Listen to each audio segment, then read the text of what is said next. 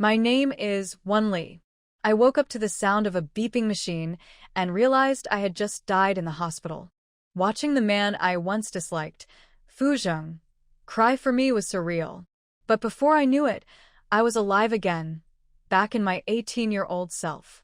My family was the same, a demanding father who only cared about grades, a sweet but suspicious stepmother, and a sister who seemed perfect on the surface, but made me uneasy. Then there was Fu Zheng, my serious and distant uncle, who I had always avoided as a teenager. This time, I saw things differently. I knew how much Fu Zheng had cared for me in those 3 years I was in a coma. He was the only one who stayed by my side, even though I couldn't respond. The guilt of my past actions toward him hit me hard. When I saw him again, I couldn't hold back. Instead of running away, I hugged him tightly, sobbing like a child. His reaction was stiff but kind, and it comforted me more than I expected. I decided to stick close to him. He was my anchor now. Back at his house, I tried to study for the first time seriously. Fu Zheng patiently helped me, even though I could see I was testing his limits. I didn't want to be the failure I used to be. I also decided to cook for him, to show my gratitude. But then, Fu Zheng's grandfather brought up something shocking, choosing a wife for him. I remembered he had been about to get engaged during the time of my accident. That realization stung. Despite everything he had done for me, he probably never saw me as more than family. I knew I had a long way to go, not just in proving myself, but in understanding my feelings for him. Grandpa handed me photos of potential women for Fu Zheng to marry, asking me to help choose. I casually picked 2, knowing it didn't matter. Fu Zheng didn't care either, tossing the photos aside. He's always indifferent about these things. I told Grandpa I had to go and promised Fu Zheng I'd cook him fried rice another time. At home, I threw myself into studying. High school finals weren't far away, and I knew I had to catch up to prepare for whatever came next. I didn't want to rely on Fu Zheng, even though I could. Later that night, I saw pictures online of Fu Zheng with a glamorous woman from the Shen family. It stung a little, but I pushed the thought away. The next evening, I ran into Fu Zheng outside. He was with the same woman, who tried to be friendly, but he brushed her off and pulled me aside. I gave him a bag of fried rice I made and asked him not to go on any blind dates until after my finals. He looked surprised but agreed, though he teased me about liking someone. At school, I was trying hard to change my reputation as a lazy student. I even started memorizing essays out loud, shocking my classmates. When Fu Zheng arrived for the parent-teacher meeting, his friend Bai Siyuan came along. Bai was as sharp-tongued as ever, but I didn't let it bother me this time. After the meeting, I asked Fu Zheng to pick me up later, admitting I was afraid of the dark. He agreed. As we left, Bai brought up something surprising. There's no blood relation between Fu Zheng and me. I already knew that, but hearing him talk about how Fu Zheng might feel more for me than just familial care, it left me confused. Fu Zheng, of course, dismissed it coldly. He's strict, distant, and always composed. But sometimes, I can sense something deeper in him, a quiet struggle he'll never admit. For now, I'm just trying to figure out my own path, starting with improving my grades and uncovering the truths hidden in my life. Lately, I've been acting differently, focusing on studying instead of slacking off. It caught my teacher, Mr. Pan's attention. He kept walking by my desk, probably expecting to catch me reading a novel or daydreaming. Instead, he found me working on physics problems. Surprised, he even helped explain a question, though he accidentally called me not dumb before backtracking awkwardly. After class, a group of boys bumped into me in the hallway. Normally, I'd be angry, but I just brushed it off until I saw Fu Zheng.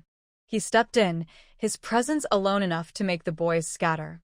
Feeling bold with him there, I gave the boys a shove and made it clear I didn't forgive them. Later, Fu Zheng drove me home, but when we arrived, I hesitated.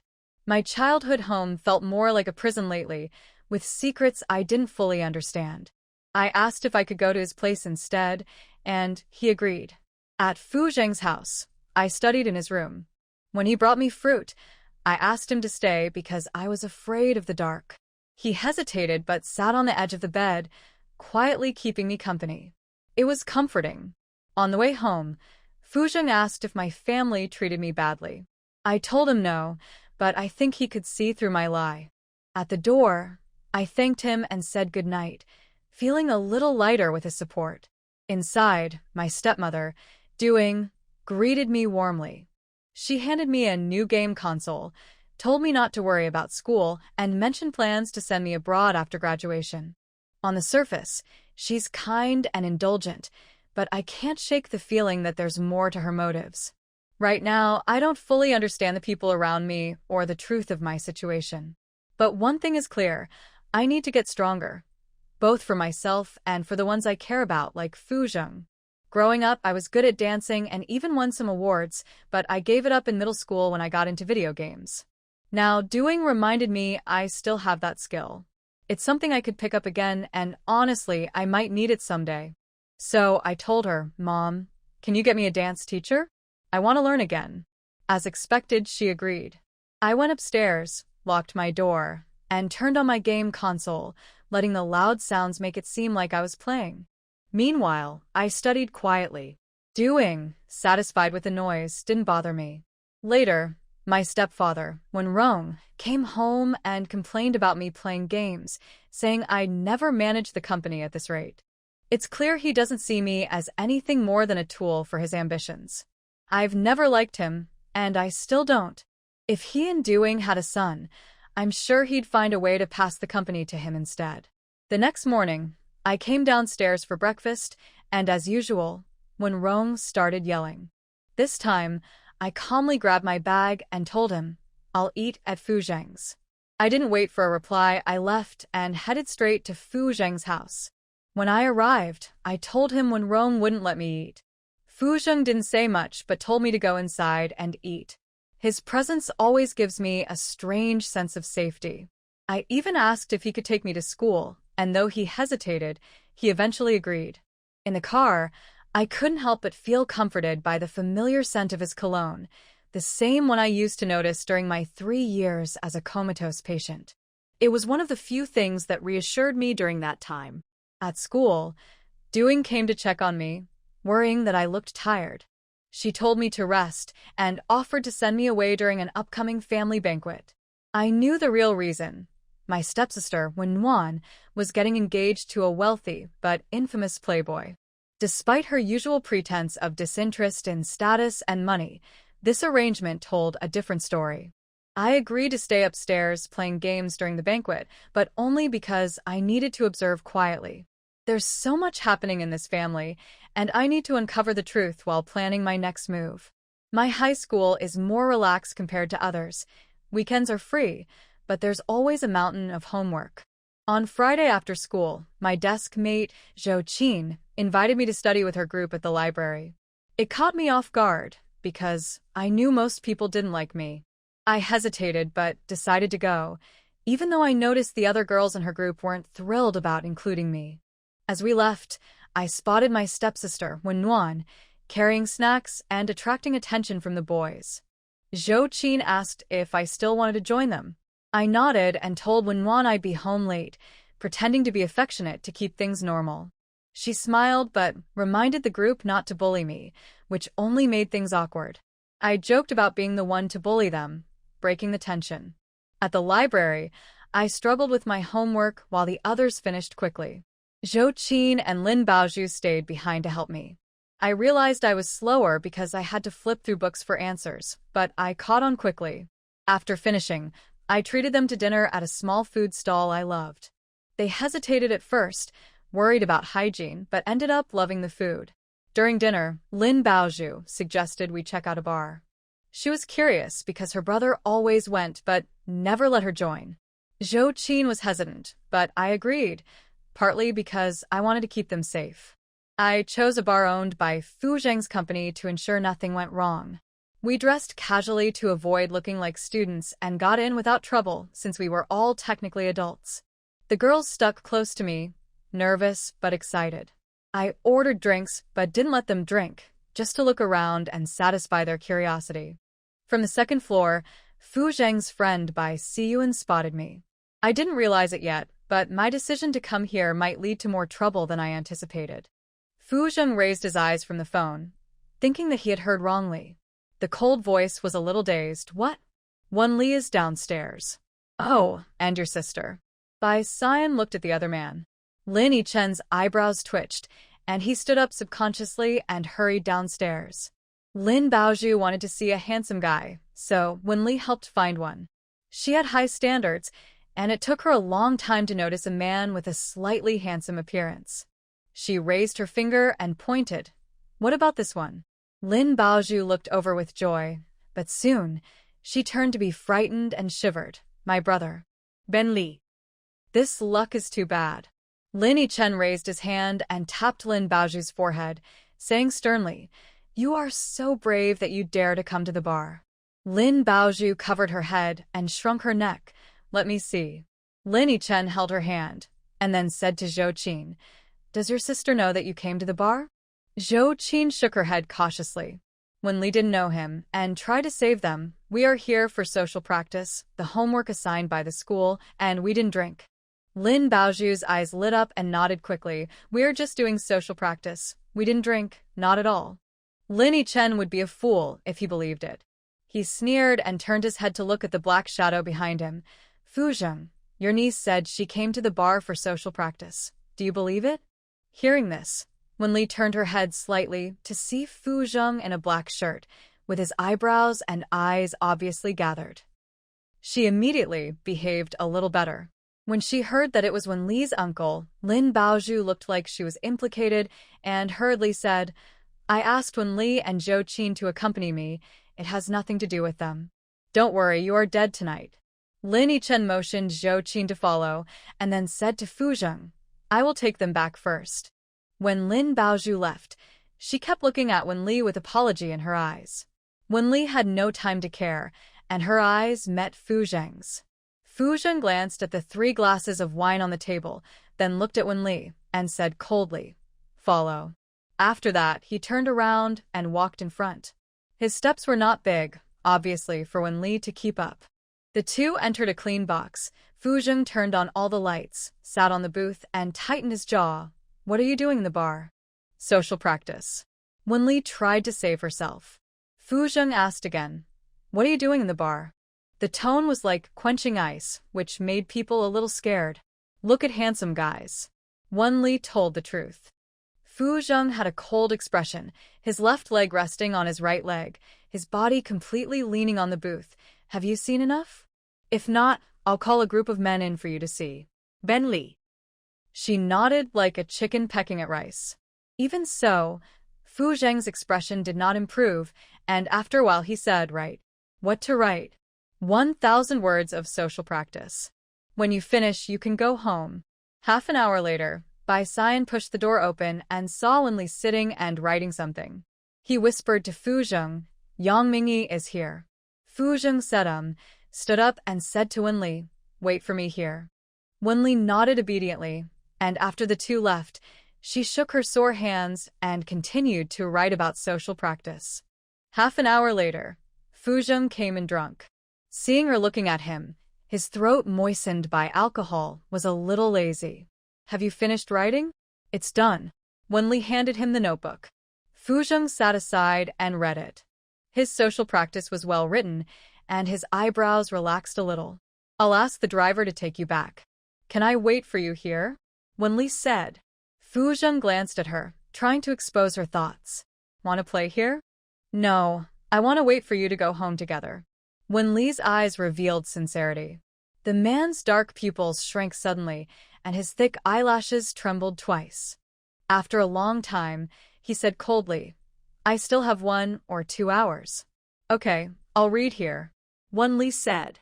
After a while, Fu Zheng went out again. After a while, Bai Xian knocked on the door and came in, holding a fruit plate in his hand and placed it next to Wen Li. Yang Mingyi is holding back your family's project and refusing to approve it. Your uncle is drinking with him. He looked at Wen Li's expression while speaking. Seeing that Wen Li was just looking at him, he said meaningfully, If you don't want to anger your uncle, don't come to the bar in the future. When Bai Xian was about to leave, Wen Li said seriously, He is not my uncle. Bai Xian looked at her in surprise. Wenli didn't explain anything. She lowered her head and continued to do her homework. After leaving the house, Bai Xian seemed to be thinking about something, but suddenly he bumped his head against the pillar and made a hissing sound. When a friend passed by and saw him, he teased, "What are you thinking about? Why are you so focused? Yang Mingyi's alcohol tolerance is too low. He can't drink now. Let him mess with the Wen family without any eyesight, and Master Fu will torture him to death." Bai Xian rubbed her aching eyebrows, turned her head to look at him, and wanted to say something but held back.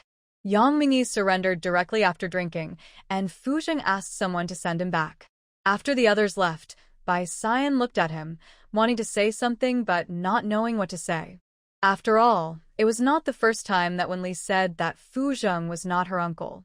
If he misunderstood, it would also harm Fu Zheng.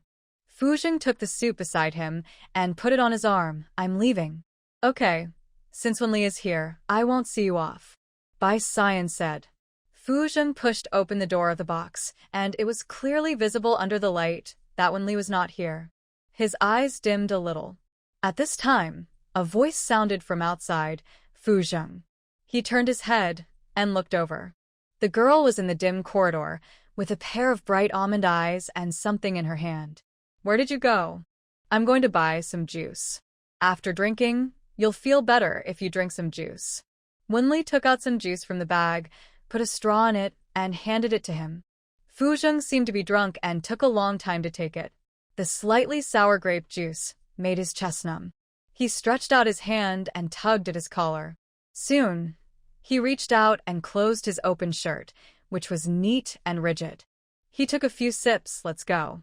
As it approached 12 o'clock, more people came to the bar. Wenli looked out from the transparent glass elevator and saw the life of luxury. Suddenly, a hand reached out to her, and all she could see was the lines on the palm of her hand. After half a minute, the hand in front of her moved away. Then what came into view was Fu Zheng's distinct face, with a high nose bridge, amber eyes, and skin that was a little whiter than that of normal men. As early as those 3 years, the thoughts of men and women had already sprouted. Ben lischarbeat kikanat. She quickly lowered her head, and the mechanical sound of the elevator rang in her ears. The underground first floor. She walked out subconsciously, but the elevator in the bar seemed to be drunk and did not open the door immediately. As expected, she bumped into the elevator door with a. She covered her head and hissed. Only then did the elevator door open, accompanied by a mechanical sound. "Welcome next time." Fu Zheng subconsciously bent down to look at her, touched her red forehead, frowned, then took her out of the elevator and motioned her to get in the car. "Wait for me here, I'll go buy medicine." The man's figure quickly disappeared in the parking lot. Wenli exhaled, and her mind recalled the situation just now, and she began to palpitate again. More than 10 minutes later, Fu Zheng reappeared beside the car and handed her the ointment, with the same cold voice as always. "Wipe it on." Wenli didn't take it, her plain little face raised slightly, her expression full of trust. "Help me wipe it." When the girl's face was touched, Fu Zheng's throat tightened. He looked away, dipped his fingers in some ointment, and rubbed it on her forehead. The two of them froze at the same time. Fu Zheng carefully applied the ointment, then sat aside. The temperature of his fingers was as hot as a stove, and he clasped his hands across his chest. Wenli put the ointment into her school bag and glanced at the man next to her. She said in a serious tone, "Fu Zheng, don't worry about the Wen family and don't worry about me. I will protect myself." Fu Zheng turned his head to look at her, and after a long time, he nodded and said, "Okay." When they were almost at the door of the Wen family, Wenli took out a pen from her school bag and handed it to him. "A birthday present for you." She paused, her voice softened and sweetened. "Fu Zheng, happy birthday." Fu Zheng's birthday is half a month before her birthday. She hasn't given him a birthday present in many years. Even if she did, it was when Rong who gave it to him in her name. Maybe she has changed too much. She was very cold a few days ago. Fu Zheng raised his eyes and looked at her with a bit of inquiry.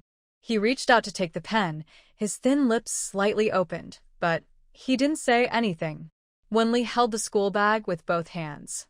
She knew that belated concern was cheaper than grass, but she wanted to be cheap once. No matter how he rejected her, she would still move towards him. I will participate in your birthday every year in the future. Fu Zheng, good night. The girl disappeared from sight. Fu Zheng's eyes lowered a little. After a long time, he said to the driver, "Go back." Mr. Fu of the Fu family and Fu Yu were still watching TV in the living room at this time. They looked at Fu Zheng at the same time. Seeing that his big bony hands were holding a half-drunk juice, they both knew that he didn't like juice and fruit since he was a child. There was something wrong at a glance. Fu Yu lay on the sofa, blinked, and teased, "Are you going to have a date tonight?" Hearing this, Mr. Fu said hurriedly, "If you like it, take it home.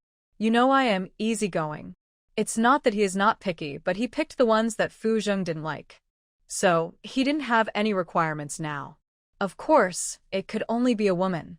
Fu Zheng threw his suit on the sofa, raised his hand to drink the remaining juice, and threw the plastic cup into the trash can.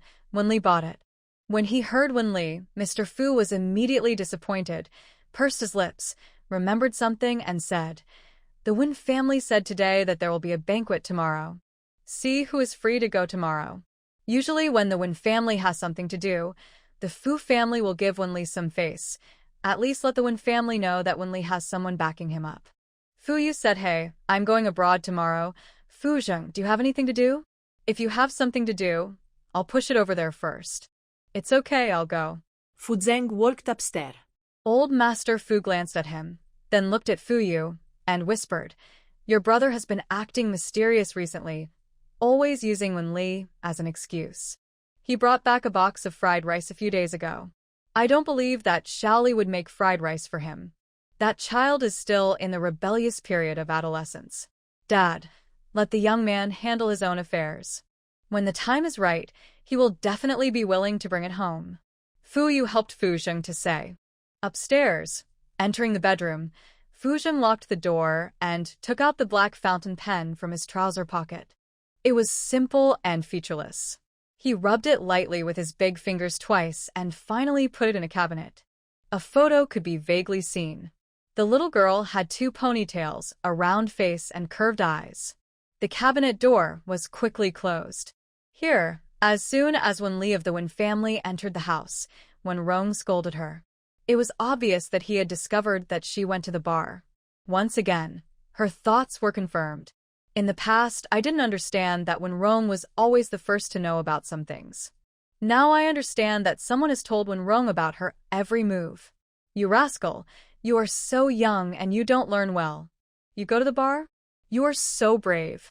I don't know who you look like." When Nuan stood beside Wenli at the first time, looking self-blaming, "Dad, don't blame my sister. It's my fault. I didn't pick her up this afternoon. My sister didn't go to the bar before. Someone else must have taken her there. I went there by myself," Wenli said. When Rong was angry again, he looked up and slapped her. With a slap, he said angrily, "Do you know that you will inherit the Wen family in the future? Let others know that you went to the bar in high school. Who would dare to marry you in the future?" Her cheeks were burning with pain, but Wenli's heart was chilled to the bone. No one in this family had ever truly loved her. When Wan hugged her immediately, "Dad, if you want to hit someone, hit me, not my sister. If you don't hit her, I'll do it again later." When Rome yelled. When Wan quickly signaled Wenli to go upstairs quickly and whispered, "Sister, go up quickly." Wenli stood still, watching the actions of these 3 people. She just wanted to see the other side of these people. She was like a chess piece that was not important, and each of them could easily move left. Doing pulled when wrong and defended. "Why do you hit the child? What's wrong with going to the bar? Young people like to go to the bar now, and we can talk about marriage later. Shaoli is well-behaved and sensible. Anyone who doesn't like her is blind. If I had known, I wouldn't let you look at my phone. I get angry when I see it. Shaoli, go upstairs, and Wan, take your sister upstairs." When Wan pulled Wenli upstairs and into the bedroom, and then went to find medicine to apply to Wenli, her eyes almost overflowing with heartache. "Next time you want to go to the bar, just tell me, and I'll keep it a secret for you." For a moment, Wenli wanted to ask her if she was sincere to her at all. Obviously, she wasn't. She threw away those stupid thoughts and lowered her eyes. How did he know I was going to the bar? Mom was preparing food in the kitchen, and her phone was with Dad. I don't know how she saw your spending information. When Juan glanced at her and said, Dad is an old-fashioned man. Going to the bar was nothing, but he was too rough. His face is swollen. I'm so unlucky. Wenli lowered her eyes with a little indifference, and her voice was very light. When Juan couldn't see it, so she patted her back comfortingly. Be careful next time. You take a rest first, I'll go and persuade Dad. Before she closed the door, she glanced at the dejected Wenli and then went downstairs. Doing was now persuading when wrong. Children now love to play. It's normal. Wan doesn't like these. Otherwise, she would have gone to play too. You are always angry with the child. Be careful that she won't kiss you anymore. When Rome couldn't get over it and said, if it weren't for the Wen family, I really don't want to care about her. If Wan could inherit the company, I wouldn't bother to get angry. Dad, I will help my sister. We are a family. When Juan said sensibly. When Rome saw that her mood had calmed down a little and said with relief, the Wen family will only rely on you in the future.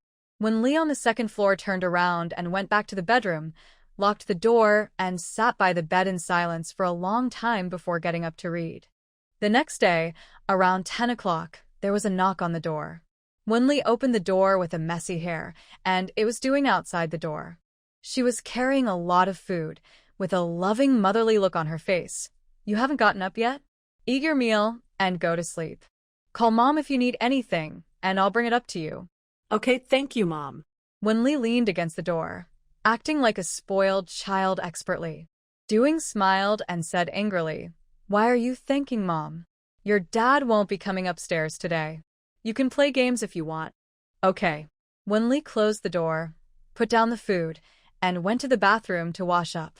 In the mirror, half of her face was red and swollen, and a little purple.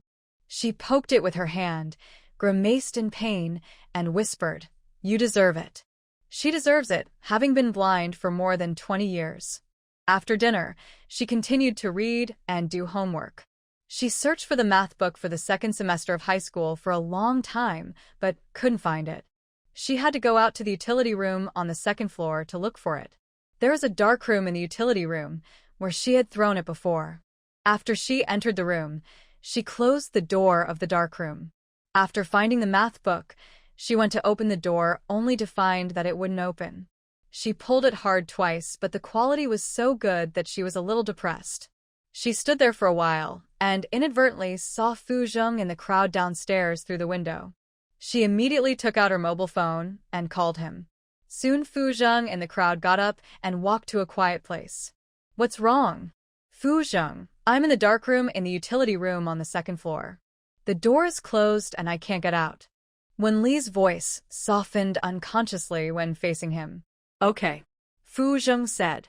Not long after hanging up the phone, footsteps were heard outside the room, and then the secret door opened from the outside, and Fu Zheng walked in wearing a V-neck black suit. The dark room suddenly seemed a little small. Wen Li hurriedly got up. She was facing him sideways just now, but now she was facing him. Fu Zheng saw half of her swollen face, his pupils shrank slightly, and he subconsciously raised his hand and fell on her face, then quickly withdrew his hand. He said coldly, Who hit you? Wen Rong. Wen Li told the truth. Fu Zheng's eyes narrowed unconsciously, and he said angrily, Did he eat too much? Before Wen Li could say anything, there were footsteps outside the door, followed by the sound of the door being locked. Wen Li watched two people kissing not far away, and even put their hands into the clothes. One of them was Wen Wan, who had always been sensible. The two looked clear-headed, and it seemed that they were willing. It turned out that Wen Wan and Qin Feng had known each other for a long time. Perhaps the two were too focused and did not notice the two people in the dark room at all. Suddenly, something covered her head, and a faint fragrance rushed into her nose. She raised her hand to lift a corner of her clothes and glanced at the man next to her. Before she said anything, a big hand pulled down her clothes and then put it on top of her head. Fu Zheng took a half step back, raised his hand and gently closed the door, leaving only a gap. The sounds from outside were heard from time to time, and lasted for 5 or 6 minutes. Suddenly, the door outside opened, followed by the voice of the aunt at home. Ah! Wenli couldn't help wanting to uncover it and take a look, but the big hand on top of her head held her head motionlessly, preventing her from seeing any scenes that were not suitable for children. After a while, Doing came over, her voice obviously panicked. Nuan? Chin Foam? You. What's going on? You. You. Then came the voice of another middle-aged woman, who was obviously calmer, closed the door first. It was obviously Qin Feng's mother. After a while, Doing said uncomfortably, "Losing face to the Wen family is a small matter, but embarrassing the Fu family is a big matter." As soon as these words came out, the Qin family had to take this matter seriously. Qin's mother glared at Qin Feng. She didn't want Wen Wan to be a daughter-in-law at all. However, when something like this happened in the Wen family, it couldn't be handled casually. "Sister Du, we will deal with this matter privately later, and I will definitely give you an explanation. I have watched Xiao Nuan grow up since she was a child. She is just the right person to be my daughter-in-law. It's not your fault. Young people are impulsive. Xiao Li can't know about this. Otherwise, she'll say a few words to Fu Zheng, and the matter will become a big deal." Du Ying said reasonably. Mother Qin did not dare to offend the Fu family and hurriedly reminded them, "Don't let other people know about this. It's not good for the two children. Our family will come to propose marriage later." "Well, that's the only way," Du Ying said. After half an hour, the people outside left. Hearing the sound of the door closing, Wenli felt the force above her head relax. She took off her suit, and her hair was a little messy. There was a sense of innocence in her crystal-clear eyes. Fu Zheng took the clothes, put them on, patted them lightly, glanced at her out of the corner of his eye, and then retracted it. "Do you like to get sty?" Wenli shook her head obediently. Fu Zheng said nothing, but his eyes fell on her face. After a few minutes, he opened the door and went out. Back in the bedroom, Wenli took out her mobile phone and searched the Qin family's assets. There were many projects that were consistent with the Wen family's projects. The marriage between the two families was indeed beneficial. If it was just for the Wen family's company, Wen Wan and Du Ying would not have to marry the Qin family at all. They just needed to make her useless. Or disappear. What else in her was worth their calculations? The Wen family. Oh, and her grandfather's family. She was the only heir to the Liu family. Grandpa's Liu family was only slightly worse than the Fu family and much stronger than the Qin family and the Wen family. She suddenly remembered that not long before the car accident, she inherited the Liu family's business. At that time, her grandfather was in poor health. It turned out that they wanted more, even when Rome was just a tool for them. What about her mother's death? Suddenly, there was a knock on the door, interrupting her thoughts. She put away her homework, stuffed it into the drawer, and turned on the game console. Then she stood up and opened it. Then her eyes paused. Fu Zheng, who was meticulous, was at the door. He handed her a bag of medicine and said, according to the doctor's instructions, "Anti-inflammatory medicine, 1 pill at a time, twice a day. Wipe your face 3 times a day." When Li's heart, which had sunk to the bottom of the valley, suddenly rose up, and there was a trace of warmth. She wanted to hug him. In fact, she did so. Fu Zheng looked down, his whole body stiffened, and he raised his right hand. After more than 10 seconds, he gently placed it on her head and stroked it back and forth twice. He promised, "When Rome won't hit you anymore." When Li let go of him, slightly raised her head and looked at him, "I won't let him hit me anymore." Fu Zheng said didn't stay at the door of the bedroom for long, and went downstairs quickly. As soon as Fu Zheng appeared in the crowd, many people came up to him automatically, but today he looked cold and indifferent, and he looked like he didn't want to get close to strangers. These people were very tactful and didn't cause any bad luck. When Rong, on the other hand, bumped into him without any eyes and brought a few business partners to greet him, Fu Zheng, "This is Mr. Yi from Liangxing, Mr. Li from Tianyi, and Mr. Bai from Bai's." Fu Zheng didn't even raise his eyelids and didn't give him any face at all. When Rong's face changed, and she froze where she was. President Bai eased the atmosphere and said, President Wen, we are going to President Yang's place. You go ahead and do your work. After they left, Fu Zheng looked at Wen Rong, and then fell on his hand and warned him directly, Wen Rong, if you hit Wen Li again, I will bankrupt the Wen family.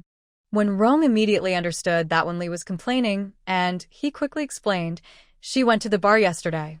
Then you hit her? Fu Zheng's tone was slightly heavy, and he said coldly, is your way of education to hit people?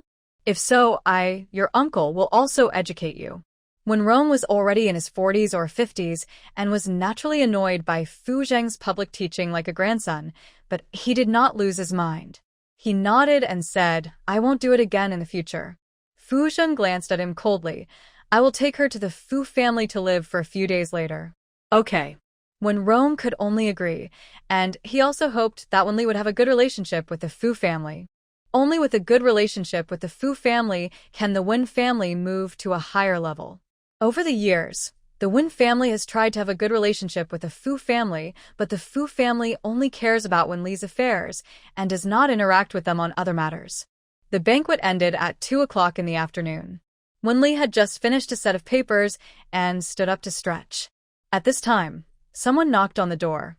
Listening to the impatient voice, she didn't need to guess to know that it was Wen Rong. She hesitated for half a minute before slowly opening the door. Wen Rong's voice was like a thunderbolt. Why are you so slow? Are you playing games again? Wen Li was too lazy to pay attention to the angry dog and subconsciously wanted to close the door. Wen Rong frowned and wanted to get angry at the moment, but she thought of something and suppressed her anger and said, your uncle is waiting for you downstairs and will take you over to stay for a few days. You should restrain yourself. If your uncle is angry, you don't have to come back. He paused and then said, you know in your heart that Fu Zheng is not your real uncle. If you offend him, he will not have any feelings for you. Without the support of the Fu family, the Wen family cannot stand in Kyoto. Looking at the middle-aged man's face full of interest calculations, Wen Li had no doubt that he married her mother because of the identity of the Liu family. If Doing hadn't appeared, Grandpa would definitely support Wen Rong. This villa is under my name. It was given to me by Grandpa. You should go out. With Wen Rong's current status, it is not a problem for her to buy a few villas, but the Fu family lives here, and it will be even more difficult for him to establish a relationship with the family if he moves out. He hated to hear her say this the most, and subconsciously raised his hand. Wen Rong, if you dare to hit me again, I will chop off your hand with a knife. Wen Li looked straight at him. Wen Rong was not afraid of her threat. Fu Zheng was downstairs at the moment, and if he hit her, he would not end up well. He put his hand down abruptly, hurried downstairs. Wen Li couldn't concentrate on studying at the Wen family, so it would be a little better to go to the Fu family. She closed the door and went in to pack her school bag. 10 minutes later, she went downstairs with her heavy school bag on her back. Fu Zheng was standing at the stairs, answering the phone. Her steps were lighter. Fu Zheng naturally saw her, and after a brief he hung up the phone and put it in his pocket. He stretched out his hand to her, and Wen Li took off her school bag and handed it to him. Fu Zheng slung it over one shoulder, raised his chin slightly, and motioned her to go ahead. Wen Wan and Doing probably had something on their minds, or they didn't want her to stay at the Wen family, so they didn't try to keep Wen Li. As soon as she left the Wen family, Wen Li took a deep breath. Fu Zheng glanced at her from the corner of his eye, but didn't say anything. The Fu family has always had Wen Li's room, just opposite Fu Zheng's bedroom. Wen Li hasn't lived in the Fu family for many years. The bedroom is clean, and even the little dolls she liked when she was a child are still on the bed. Fu Zheng put down his school bag and said, I'll have someone send a desk up later. He walked around as he spoke. Wen Li didn't want to make too much trouble, so she pointed to the princess table from her childhood. That's enough. Yeah. Fu Zheng said nothing, left the bedroom and closed the door. Downstairs, Grandpa Fu turned his head and asked him, a little angrily, who beat Xiao Li? Wen Rong. Fu Zheng took off his suit, leaving only a black V-neck shirt on his body. He took off his watch and threw it on the coffee table. I think he is crazy. Such a young child can't be beaten for making mistakes, and she is a girl. How will others see her at school? Grandpa Fu stood up and said, I'll go to the Wen family. The Wen family is busy right now. preparing for a marriage with the Qin family. Fu Zheng said indifferently, not caring about this matter at all. Grandpa Fu suddenly stared, a little unbelievable. What is Qin Feng like? When Rong doesn't know? I don't think he is very old, but he has Alzheimer's disease. If he dares to mess around with Xiaoli's marriage like this, I will make him die before me. Fu Zheng's expression was cold, when Rong knows better than anyone. Mr. Fu was old, but his heart was young. After thinking carefully, he understood what he meant. It's quite courageous to climb up to the Qin family. My Xiaoli doesn't need this kind of blessing.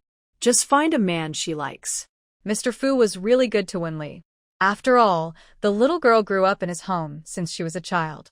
Although she had some discord with Fu Zheng later, Wenli had always been very good to him and Fu Yu. At this point, he glanced at her again. You should also find someone you like, beautiful or ugly, it's up to you. I'm really not picky, and I won't dislike it. Fu Zheng had heard so much that he naturally blocked it out and looked at his phone with his eyebrows slightly lowered. Grandpa Fu glared at him until his eyes hurt. Finally, he gave up looking at him. Out of sight, out of mind. At 5 or 6 in the evening, Annie came up to call Wenli for dinner. Wenli went downstairs but didn't see Fu Zheng, only Grandpa Fu. She subconsciously asked, Grandpa Fu, where is my uncle? He went out on a date. Grandpa Fu blinked and joked with her about Fu Zheng. Wenli paused for a moment with her chopsticks, and Grandpa Fu continued to gossip. Your uncle has been mysterious these days. He was never like this before, and he was embarrassed to tell me. When you have time, ask him to take you to see your aunt. Hearing the last 3 words, Wenli bit her tongue, grimaced in pain, and tears streamed. Grandpa Fu hurriedly said, Are you okay? Do you want to call the family doctor? Grandpa, no need. Wenli shook her head to indicate that it was okay. Fearing that she would bite her tongue again, Mr. Fu did not speak. After dinner, Wenli accompanied Mr. Fu for a walk before returning to the bedroom. She took out her cell phone and found Fu Zheng's number. After hesitating for half a minute, she put the phone down again. She continued to study. The sky outside gradually darkened. She got up and turned on the light in the bedroom and finally turned on the small desk lamp. It was already 10 o'clock in the evening when Fu Zheng came back. Mr. Fu was already asleep at this time. In the entire villa, only one bedroom had a light on. The yellowish light sprinkled from upstairs to downstairs. The texture of the ground was vaguely visible. He raised his eyes slightly to glance upstairs, stood for more than 10 minutes, and then walked in. As soon as his hand pushed open the door on the other side suddenly opened, revealing Wenli's plain yet delicate little face, Fu Zheng. A ripple appeared in the silent night. Fu Zheng's hand holding the door handle unconsciously tightened, retracted his hand and let it hang by his side, turned his head to look at her, and said lightly, Are you still asleep? Doing homework. Wenli walked towards him and stopped when she was 1 step away from him, looking serious. Fu Zheng, you won't lie to me, right? Fu Zheng's eyelids trembled slightly, no. Wenli smiled, revealing her beautiful crescent eyes. Okay, then I'll go study. After saying that, she trotted into the bedroom and slammed the door shut. She is very busy now. If she can't even do well in the college entrance examination, she will not be able to think about anything else. Fu Zheng stood there silently. After a long while, his hand fell on his chest. The corners of his lips finally suppressed his reason and revealed a faint arc. The next day, Zhou Tianwen Li went to the library when no one in the Fu family got up yet and bought some reference books for the 1st and 2nd year of high school. She arrived at school on time at 9 o'clock. When Pan Mingan saw her at the door of the classroom, he couldn't help but push his glasses and quickly glanced into the classroom. After confirming that it was Wenli, he was still a little puzzled, as she had been much more obedient recently. Zhou Qin saw the marks on Wenli's face at a glance. Although the redness and swelling had disappeared, the bruises were still there, and even a little black. She whispered, Were you beaten by your uncle? No, he is not my uncle. Wenli took out the Chinese textbook, turned to the part she needed to recite, and explained, I accidentally bumped into it. The orioles are singing on the island in the river. Zhou Qin didn't believe it. It was obviously the five fingerprint. But this was not the time to talk, so she followed her to recite classical Chinese.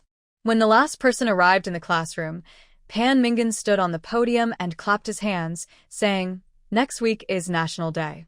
Our class's program hasn't come out yet. Is there anyone who volunteers to participate? If not, we'll select them randomly. No one likes to participate in this kind of thing." Compared to the scrolling big screen at the sports meeting, the whole class is much calmer now. After all, 1/60th is much smaller than 1/6. Seeing that no one raised their hands, Pan Mingan had to turn on the multimedia and said to himself, "Let's see who the warrior is this time." Immediately, the whole class stared at the projection. As Pan Mingan clicked the mouse, the names in the class kept scrolling. He clicked again. The scrolling ended. The whole class looked in a certain direction. Zhou Qin looked at Wen Li's name and silently looked to the side. The girl was still reciting classical Chinese silently, as if it had nothing to do with her. She couldn't help but say, "Wen Li, it's you." Wen Li remembered that during her 3 years of high school, the death scroll never hit her, so she could recite with confidence. Hearing this, she looked up and saw only the word Wen Li on the white screen. Pan Mingan clapped his hands and said, "Congratulations to the warrior, Wen Li in our class. Just prepare to recite these casually. The important thing is to participate." Wen Li had no choice but to nod, and then she started to recite classical Chinese again. When the class was over, Lin Baozhu came over. "Wen Li, what's wrong with your face?" "I bumped into them accidentally." Seeing the two people's apologetic faces, Wen Li couldn't help laughing and blinked, saying, "Don't look at me. I have to save face." It's okay. Lin Baozhu felt even more sorry, and after thinking for a while, she said, "I'll accompany you to the show." Wen Li has already thought about what to perform. All the rankings in Beijing are valuable. If she can get the top 3 in the National Day Gala, her personal resume will be plated with a thin layer of gold. "No, I've thought about it." She took out a math test paper for the first year of high school and handed it to the two of them. "Do you know this?" "Yes, I'll help you," Lin Baozhu said enthusiastically. At the same time, after the Fu family finished their meal, Fu Zheng accompanied Grandpa Fu to wait for the family doctor to have a checkup. Grandpa Fu is used to reading newspaper reports every morning. How come people nowadays don't know any etiquette, righteousness, integrity, and shame? The uncle likes his niece. If I were his father, I would jump up and slap him a few times even if I died. Fu Zheng's eyelids twitched twice, and after more than 10 seconds, he said in a cold voice, "Why haven't you come yet? If you have something urgent, leave. I'm not a child who needs someone to accompany me." Old Master Fu waved his hand to signal him to leave, and quickly looked at the newspaper and said, "Rascal." The living room fell into silence. Wen Li had lived in the Fu family for a few days, and except for the first time she saw Fu Zheng, she hadn't seen him at all. Seeing that the National Day Gala was approaching, she deliberately left the bedroom door open that night so that she could see Fu Zheng as soon as he came back. After a long time, she felt sleepy. She rubbed her eyes, took out her phone, and took a look. It was almost 1 in the morning. After waiting for another half an hour, he still didn't come back. She had to give up. She got up and heard the sound of leather shoes falling on the floor at the stairs before she reached the door. It seemed to be deliberately light. She stood at the door, and after a few seconds, the tall man appeared at the stairs. He was wearing a white shirt with an irregularly open collar and sleeves rolled up high. His handsome face was flushed, and the air was filled with the scent of red wine. Fu Zheng probably didn't expect that she was still awake at this time. His steps paused, and then he buttoned the collar with both hands and put down his sleeves. "Why aren't you asleep yet?" "Waiting for you." Wen Li trotted to the other side, opened the bedroom door and the light, and motioned him to come in. Fu Zheng's whole person softened uncontrollably and soon raised his hand to pretend to rub his eyebrows, his tone a little stiff. "What's the matter?" "There will be a National Day party at school tomorrow. I will be on stage to perform." Can you go? Wen Li asked. Hearing this, Fu Zheng opened his thin lips slightly and soon closed them again. After a long time, he said coldly, "It depends on tomorrow's schedule." "I shouldn't have time." Obviously more distant than before, Wenli probably guessed that he was avoiding contact with her. No wonder she didn't see him these days. She didn't dare to scare him. Being too impatient would make him retreat further. Okay, go to sleep. Fu Zheng strode into the bedroom with his long legs. The moment he closed the door, the fair little face under the influence of alcohol made him palpitate, without any warning. After he locked the door, he pulled his collar with some annoyance. Rascal. The evening parties in Jingzhou have always been grand, and the huge playground is dazzling. When it was Wenli's turn to perform a program, Fu Zheng still did not show up. Wenli was originally famous for her appearance in school. At this moment, she had a beautiful face and was wearing a classic white gauze dress, with her black and smooth hair hanging behind her without any decoration. Under the atmosphere of the lights, she was like a butterfly glowing in the night. The dance was simple at first and gradually became complex, but she was still light and graceful, and there were waves of wow from the audience. Wenli looked for Fu Zheng's figure in her spare time. He seemed to blend into the night, just like his thoughts, making it impossible for people to peek. After finishing the final ending, Wenli hardened her heart and pretended that she didn't stand firmly, twisted her ankle, and fell on the stage in an instant. She didn't believe that Fu Zheng would not come. He came, but he didn't dare to show up. There was an exclamation from the audience, and then someone ran over to help her, but it was not Fu Zheng. Wenli stood up and fell down again. This time she fell harder, and the pain in her foot made her blush a little. Suddenly, the sound of hurried footsteps rang in her ears, and a pair of shiny black leather shoes appeared in her eyes. Wenli looked up at that place. He was there. She stretched out her hand to him, her voice a little soft. Fu Zheng. The next second, Fu Zheng squatted down, held her in his arms, stood up and strode towards the stage. After the doctor at the hospital examined her, he determined that there was nothing serious. It's just a sprain, no problem. It will be fine after a few days of applying medicine. Fu Zheng hummed, and after the doctor left, his eyes fell on Wenli's swollen ankle, and he pursed his lips and said, "Does it hurt?" "It hurts." Ben linud daw obediently. The man was silent for a few seconds, then squatted with his back to her. Wenli put her arms around his neck, rested her head on his broad shoulders, and pulled her lips slightly upwards. She couldn't help but look at him again and again, and her hands hugged him tighter. Fu Zheng. Fu Zheng looked down at the white arms in front of his chest. His pupils softened a little, and soon returned to being cold. His eyes fell on the front. "Call me uncle." He seemed to be trying to solidify the boundary between them. Wenli refused the boundary without blood relationship and simply closed her eyes. After a long time, Wenli's cry was not heard. Fu Zheng glanced at one shoulder. The girl closed her eyes and pursed her lips, just like when she was a child and didn't want to pay attention to him. The sound in her ears gradually decreased until the whole person sat in the comfortable seat. Wenli opened her eyes. Fu Zheng sat in the co-pilot as usual. He would never show any thoughts between men and women in front of her. Coward. Wenli kicked the back of the chair lightly, and the next second, Fu Zheng instinctively turned his head to look at her. She closed her eyes, pursed her lips, and said, "I kicked it by accident." Halfway through the journey, Fu Zheng's phone rang, and it was his low voice that continued, and it was obvious that he was really busy. But he always made time for her affairs. After sending her home, Fu Zheng gave his aunt a few words and went out. Someone was obviously trying to avoid suspicion. As long as Wenli stayed at the Fu family, he would go home less and less often, and she didn't want to affect his life. She thought for a moment, packed her school bag, and said to Grandpa Fu, "Grandpa, I'm home. Please tell my uncle for me.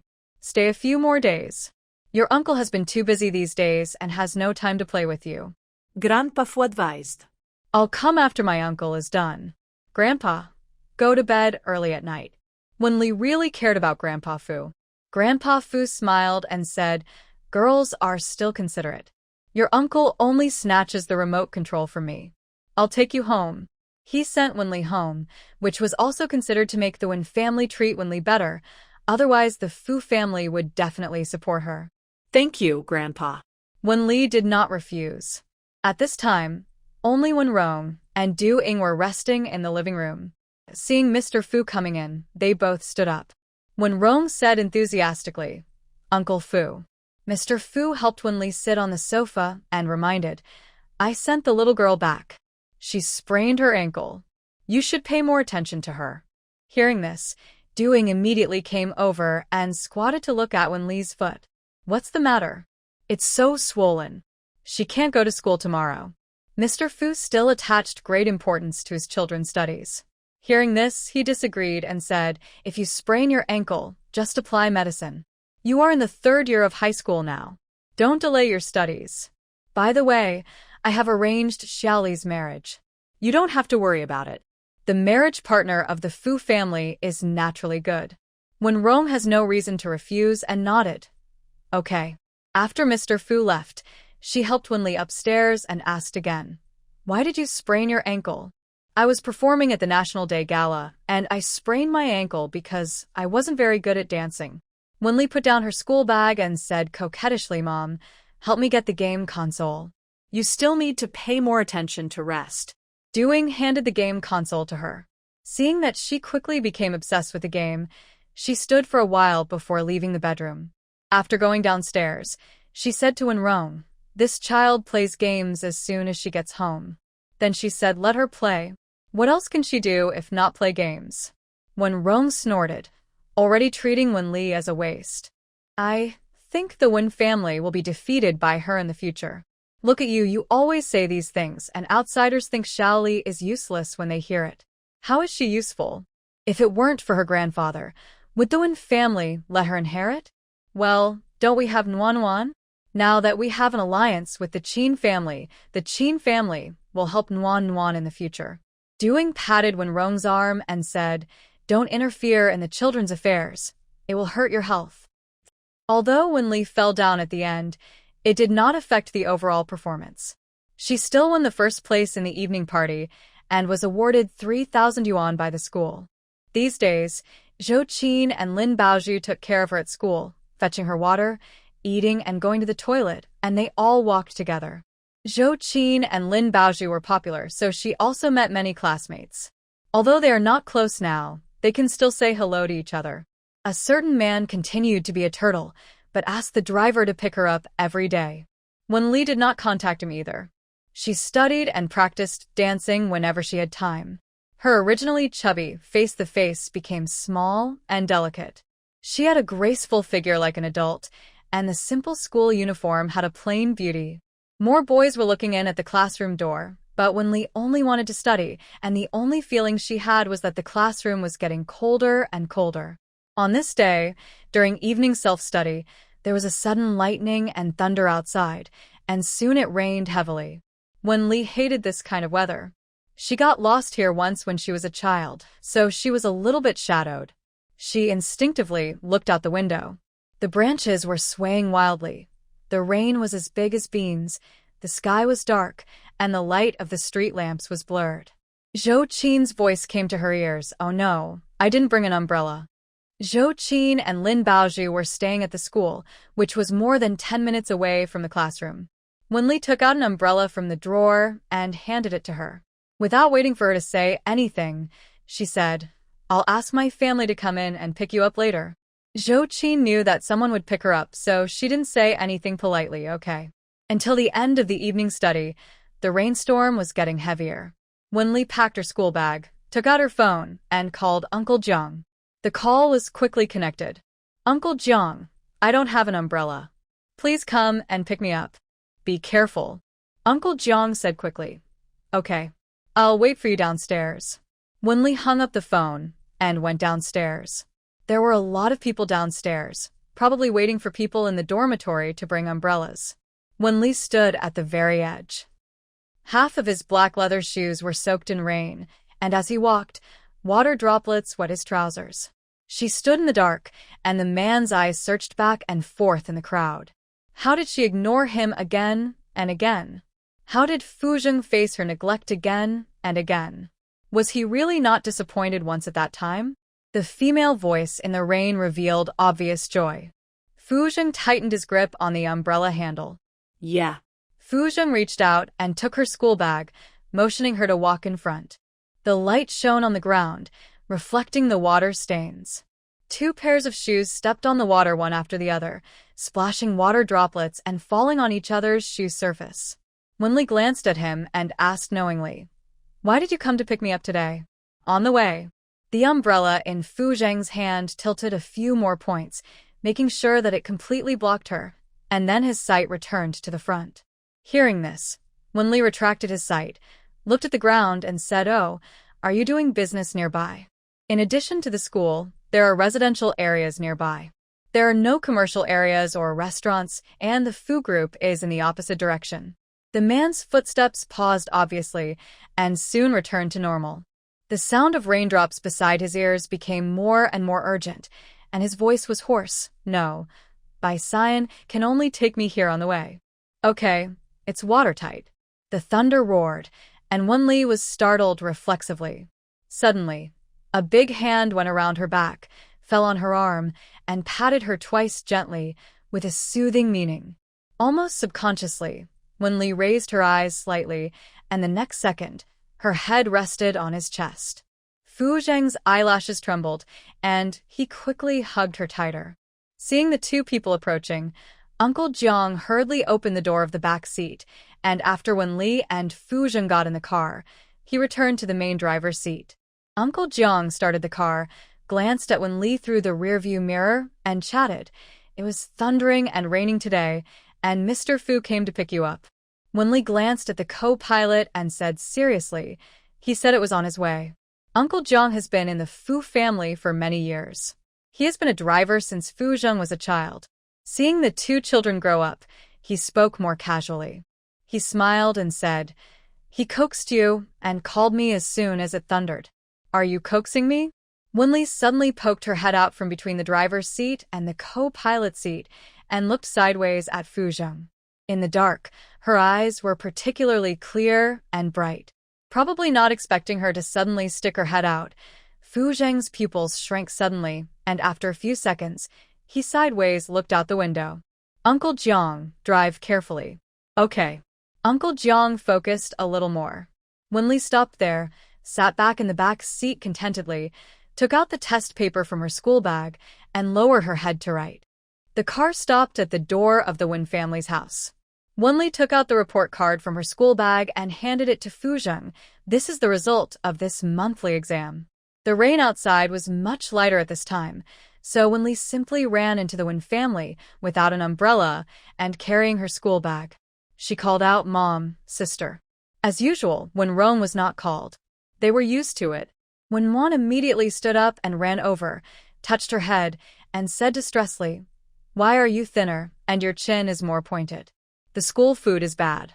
Ben ni kumplainat. Let the aunt deliver the food in the future.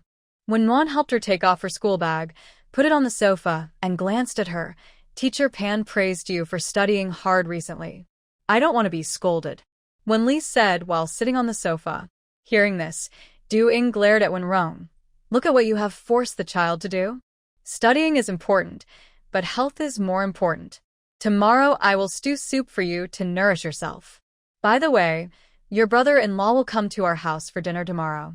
When Rome continued, "You can ask the Fu family to come and eat together tomorrow.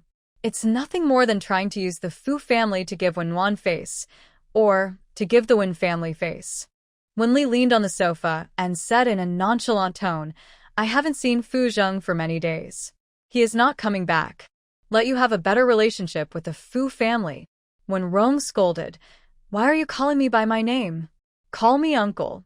Doing gently pulled his hand and said unhappily, "The child is still young. How can he understand the ways of the world? Shaoli is tired. Go upstairs to sleep."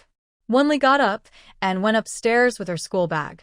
After a while, when Wan came in with warm water, put it on the table, and praised, "Your grades are very good this time." Wenli got up and locked the door and said mysteriously, "I cheated and copied the paper of my desk mate." She pouted, "I don't want to be scolded again." Cheating? When Wan couldn't help laughing, stretched out her hand and gently pinched her cheek, and whispered, "You are so smart, I'll keep it a secret. Sister will sleep with you tonight?" "No, I want to play some games." Wenli smiled and shook her head. Wenwan had to nod. Okay, you play, I'll help you drag Dad.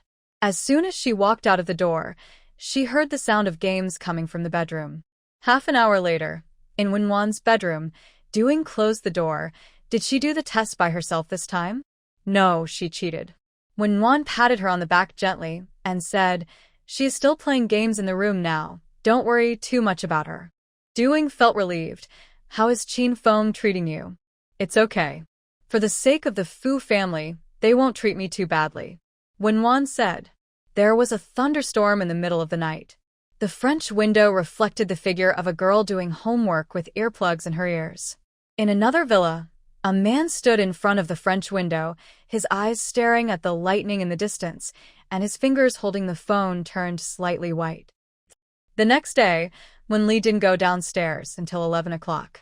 The food in the restaurant had been served, but Qin Feng hadn't come yet. He guessed that the last incident made him feel very unhappy.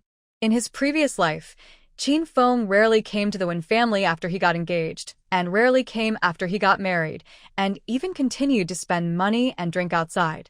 He probably knew about Wenwan and Du Ying's calculations. But at that time, Wenwan had already become the general manager of the Wen family and even managed some of the Qin family's affairs. Wenrong valued her very much and would never avoid her in anything. Even Grandpa praised Wenwan for her ability. On the other hand, she, who had the right of inheritance, was mediocre and useless, and even had no mind at all. If she didn't die, who would die? Wenrong didn't have time to pay attention to her at this time. It was a rare quiet time. When Li went to the kitchen to bring milk, Qin Feng walked in surrounded by the Wen family. Qin Feng's eyes obviously paused on her for a few seconds. It was not the kind of covetous eyes between men and women, but exploration and curiosity. He said lazily, "Wenli?" Wenrong replied, "It's Wenwan's sister. Come here to say hello." "Brother-in-law." Wenli greeted him and went upstairs again. Doing explained with a smile, "She has never liked dealing with people since she was a child." Qin Feng sat straight on the sofa. Yeah. At 1 o'clock in the afternoon, Wenli planned to go to the library to read and do homework. She packed her school bag and went downstairs. She happened to meet Qin Feng, who was leaving. Qin Feng glanced at her and asked, "Where are you going?" "I'll take you there." "I'm going to the library." Wenli glanced at Wenrong and seemed a little guilty. "Okay, let's go." Qin Feng motioned for her to go ahead. Wenwan didn't say anything, sent the two to the car and whispered to Wenli, "Go home early." Wenli nodded, and when the car drove out of the villa area, she said, "Please drop me off in front." "Thank you." Qin Feng glanced at her. "What are you afraid of? Fuzheng is your uncle. I won't do anything to you." "I'm just curious. Fuzheng is willing to give up a project worth billions for a niece who has nothing to do with him." Hearing this, Wenli subconsciously looked at him and whispered, "What do you mean?" Qin Feng leaned back in his chair, his legs at a 90-degree angle. "Fuzheng found me and made a deal with me, asking me to take care of you as your brother-in-law. Fuz gave up its overseas export projects for the next 10 years. You may not understand the importance. For example, it is equivalent to you being the first in the city and giving up the college entrance examination directly." A small stone smashed into 1,000 layers of waves. Wenli's eyes were a little red, and she lowered her eyes. Fuzheng should not take care of her. He should throw her away. Stop the car. In the lobby of Fu's group, when Assistant Su passed by with documents, he caught a glimpse of Wenli doing homework on the sofa in the lobby and stopped. He handled many things for Wenli, and he was also paying attention to the progress of the school, so he naturally knew her. After going upstairs, he knocked on the door and entered the president's office, and he said, "President Fu, take a look at the documents sent by the former assistant general manager." Fuzheng signaled him to put it aside, handed him the documents on the other side, and explained, "Send it to the marketing department." "Okay." Assistant Su took the document and said, "Mr. Fu, Miss Wen is downstairs." The man who had not looked up just now raised his chin, revealing a stern face, and his voice lost its businesslike seriousness. "What is she doing downstairs?" "Doing homework. Miss Wen may be waiting for you," Assistant Su said. Fuzheng was silent for a few seconds, put down the documents in his hand, took out his mobile phone, and took a look. There were no calls or messages. He stood up, put on his suit, and walked straight out of the office. The special elevator went down all the way and stopped on the first floor. There was no place to put her homework, so she put it on her knees and tiptoed slightly to make it convenient for her to do her homework. Her cheeks had lost their immaturity and had a hint of refinement. He clearly realized that he could no longer treat her as a child, and his dirty thoughts made him hesitate to move. As soon as his leather shoes left the ground, a boy appeared in the picture, and the boy patted the girl's shoulder familiarly. The girl turned her head to look over, with a visible curve at the corner of her mouth and crescent-shaped eyes. He retracted his gaze and quickly turned around to enter the elevator. Song Yuan didn't expect to meet Wenli here and said in surprise, "Wenli, why are you here?" The two were in the same class in junior high school. One was ranked last and the other second to last, so naturally they had a revolutionary friendship. They had a pretty good relationship. Later, Song Yuan went abroad to study in high school.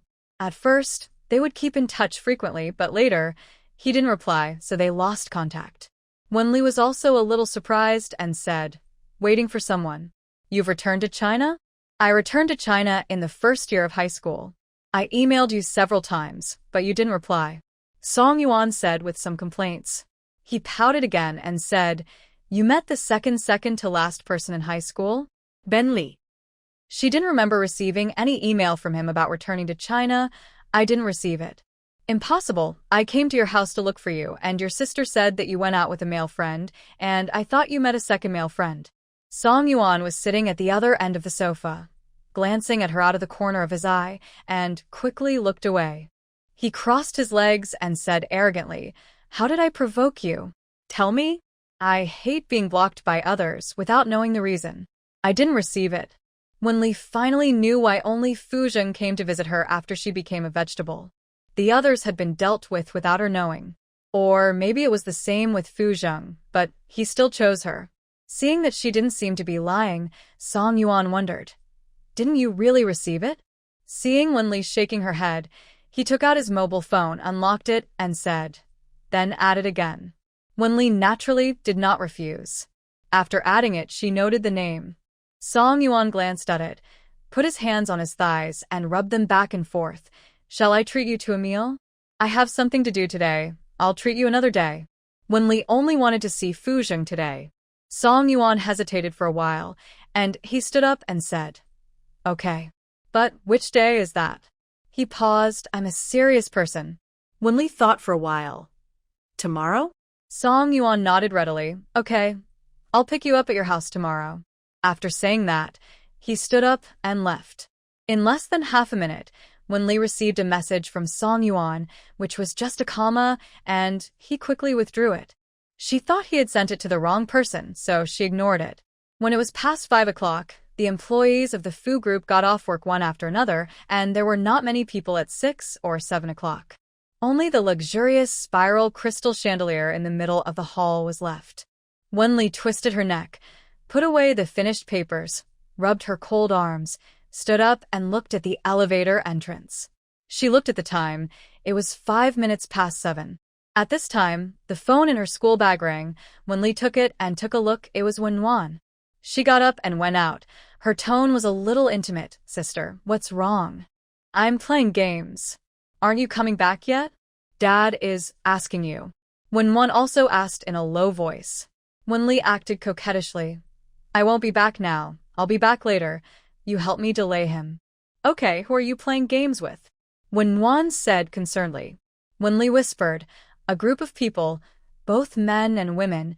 Don't tell Dad. I will definitely be scolded." "Okay, be careful." Listening to the phone call being hung up, Wenli rubbed her pretended stiff face, then looked up at the building. It was dark, with only a few lights on. Among them was the top floor. She returned to the hall, sat on the sofa, and looked at her phone. Lin Baozhu sent her a message. "A classmate in the class group just said that you cheated in the exam. Teacher Pan said that you will be asked to take the exam again on Monday." From the moment she told Wenwan, Wenli guessed that this happened, and she was not surprised to see the news.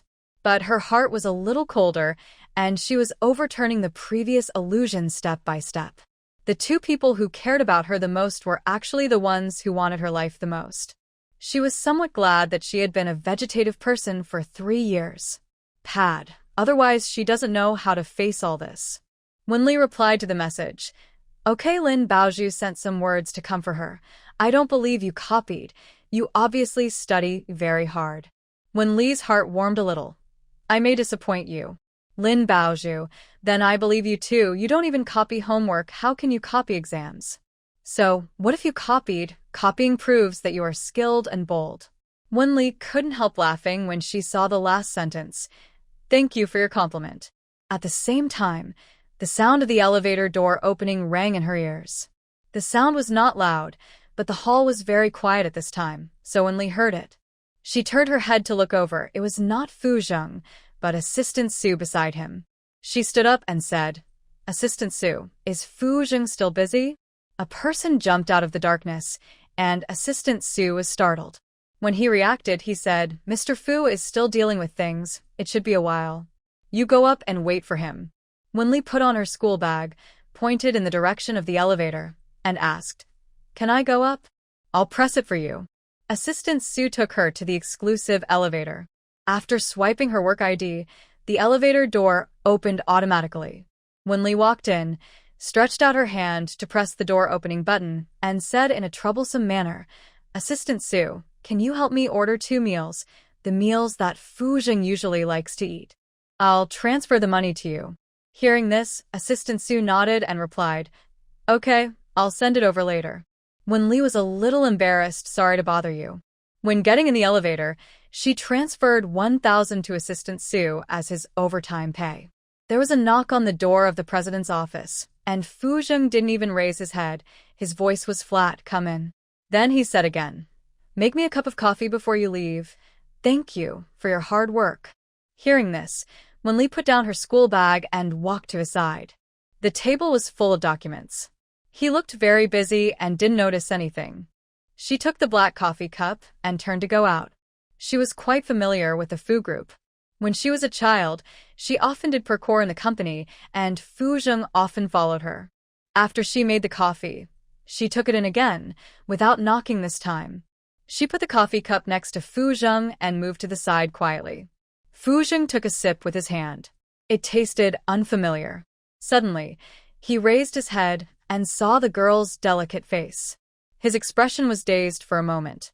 After a few seconds, he put down the coffee cup. Wenli smiled at him, then pointed to the sofa next to him. You go ahead and do your work. I'll wait for you there. Fu Zheng reacted and reached out to button his collar. When did you come? Just arrived. Wenli turned around and walked to the sofa and sat down. She couldn't help but glance at the man in front of the desk. Compared to usual, he wore a pair of simple half-black frame glasses when working, and his cold face had a hint of mature abstinence. The black shirt that was open just now was now buttoned neatly, and he even wore a suit jacket. Maybe he was afraid that he would not be steady enough in front of her because of his identity as her uncle. If she was not afraid of scaring Fu Zheng, she really wanted to say that the more clothes a person wears, the more interesting he is. She sat obediently on the sofa and waited. Fu Zheng's eyes moved from the documents to the sofa and soon retracted them. None of the densely packed words caught his eyes. I'll let Uncle Jiang pick you up.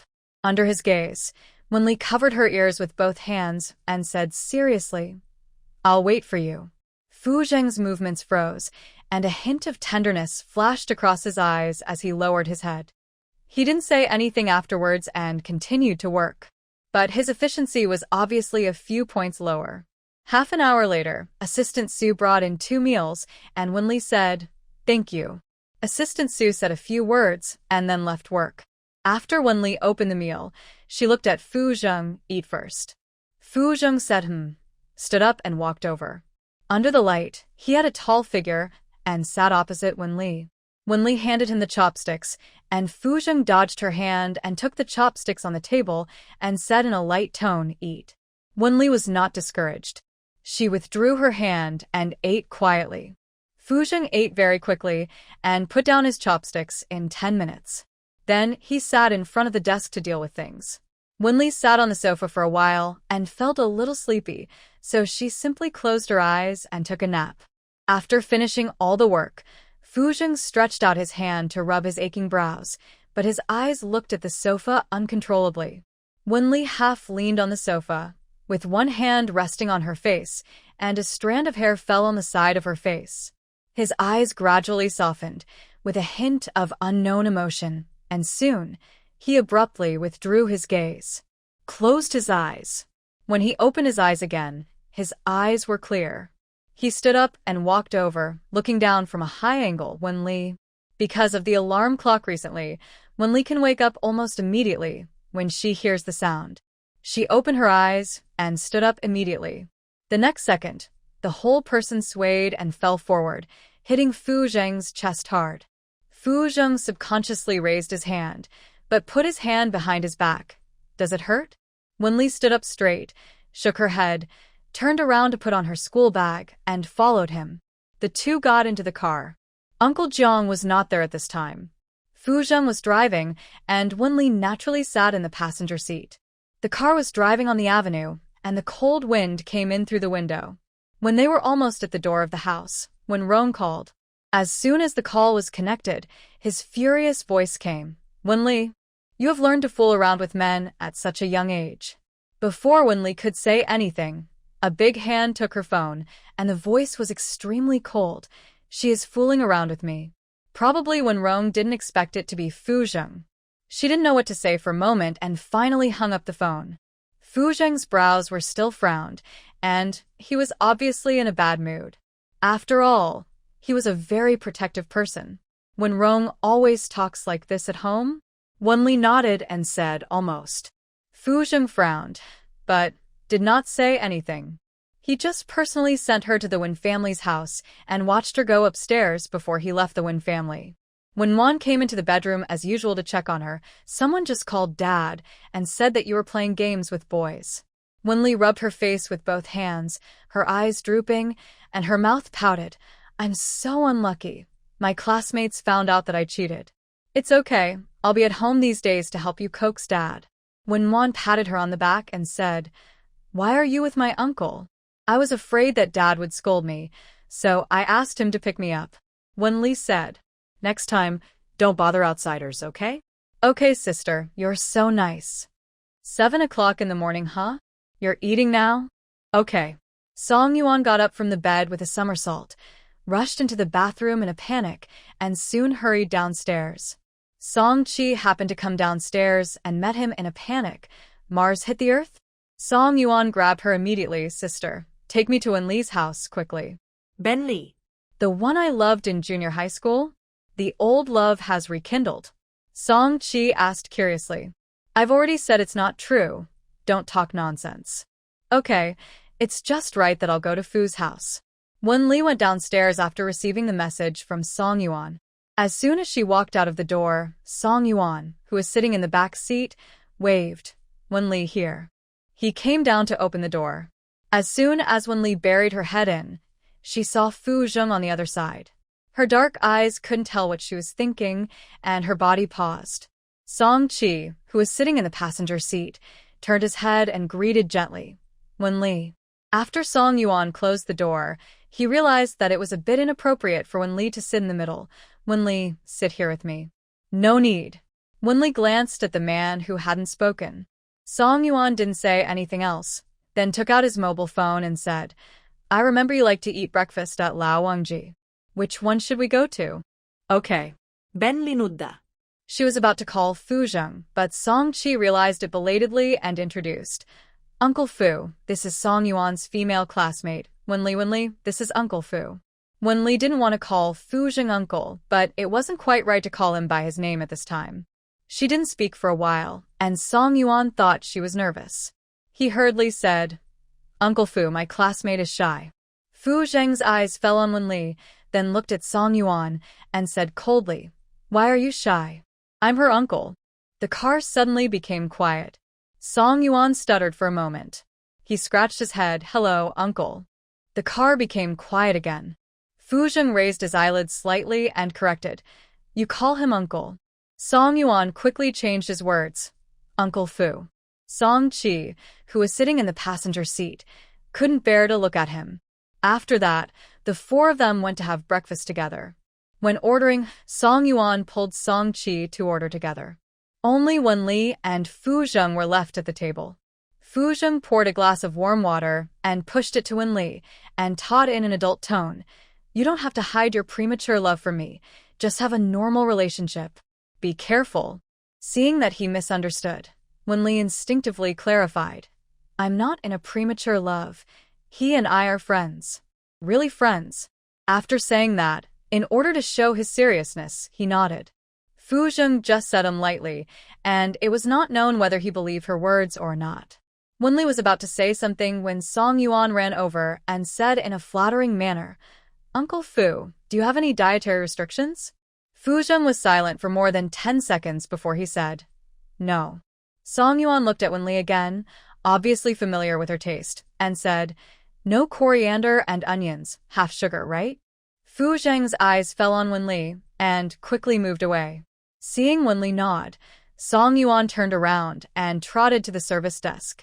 Wen-li had just said something when Fu-jung stood up and walked towards the tree on the side of the road, holding the phone in one hand and tapping his fingers. If someone came closer, they would be able to see the screen of his mobile phone at the moment. The interface was just the screensaver of the phone. After breakfast was served, he walked over with his long legs and sat next to Wen-li. With the elders here, Song Yuan didn't know what to say, but she paid attention to Wen-li from time to time. Seeing milk foam at the corners of her mouth, she hurriedly handed her the paper. At the same time, Fu-jung's fingers just touched the paper, and then he took 2 pieces of paper to wipe his mouth and threw them into the trash can. Song-chi glanced at Song Yuan, then looked at the time. It was getting late, so she tried to speak. "Uncle Fu, are we leaving now? The time is almost up." Originally, Fuyu was going to go with her to inspect projects in other places, but Fuyu caught a cold today, so she had to ask Fu-jung to go. Fu-jung said him as usual, stood up and walked towards the business car. When he was about to get in the car, he paused and quickly bent down to get in. Outside the black glass, the boy approached the girl and said something. He closed his eyes, and the fingers hanging on his thighs tightened a little invisibly. There was an inexplicable possessive desire trying to suppress his reason. After the car drove away, Song Yuan, who was tense, let out a breath, and his legs suddenly straightened together. He said in disbelief, "Fu-jung is your uncle?" No. Wen-li took a sip of milk. Song Yuan said, "Ah?" Wen-li didn't explain anything. He finished the milk in a few sips and paid the bill. "I have to go to school. I'm going to be late." Seeing her stand up, Song Yuan quickly stood up and followed her and said, "I'll take you there." After saying that, he reached out to pick up her school bag. Jingzhong was nearby, and the journey took more than 10 minutes. Wen-li held the school bag with both hands and did not let him lift it. She tilted her head and said, "Aren't you going?" "Our school doesn't go until the afternoon, to Yuliang High School," Song Yuan explained. Yuliang High School is different from Jingzhong. It is a completely aristocratic school, so the schedule is naturally more relaxed. Jingzhong is strong, and not only money but also grades are required. Wen-li is an exception. She was forced into Jingzhong by Fu-jung. This was also a fuse that caused their relationship to drop to a freezing point. Wen-li originally planned to continue studying in a private school. After all, it was very suitable for people like her. "No need to send me off, I'll go by myself." After all, she was in her 20s. She didn't notice Song Yuan's thoughts yesterday, but she saw it today. She tilted her head and said bluntly, "Song Yuan, we are just friends." Song Yuan's expression froze, and he quickly scratched his head. "Of course, what else could it be? I told you that I have 2 girlfriends. I'll send you the photos tomorrow." The next second, Wen-li said, "I have someone I like." Song Yuan showed an expression that was uglier than crying, and deliberately said indifferently, "It's normal." Who is it? Seeing this, Wen-li couldn't bear it and raised her hand to pat his shoulder to comfort him. "Keep it secret for now." School. Wen-li stepped on the last minute to enter the classroom. Now everyone in the classroom was there, and all eyes were on her for a while. The look was as if she couldn't cheat. Wen-li accepted these looks calmly and sat in her seat. Zhou Qin whispered to comfort her. Don't worry about them. Wenli signaled that she was fine with her eyes. After a few minutes, Pan Mingan walked in, first clapping his hands to signal the students to recite classical Chinese quickly. Then he said, Wenli, come out for a while. Wenli stood up and went out. Pan Mingan took her back to the office, glanced at her, hesitated for a moment, and said, a classmate reported that you cheated in the exam. You also know that the school is strict with cheating. If cheating is true, you will be punished severely. Of course, we won't accuse you, without any reason. Here is a set of test papers similar to the monthly exams. You just need to finish them in the office. Wenli was silent for a few seconds and did not take the test paper immediately. If I didn't cheat, shouldn't the person who reported me apologize in front of the whole school, and should the school impose corresponding punishments? If there is no corresponding handling method and punishment, I won't do this question. If I don't do it, who has evidence to prove that I cheated? Pan Mingan probably didn't expect her to say that. After thinking for a while, he took the phone and went out for a while and soon returned to the office. The principal agreed. Okay. Wenli took the test paper and sat in the office to do it. At the end of the class, many classmates stood at the door to watch. Pan Mingan stood up and shouted at them to leave and said seriously, do what you should do. Don't gather here. What's there to see? He raised his hand to close the door a little, glanced at the girl who was doing the test paper seriously. Don't be nervous. Do it slowly. Wenli didn't even raise her head and said calmly, Teacher Pan, I'm not nervous. It was already noon when Assistant Su learned about this matter. He called Fu Zheng immediately, and it took 2 calls before he got through. Fu Zheng's voice was a little cold. What's the matter? Mr. Fu, the school just said that someone reported Miss Wen for cheating in the exam. Miss Wen is now doing the test paper in the office. Assistant Su said again, do you need me to go over to deal with it? Hearing this, Fu Zheng frowned, and his voice became a little colder. Book the nearest flight ticket. He paused. Keep a close eye on things at school in the future and contact me as soon as possible if there is anything. Mr. Fu, didn't you just arrive in City D? Assistant Su quickly added, you go to your work first, I'll go to the school right away. No need. Book the nearest flight ticket. Fu Zheng hung up the phone after he finished speaking. He said directly to Song Qi, I have something urgent to do. Let's see tomorrow. Although Fu Zheng is not older than her, Song Qi can't say anything. After all, this project also depends on Fu Yu's relationship.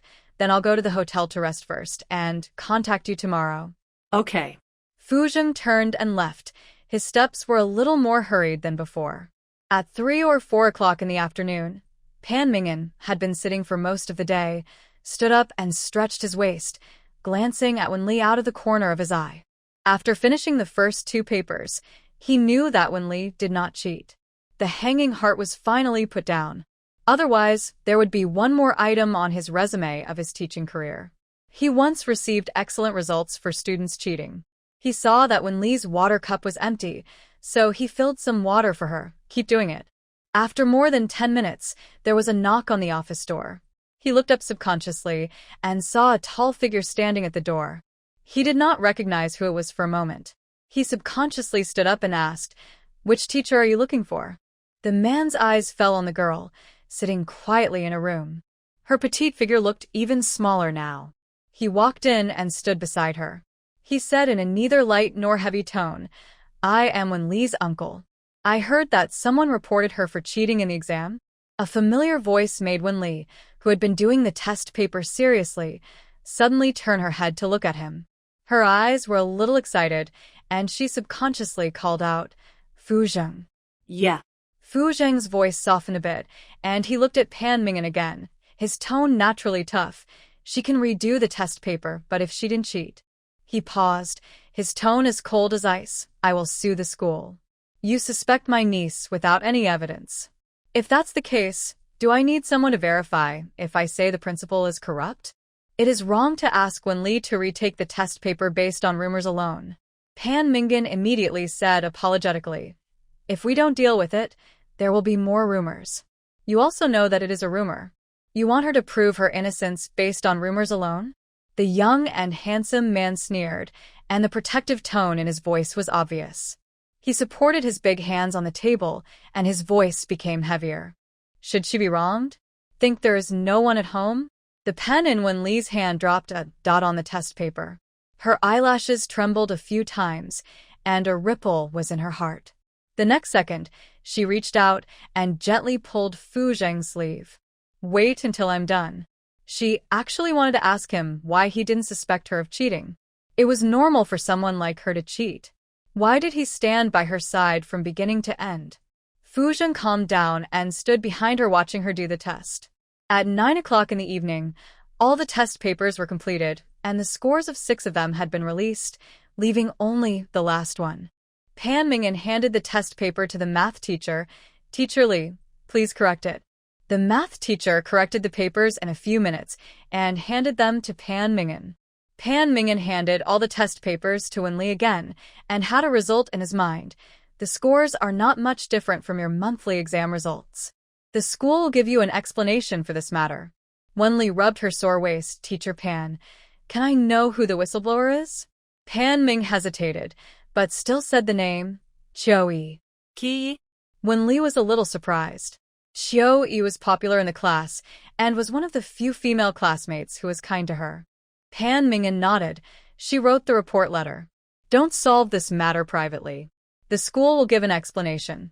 Go home and rest first and talk about it tomorrow. Wenli didn't say anything. She went back to the classroom, packed her school bag, and followed Fu Zheng downstairs. It was just after class, and the stairs were a little crowded. Wenli was pushed against Fu Zheng several times and bumped into Fu Zheng's arm again. Suddenly, an arm was placed on her shoulder from behind. The palm was supported outward, and only the wrist fell on the shoulder. Caring but deliberately keeping a distance. She took a look and then looked in the opposite direction. From this angle, Fu Zheng's jawline was angular, his nose was high, and his eyelashes were thick and long. Fu Zheng naturally noticed her gaze and lowered his eyelids. When he got downstairs, he withdrew his hand. What do you want to eat? I want to eat pineapple buns from the north of the city. Wenli deliberately chose a far place to say it so that she could stay with him longer. After today, he would start to keep his distance again. Fu Zheng almost never refuses her, yeah. This time, Fu Zheng rarely did not sit in the co-pilot seat, probably to comfort her. When Li remembered something, took out a paper crane from her school bag and handed it to him. This is the paper crane I folded. I only folded one. It's a little ugly, but I tried my best. Her handicraft has always been bad, and this one took her a long time to fold. The red paper crane in the palm of her hand lay quietly in the palm of her hand. Fu Zheng moved his fingers slightly, then put it in his pocket, not liking it very much. Yeah. At 10 o'clock in the north of the city, most of the shops were closed, but fortunately the pineapple bun shop was still open. Fu Zheng went down to buy a few. When Li ate one or two and fell asleep in the car. Getting up early and going to bed late for days has caused her energy to be a little insufficient. She woke up at the door of the Wen family, got out of the car, looked at Fu Zheng through the window, and smiled. Fu Zheng, good night. Seeing the girl's back disappear into the darkness, he withdrew his gaze and instinctively reached into his pocket. There should have been 1,000 paper cranes in his pocket, but now it was empty. He reacted almost subconsciously and said hoarsely, "Go to the north of the city." An hour later, the low-key black luxury car stopped at the pineapple shop in the north of the city. At this time, the shop was closed and the street was deserted. Fu Zheng stood at the door and saw the 1,000 paper cranes that had been stepped on. He bent down to pick it up and gently wiped off the marks on it with his fingers. He lowered his eyebrows and tried to restore the 1,000 paper cranes with his hands, but the wrinkles could not be smoothed out. After a long time, he treated it as a treasure and held it carefully in his palm. When Rong and others from the Wen family went to the Qin family for a banquet today, they were not at home. Wen Li breathed a sigh of relief. After going upstairs, she took out her mobile phone to contact Lin Baozhu. Do you have Qiu Yi's phone number? Lin Baozhu. Yes, I'll send it to you. After a while, Wen Li received Qiu Yi's call. She dialed it and the call was connected soon. Qiu Yi's voice, hello. Wen Li said, Wen Li, Teacher Pan said that you reported me for cheating, right? The other end of the phone was immediately quiet. After a few seconds, the nurse's voice was vaguely heard. Bed 29 has his blood sugar checked. The call ended abruptly, and Wenli did not call again. After a while, her phone rang again. It was Chio-e. Chio-e seemed to be on the side of the road at this time. There was a car horn sounded. It asked me, "Who asked you to do this?" There was no curiosity in Wenli's tone. She already knew who did it, but like a criminal, she needed a trial result. Chio-e did not answer. She said to herself, "The school will ask you to apologize to me in front of the whole school tomorrow. I can let the school not care, but you have to tell me the truth." There was a continuous silence on the other end of the phone. After half a minute of silence, Chio-e sniffed her nose and choked a little, but it was not obvious. "It was your sister. When I was in the first year of high school, she found me and asked me to tell my classmates about you. I'm sorry, my mother is sick and I need money." After getting confirmation, Wenli's emotions were very stable. "Chio-e, I don't need your apology. Just keep doing it. For what happened today, tell her that a man settled the cheating matter for me." After hanging up the phone, Wenli's eyes fell on the family portrait on the table. The four people all had smiles on their faces. No one would believe that this was just pretending. She reached out to cover the photo frame and rubbed her sore eyes. How could she not be sad? In her previous life, she had lived in a loving family for more than 20 years. In the end, it was just for money. At 1 o'clock in the morning, when Lee finished a set of test papers, yawned and packed her school bag. Before getting up, she habitually stood in front of the French window and watched. The night was different than usual. A black figure stood under the streetlight, with his chin raised, and his eyes were obviously looking in her direction. The face was dark and unclear, but she was sure it was Fuzheng. Her heart skipped a beat, and soon, she turned around and ran downstairs, diving into the suffocating night, and ran out of the yard. There was no one on the road. Only the lonely street light was acting as a guard in the dark. She kicked the ground lightly with her toes and muttered, "Fighting guerrilla warfare." The door of the villa was closed again, and the figure hidden in the darkness came out. Fuzheng raised his hand and touched his chest, his heart beating strongly. Something seemed to crawl out from the tiny gap tenaciously and stubbornly. Perhaps because Fuzheng and Wenli had been in contact more frequently these days, and when one realized some sense of crisis and began to take this matter seriously. The next day, Wenli got up early and went downstairs. When Nuan had already prepared breakfast for her. "I'll send you to school today." "Sister, you're so nice. I'm almost dying of sleep." After Wenli acted coquettishly in front of her, she picked up her breakfast and ate it voraciously. When Nuan smiled and said with a concerned look on her face, "Why don't you not go to the morning self-study class? I'll ask Mom to call the teacher." "Forget it. I'm afraid of the quacking of ducks." Wenli gestured with her hands playfully. As for who was the duck, Nuan naturally understood. She laughed several times and whispered, "Keep your voice down. Don't let Dad hear it." Nuan sat in the driver's seat and Wenli sat in the passenger seat. She took a bite of the sandwich. "Sister, why are you engaged to the Qin family? He seems to be very fickle." Nuan tucked her hair behind her ears, started the car, and said, "Marriage is good for the family. But you don't have to do this in the future. Pick the man you like to marry." Wenli said, "Oh," as if she didn't understand, and leaned against the window. When Nuan took a look at her when the light was red, how did the school deal with the cheating? Wenli explained, "My uncle came to the school." When Nuan looked relieved, "Don't cheat next time. You don't have to report. I can't even do the first question. What's set? Who invented mathematics? I can't use it in my life." Benli complainat. When Nuan smiled and agreed, "I think so too. By the way, I heard that my uncle fired a pregnant woman who was his secretary." She lowered her voice at the end, and it was obvious that there was something fishy going on. If it were in the past, Wenli would have automatically changed the story to Fuzheng sleeping with his secretary and firing her after she became pregnant. Not now. She pretended to be angry and said, "None of the men nowadays are good. You are 18 years old too. Be careful. You and Fu Zheng are uncle and niece on the surface, but you are not related by blood. When Wan said here, her tone became more serious. Hearing this, Wenli hugged her chest with a frightened look. Then I will stay away from him in the future. The two didn't say anything after that. As soon as Wenli arrived at school, she went to Pan Ming'an and said that Qiu Yi didn't need to apologize to the whole school. For several days in a row, Qiu Yi would automatically lower his head and avoid Wenli when he saw her, but Wenli didn't care about it. On Friday, Wenli just left the school after school, and Song Yuan, who was riding a bicycle, called her Wenli. Song Yuan was handsome, wearing a black sweater, with long and short hair, riding a black bicycle with one hand, naturally attracting attention. Wenli walked towards him. What's the matter? There is a circus performance over at Zhongyuan, and there are tigers you like. Hurry up and get on the car. Song Yuan patted the back seat. Before Wenli could say anything, he yelled again, What? Are you afraid that the person you like will misunderstand? Who is it? Let me see. After that, he glanced around the school gate.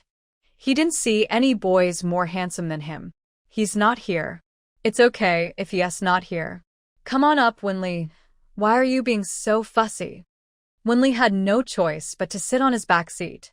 Song Yuan tilted her head and glanced at her. Hold my clothes. After Wenli had done it, he stepped on the pedal and shouted loudly, Let's go in the white luxury car not far away. Fu Zheng watched the bicycles drive away from the crowd, getting farther and farther away.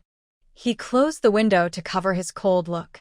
At 5 or 6 in the afternoon, when Bai Xian came to the club, Fu Zheng had already drunk a lot of red wine. He was wearing a white shirt with an open collar, revealing some perfect lines after fitness. His eyebrows were cold. What's wrong? Are you in a bad mood? Who else can make you unhappy? Benli. Did she say she hated you again? Only Wenli could make him have a bigger emotional ups and downs, and no one else had this ability. Hearing the word Wenli, Fu Zheng's movements paused obviously, and soon he raised his hand and drank it all in one gulp. He put the wine glass on the table. With alcohol on his face, he, who was usually steady, became a little irrational at this moment. She is in love. I can't control myself anymore. Bai Xian was stunned when he sat down. Life is only a few decades long. If you hesitate for a lifetime, it will be over. If you propose to the Wen family will probably agree immediately. If we can form an alliance with the Fu family, the Wen family will probably wake up with a smile in their sleep. The man in the booth didn't say anything, but just raised his hand to touch the corner of his eye. Bai Xian felt a little disappointed when he saw his decadent appearance. What are you worried about? You're only 8 years older than Wenli. It's your seniority, not your fault. Besides, Wenli doesn't treat you as her uncle. When did she ever call you uncle? She always called you Fu Zheng, Fu Zheng. I said, you two are childhood sweethearts.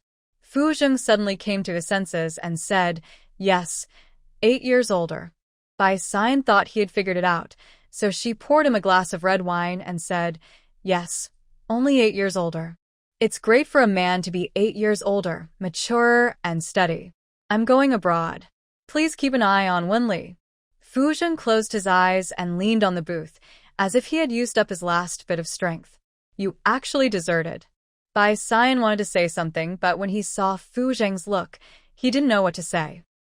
Wenli hadn't seen Fu Zheng for a few days, and she really missed him. The next morning, she went to Fu's house with some fruit. Mr. Fu and Mrs. Fu were feeding fish in the yard. The fish from a wealthy family were so fat that they looked like fish. Her belly looked like she was pregnant. When they saw Wenli, Mrs. Fu stood up lovingly. Shaoli has lost weight and her cheeks have lost their flesh. She is prettier when thin. Wenli said softly. Mr. Fu glared at her and disapproved. It's better to be fatter. It's healthier. I'll ask Auntie to make more delicious food later. You should eat more. Okay. After Wenli handed the fruit to Auntie, she looked around and said, Isn't your uncle at home? Mr. Fu pouted immediately, looking unhappy. Your uncle thought I was urging him to get married, so he went abroad early. He would rather earn that hard-earned money than get married. Look how bad your uncle is. Wenli was stunned. She probably didn't expect Fu Zheng to hide from her and go abroad.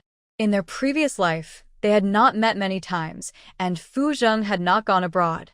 Naturally, he would not hide abroad because of Mr. Fu's urging for marriage.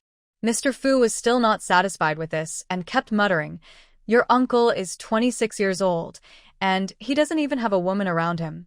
She said the latter part with some worry. "My uncle is normal," Wenli said immediately. "Grandpa and Grandma, I suddenly remembered that I still have some homework to do. I'll go back and do it first and then come to have dinner with you." She ran back to the Wen family, passed by the living room without even paying attention to Du Ying's greeting, ran upstairs directly, closed the door, took out her mobile phone, and dialed Fu Zheng's number. Fu Zheng, who always answered her calls, hung up the phone for the first time and sent a message a few seconds later. "I'm working." Wenli pursed her lips, stretched out her hand to poke the phone screen, not satisfied, and poked it hard a few more times. "Old man. Coward." She didn't reply to the message. She looked at the countdown to the college entrance examination and saw that time was running out. Perhaps she wanted to see Fu Zheng too much. The most difficult review time for the senior year passed in a flash. There was a heavy snowfall in Kyoto in the winter, and there were several continuous drizzles in the spring. It was summer in June.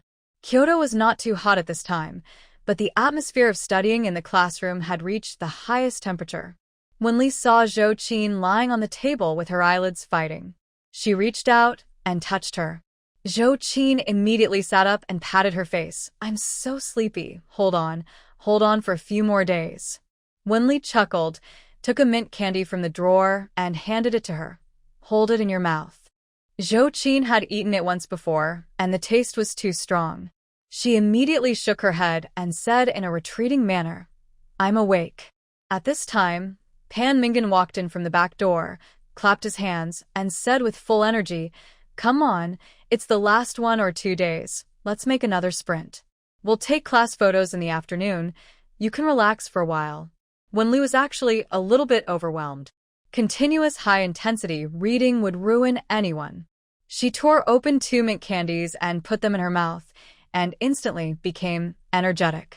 At 2 o'clock in the afternoon, all the classes in the 3rd year of high school went to the playground to take class photos. After Wenli took the class photo, she saw Bai Xian. He was holding a delicate cake in one hand and waved at her. Wenli was about to walk over when Song Yuan came running over from nowhere. "Wenli, happy graduation." She handed her a bunch of pink roses. "Why are you here?" Wenli took the flowers. Song Yuan said nonchalantly, "I climbed over the wall." As she spoke, her eyes could not help but fall on her. The girl was wearing a simple white dress with a lapel, her hair draped behind her and pinned on both sides of her ears. She had a delicate oval face and was aggressively beautiful. At this time, Bai Xian walked over and glanced at Song Yuan, and then glanced at Song Yuan next to her. He looked handsome, but how could he compare to Fu Zheng? If Fu Zheng wanted to be a mistress, he had no chance of winning. Then he said to Wenli, "Happy graduation." Hearing this, Wenli knew that Fu Zheng would not show up today, so she said, "Take a photo for me and send it to Fu Zheng." Bai Xian took out his cell phone and waved to Song Yuan, "Please stand a little further away." When Song Yuan stood a little further away, he took several photos and sent them to a man who didn't want to be a mistress. He put his phone back in his pocket and didn't disturb Wenli's love. "I'll leave first." As soon as he left, Song Yuan also took out her cell phone. "Wenli, I'll take a few photos for you." Since he had climbed over the wall, Wenli naturally let him take a few photos. In the end, Song Yuan quickly took a selfie of the two of them. "Well, I'm going back." After saying that, he left like a thief. When Bai Xian drove out, he happened to catch a glimpse of Song Yuan walking with her cell phone and grinning. He deliberately honked the horn and saw that he was so scared that the phone fell to the ground. He drove away with satisfaction. At the same time, the principal's office. The top floor of the school, with panoramic glass windows, you can overlook the entire playground. The man stood in front of the French window, his eyes fixed on the playground. He looked away for a long time and said coldly, "Give me a copy of Wenli's transcript." The principal nodded and handed him a list after a while. "Wenli's grades are pretty good. If she performs normally, there will be no problem for her to get into Beijing University. Yes. Fu Zheng folded the transcript and said, "Thank you for your help." In the spacious back seat of the car, the man took out his mobile phone and tapped a few times. A photo of a single person appeared on the screen. After a few seconds, he lifted his thumb slightly and wanted to touch the screen. When he was about to touch it, he retracted his hand and turned off the phone. He said in a restrained voice, "Go to the airport." The night before the college entrance examination, Wenli did not go home to live, but went to Fu's house. In her previous life, she was almost late for the college entrance examination. The driver broke down on the way to take her. I think it was also the work of those two people. She lived at Fu's side, and when Wan and Doing didn't dare to reach out to her. I guess they didn't worry about how well she would do in the exam. In the past 6 months, the school has implemented a confidentiality policy for parents in order to care for the health of students, so Doing and the others did not know her specific results. During the 3 days of the college entrance examination, Mr. Fu did not know whether it was because of Fu Zheng's instructions, but personally picked her up.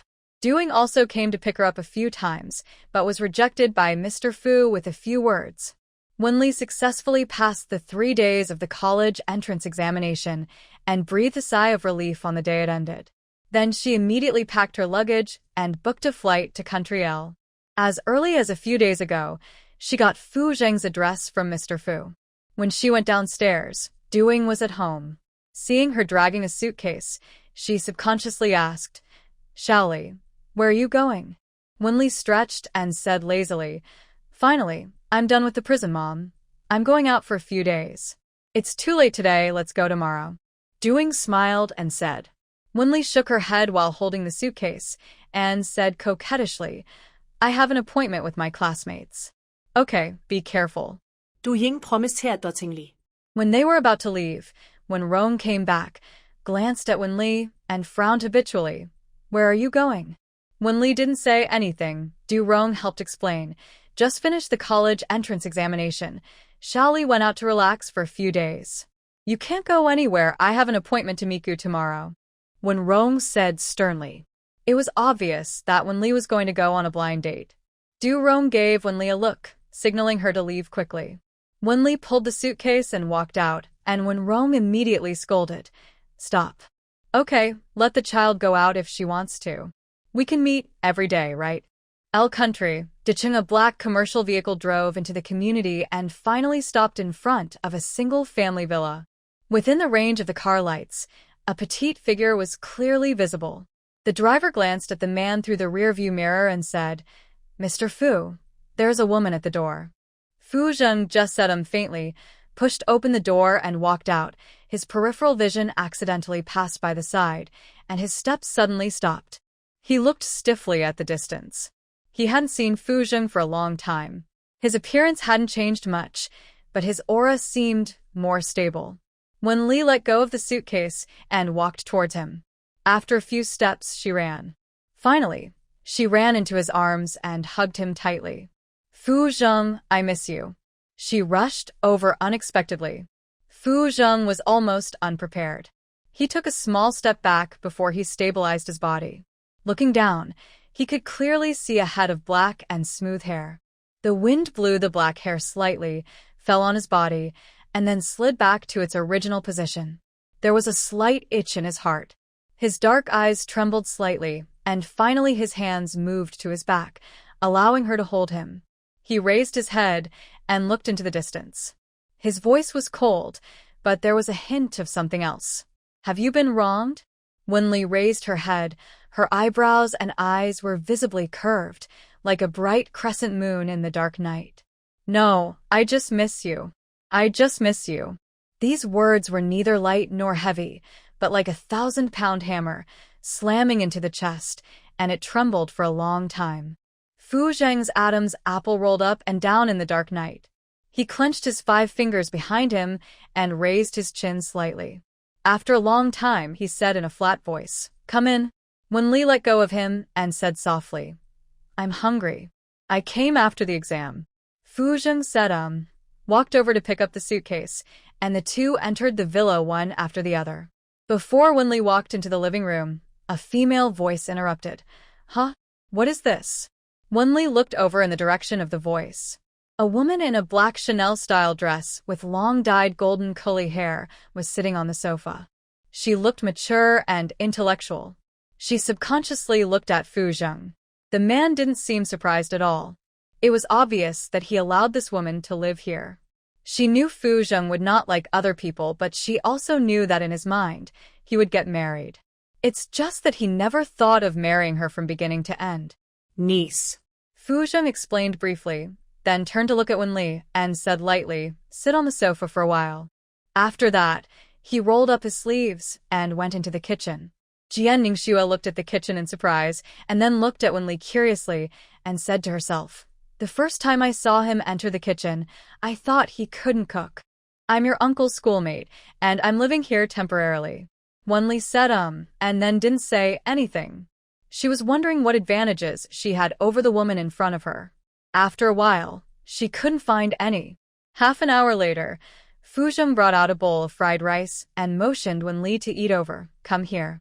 Wenli went over to eat, but couldn't eat any more halfway through.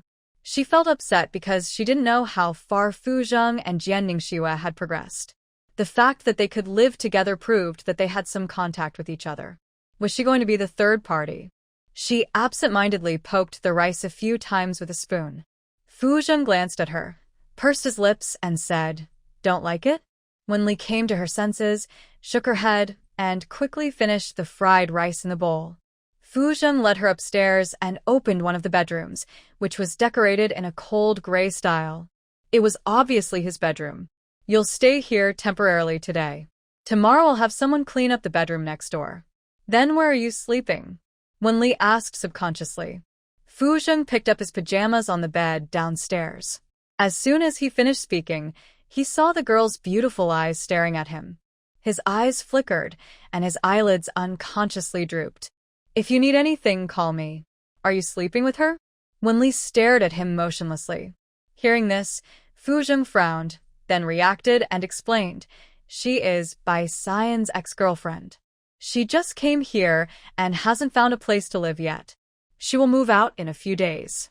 I'll go sleep on the sofa downstairs. Wenli's heart settled down. The next second, she quickly closed the door, locked it, and leaned against the door. She took a deep breath, exhaled, looked at Fu Zheng and said, Fu Zheng, you are not my uncle. The bedroom fell into silence.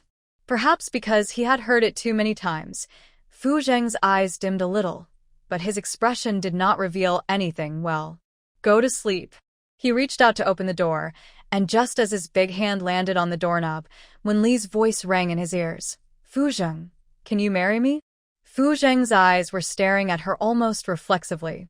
Even though he had seen a lot of storms, his eyes were full of shock at this moment. After a long time, he stood up straight, his hoarse voice with a bit of forbearance. Wenli, do you know what you are saying? I know. Fu Zheng, I like you.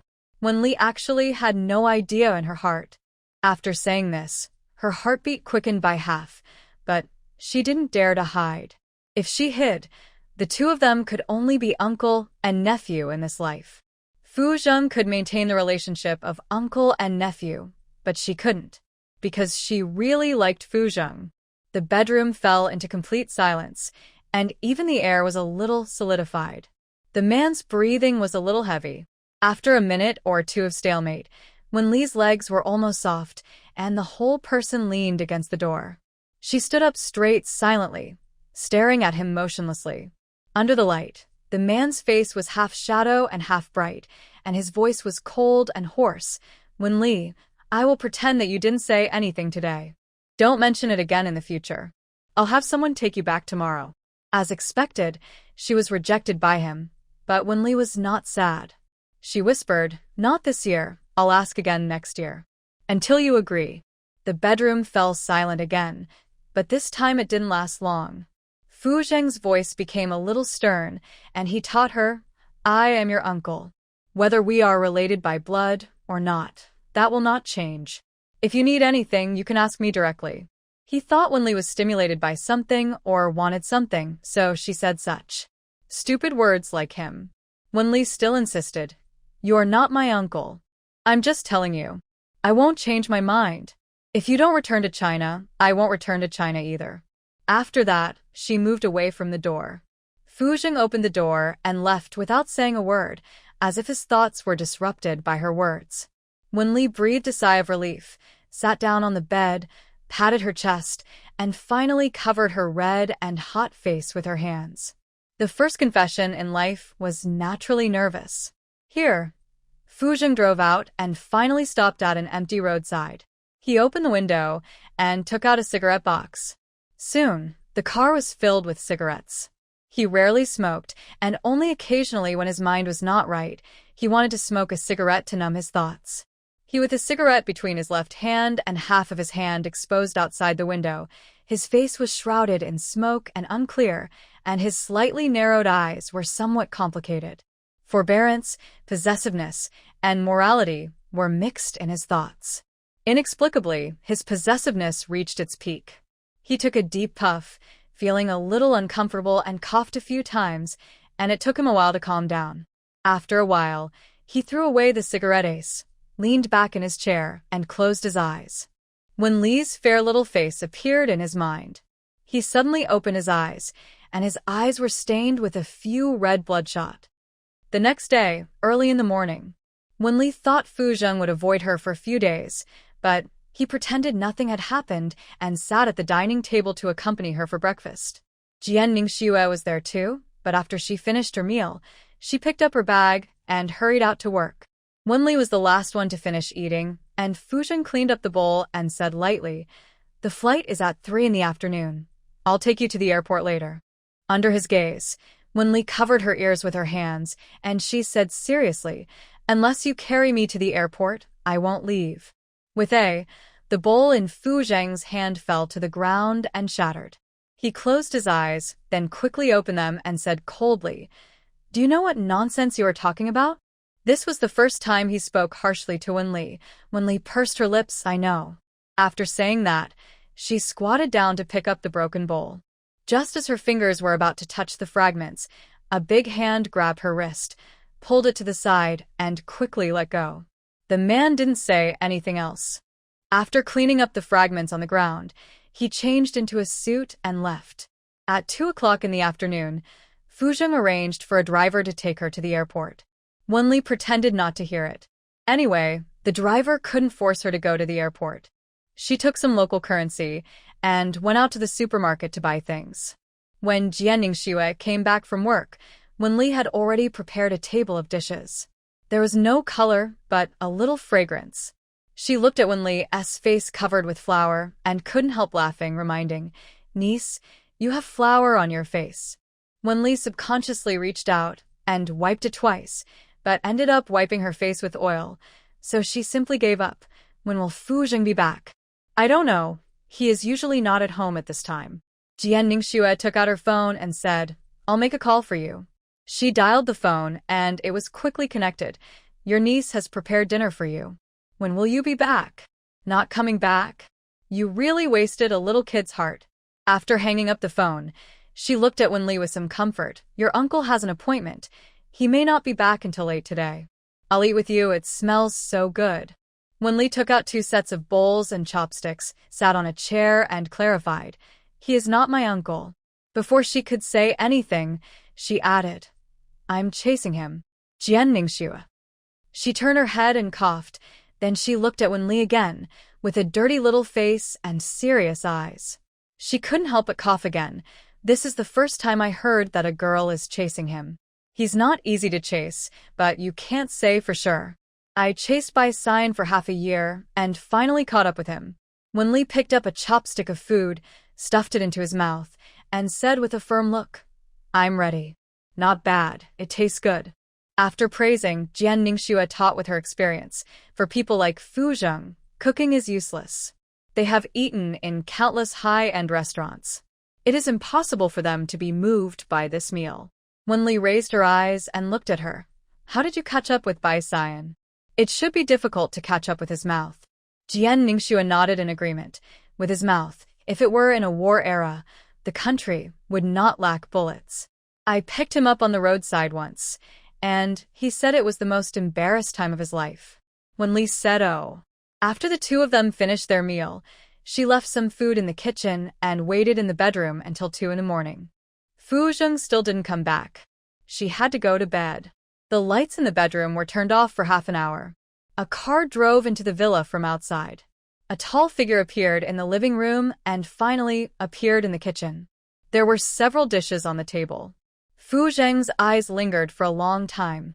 Finally, he took a pair of chopsticks and lowered his head to eat some. He moved only a little. If you don't look carefully, you can't see any signs of movement. He put down his chopsticks and leaned against the edge of the table. He stretched out his hand and pulled his collar. His eyes fell on the food, and there was a faint, barely noticeable arc at the corner of his lips. For several days, Wenli didn't see Fu Zheng. The weather in Country L is sometimes cold and sometimes hot. She couldn't adapt to it for a while and had a fever as expected. That day, she stood up from the bed, her whole body swayed, and then she fell back into the bed. She raised her hand and touched her forehead. Abnormal temperature. She sniffed her blocked nasal cavity, took out her cell phone, and called Fu Zheng. There was no call for a long time, so she simply gave up. She wrapped herself in the quilt and went back to sleep in the bed. Jian Ningxue didn't see Wenli in the afternoon, so she instinctively looked for her. She shouted a few times at the bedroom door, but no one answered, so she thought she had gone out. At 10 o'clock in the evening, no one came back, and she was a little worried. She called Fu Zheng and reminded him, "Wenli is not at home. Do you want to come back and look for her?" The person on the other end of the line hung up before she could say anything. She glanced at her phone and vaguely sensed something. Soon, Fu Zheng strode back home, went upstairs without stopping, turned on the bedroom, and the light came on. There was an obvious mess of quilts on the bed, and a furry head was exposed. His heart settled down, and just as he was about to turn around and go out, he caught a glimpse of the flush on her cheeks. He strode over, bent down, and put his hand out. It was surprisingly hot, and he almost instantly took out his phone and dialed, "Come here." Jian Ningxue, who came up later, hurried downstairs to get the fever-reducing patch. After applying it to Wenli, she worriedly said, "I don't know how long she's had the fever." Fu Zheng looked at the drowsy Wenli, turned around, took a set of her clothes, and handed it to Jian Ningxue, "Help her change her clothes." After that, he strode out. An hour later, the doctor checked the temperature again, and it had come down. He advised, if she has a fever again in the middle of the night, give her medicine again. If it doesn't come down tomorrow morning, go to the hospital. Fu Zheng said and after the doctor left, Jian Ningxue also went downstairs. There were only 2 people left in the bedroom. Wenli was still in a coma, and Fu Zheng reached out to turn off the lights, leaving only the bedside lamp, and then sat by the bed to watch. In the dim vision, the girl's face was still flushed, and her lips were redder than usual. A few strands of hair covered her face and blocked her eyes. He raised his hand, froze for more than 10 seconds, and then slowly approached her, gently pinned a few strands of hair behind her ears, revealing her complete little face. The fingers that should have been retracted fell on her face greedily at this time, and the big fingers gently stroked back and forth, with a bit of comfort. In the middle of the night, when Wenli woke up, she saw Fu Zheng by the bed as soon as she opened her eyes. Her eyes lit up instantly, and she subconsciously reached out to grab Fu Zheng's hand. She put his hand on her chest and hugged it, then closed her eyes steadily and muttered, "It's just a dream." The soft touch of her fingers, Fu Zheng's eyes, which were originally squinting with sleepiness, suddenly opened and fell not far away. His breathing became extremely heavy. He instinctively withdrew his hand. Wenli opened her eyes, and the figure in front of her swayed twice before overlapping, with a voice like a little duck. "Fu Zheng?" Fu Zheng said as usual, and got up to pour water. The moment he took the cup, his fingers tilted a little, and water spilled on the table, revealing some emotions. He changed his hand to pour water, and then handed it to her, and said as usual, "What do you want to eat?" Wenli drank a few sips of water. Her throat was not as dry as before, and she felt much more comfortable. She shook her head and said, "I don't want to eat." While speaking, she looked at him silently, and the man's eyes never met hers. Fu Zheng didn't say anything, took the cup from her hand, turned and went downstairs, and after a while, he came up with a bowl of clear soup noodles. Wenli glanced at him, sat up with some effort and leaned against the head of the bed, and said softly and boldly, "Feed me." Fu Zheng paused. His expression was the same as usual, without any emotion. Wenli didn't have much appetite. She ate half of it reluctantly after he fed her. Finally, she felt a little disgusted and said, "I don't want to eat anymore." Her head was still a little dizzy at this moment, and she wanted to close her eyes unconsciously, but she was afraid that if she closed her eyes, Fu Zheng would leave. It was not easy for the two of them to have a chance to spend time together. "Fu Zheng, can you not leave?" She was sick to begin with a weak face, and now her voice was soft. Fu Zheng's Adam's apple slid up and down a few times. After a long time, he said, "Okay." Hearing this, Wenli lay down on the bed, glanced at the side, and then again, and finally reached out to hold the corner of his clothes, and fell asleep soon. Fu Zheng looked down at the corner of his clothes, and his white fingers gradually loosened, then quickly tightened a little, and then gradually loosened again, until they were completely loosened. The soft little hand was suspended on the edge of the bed, slender and well-proportioned. A few minutes later, a big hand with distinct joints reached out, grasped the delicate wrist, carefully placed it on the bed, and quickly retracted his hand. The residual warmth of the skin touch just now still remained in the palm of his hand. He lowered his head and looked at his palm. He stared at it for a long time before he leaned against the bedside cabinet next to him to rest. The next day, the gray sky shone through the window, and gradually a ray of white light appeared. Wenli opened her eyes and saw the man who was close to her at a glance. The dark blue in his eyes was vaguely visible. It was obvious that he had been here to guard her all night. During the 3 years when she was in a vegetative state, he probably sat like this waiting for her to wake up, and he looked more haggard than he did now. 3 years. He had it harder than her. She got up quietly and hadn't put on her slippers yet when the man's cold voice came out. "Awake?" Wenli was about to speak, but her throat was a little itchy. She coughed a few times. "I'm going to the bathroom." Fu Zheng got up, picked up the slippers beside him and put them in front of her, and watched her enter the bathroom. Not long after, there was in the bathroom. He almost instinctively ran to the door, and his hurried tone revealed his emotions. "Wenli?" After a few seconds, the door opened, revealing Wenli's somewhat sickly face. She raised her head slightly and said firmly, "Fu Zheng, actually you like me too." His hidden thoughts were blatantly exposed by her. Fu Zheng's expression changed, but only for a moment, and then he returned to his previous cold and aloof feeling. "Wenli, we can only be uncle and nephew." Oh, Wenli pursed her lips and reached out to close the door. Fu Zheng leaned against the side, put his hand on his chest, his heart beat unusually, took a deep breath, and exhaled slowly. It was obvious that he could not resist Wenli. He still stood at the door until Wenli came out of the bathroom safely. Wenli was sweating all over. She found her clothes and walked to the bathroom again. She glanced at the man standing in the bedroom. "I'm fine, you go to work." After that, without waiting for him to speak, she closed the bathroom door again. When she came out, Fu Zheng was still at the door. There was a faint fragrance in the bedroom.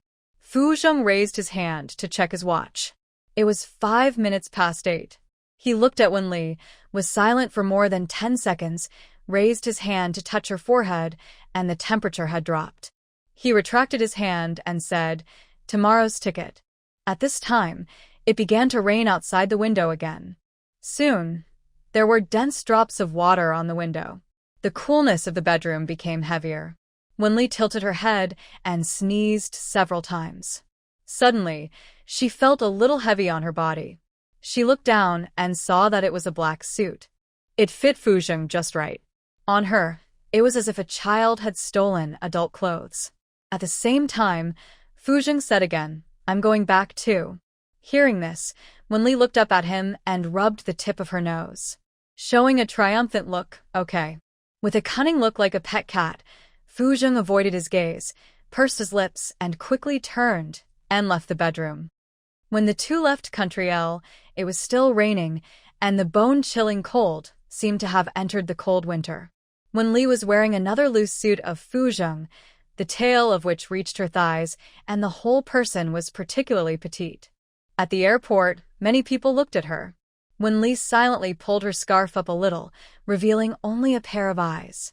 In the first-class cabin, Fuzheng pointed to a seat and motioned Wenli to sit there. As soon as Wenli sat down, she caught a glimpse of him sitting at the left rear. It was obvious that he had arranged it deliberately, thinking that this would isolate Wenli or his thoughts. She turned her head to look out the window, covered her eyes with the scarf, and continued to rest. She slept intermittently until she got off the plane. The temperature was obviously much warmer. Wenli felt stuffy, took off her scarf, and took off her suit jacket. The two came out of the VIP channel and saw Bai Xian in a white suit. He waved his hand and said, "This way." He was surprised to know that Wenli went to see Fuzheng yesterday. He couldn't help but look at her a few times and teased, "Little niece, you are quite brave." Seeing Wenli shaking her head, he laughed. "Isn't this enough? When I was 18, I didn't even dare to leave the province." Wenli corrected, "I'm not your little niece." To be honest, she wanted to be his aunt. She glanced at Fuzheng and was about to say something when Fuzheng suddenly interrupted. "Let's go." In the garage, Bai Xian wanted to create an opportunity for the two and subconsciously walked towards the passenger seat. After taking 2 steps, Fuzheng suddenly stopped him. "You sit in the back." Bai Xian had to sit in the back with Wenli.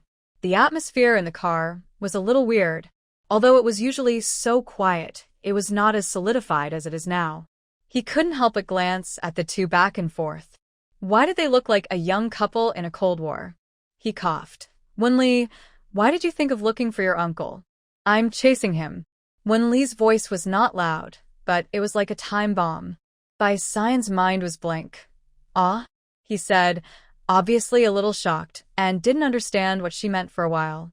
Wenli continued, "Don't call me your little niece in the future." Bai Xian now understood what she was saying. Benli. Fuzheng's tone was low and cold, obviously with a bit of anger. He took a deep breath, suppressed his emotions, and said again, "Stop the car. You take her back." The car stopped steadily on the side of the road. Fuzheng strode out and soon disappeared on the side of the road.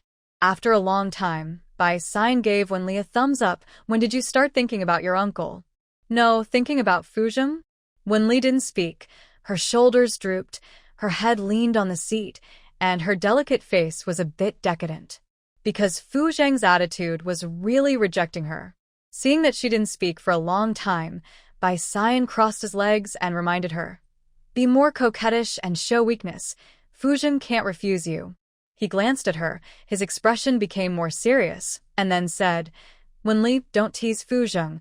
Otherwise, I won't let the Wen family have an easy time." He knew better than anyone that Fuzheng looked cold and indifferent, but he was actually affectionate. If Wenli was just coaxing him for some purpose, Fuzheng would have to lose half his life if he didn't die. "I would never coax him even if I die." Wenli responded lightly and forcefully. Wen's family, it was 8 o'clock in the morning in Kyoto. Wenli entered the living room with a suitcase. Wan, who was dressed in formal clothes, was about to go out. She was surprised and pleasantly surprised. "You're back? Why don't you play for a few more days?" I'm tired. Wenli said. Wan came over and hugged her and helped her tidy up her hair. "I'm doing an internship at the company. I have to work overtime these days and can't accompany you. I'll let Mom accompany you to play. By the way, I picked out a few foreign schools for you. The management is a little loose. You should like them. I'll email them to you later. Tell me when you've chosen." Benli nudda. "Okay, sister, I'll go upstairs first. I'm so tired." She dragged her suitcase upstairs, changed her clothes, and planned to go to the library again. If you want to pursue an old man, you can't stop studying. In her impression, Wan joined the company this year, and it shouldn't be long before she signs a project worth hundreds of millions with Fong Group. From then on, Rong had great confidence in Wan's ability. She wanted to dismantle Wan's calculations from the beginning, just like their calculations on her since she was a child. Before that, She still needed to find out one thing: the cause of death of her biological mother. This matter is a bit tricky. The Liu family must have checked it that year, and they would let the Wen family go if there was no problem. Thinking of this, she picked up the phone and made a call. The call was connected, but there was no sound. Her eyes turned red, and she said softly, "Grandpa." At this age, not only her relationship with Fu Zheng deteriorated, but even her relationship with her grandfather Liu Zhongwei also deteriorated. Perhaps it was Wen Nuan and Du Ying's indulgent education that made her instinctively dislike Liu Zhongwei's strictness towards her, and even thought that he didn't like her. The two people she should trust the most became the people she was least willing to contact. Liu Zhongwei on the other end of the phone immediately spoke. "What's wrong? Did someone in the Wen family bully you? I'll pick you up." No. Wen Li paused, then said, "Grandpa, I'll come to see you in a few days." Liu Zhongwei lost his wife in his early years and his daughter in his middle age. His only blood relative was Wen Li. How could he bear to ignore her? "Okay, come over if you want." He paused and then said, "Do you want to go to Peking University?" He was obviously angry that she didn't study hard, but he still planned the best way out for her. Wen Li reached out and wiped the corners of her eyes, sniffed her nose. "I can pass the exam by myself." Probably not expecting her to say such a thing, Liu Zhongwei was stunned. "Grandpa believes in you." Knowing what her grades were, he still chose to believe her. Wen Li couldn't stop her tears from falling, but didn't make a sound. She pretended to be light-hearted and said, "Okay, I'll come to see you with the transcript in a few days." Here, Bai Xian found Fu Zheng in a private club. The two have been brothers for more than 20 years. Without asking, you can know that his heart is more confused than a ball of wool. He patted his shoulder, sat beside him, and advised, "The more you think about it, the more complicated it becomes. Wen Li likes you and you like Wen Li, so nothing else is a problem. You two have no blood relationship, not even a recognition ceremony, but you are of a higher generation. According to your thinking, we are still uncle and nephew. Should I call you uncle? I think Wen Li is quite serious." Fu Zheng did not speak, but lit a cigarette, took a deep puff, and exhaled slowly. After a long time, he said, "She is 18 years old and doesn't understand things. Am I not understanding too?" Before Bai Xian could say anything, his handsome face in the smoke looked decadent and powerless. "She is 52 years old and I am 60 years old. Who will take care of her? If I were a few years younger, I would do it no matter if it was robbing or taking by force." But he was 8 years older. Bai Xian thought about it carefully, and he was right. Age is not a problem when you are young, but when you are old, it is actually a big problem. When you are young, you are handsome, rich, and mature. When you are old, you are ugly, sick, and old. You raised her, and she will take care of you until you die. I think it's fair. The day after she came back, Wen Rong proposed to take her to a blind date, but Fu Zheng acted faster than Wen Rong. In the morning, Wen Li saw news about Fu Zheng dating a woman on her mobile phone. It was overwhelming, and she kept scrolling through several news about him. Before she could find Fu Zheng, Grandpa Fu called her first and said happily, "Shall we come over for lunch at noon? Your uncle finally decided to bring your aunt back. Come over and help me check it out?" Hearing this, Wen Li felt like her heart was finally dead. She had guessed this situation from the beginning, okay. Before going to the Fu family, she dressed up specially, changed into a slightly more mature skirt, and curled her hair. When she arrived at the Fu family, Fu Zheng and little aunt had already arrived and were feeding fat fish in the yard. Qin Wanyi sat on the stone railing, and several fat fish rushed to her. "Fu Zheng, your fish are so fat." Yeah. Fu Zheng glanced at somewhere and quickly retracted his eyes. "Be careful." Fortunately, Wen Li had already built up herself. In order to make her give up, Fu Zheng would definitely put on a show. She did not go to the two of them to suffer, but went to Mr. Fu and Mrs. Fu. Probably because he was in high spirits when something good happened, Mr. Fu looked particularly energetic. He whispered, "Little Li, what do you think of this little aunt? I think she's pretty good." "Hey, why should I choose? I have no right to choose. I'm satisfied that your little uncle can find a woman." Wenli naturally would not say in front of Mr. Fu and Mrs. Fu that she liked Fu Zheng. She said seriously, "That's good." If Fu Zheng really liked other women, she would think that was good. But as long as he liked her, she would not let go.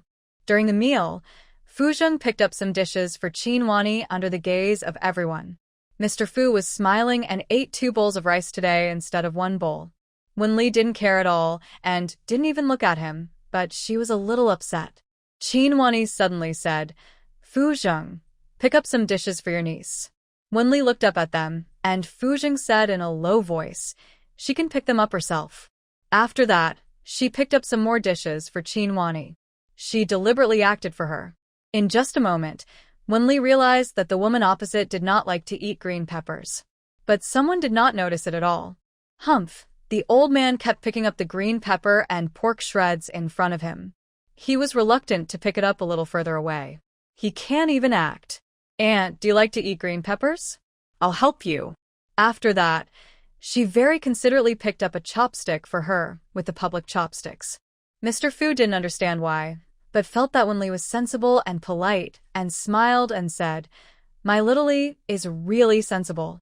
Wenli smiled sweetly and picked up the dishes that Mr. Fu and Mrs. Fu liked.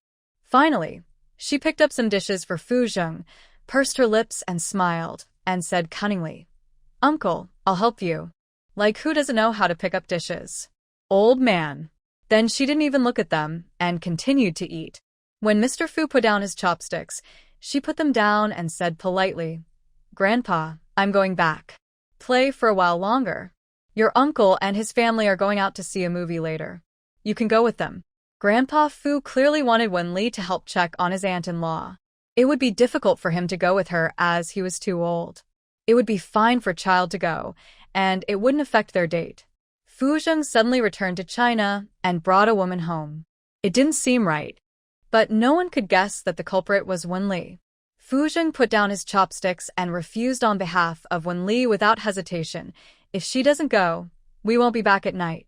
Upon hearing this, Grandpa Fu couldn't help but cough, signaling him to speak more restrainedly. After all, Wenli was still a child. He said, "Then let's take Xiaoli to the movies." Wenli didn't want to listen to what Fu Zheng said anymore. There was not a word she liked to hear. "Grandpa, I have homework in the afternoon. I'll go when I have time." Hearing this, Grandpa Fu subconsciously asked, "You still have homework after the college entrance examination? Prepare in advance." Wenli didn't lie. Her major had already been decided. She had to inherit the Wen family.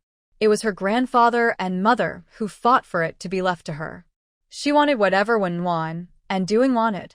Grandpa Fu nodded in agreement. "Okay, there's a dog in the yard. Fu Zheng, you take Xiaoli out." The Fu family had a big wolf dog. It had been hit by a car before and had been kept in a pet hospital. It was only brought back 2 days ago. Wenli was not afraid of dogs, but she was scared of being chased by the Fu family's dog. It always liked to chase her around and jump up to lick her face. This caused her some psychological trauma. Fu Zheng did not refuse this time. He said stood up and walked in front, and Wenli followed behind him reluctantly. The big wolf dog on the rope stood up and shook its tail. Wenli then bravely walked over to touch it and gently touched its head. When it jumped up, she quickly dodged, then looked at Fu Zheng, hummed softly, and stuck out her tongue to make a face. "Old man." After saying that, she left without looking back. The petite figure in front of him disappeared at the door of the villa. Fu Zheng pursed his lips, and the corners of his lips unconsciously curved. Returning to the living room, he said to Grandpa Fu, "Put the dog in the backyard."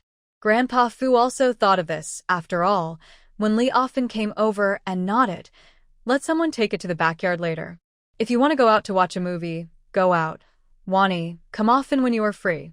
Qin Wani nodded with a smile. "Okay, Grandpa and Grandma will leave first." The luxury car drove out of the villa, and Fu Zheng's expression began to be aloof again, and his tone was businesslike. "I'll let my assistant deal with the Qin family's affairs in the afternoon." Qin Wani thanked. "Thank you for your trouble, Mr. Fu. If you need anything else, feel free to contact me." Yes. Fu Zheng said. Not long after Wenli arrived home, when Rome went upstairs and knocked on the door. This time, she was unexpectedly kind. Meet Gu Lianming in the afternoon. Afraid that she didn't know the stakes, he added. The Gu family is the Wen family's largest partner. It would be good for you if a marriage could be formed. Wen Li would not annoy Wen Rong now. It was too early and she had no ability to fight back. Okay, send me the address. Originally, he thought she would refute, but unexpectedly, she agreed. When Rong's expression eased a little. Rongyue coffee shop. Be careful with your words and try to say something nice. Okay. Wenli closed the door and took out a photo from the book in the drawer. It was Fu Zheng's stern face. She reached out and poked it. Humph, old man. After a few seconds, she gently touched the place she had just played and sighed softly. She muttered, "Wait until I marry you." An hour later, when the Rongyue coffee shop was warm enough to get to her seat, Gu Lianming had not arrived yet. She drank most of the cup of coffee by herself. Seeing that the coffee was almost finished, she was about to leave. Suddenly, a shadow was cast in front of her, and there was someone opposite. She looked up and saw that the man was unexpectedly handsome, with a softer outline than Fu Zheng, non-aggressive, a typical scholar appearance, but the upturned corners of his eyes revealed a sense of laziness. She felt that he looked familiar, but she couldn't remember who he was for a moment. Gu Lianming looked at her with eyes that were not unfamiliar, even familiar, and teased, "Does your uncle know that you are out for a blind date?" Hearing this, Wenli guessed that he was a friend of Fu Zheng's circle. She stirred the coffee cup with a spoon and did not answer the question. "You knew I was Fu Zheng's niece. Why did you agree to Wenrong?" Gu Lianming chuckled and took a sip from the coffee cup. "I'm tired of my family urging me to get married, and I happened to meet an acquaintance, so I just dealt with it briefly. The Wen family is even more anxious, and they asked you to go out for a blind date right after the college entrance examination. If your uncle knew, I'm afraid he would skin him alive." Mentioning Fu Zheng, Wen Li's eyes turned twice, and she said casually, "Since you don't want to go on a blind date, let's make a deal. Help each other deal." Fu Zheng, that old antique, obviously needed some stimulation. Otherwise, he would not cross the line. Gu Lianming raised his eyebrows, and after a brief consideration, he smiled. "Are you sure your uncle won't make trouble for me?" "No, you have to keep it a secret. Only the two of us know, and Fu Zheng can't know." Wen Li thought, since Fu Zheng can find someone to act, she can too. Let's see who of the two of them gives in first. The family has been urging for several years, and for Gu Lianming, this is indeed a good choice. But Wen Li's identity as Fu Zheng's niece makes him hesitate. Others don't know. He and Bai Xian know that Fu Zheng cares about the Wen family's niece who is not related by blood. Seeing that he didn't respond, Wen Li said, "Are you still afraid of my uncle?" "Provocation doesn't work on me, but I agree." Gu Lianming glanced at her and said, "If feelings arise, I will not be responsible. I'm gay." If she was not Fu Zheng's niece, he would not be frank. After all, he has never revealed this matter in the circle. Fu Zheng and the others don't know either. Hearing this, Wen Li looked at him in surprise.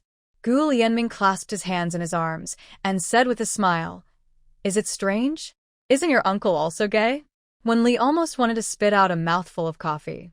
She looked up at him and said speechlessly, "Where did you hear the rumor? There has never been a woman around him. It is impossible for a man to have no needs." Gu Lianming raised his eyebrows and said, "Fake gay." Ben Li. She drank the last bit of coffee. "I'm full, I'm leaving first." Gu Lianming tapped the table with his fingers, stood up and said, "Accompany me to Jin's banquet." What a coincidence. Wen Li had no reason to refuse him. She lowered her head and glanced at her clothes. "Is this dress okay?" "Okay." Gu Lianming stood up and signaled her to go ahead with his eyes. Jin's banquet was held in a nearby hotel. Gu Lianming took her into the banquet hall, and many people came to ask, "Mr. Gu, who is this?"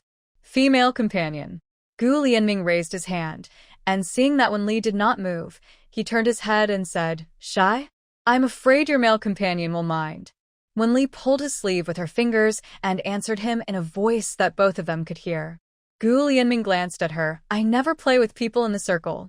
I'll take you to meet people." Wen Li was about to nod when a voice interrupted. "Shall we?" She looked over and saw Wenwan, who was wearing a black halter dress, walking over with Qin Feng.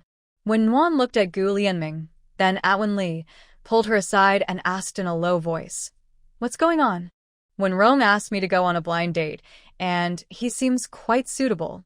Benli Pouta. How is he suitable? He is 9 years older than you. You just have to be obedient and tell him it's not suitable. I'll talk to Dad. Wenwan's gentle face became more serious. Wenli shook her head. Let's leave it at that for now. While speaking, she glanced at Wenwan. She didn't show this expression even when she was sick. Xiuli, listen to me.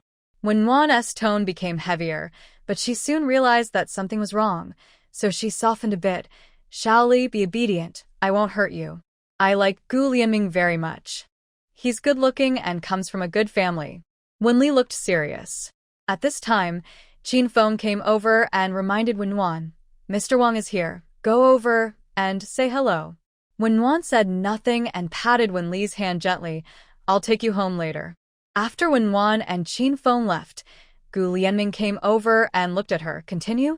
Wenli nodded, and the two of them went to meet some people in the circle intermittently. It was the first time that Wenli appeared in the circle as a member of the Wen family.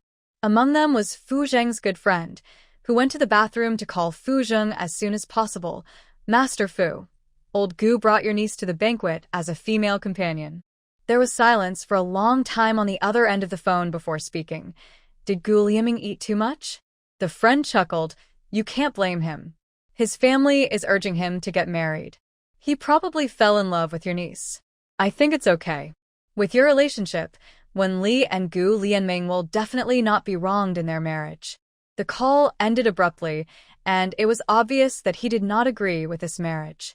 After Wenli met a group of people, Gu Lianming asked her to sit in the rest area nearby to eat. She took the opportunity to glance at Wenwan.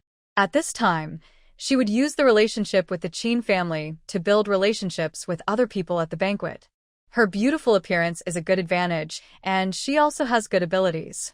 Qin Feng is impressive, so naturally he is willing to take her to meet people. It seems that Wenwan is confused, but in fact, choosing Qin Feng is the best choice. Qin Feng's fickleness is secondary. The most important thing is that he is the only son, and there is no suspense about inheriting the Qin family. However, the Qin family is a little worse than the Gu family, the Fu family, and the Bai family, otherwise Wenwan would not have shown that expression just now. He was afraid that she had the support of the Gu family. After a while, Gu Lianming sat next to her with a red wine glass and said in a chatty tone, I heard that you often rank last in the exams. Is it illegal? Wenli took a bite of the cake. Hearing this, Gu Lianming stared at her with interest. It's not illegal. It's just that others say that compared to your sister, you look like a waste. Let's go, I'll take you home. He put down the red wine glass, and just as he was about to stand up, he caught a glimpse of a man in a dark blue suit striding towards him. Didn't you say you wouldn't come? Fu Zheng didn't look at him, but stared at Wenli with his deep eyes.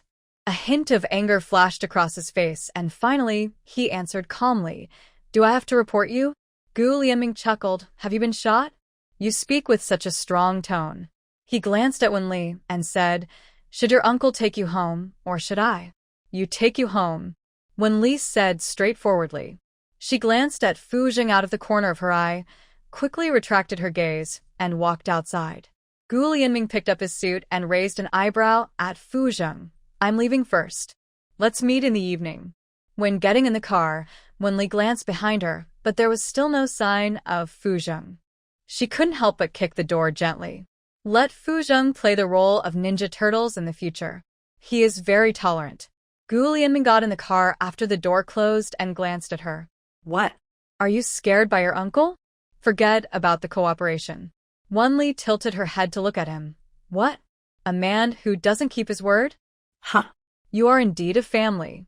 Just like your uncle, you speak with gunpowder. Okay, if you're not scared, I am not afraid either. Gu Lianming seemed to find it interesting and laughed several times. Wenli lowered her head to look at her mobile phone. There was no text message or call, so she simply closed her eyes. Old man, you are suffocating to death.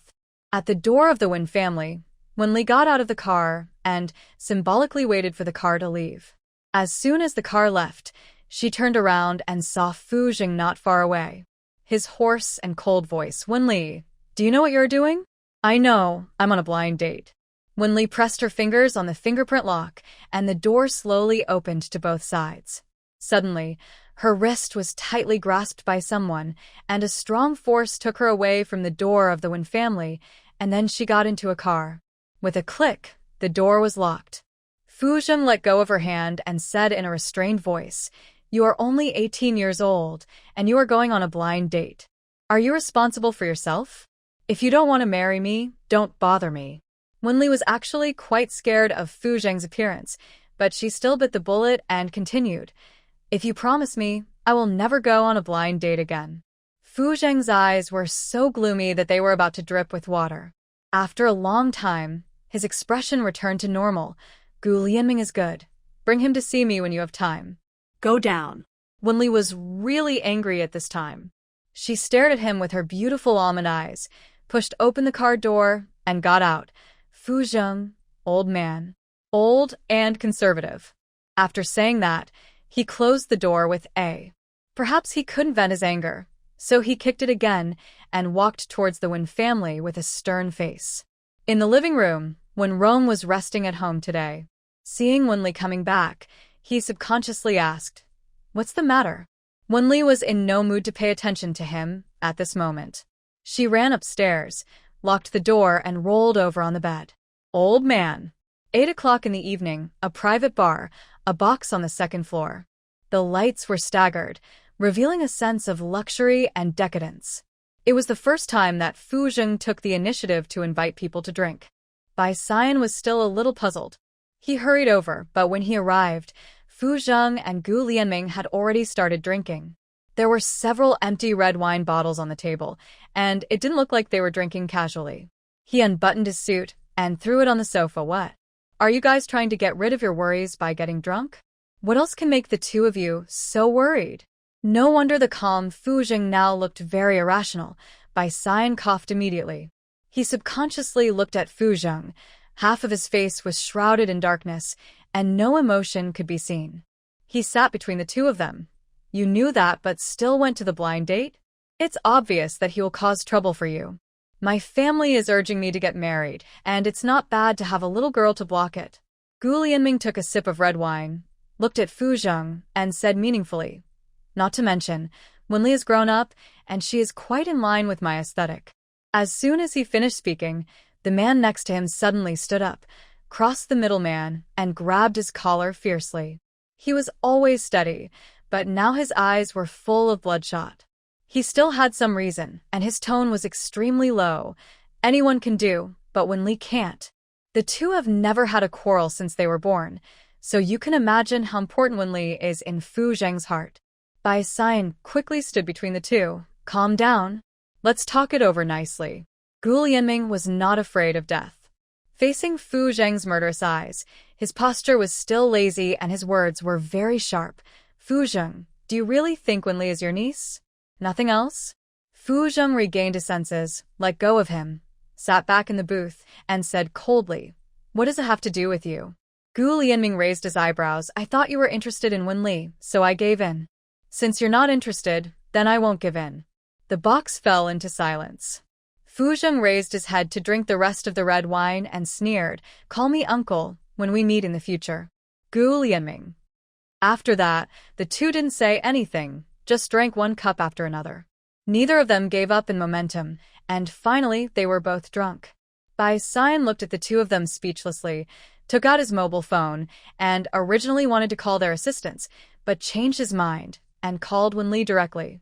The problem was with Wenli, so let Wenli handle it. After the call was connected, he walked out of the box. Fu Jing is drunk. You come and pick him up.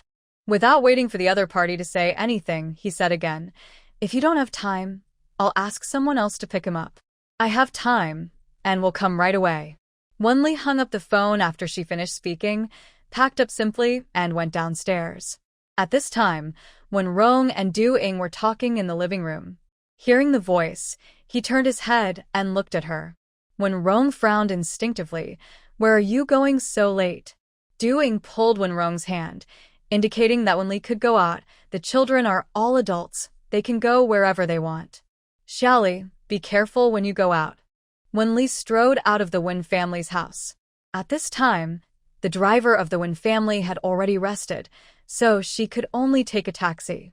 Half an hour later in the bar, the door of the box was pushed open, and only Bai Xian raised his head. The other two had closed their eyes and rested, or they didn't want to pay attention to each other. He patted his thigh, stood up and said, "Who do you want to take?" Wen Li's eyes had been on Fu Zheng's face since she entered the door. His cold face was a little drunk, and his eyes were a little red. She subconsciously called out, "Fu Zheng." In an instant, the man opened his eyes suddenly, and after sobering up instantly, he became confused again. He obviously drank too much, and his brain could not control his body. After a few seconds, he looked at Bai Xian, a warning without any threat. Bai Xian coughed and pretended not to see anything. At this time, Gu Lianming also opened his eyes. He chuckled, still not afraid of death. "Wen Li, take me back." Wen Li should have cooperated with him to irritate Fu Zheng, but she didn't. She walked to Fu Zheng and reached out to help him stand up.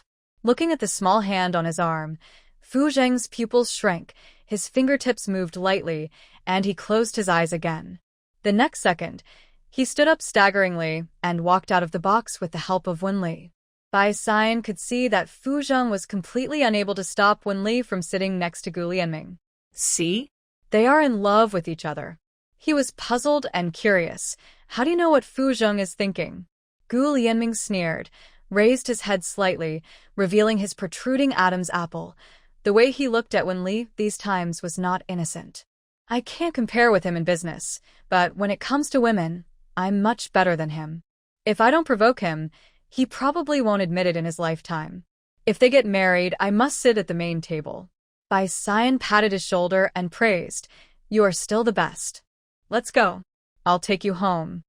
Wen Li helped Fu Zheng out of the door. The June wind revealed a chill, and the temperature of her cheeks dropped a few degrees. Her small hand went around Fu Zheng's lower back, trying to wrap his clothes tightly. "Fu Zheng, are you cold?" Fu Zheng's eyes trembled a few times, and he stood up straight with his leaning body. He gently pushed Wen Li's hand away, and his voice was flat. "No need to support me." While speaking, he took off his coat, put it on her, and closed his eyes again.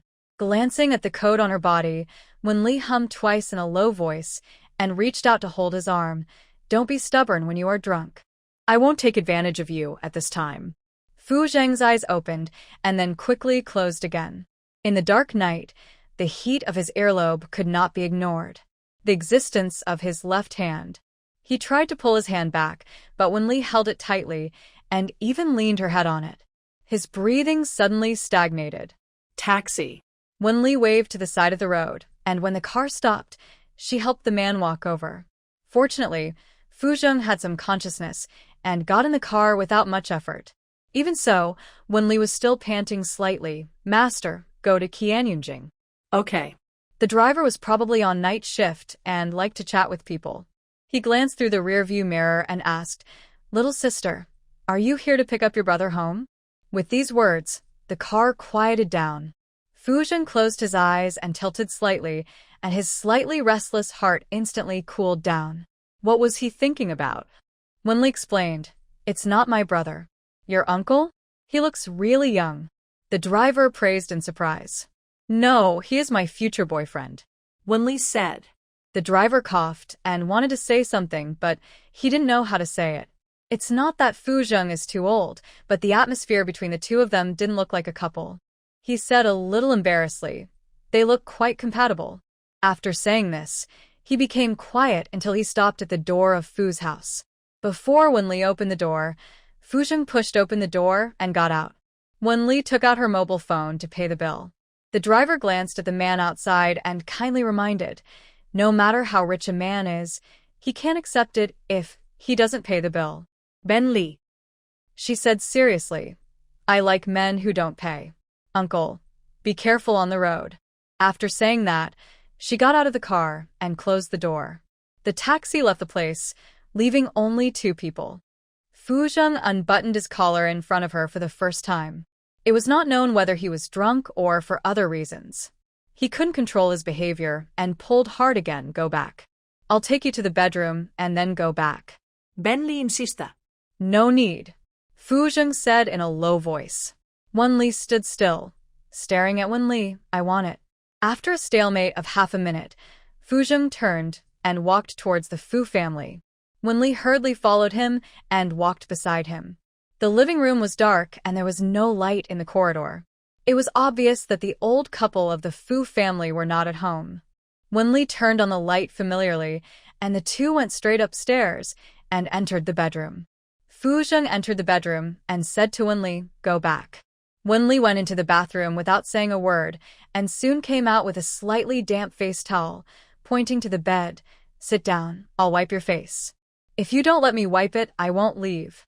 Fu Zheng took a deep breath, raised his hand and rubbed his brows, and finally compromised and sat on the edge of the bed, tilting his head slightly and closing his eyes. He supported himself on the bed with both hands, and his fingers left marks on the satin sheets. Wenli's heartbeat suddenly accelerated because of his abstinence and coldness. She looked at him silently for a few more times. He was drunk only at this time.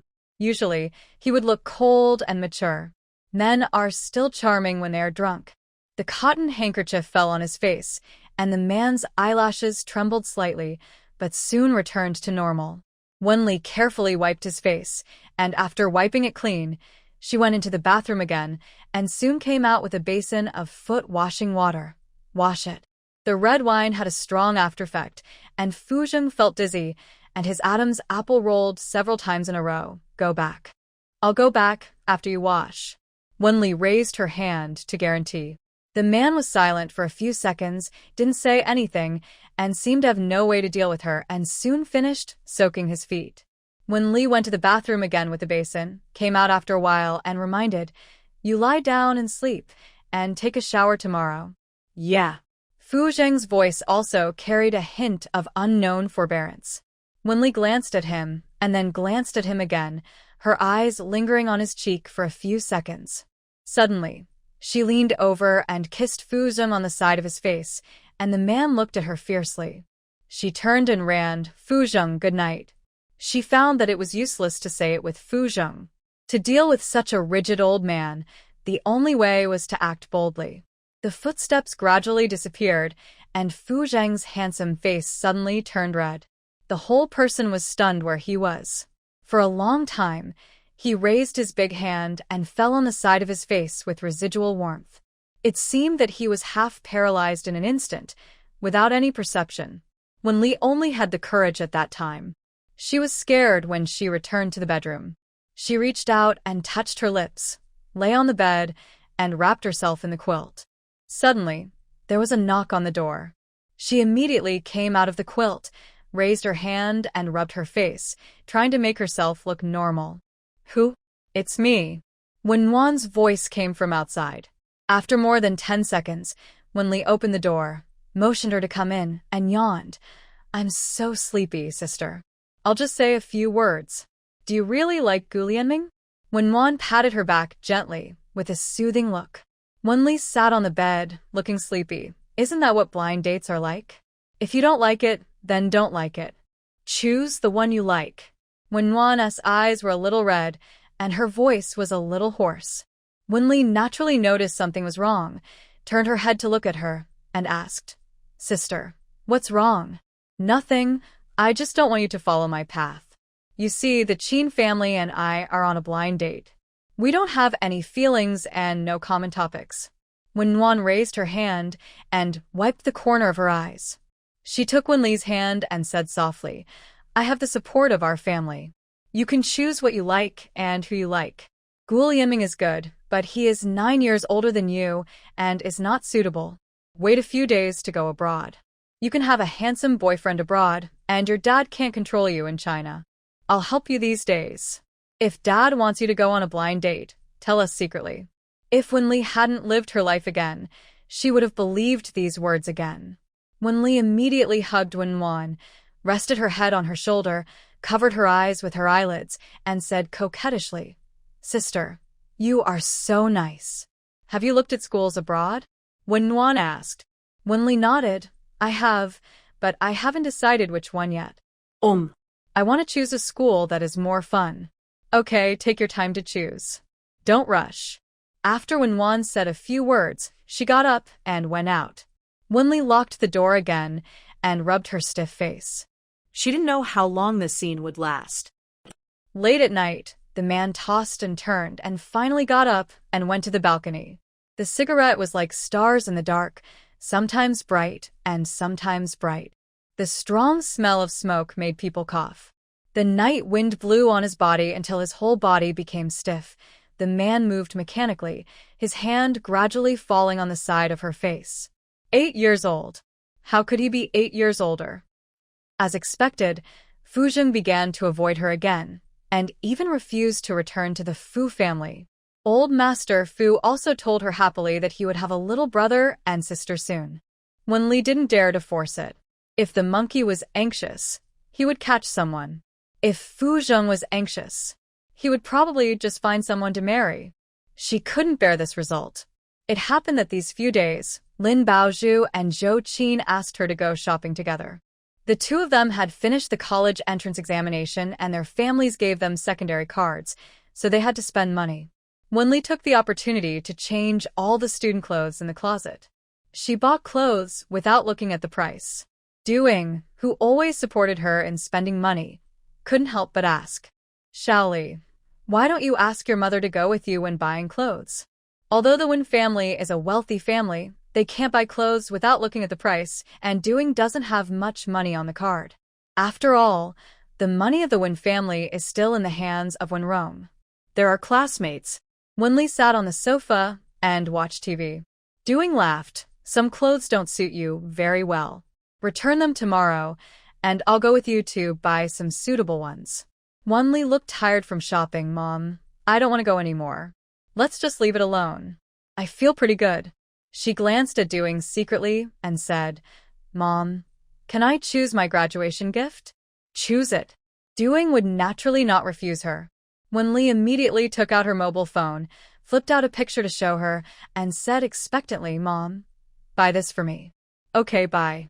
Duing stopped talking. The picture showed a limited edition necklace worth more than 10 million yuan. She had the money, but she couldn't bear to spend it. Wenli pretended not to see her expression and said with a smile, Mom, that's great. Thank you, Mom. Duing hesitated for a moment and said, Shaoli, this necklace doesn't suit you. It's too old-fashioned. If you like necklaces, go to your sister's room and choose one. She has a lot of necklaces. No, I just want this one. Wenli pouted. She stood up and said unhappily, I'll go upstairs. Then she ran upstairs. When she was about to reach the second floor, she glanced downstairs. Duing looked a little stunned, probably because she didn't expect her to want such an expensive thing. Only when their bottom line is stepped on will their true colors be revealed. Since you want to spoil her, then spoil her to the end. At noon, when Wan returned home and asked Duing in the living room, Haven't you eaten yet? Duing shook her head and glanced upstairs with a worried look on her face. She hasn't come downstairs. Auntie went to call her for dinner at noon, but she didn't come down. She lowered her voice and said, She wants a necklace. When Mon looked upstairs and whispered, Which necklace? KF's collection, more than 10 million, Duing sighed. After all, she really couldn't take out such an expensive thing casually. Hearing this, when Mon looked surprised, why does she suddenly want such an expensive thing? She doesn't like these things very much. Wenli didn't like clothes and jewelry since she was a child. Basically, she wore whatever the family bought. The only high consumption was the game console, but it was easy for Duing. Maybe she is an adult and has a competitive spirit. She bought millions of clothes a few days ago. I was shocked. Duing said softly. Hearing this, when Wan was silent for a while, I'll give her the necklace in the bedroom. No, that's a gift from the Qin family. Duing refusait subconsciously. We can't let her be angry all the time, can we? When Wan went upstairs and knocked on Wenli's door. Usually the door would open as soon as she knocked, but today it didn't open after knocking for a long time. When Wan said in a coaxing voice, Shaoli, it's me. After hesitating for a while, The door finally opened. Wenli lay on the bed with a pout, looking like she didn't want to pay attention to anyone. Wenwan sat on the edge of the bed, looked at her closely, then took out a box from behind and handed it to her. See what this is? Wenli's eyes lit up.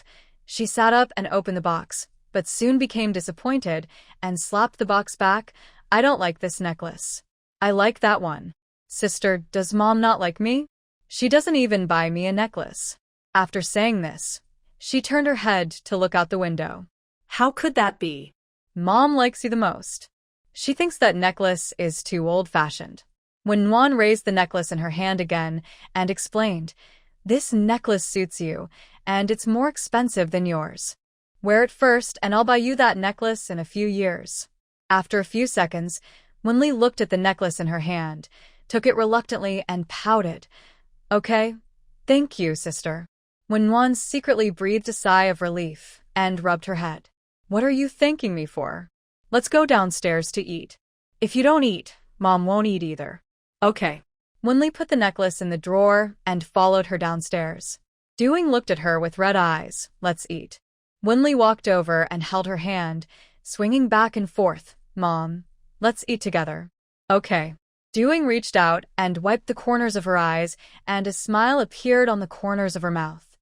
After Wenwan left, Wenli went upstairs again, found the necklace, and searched it on her mobile phone.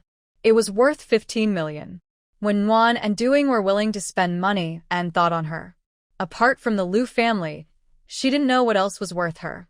She thought about it, put the necklace in her pocket, and went to the Fu family. There was only her aunt in the Fu family, and she put the necklace behind her bedroom. Before she put it away, she heard footsteps. Her eyes lit up, and she opened the door and went out. The man at her sight was wearing a well-tailored suit, with one hand on the door handle, about to push the door open. It was obviously her own home, but he looked like a thief. Fu Zheng. Fu Zheng probably didn't expect her to be at the Fu family at this time. He froze for a few seconds before turning around and looking at her indifferently. Yeah. After saying that, he took a half step back. Wenli naturally saw it, and just as she was about to say something, he pushed the door open and went in, and quickly closed the door. Hearing no movement at the door, Fu Zheng took his clothes and went to the bathroom and came out more than half an hour later. He pushed open the bedroom door, and in his sight, Wenli was squatting, originally playing with her mobile phone, and heard the voice, her little face raised. A pair of smart and beautiful eyes. The tingling sensation made people feel dizzy. He pursed his lips and said in a low voice, "What's the matter?" Wenli stood up subconsciously, but she squatted for too long and fell forward, hitting her head against the wall. She covered her head and let out an exaggerated hiss. "Fu Zheng, I have a headache." She raised her head. Her eyes were about to ooze tears. 3 points were pretending, and 7 points were really painful. Fu Zheng almost instinctively bent down to look at her forehead. In a few seconds, a small bag appeared on her forehead. He frowned, and the next second, his palm fell on her forehead, gently rubbing it back and forth a few times. After half a minute, he withdrew his hand. "Go to the hospital." Okay. Wenli nodded obediently, secretly glanced at him from the corner of her eye. The corners of her mouth couldn't help but rise, and soon pursed her lips again. She hummed and said, "Fu Zheng, it hurts." Fu Zheng paused for a moment and suddenly turned around to face Wenli. Wenli's heart skipped a beat, thinking that he had discovered her and was about to squeeze out 2 tears. Then, her body flew into the air and fell into Fu Zheng's strong and hot arms. She hugged Fu Zheng's neck tightly with both hands, rested her head on his chest, closed her eyes, and continued to hum. "Fu Zheng, it hurts." Feeling the breath on his neck, Fu Zheng's protruding Adam's apple rolled uncontrollably. He tilted his head slightly and took bigger steps than usual. The driver opened the door for the two of them. Fu Zheng put Wenli on the seat and let go of her hands, but the hands on her neck were still tightly hanging on his neck. He looked down, her plain little face, her eyes closed. She was obviously pretending to sleep. A hint of helplessness flashed across his face, mixed with some incomprehensible emotions. "Mr. Fu, do you need my help?" the driver asked upon seeing this. Fu Zheng's voice became hoarse again, no need. Then, he carried Wenli to sit on the back seat, and Wenli sat on his lap. Hearing the sound of the door closing and the car starting, Wenli's eyes opened a little, and Fu Zheng didn't dare to look at her at all, and looked out the window. Humph, you have the ability to hide from her, but you don't have the ability to throw her out? Old man. At Fu Zheng's request, the doctor in the hospital did a brain CT scan, and there was no problem. He prescribed some medicine for them. Apply 4 or 5 times a day, painkillers twice a day. Remember? Wenli looked at Fu Zheng. Fu Zheng's eyelids trembled, and his body felt inexplicably hot. He reached out and unbuttoned his collar, but quickly thought of something and buttoned it again. Yeah. The two came out of the hospital one after the other, and the black luxury car on the side of the road flashed its double flashes. Benli. A boy's voice came from not far away, and soon the voice floated to his ears. Wenli, what's wrong with your forehead?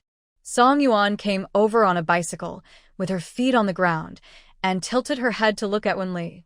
Wenli, who had been soft just now, stood up straight and said in a normal tone, "It's okay. I was hit. This is too serious. My forehead is swollen." Song Yuan asked with concern. Wenli was about to speak when Fu Zheng suddenly handed the medicine to Song Yuan and said coldly, "I have something to do. You take her home." Song Yuan hurriedly took it, "Uncle. Don't worry. I promise to take her home." "Uncle, go." Fu Zheng got into the car without looking back. Outside the car window, the boy took off his shirt and jacket and put them on the back seat. He retracted his gaze, closed his eyes, and his fingers on his thighs were a little stiff. The luxury car disappeared on the road. Wenli retracted her gaze, took the medicine from Song Yuan, and said very sincerely, "Song Yuan, I like Fu Zheng." Song Yuan subconsciously looked at her. Seeing her serious expression, he didn't know what to say for a moment and finally said dryly, "Isn't he your uncle?" "He is not my uncle. The Wen family and the Fu family have no blood relationship." Wenli didn't want to give him any hope. If it was in her previous life, she would consider Song Yuan, but in this life, she only considered Fu Zheng. She added, "Fu Zheng is the most important person in my life. Although Lu Zhongwei treats her well, Fu Zheng is the only one who still cares about her despite her malicious treatment. He seems to have never thought about her having any return." This news was indeed a bolt from the blue for Song Yuan. He had made the worst plan. At most, the boy that Wenli likes also likes her. He just needs to wait a few more years. He is confident that he can win over all the boys, but he is not confident that he can win over Fu Zheng. The Fu family has a good family background. Fu Zheng is strong in business, and his family often praises him. He can't even compare to his sister, let alone Fu Zheng. He was a little dazed for a while, not knowing how to digest this. Wenli didn't say anything else. She just raised her hand to stop a car, got in a taxi, and left. Song Yuan is indeed a friend to her, and she doesn't want to deceive her because of some things. She just got off the car, and Song Yuan stopped at the door on a bicycle. He said breathlessly, "Wenli, let's still be friends, right?" Wenli nodded, and Song Yuan breathed a sigh of relief. "As long as we are friends, I'm going back." After saying that, she rode away on her bicycle. It seemed that she had not given up. Wenli walked silently to the door of the Fu family and stood there quietly for a while.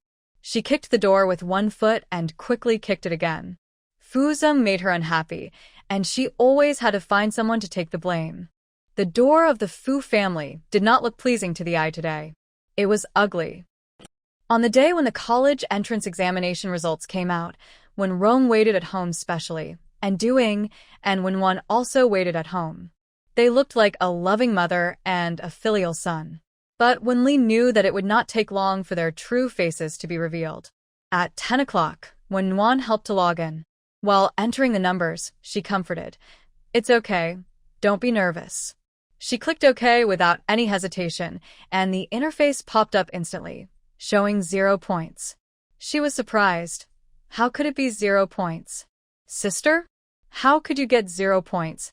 Wenli was also stunned at the first time and was instinctively scared, but then she thought of something, and the panic in her heart faded away. She hid beside Wenwan in fear. "I don't know. I did every question. You have embarrassed me. I think you don't need to go to college. When wrong, don't talk about the child like that. Grades are not very important. Spend money to let her study abroad. Doing comforted her from the side. What money? With her score, you can't spend any money. The Wen family will be squandered sooner or later if it is handed over to you. When Rong said angrily again, the company will be handed over to your sister in the future, and you will stay at home and wait for death. Dad. How can you say that about your sister? When Nguyen defended, Winli glanced at the three people, lowered her eyes, and said in an indifferent tone, I don't care about your company. Okay, if you don't care, get out. This home is mine. Without me, you can't even pay the property fee. From today on, I won't give you a penny. When Rome was so angry that she stood up, raised her palm, and stopped it in midair. If you don't want to give it to me, then don't give it to me. I have money. Wenli turned and went upstairs. As soon as she stepped onto the stairs, there was a crackling sound from the living room, and when Rong's angry voice, look at her, what she has been spoiled to. In the future, none of you are allowed to give her money. If anyone gives her money, I will immediately suspend her card. Not long after entering the bedroom, when Li received the news that the card Doing gave her was frozen, and then the card under her name was also frozen. But it didn't affect her because Fu Zheng gave her a card when she was very young. Although she didn't check how much was in it over the years, at least 10 million was deposited into the account every year. She decisively tied the card without any mental burden. One day she will be Fu Zheng's wife, and it is natural for a wife to use her husband's money. It was almost noon when Nguyen came to the bedroom and gave Wen Li 20,000 cash. Shall Li use it first, and I'll give you some in a few days. Go out for lunch at noon. Dad is still angry. Wen Li said oh, and walked out of the Wen family accompanied by Wen Nguyen. In fact, she was kicked out of the house.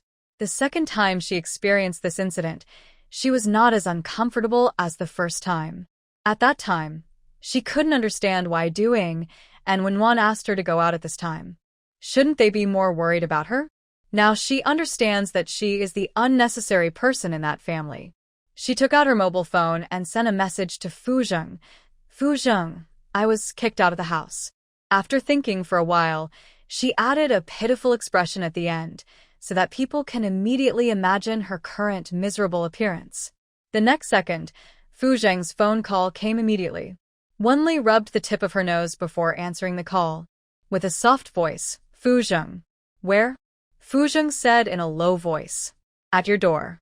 Wen Li rubbed the tip of her nose too hard and couldn't help sneezing, and the sound sounded even more wrong. Go to my bedroom. Fu Zheng walked out of the conference room directly. Wen Li said oh obediently, walked towards the Fu family, and went straight to Fu Zheng's bedroom. She said aggrievedly and demanded, Fu Zheng, can I sit on your bed? Yeah. Fu Zheng's voice was obviously softer. Can you give me the photo on your bedside? Yeah. Fu Zheng, do you like me? The phone fell silent. Ben did you let her lips?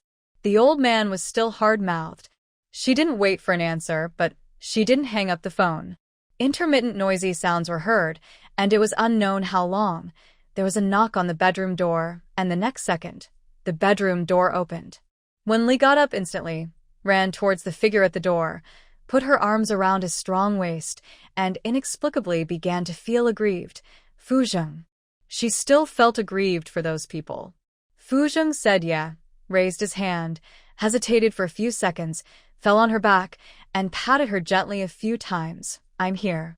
When Li's eyes instantly turned red with the inexplicable sense of security, and she buried her head in his chest. Fu Zheng. Fu Zheng bent his waist unconsciously, his voice faded from cold, and there was a hint of tenderness. I'm here. It turned out that he was soft-hearted, and Wen Li took the opportunity to hug him for a while longer. After a few minutes, she looked up and said, I'm hungry. Yeah. Fu Zheng glanced at her thin skirt and took out a coat and handed it to her. Wen Li raised her hand and motioned for him to help her put it on. Seeing that he didn't move, she sniffed. Still no response. She sniffed again. Fu Zheng's eyes flickered, his breathing became a little heavier, and finally, he shook out his clothes and put them on her. Why did Wen Rong kick you out? He said I could only eat and wait to die, and told me to get out. Fu Zheng, I have no home. Wenli looked up. Fu Zheng's jaw was taut. His expression was gloomy. I have a home. Where is the home? Benli Blinka. Although she knew that she was trying to trick him, Fu Zheng still said, the Fu family is your home. Wenli's eyes lit up, and when she was about to say something, she heard him say, I am your uncle. She immediately snorted softly. You are not my uncle. She said another fierce word. I want to be your wife. Perhaps because he had prepared himself psychologically, Fu Zheng's expression was still indifferent, as if he had directly ignored the next sentence, let's eat. Wenli did not continue to speak, otherwise the old man would go home and act like a thief again. She hadn't seen the old man and the old lady of the Fu family for several days, and subconsciously asked, Uncle, where is Auntie?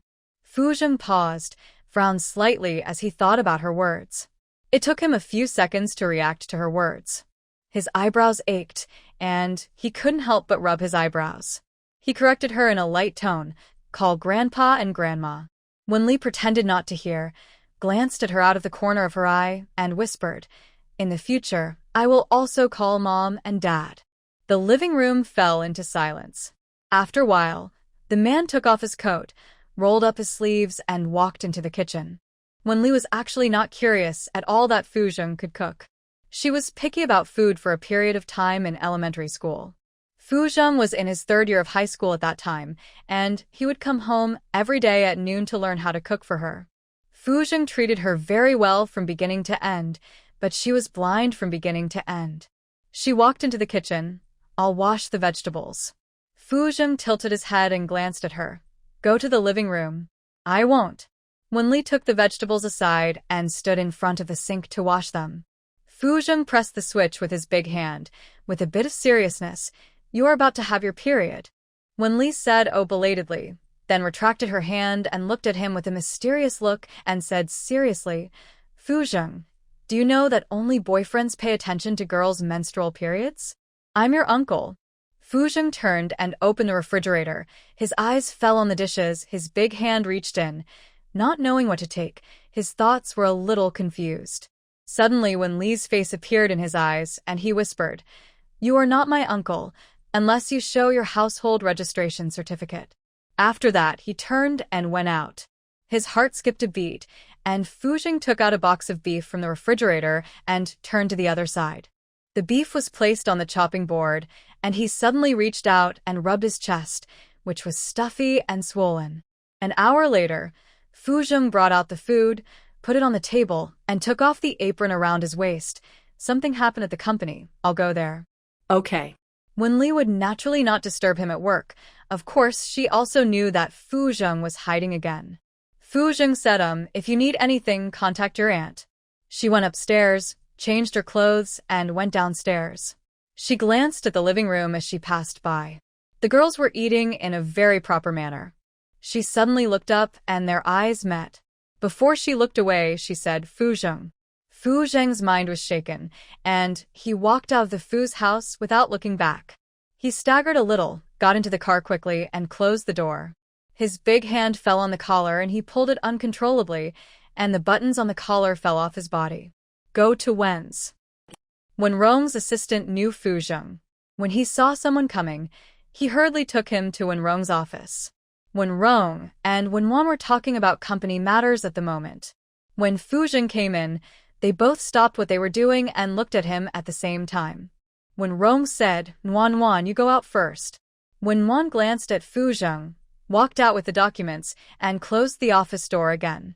Fu Zheng sat on the sofa by himself, his long legs crossed, slightly stretched forward, his hands on the edge of the sofa, looked up and said coldly, Wenrong, are you not very clear about the agreement between us? What qualifications do you have to kick Wenli out? The Wen family is not yours, nor is it Du Ying and Wenwan's, but Wenli's. Wenrong's face turned pale, and he was a little embarrassed, but he still explained, she got 0 in the college entrance examination. Fu Zheng sneered and looked at him with a bit of stupidity. When did the college entrance examination have 0 points? Kyoto has a 0 score protection policy. How could Wenrong not know the protection policy? but how could Wenli be in the top 10 at the municipal level? There is a protection mechanism for the top 10. Wenli, it's impossible. Fu Zheng's narrow eyes were cold, and his tone was even colder. Why is it impossible? You can cheat on your wife. Why can't Wenli be in the top 10? If Bai Xian was here, he would definitely record it. He is not the most powerful mouth. The most powerful is Fu Zheng.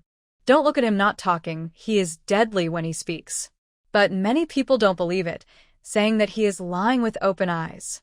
When it comes to cheating on your marriage, when Rong's face is ugly, Fu Zheng, this is my private matter. Private matter? What qualifications do you have to talk about private matters? Fu Zheng said sarcastically. He looked up at him. Once I withdraw my investment, the Wen family will go bankrupt tomorrow. It's not Wenli who is just waiting to die. It's you, Wenrong. As soon as these words came out, the air in the office seemed to solidify. Wenrong's face turned red, and she was speechless. The Wen family has indeed developed step by step relying on the Fu family. Fu Zheng didn't care at all, and every word was like a pearl. It's you who rely on Wenli to survive. If you want to get out, you should get out. After he finished speaking, he stood up, glanced at Wenrong lightly, and strode out. Wenwan stood outside and instinctively called out, "Uncle." Fu Zheng stopped and said sharply, "When did I become your uncle?" There were other people around at this time, and Wenwan's face suddenly changed, and she quickly forced out a smile. At 2 or 3 in the afternoon, Fu Zheng received a strange call. "Hello, are you Wenli's parents?" "I am the director of the admissions office of H University. Do you think Wenli is interested in coming to our school? Our school has a very beautiful environment, and the teachers and students are friendly." "Well, we'll consider it." Fu Zheng exchanged a few pleasantries before hanging up the phone. Not long after, he received calls from 3 or 4 schools. It was obvious that Wenli's college entrance examination results were very good. Fu Zheng recorded these schools and searched for several schools on the computer. When the assistant knocked on the door and came in, he accidentally glanced at them and subconsciously asked, "Miss Wen's scores are out." Fu Zheng said, his expression softer than usual. "How are these schools?" "It's quite difficult to get in. I almost got the scores at the beginning, but these schools are out-of-town schools." "Mr. Fu, are you at ease with Miss when going to college in another place?" the assistant asked. Hearing about out-of-town schools, Fu Zheng's eyelids trembled slightly, and he pursed his lips and said, "She should be independent." The assistant wanted to say that he must be worried, but he didn't expose him. Here, when Rong received a text message from the Education Bureau reminding him to check Wenli's grades, and he checked it on the computer himself. The screen showed a total score of 723. After being shocked, he carefully checked the name, and it was indeed Wenli. After a long while, he reacted, rubbed his eyes with his hands, and his expression showed some joy. For him, Wenli is the most suitable person to inherit the Wen family's company. With the support of the Fu family and the Lu family, the Wen family will only go further and further. This is why he has been paying attention to Wenli's grades. He dialed the phone. Yuan, come in. A few minutes later, when Wan entered the office, "Dad, what's wrong?" "Come and see. Wenli's college entrance examination score is not 0. When Rong's tone was obviously relieved. When Wan paused, a little confused about what he meant, and asked as he walked, "How much did you get?" 723 points, 3rd in Kyoto. When Rong said. When Wan's expression changed suddenly, but soon returned to normal. Looking at the score on the computer, she wanted to say it was impossible, but the number on the computer was real. She subconsciously murmured, how could she get such a high score? Could it be a system error? When Rong thought it was possible, so he quickly logged out and logged in again. This time the display refresh failed, and he said angrily, how could Wenli get 723 points? I am crazy. As soon as he finished speaking, the screen suddenly showed Wenli with a total score of 723 points. Wenwan refreshed the interface many times, but it was still 723 points. Her usually gentle face looked a little ugly. Finally, she forced out a smile and said, my sister really got 723 points. She clearly saw a look of joy on Wenrong's face. She knew it since she was very young. Wenrong has no fatherly love, only interests. He values whoever is beneficial to him. Wenrong smiled and said, "Ask your mother to unfreeze the bank card and let her use it." "Okay, Dad, I have something else to do, so I'll go out first." Wenwan turned and went out. At the same time, Wenli also checked her grades, which were a little higher than those in the mock exam, which could be said to be an exceptional performance. With this score, she would have no problem getting into Peking University, and Peking University might even have to beg her for admission. Her first step was considered completed. Lin Baozhu called to ask about her grades. Li, are your scores out? Zhou Qin's results just came out, 706 points. I guess yours also came out at this time. Aren't you better than hers? 723 points. Wenli said. Lin Baozhu exclaimed, "Wow," and praised sincerely. "Li, you are amazing. I'll treat you. No problem, I'll treat you tonight." Wenli has always wanted to find an opportunity to treat them to dinner. The two of them took good care of her at school. "Okay, Zhou Qin and I will pick you up. Are you home? I'm next door. Call me when you get there." Before Wenli finished her words, Wenrong called in. She called after she hung up the phone. She still needed to coax Wenrong. Her stiff tone showed that she was still unhappy. "What's the matter? The college entrance examination results are out. You didn't get 0 points. You got 723 points. Go home tonight. I've asked your mother to unfreeze the card." Wenrong was kind to her for the first time. Bentley exclaimed, "Oh." She was obviously surprised. "I have a dinner date with my classmates today. I don't have time. Then tomorrow." Wenrong said generously, "If there is anything you want, just ask. I want a necklace, limited edition, more than 10 million. Wenli was not polite at all. "Okay, send the picture." Wenrong agreed without hesitation. "Okay." After hanging up the phone, Wenli pulled Wenrong off the blacklist and sent the picture. She could almost imagine the expressions of Duing and Wenwan when they saw the necklace. They should be anxious. At 4 or 5 o'clock, Lin Baozhu and Zhou Qin came to pick her up. As soon as she got in the car, the two came over. "Xiaoli, you are so amazing." Wenli couldn't help laughing. "Just so. Third in the city." Immediately, the three of them laughed at the same time. Their grades were not much different, and there was no suspense that they could go to the same university. Zhou Qin knew the university that Lin Baozhu wanted to apply for, and asked Wenli, "Li, are you applying to Peking University?" "Yes, management major." Bentley nodded.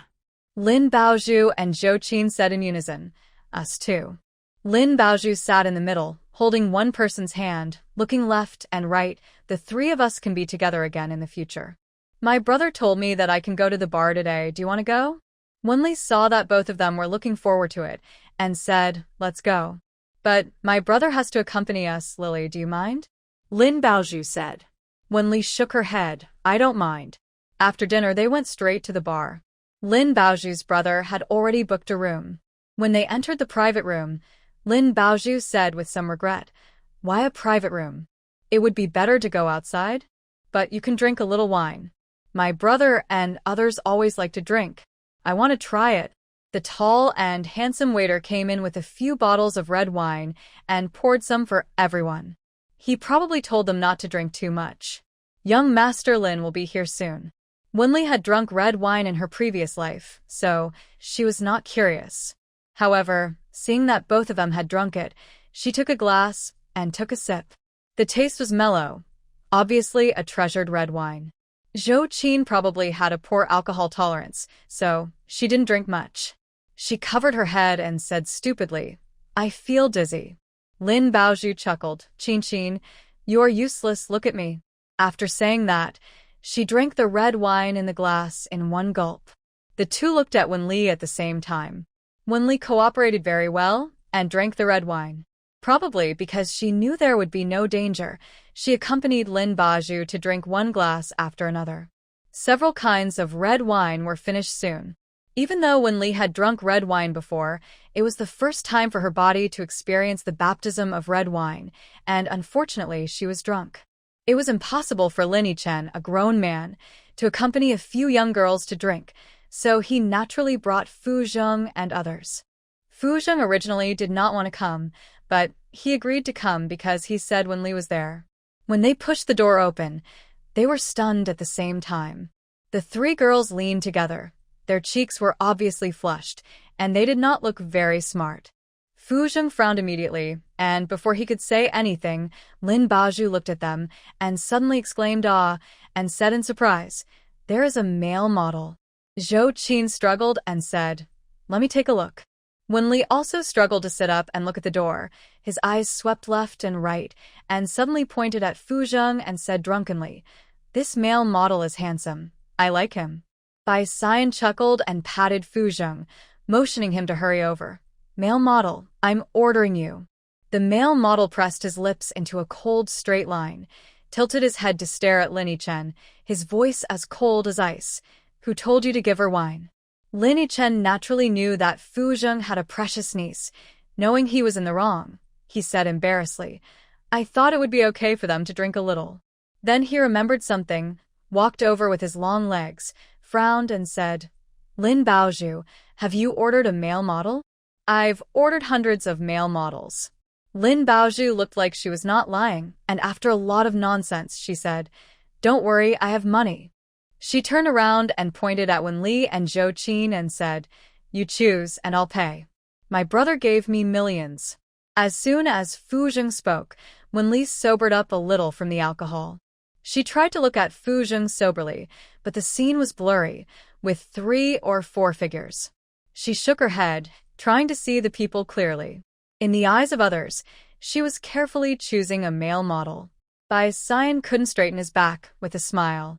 He patted Fu Zheng's shoulder and joked, "Male model, go over there quickly." Fu Zheng glanced at him warningly, and Bai Xian immediately restrained himself. These girls should be disciplined. They even dare to order a male model. "We can't drink this wine today." He patted Gu Lianming's shoulder while speaking. "Let's go. The two of us will retreat first. You two don't leave yet. Take Zhou Qin back to the Zhou family." Lin Chen commanded. Bai Xian glanced at him, looking like he knew everything. "We'd better not get involved in this muddy water. If Zhou Qin knew that we took her sister to drink, our two families would not have a peaceful life." The reason why Zhou Qin is gentle and well-behaved is that she has an older sister with a hot temper. Zhou Qin is particularly protective of her. If anyone does anything to her sister, she will bring a group of bodyguards to arrest that person. She is on par with Fu Zheng. "Please help me get them in the car. I'll take them back," Lin Chen said. The 3 grown men took the 2 girls out, and only Fu Zheng and Wen Li were left in the private room. Wen Li couldn't see Fu Zheng's expression, but she could inexplicably feel that he was angry. Because when the old man is angry, he likes to stare at people motionlessly. She subconsciously wanted to stand up, but after trying several times, she still couldn't get up. It was probably because she was stubborn after drinking. She was silent for a few seconds and stood up suddenly. The next second, a big hand fell on her head and the whole person fell back on the sofa. After finally standing up, she was pushed back down again. The angry thought just came up, and the next second, it fell into a solid chest and disappeared instantly. "Don't be angry, don't be angry," Fu Zheng hugged her. She looked up. The man's face was blurry under the light, and the swaying made her a little upset. How can the face sway?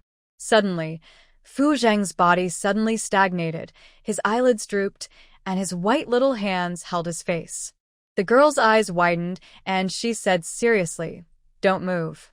Fu Zheng's abstinent Adam's apple slid up and down, his eyes gradually darkened, and a blush appeared at the corners of his eyes. He freed one hand and took her hand away. She held his face again in a competitive manner and said in a serious tone, "Don't move. Let me see clearly. Where are your eyes? Don't move." A pair of hands were randomly touching his face. Fu Zheng's voice was extremely hoarse. He held her wrists tightly with one hand.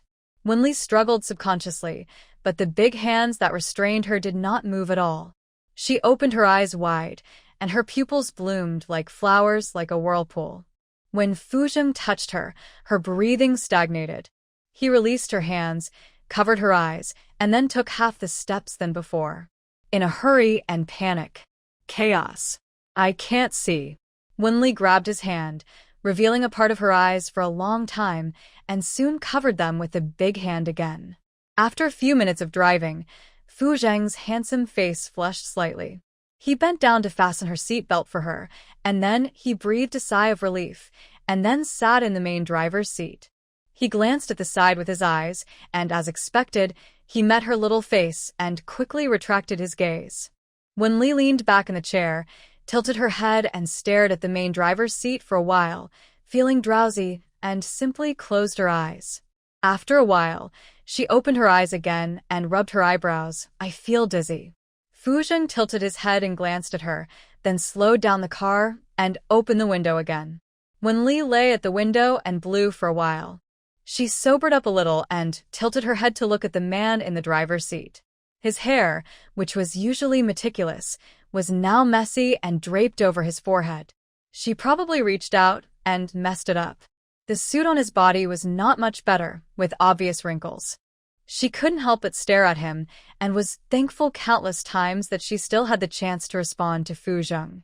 She didn't even dare to think about how sad Fu Zheng would be after her death. Fu Zheng, I want to sleep next to you tonight. Okay? She meant that she would sleep on the sofa. Of course, it would be better if she could sleep on the bed. In an instant, the car slammed on the brakes and she hit her head on the windshield. Immediately, tears streamed down her face. Fu Zheng. Soon, the car stopped on the side of the road. Fu Zheng unbuckled his seatbelt and bent down to look at her. His forehead, which had been a little better, was now red and swollen again. He pursed his lips. A trace of self-blame flashed in his eyes, and he reached out to rub her forehead. Wenli groaned exaggeratedly. It hurts. It hurts. She took the opportunity to make a request. Fu Zheng, can I sleep at your place today? No. Fu Zheng pursed his lips and refused without hesitation. It hurts. It hurts. It hurts. Knowing that she was shouting on purpose, Fu Zheng took a deep breath, lowered his head, and compromised. You sleep on the bed, and I'll sleep on the sofa. Okay. When Li agreed immediately, her eyes curved, her teeth bright and white. It doesn't hurt anymore. Fu Zheng fastened his seatbelt again and said nothing more. When Li was drunk again and simply closed her eyes to rest. At the Fu family's house, the car stopped steadily. Fu Zheng unbuckled his seatbelt and glanced sideways. The girl leaned against the car window with her head tilted, and she was obviously asleep. He pushed open the car door, walked to the other side, gently opened the passenger seat, and immediately she fell on him. Even with such a big move, Wenli still didn't wake up. She was drunk. Fu Zheng supported her back with one hand, bent over and reached into the car, unbuckled her seatbelt, and gently held her in his arms. Mr. Fu and Mrs. Fu were watching TV in the living room at the moment. At first, they didn't see clearly that it was Wenli. They only saw Fu Zheng carrying a woman home.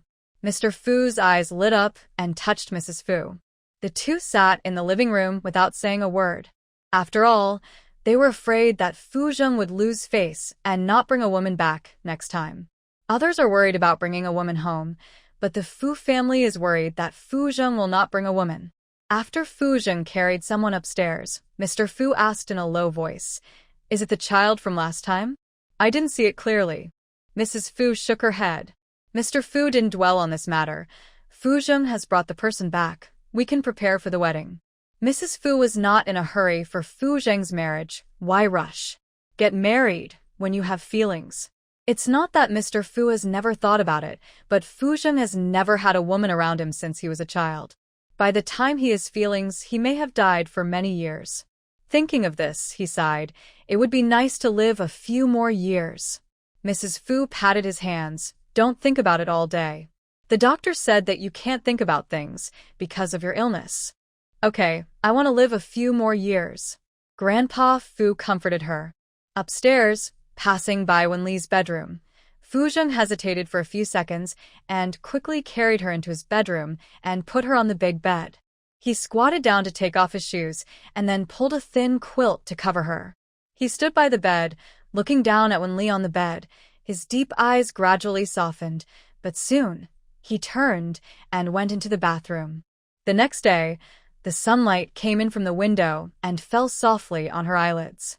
Wenli opened her eyes, and the gray curtains seemed a little strange. She sat up subconsciously, reached out and touched her clothes, and the next second, her eyes fell on Fu Zheng, who was still sleeping on the sofa. He leaned on the sofa, his satin black pajamas with a slanting collar, slightly open, revealing his well-defined abdominal muscles.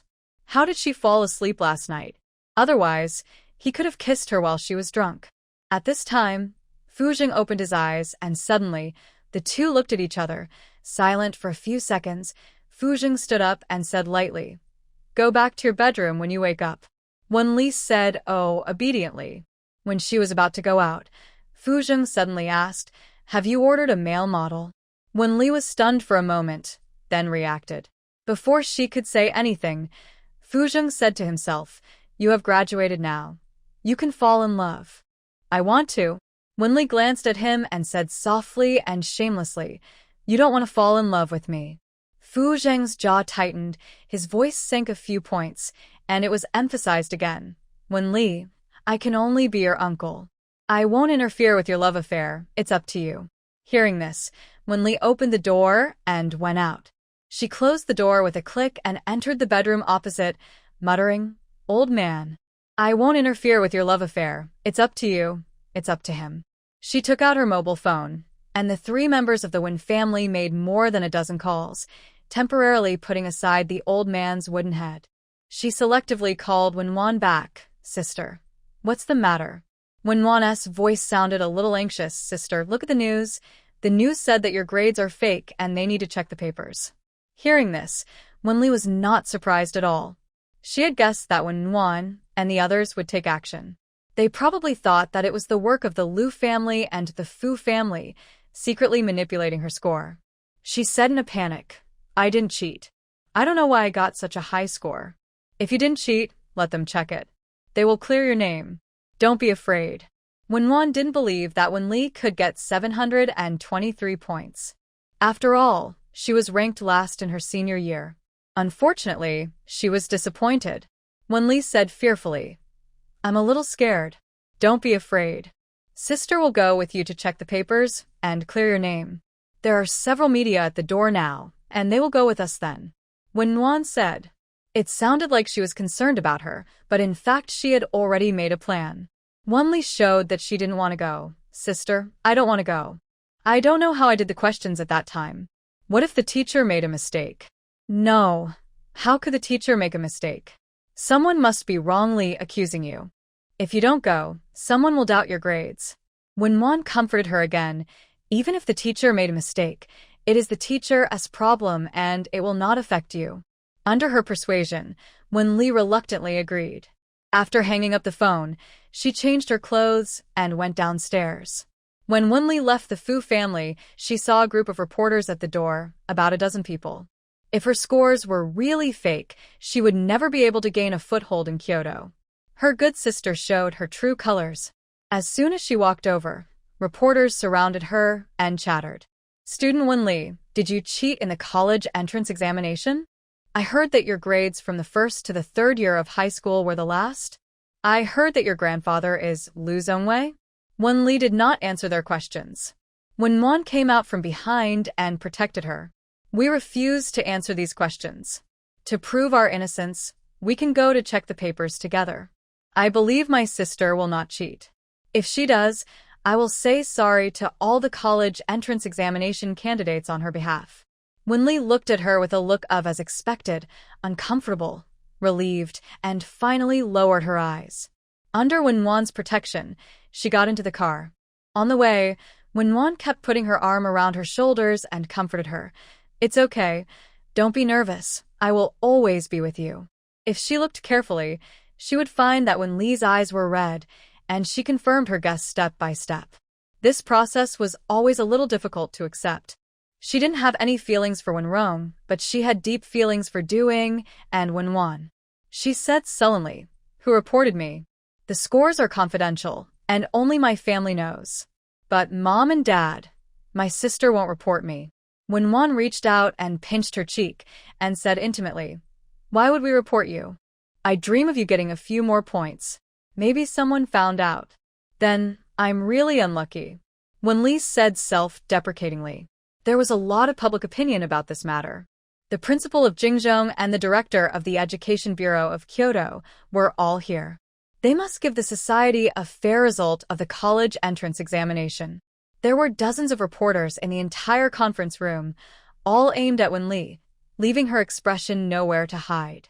Wenwan said, "You can check the papers." The principal said, "Wait a moment." After more than 10 minutes, hurried footsteps were heard in the quiet conference room, and the principal hurried over, "Mr. Fu. The Fu Group has always been an investor in Jingzhong, so it is eligible to participate in this paper checking." Fu Zheng glanced at Wenli and quickly retracted his gaze, standing side by side with her. The principal said to the reporters, "Everyone is here, and the papers will be officially checked. You must record them truthfully." Wenli raised her eyes and looked at Fu Zheng. Her heart, like a floating duckweed, settled down, and her body stood up a little straighter. She said, "I can accept the paper checking, but I don't accept slander." The director of the Education Bureau nodded and said, "If it is verified that there is no cheating, we will ask all media to clarify and apologize. Thoroughly investigate the source of the rumor." Okay. Benvenuta.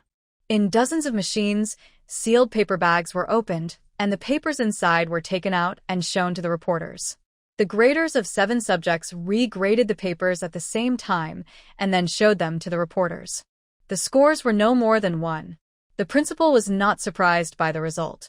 The college entrance examination is machine-graded, and the requirements are relatively strict. Wenli's test paper scored 723 points, and there is no problem at all. Wenwan's eyes were fixed on the paper. Wenli's handwriting was written from beginning to end. How could it be? After checking the papers, the principal and the director of the Education Bureau made a statement on the matter in the conference room. Fu Zheng, Wenli, and Wenwan came out of the conference room first. Wenwan took Wenli's hand and said with comfort and praise in her tone, "It's been checked clearly, don't worry, Lily. You are amazing." Even though she looked natural, Wenli still saw a hint of reluctance. If what Wenwan wanted was the Wen family and the Lu family, she would undoubtedly feel very threatening to her now. They were not afraid of her being alive, but they were afraid that she would be ambitious. She breathed a sigh of relief and patted her chest. "I was scared to death. I was so scared. I'm so lucky." But Wenwan didn't believe her as usual. 723 points not only requires time, but also energy. It is impossible to rely on luck alone. "I will be lucky in the future." Wenli naturally knew that she would doubt, but she pretended not to know at all. When they arrived downstairs, Fu Zheng's private car stopped in front of them. He looked at Wenli and said lightly, "Get in the car, the old man is looking for you." Probably because she saw the news and was worried about her, Wenli nodded and got in the car. Wenwan followed subconsciously. Fu Zheng said coldly, "I don't take strangers in my car." Wenwan's face froze, and she quickly forced a smile and said generously, "Sister, you go back with your uncle first." Wenli glanced at Fu Zheng, secretly happy in her heart, but she said softly, "Fu Zheng, let your sister come up." She knew Fu Zheng wouldn't do that. Fu Zheng has always been cold to Wenwan, and doing since he was a child. It can be said that he only treats the worst side of others to the 3 people of the Wen family. If her last name was not Wen, there was no doubt that Fu Zheng would destroy the Wen family. Fu Zheng said but after getting in the car, the driver closed the door and quickly left the place. Wenli glanced out the window and vaguely saw that Wenwan's expression changed. After this incident, Wenwan would probably be on guard against her. Maybe there will be another trick. But she, Wenli, is ready. Suddenly, a man's low voice sounded in her ears. "Which school are you going to apply to?" "Peking University, management major." Wenli was very frank with him. Fu Zheng was silent for a while, crossed his long legs, and unbuttoned his suit with his hands. "If you don't like management, what should I apply for?" Whether in the past or now, Wenli still doesn't like managing a company, but she won't escape this time. She will support both the Wen family and the Lu family. Moreover, she will go hand in hand with Fu Zheng. She will work hard to become a woman worthy of Fu Zheng and will not let him feel wronged. She said seriously, "For me, management is the most suitable." Perhaps it was this sentence that made Fu Zheng realize that she was really mature and no longer the naive person before. He raised his eyelids slightly, took a look, and then retracted his gaze. Yeah. It was considered an affirmation of her idea. "I want to continue learning dance. Can you help me find a better teacher?" Wenli asked him for help without any mental burden. Doing did find a teacher for her, but it was just an ordinary teacher. For her, it didn't mean much for progress. It was just a waste of time. Fu Zheng said again. Wenli took out her mobile phone and saw that Lin Baozhu and Zhou Qin had called several times. She called Zhou Qin back first. Zhou Qin answered quickly and said in a worried tone, "Lili, have you seen the news?" I have. "The papers have been checked. There is no problem. Don't worry," Wenli said. "It's strange. How could someone report you? Your grades in the last half of the semester have been very good." Zhou Qin said enthusiastically, "I'll ask my sister to help you check it out." "No need. It's been solved."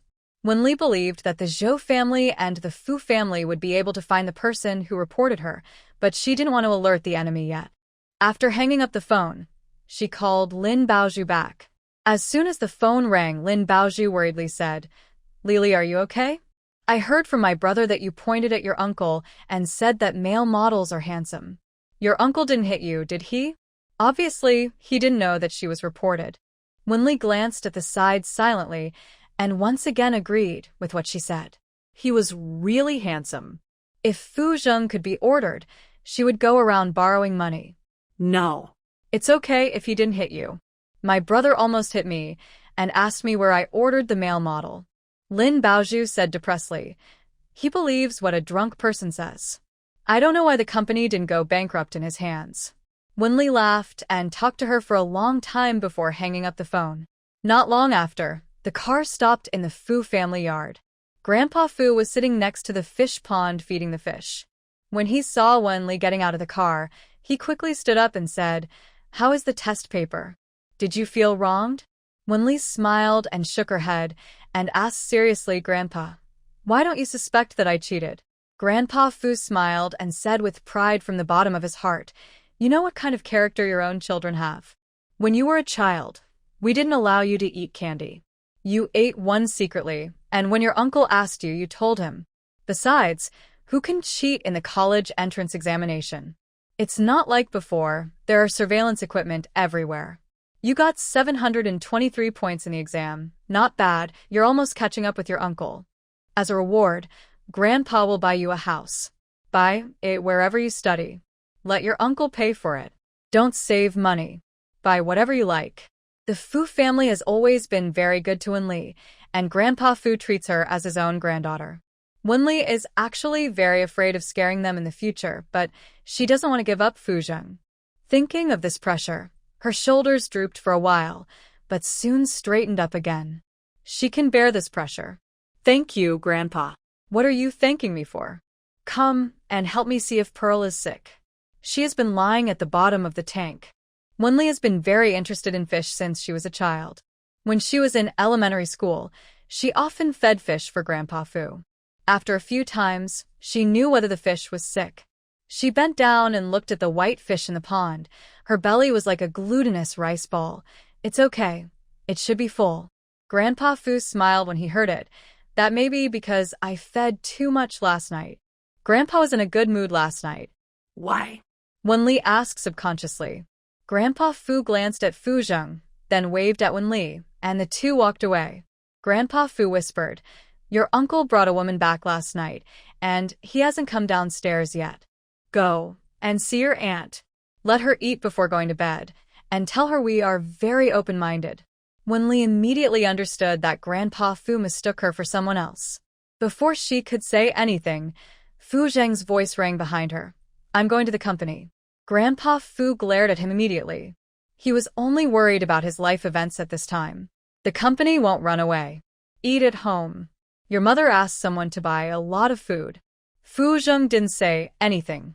The three of them entered the living room one after another, and when Li went to the bathroom, only Fu Zheng and Grandpa Fu were left in the living room. Grandpa Fu glanced at him, thinking that he was really steady. He brought a woman home without saying a word. Finally, he couldn't help but say, "It's 10 o'clock now.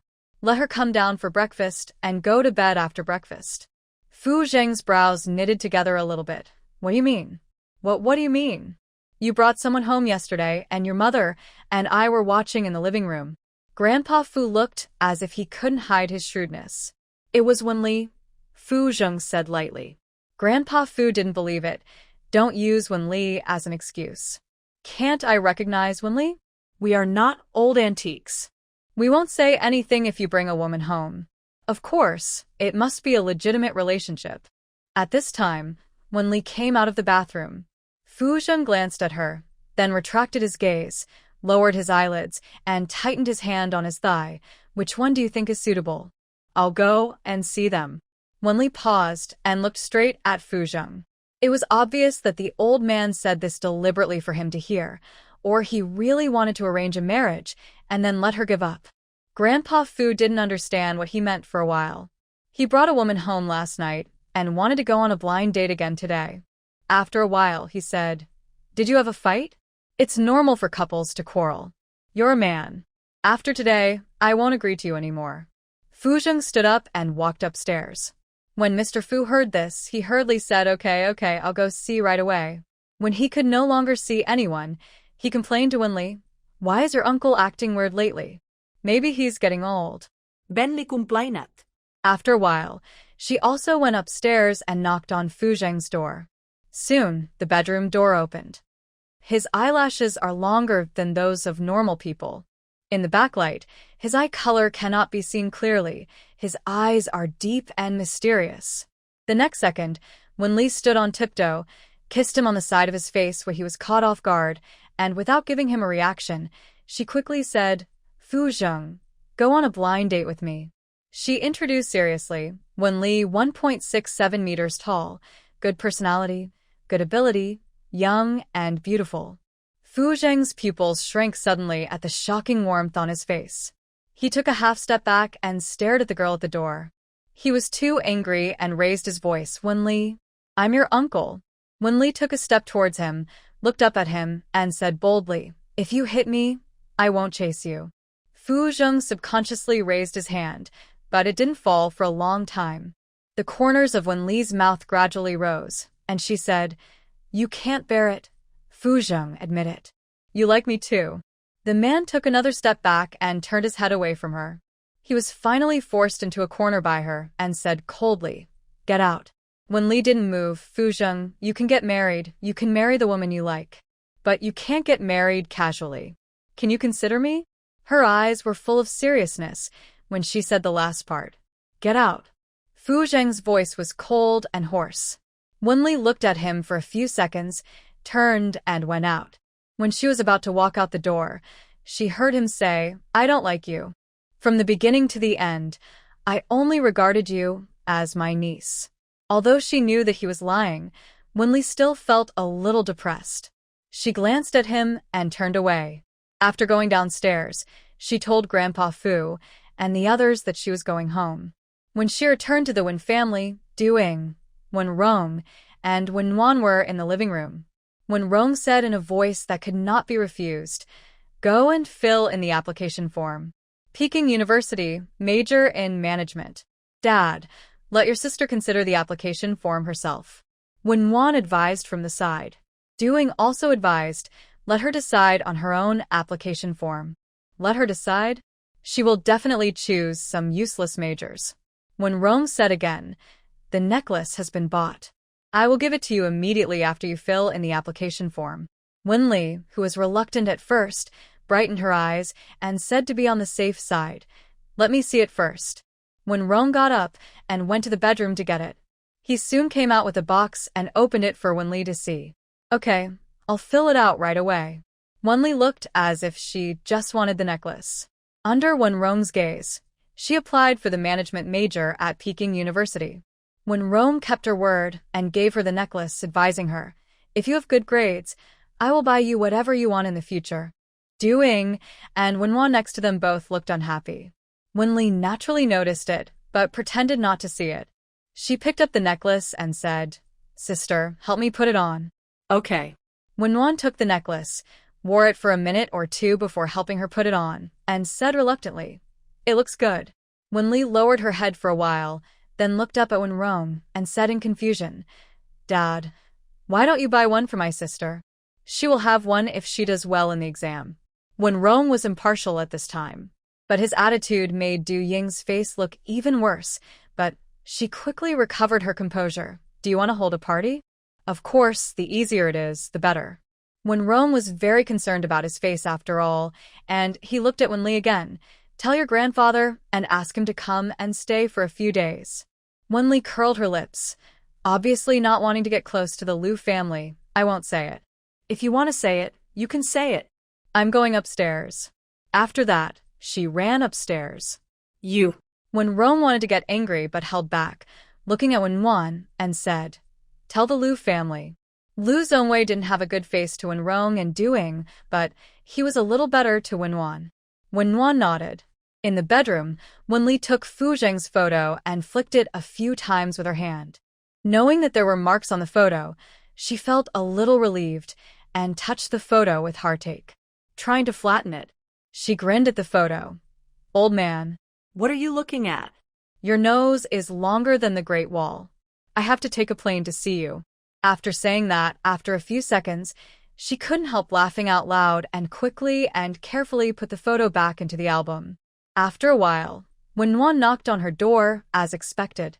After closing the door, she reached out and touched her head and whispered, "Don't you want to go to Peking University to study?" While speaking, she carefully looked at Wenli's expression. The girl pursed her lips and nodded, looking extremely reluctant. The strange feeling in her heart disappeared a lot. She whispered, "You can change your choice. Change it secretly and wait for the notice to come down, and Dad can't do anything about it." "But will he beat me?" Wenli's heart was moved. She was not only blind before, but also had no eyesight at all. How could she think that this kind of doting was love? Boiling a frog in warm water. Wenwan would definitely shake her head and say, "No, Dad won't dare to hit you." How to change it? "Sister, help me change it. I don't want to study management at all." Wenli turned on the computer and motioned for Wenwan to help her revise it, and urged, "Phil in K University, dance major, sister, hurry up." Wenwan helped her revise her application and then submitted it. She smiled and said softly, "It's changed. I'll keep it a secret, and you should keep it secret too, otherwise Dad will find out." After Wenwan left, Wenli revised her application and then changed her login password. In order to prevent Wenwan from checking her application again, she could not stay at the Wen family. In the afternoon, she packed a few clothes and planned to go to the Liu family to see her grandfather. The stubborn old man must miss her. At the beginning, because she did not study, Liu Zhongwei said that he would never care about her again. In fact, he came to see her several times secretly. She did not have good grades before and was too embarrassed to see him. Now that the scores are out, it can be regarded as an explanation to him. She went downstairs with her school bag. Doing and Wenrong were sitting in the living room, discussing the graduation banquet. She would not let Wenrong and others know that she went to the Liu family. Once they knew that she was hanging out with the Liu family, these two groups of people would probably move against the Liu family. "I'm going out to play for a few days." Wenrong had no idea of cultivating her before. After all, she couldn't even study well. Now he has it. He said, "Your sister is going out to discuss business later. You should go with her to study. The child is still young. Why should she study so early? Let her go and play." Doing looked at Wenli, then at him, and said angrily. Wenrong did not agree to her this time. "Let's go out and play tomorrow. Let your sister take you to discuss business today. Go change into something more formal." "I don't want to go," Wenli said reluctantly. Although Wenrong did not get angry, her tone was very tough. "You have to go even if you don't want to. Take advantage of the time to broaden your horizons. Otherwise, next time you want to buy something, forget it." At this time, Wenwan came out wearing a white tight suit. Her temperament was very suitable for white. The whole person was gentle and revealed a hint of maturity. She smiled and advised, "Sister, go." A trace of suspicion flashed in Wenli's eyes. It stands to reason that Wenwan would not take her to such an occasion. She said oh and went upstairs again. But she came down without changing clothes. Her clothes were basically the same, and it would be useless to change them. When Rong frowned and said, "Nuan Nuan, find her some of your clothes and take her to buy some decent clothes tomorrow. This is a treatment we haven't had before. It's true that people are treated well only when they are valuable." Wenwan took Wenli back to her bedroom and took out a black V-neck halter skirt. Go change. Probably to cater to the customer, Wenli took a glance. "Sister, will it be inappropriate?" "No, this black skirt hasn't been worn yet. It's just right for you. Go change quickly, and I'll help you put on makeup." Wenwan motioned for her to go to the bathroom. Wenli took the skirt into the bathroom and looked at the mirror after changing it. The skirt was not revealing, and it looked very beautiful. Probably like a vase. But she is not a vase.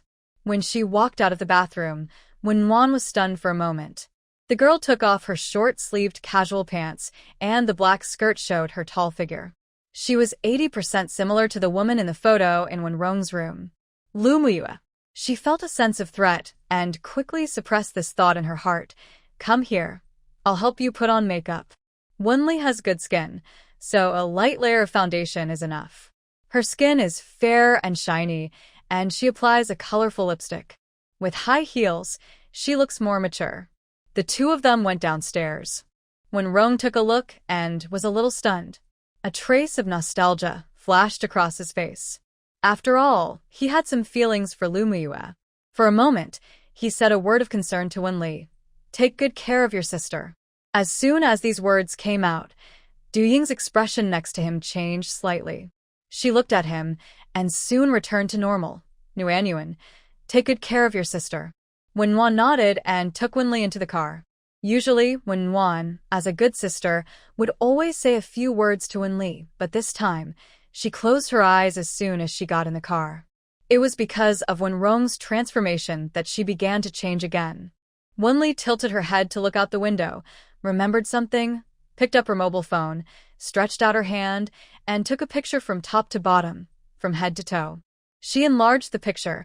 Her long and straight legs looked very attractive, and sent it to Fu Zheng with one click. After waiting for a minute, there was no response from him. The old man was dull and timid, and no one knew how he had the vision to fall in love with such a lively person like her. After an unknown amount of time, the car stopped at the door of a hotel. The driver turned to look at Wenwan and said, "Miss, we're here." "Okay, I may be a little busy today, you go back first." Wenwan touched Wenli next to her and motioned her to get out of the car. Wenli woke up from her sleep and followed her out of the car. She didn't wear high heels, so she felt a little unnatural and limped. She simply walked with her feet turned outward. As soon as she entered the hotel, Bai Xian, who was sitting on the sofa in the lobby, noticed her. The two walked straight to the elevator and didn't see him. Bai Xian took out his mobile phone, recorded a video of Wenli walking like a duck, and sent it to Fu Zheng. "Your little girl is walking like a duck. Haha, this is the first time I see someone wearing high heels." It was exactly like this. Fu Zheng had just come out of a meeting at this time. He heard his phone vibrate, opened it, and saw at first glance that Wenli had sent him a picture. He instinctively clicked on it, and the pretty and bright little face suddenly appeared in front of him, as well as the long and straight legs. His breathing stagnated. Assistant Sue was about to tell Fu Zheng about the next work content, and he opened his eyes and saw that President Fu bumped into the company's precious potted plants. The precious trees shook a few times, which showed that the impact was not small. He hurriedly said, "President Fu, are you okay?" Fu Zheng turned off his phone, took a step back, reached out and patted his suit, and said lightly, "Move the potted plants to the side." Assistant Sue whispered, "Ah? Didn't President Fu say that moving it would affect feng shui?" Fu Zheng said, "Oh," and said nothing. He strode towards the office and finally entered the lounge. He threw his hot phone on the bed, turned and went into the bathroom, and splashed cold water on his face several times. Finally, He supported himself on the wash basin with both hands and looked up at the mirror. He lowered his head again like a guilty thief, and his lips were vaguely visible. He could deceive others, but not himself. From the day when Lee turned 18, he could no longer treat her as his niece. That plain little face became more and more lively. If he was 3 or 4 years younger, he would not care about anything else and would be with Wenli decisively. He had the ability and time to take care of her until they were old. But he didn't. She was 22 years old, and he was 30 years old. She was young and spent money recklessly. But he had reached the age of starting a family and being stable. There was an 8-year generation gap, no common topics, no common ideas.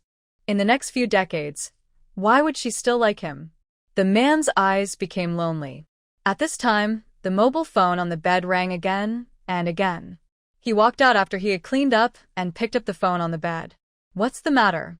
What's wrong with you?" "The voice sounds wrong," Bai Xian said worriedly. Fu Zheng said briefly, "It's okay. I just saw Wenli, dressed up beautifully, and went to the Sky restaurant. Did you see the video I sent?" "I am dying of laughter." Bai Xian laughed, and then said seriously, "Let's talk business.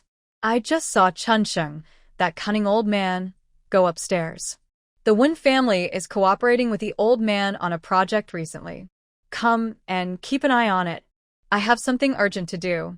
He deliberately asked Fu Zheng to come over to create a chance for the two to get along. Before he could say anything, he said, "Hang up first, President Wang is here." Fu Zheng opened the video he had opened. In the picture, Wenli walked with a limp on the outside of her legs. There was an indescribable joy in that posture. After watching it over and over again, he suddenly chuckled. The Sky restaurant on the 39th floor, a large round table near the window, and outside the window is the most prosperous area of Kyoto. When Wan turned her head and reminded Wenli, "Just do whatever President Wei says. This is one of the few major projects of the company this year." "Okay." Ben linudda.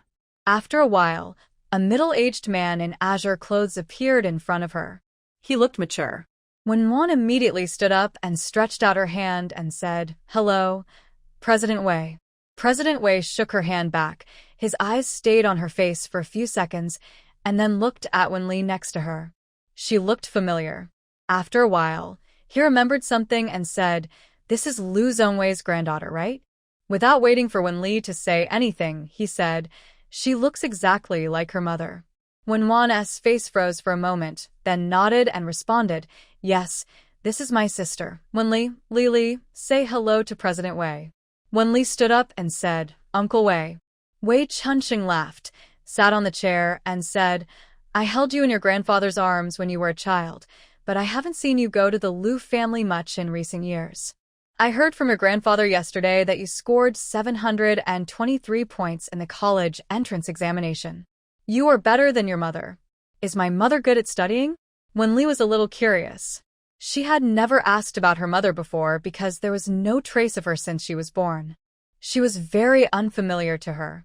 Wei Chunsheng nodded and praised, "She is really amazing. She was the first in the liberal arts in the college entrance examination. If she had not died early, your Lu family would definitely have reached a higher level. When your mother was in love with your Uncle Wen, we all joked that it was a powerful combination, but later, it was such a pity." The Wen family. In the past few years, the Fu family was not the only one in power and was on par with the Wen family. The Wen family has intended to retreat in recent years, and with Fu Zheng's business acumen, the Fu family is in its heyday. Although he was middle-aged, he was still handsome, and he must have been good when he was young. She didn't know how her mother could choose Wen Rong as a second choice when she had seen amazing people when she was young. If it were her, she couldn't retreat at all. Fu Zheng, it could only be Fu Zheng. As the two talked, Wen Wan stood aside. After a while, she said, "Mr. Wei, let's talk about this project.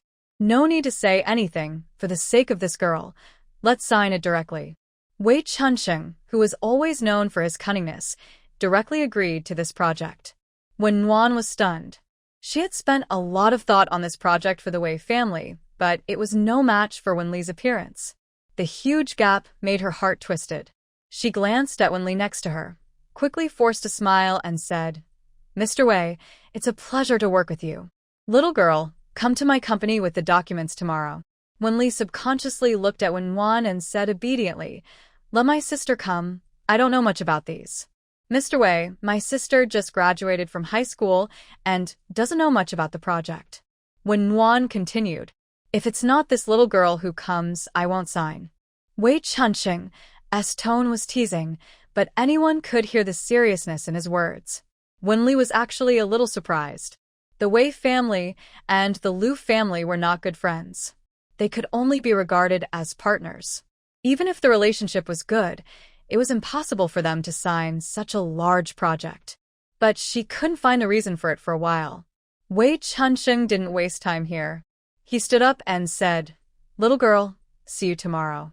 After saying that, he buttoned up his suit and left.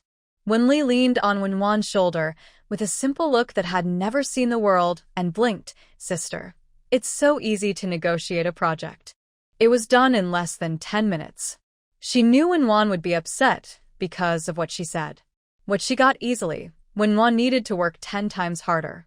She understood people's jealousy, but she did not understand and forgive the intention to harm others.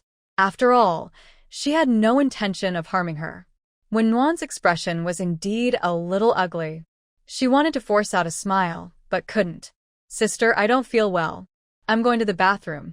The next second, she stood up and walked to the other side, disappearing in front of Wenli.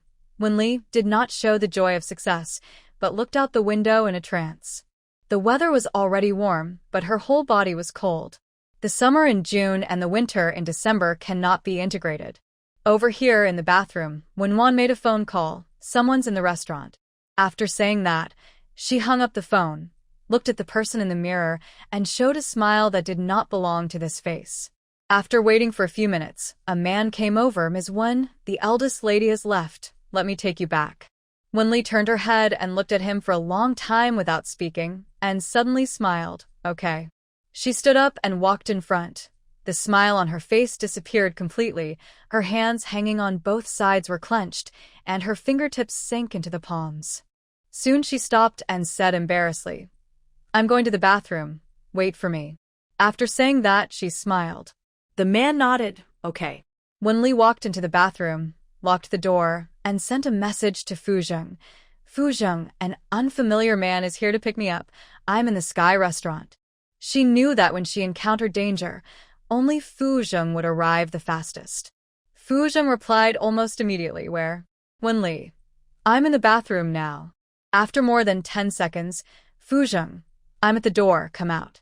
Wenli's eyes lit up. She opened the bathroom door and trotted out. A tall black figure appeared in front of her, with several strands of hair that had always been delicate. Her eyes were full. "Old man." He said he didn't like him, but he was actually more worried about her than anyone else. She looked at the man on the other side. "Someone pick me up, you go back." The man glanced at Fuzheng, nodded subconsciously, turned around and left, but he hadn't taken a few steps when he was pressed down by 2 tall bodyguards on the left and right, and he suddenly looked panicked. "Miss Wen?" Wenli preached seriously. "Mom said not to go with strangers casually. Didn't your mother teach you?" Fuzheng glanced at the 2 men and said in a deep voice, "Take them to the police." "Miss Wen, it was really the eldest lady who asked me to take you back. You can call her and ask." The man said immediately. Wenli knew that they could say whatever they wanted at this time, because they had not done anything bad to her, but she couldn't try it on herself. She only knew that a normal person would not let someone pick her up without saying a word, a strange face. She would carefully protect her life in this life. In addition to her own affairs, she also had to spend her later years with the old man. "My sister won't let a strange man pick me up. Besides, you look like a bad guy. Remember to cooperate with the police uncle in the investigation when you go to the police station." The man was taken away by Fu Zheng's bodyguard. Wenli retracted her gaze, turned her head to look at the man beside her, and said knowingly, "Are you going to the toilet here too?" Before he could speak, she smiled, as cunning as a little fox. What a coincidence. Obviously setting a trap for him, Fu Zheng's eyes moved from her face to the front and said lightly, "I just happened to be handling things here." Wenli said, "Oh, it's really just a coincidence. You should have come a little later." She gestured with her fingers while speaking. She said aggrievedly, "I guess I was kidnapped." Fu Zheng's eyes were always attracted by her expression. He couldn't help but glance at her, quickly pursed his lips, raised his hand, and rubbed his eyebrows. "I'll let Uncle Jiang take you back. I haven't eaten yet. I'm hungry." Wenli raised her eyes and stared at him motionlessly. Fu Zheng was silent for a few seconds, but finally compromised. "Yeah. I originally thought that Fu Zheng was lying about work, but he was telling the truth." He took her into a private room. Bai Xian and two other young men were there, drinking and talking. The dishes on the table were hardly touched. She immediately stood up a little straighter, and her expression lost its previous softness.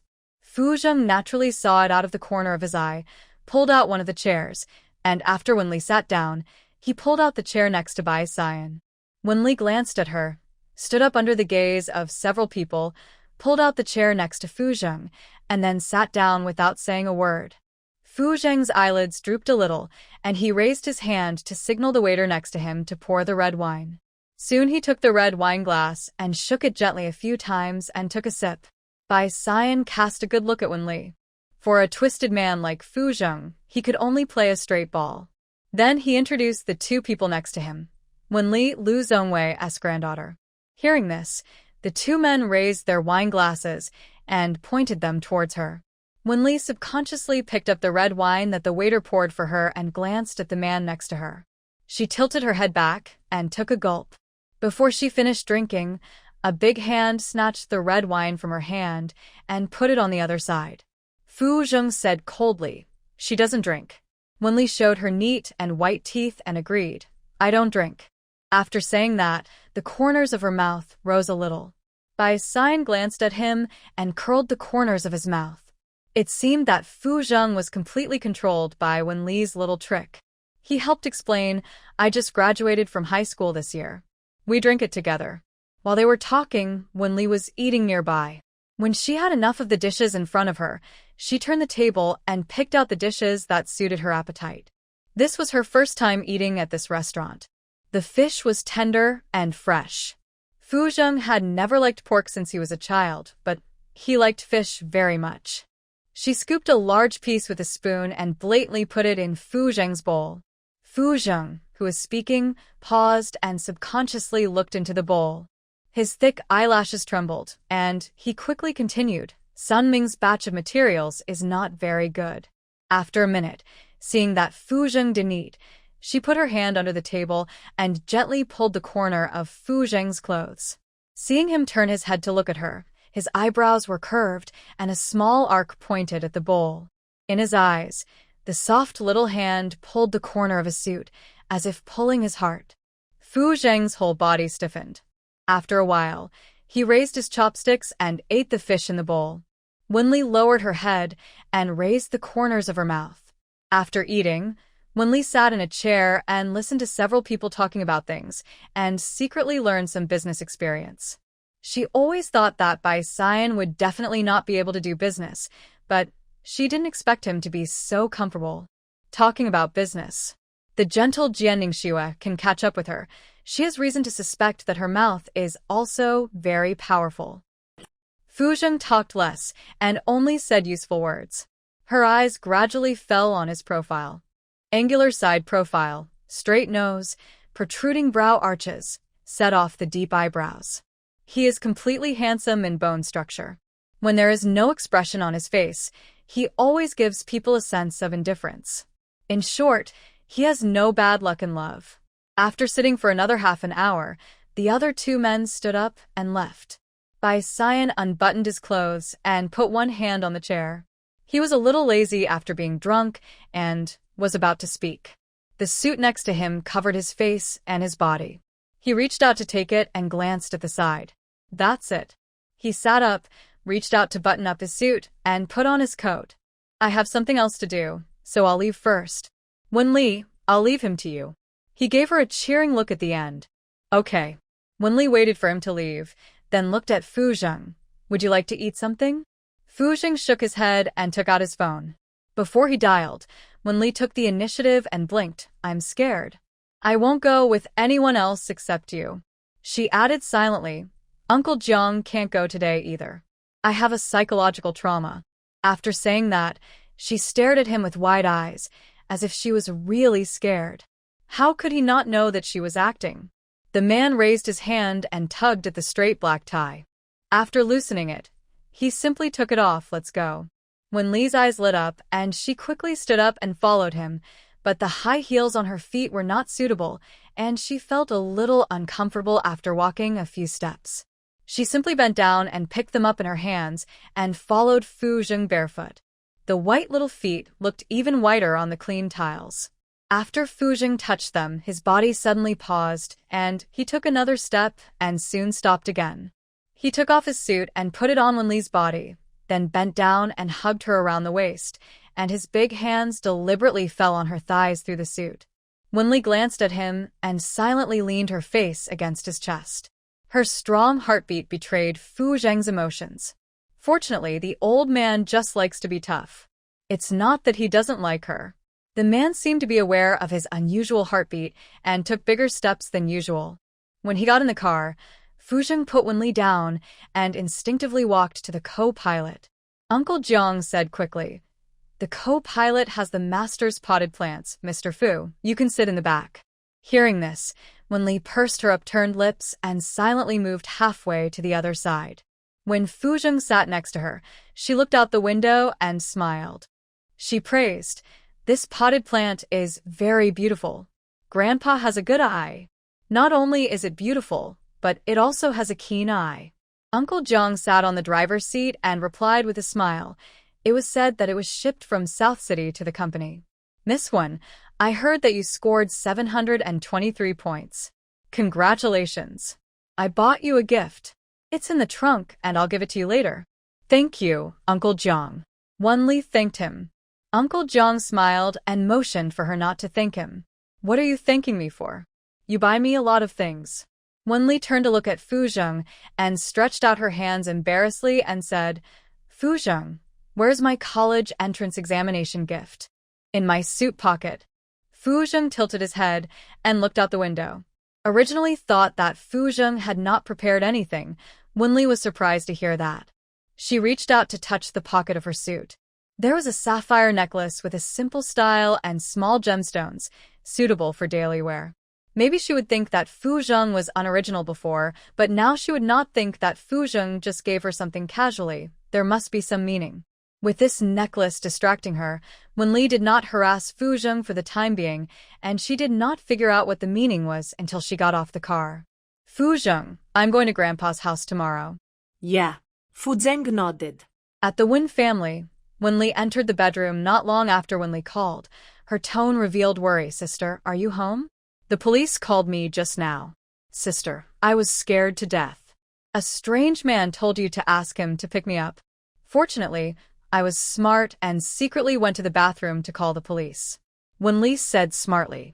Something happened suddenly, and I didn't have time to tell you, so I asked someone to send you back. It's all my sister's fault. Don't be afraid. When Nguyen comforted, Wenli said, Oh, and described, Sister, you scared me to death. I don't think that man is a good person. He has tattoos on his fingers. I thought he wanted to kidnap me and cheat me of money. After all, I'm quite valuable. Sister, why do you suddenly have something to do? Is there something urgent at the company? I see Lao Yazi is at home. The other end of the phone fell silent, as if stunned by her question. Wenli said to herself, Is the Qin family looking for you? Yes, your brother-in-law came to me for something.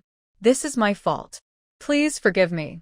When Nguyen coaxed her gently, Wenli was quickly coaxed and said with a smile, Okay, I forgive you. Don't do this next time. What if the police misunderstand you and think you asked someone to take me away? When Nguyen's heart skipped a beat. Before she could say anything, she heard her serious voice, and then said, My sister would never do that. She is the best sister in the world. Okay, I won't do this next time. I will go home later and bring you something delicious. I want to eat a hamburger. After hanging up the phone, when Lee's expression faded, she threw her phone on the bed and quickly took out the necklace given by Fu Zheng from her pocket. She raised her hand and looked at the necklace carefully. It was beautiful, but there was nothing special about it. There was not even a small word. She thought of something and took a picture and sent it to Lin Baozhu. She knew more about these things. Baozhu, how about this necklace? Lin Baozhu quickly replied to her message. How did you get this necklace? This is a necklace at an auction a few days ago. It is said to be a legacy of a foreign royal family and has the meaning of driving away diseases. That there will be many people bidding at the auction today, and the price is very high.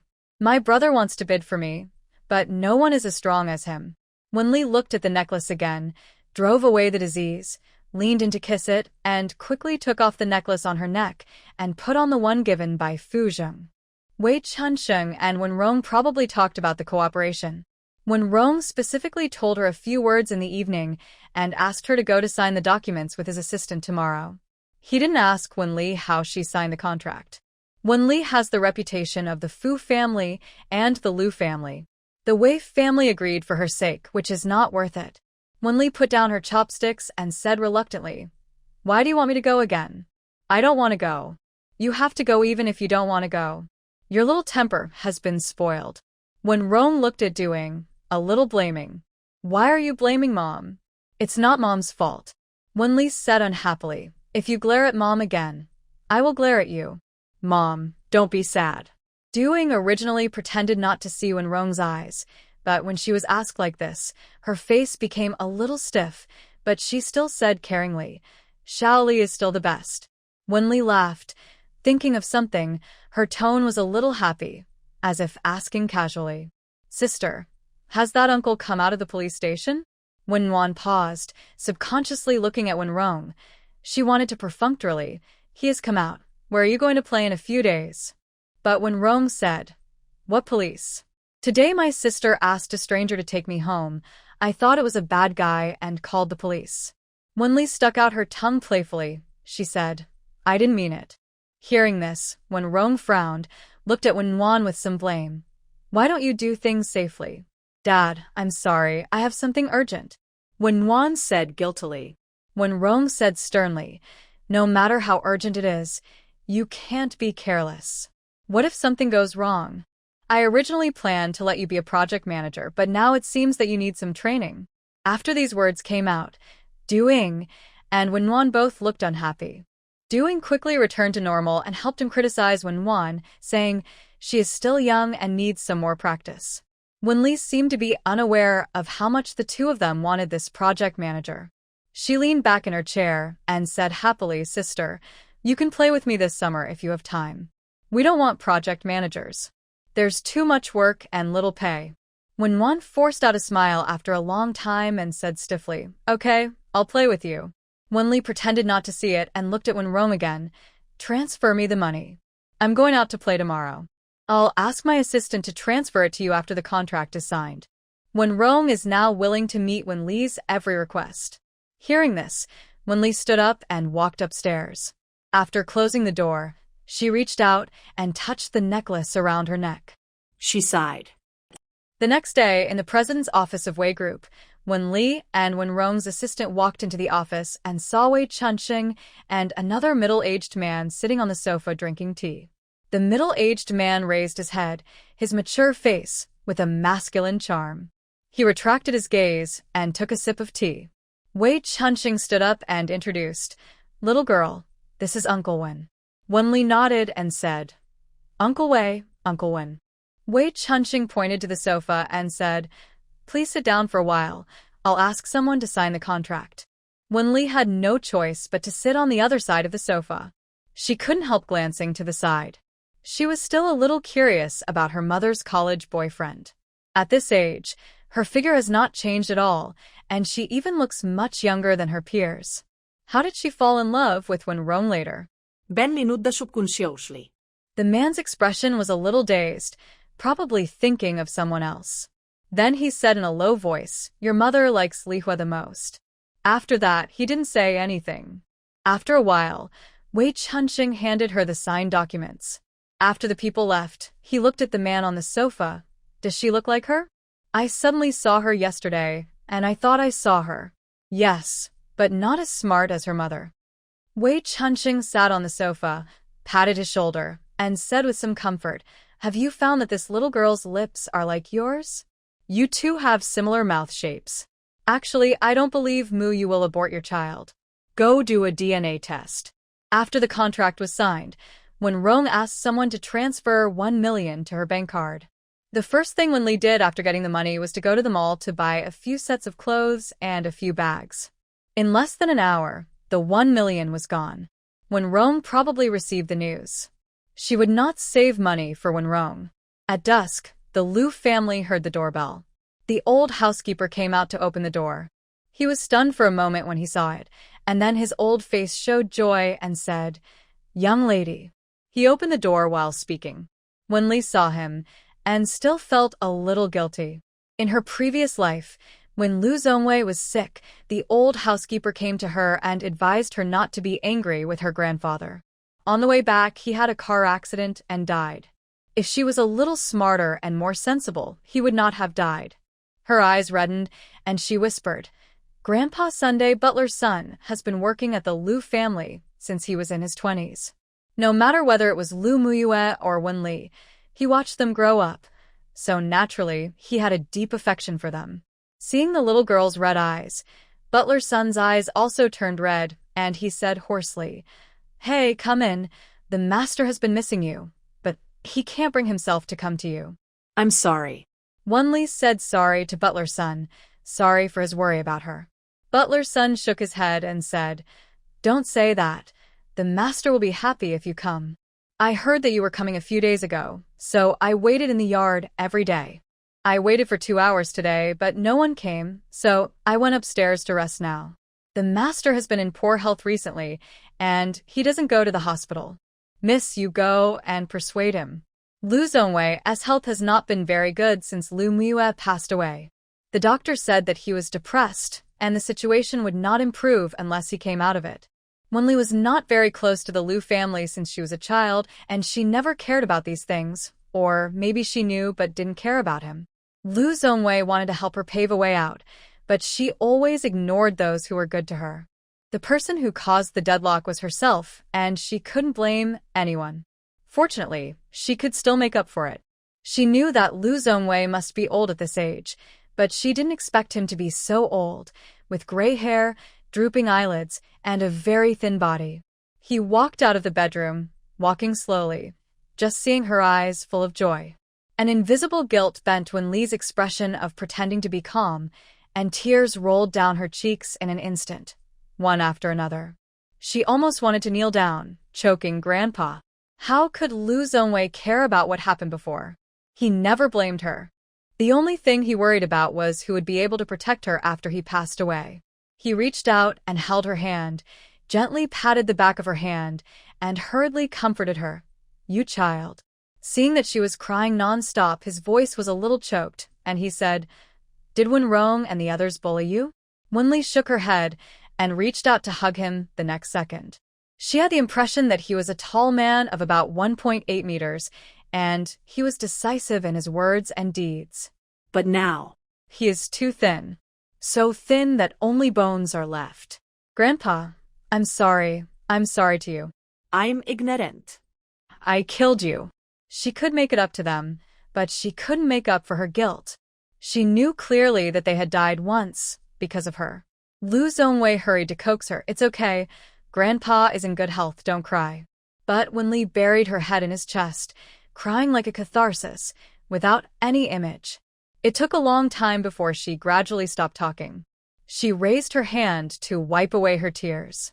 Soon, she raised her head again, raised the corners of her mouth and said, "Grandpa, I bought you clothes." After the words fell, she couldn't help crying again, lowered her head and choked. "The size is too big." "Grandpa, I'm sorry." Liu Zongwei laughed with red eyes, patting her back gently with his wrinkled hands. "It's okay. Grandpa can wear it, don't cry. It's not a big deal. If it really doesn't work, take me out to buy 2 sets tomorrow." "Yeah." Wenli forced herself to quickly control her emotions and not affect Lu Zhongwei's mood. She took Lu Zhongwei's hand and walked out. I'll go to the hospital with you for a checkup. Lu Zhongwei had no choice but to follow her, turned his head, and wiped the corner of his eyes with his other hand. Grandpa is fine. No need for a physical examination. Yes. Benli insista. The three of them rushed to the hospital, and Lu Zhongwei underwent a full-body examination. The results of the examination would have to wait until tomorrow. The three of them returned to the Lu family. With Wenli here today, the aunt cooked several more dishes. Lu Zhongwei, who usually had a small appetite, ate one more bowl under Wenli's supervision. Wenli originally wanted to take a walk and talk with Lu Zhongwei, but he was probably not in good health, so he sat on the sofa after dinner. She did not speak. When Wenli went upstairs to the bedroom, Lu Zhongwei, who was sitting on the sofa, looked at Butler's son. Old son, go get the clothes that Lily bought for me. Butler's son nodded, quickly handed him the clothes, and whispered, the young lady is much more sensible this time. She must have been wronged. Lu Zhongwei pursed his lips, then took out a short-sleeved shirt and tried it on her body. It's not too big. It fits well. Yes, it fits well. The young lady is actually very thoughtful. She knew that you don't like to wear light-colored clothes, so she didn't buy any. Butler's son said. Lu Zhongwei put the clothes back in place, and he sighed softly. This child is just like Muyue, with a delicate mind. Kind. His eyes turned red when he said the last part. I must have done too many wrong things in my previous life. Butler's son watched the death of Lu Muyue and her daughter. The Lu family were all kind-hearted people, but they had such an end. God was really blind. He comforted. Master, the young lady is here. If she sees your eyes are swollen tomorrow, she will definitely worry about you again. Okay, I won't say anything more. I'll ask someone to buy some of her favorite food tomorrow.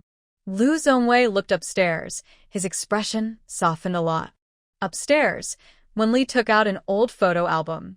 She remembered that there were photos of Lu Muyue in the album.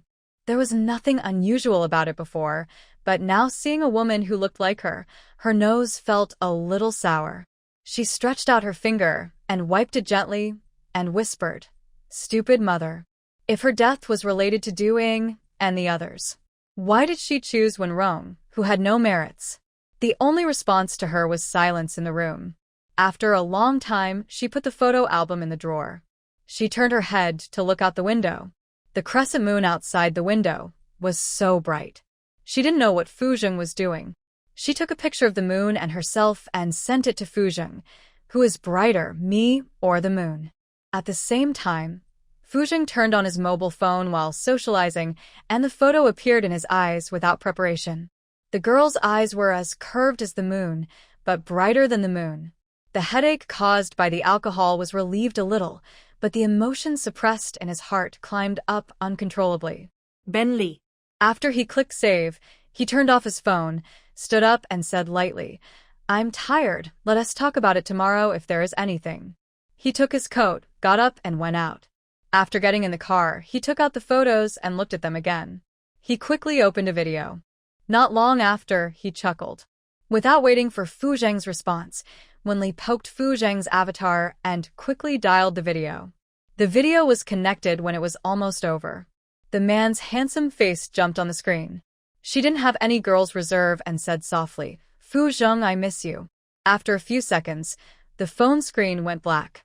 It was obvious that the man flipped the camera. She hummed softly and then put her little face in front of the phone.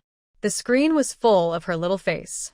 She didn't believe that Fuzheng was not moved. She spoke word by word and said sincerely, Fuzheng, I really miss you.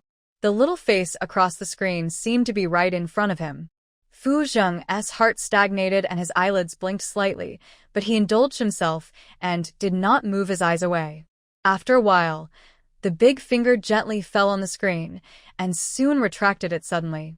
He tilted his head to look out the window, and his voice was cold. Wenli. Hey. Wenli responded softly, knowing what he was going to say. She didn't like to hear him call her uncle, so she took the initiative and said, Fuzheng, good night. After that, she hung up the phone. The little face on the screen disappeared, and gradually the screen dimmed. Fu Zheng looked up at the night, a bright moon, and was finally replaced by Wenli's little face. The wind outside the window whistled past his ears, and it seemed to carry a sound. Fu Zheng, I really miss you. The next day, the results from the hospital came out. Lu Zhongwei was still worried and needed to be vented by his family. Wenli originally wanted the Lu family to help check the matter of Lu Muyue's dystocia. Now she dare not let Lu Zhongwei know.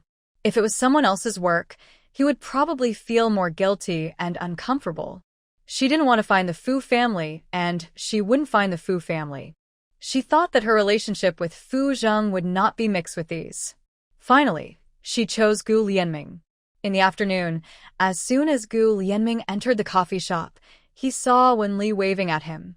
He walked over with his long legs, sat opposite her, raised his eyebrows and said, "Aren't you afraid that Fu Zheng will be jealous?" Wenli said seriously, "I want to talk to you about business." When an 18-year-old girl said she would talk about business, Gu Lianming's first reaction was to laugh.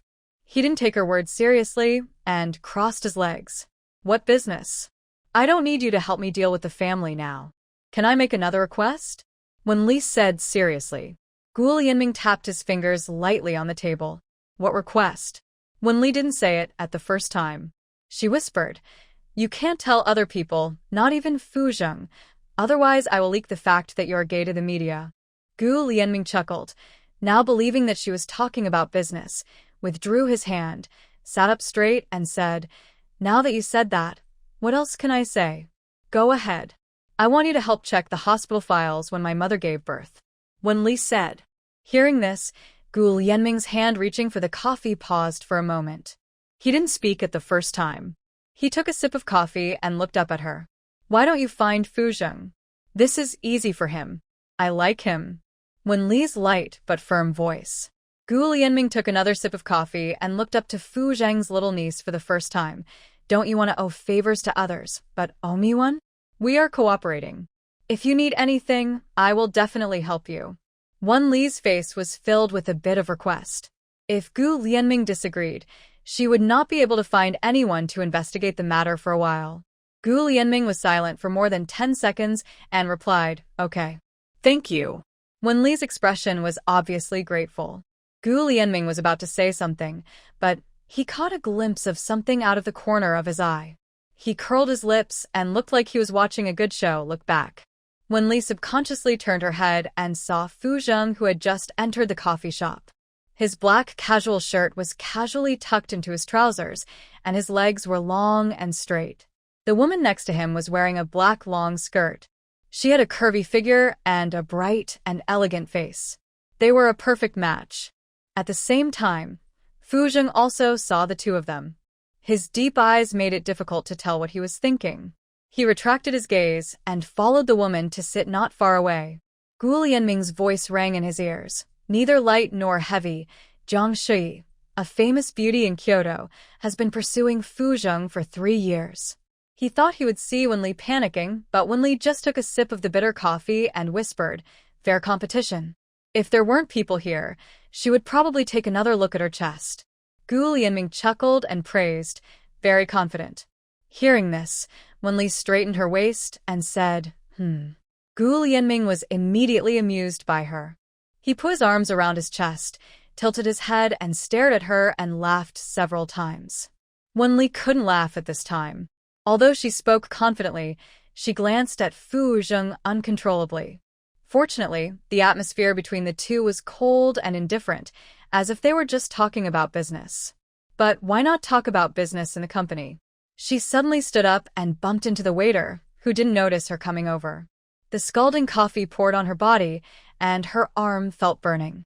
The waiter quickly apologized. I'm sorry. While speaking, he took a tissue to help her wipe it. It's okay, it's my problem. How much are these 2 cups of coffee? Wenli asked while wiping the coffee off her body with paper.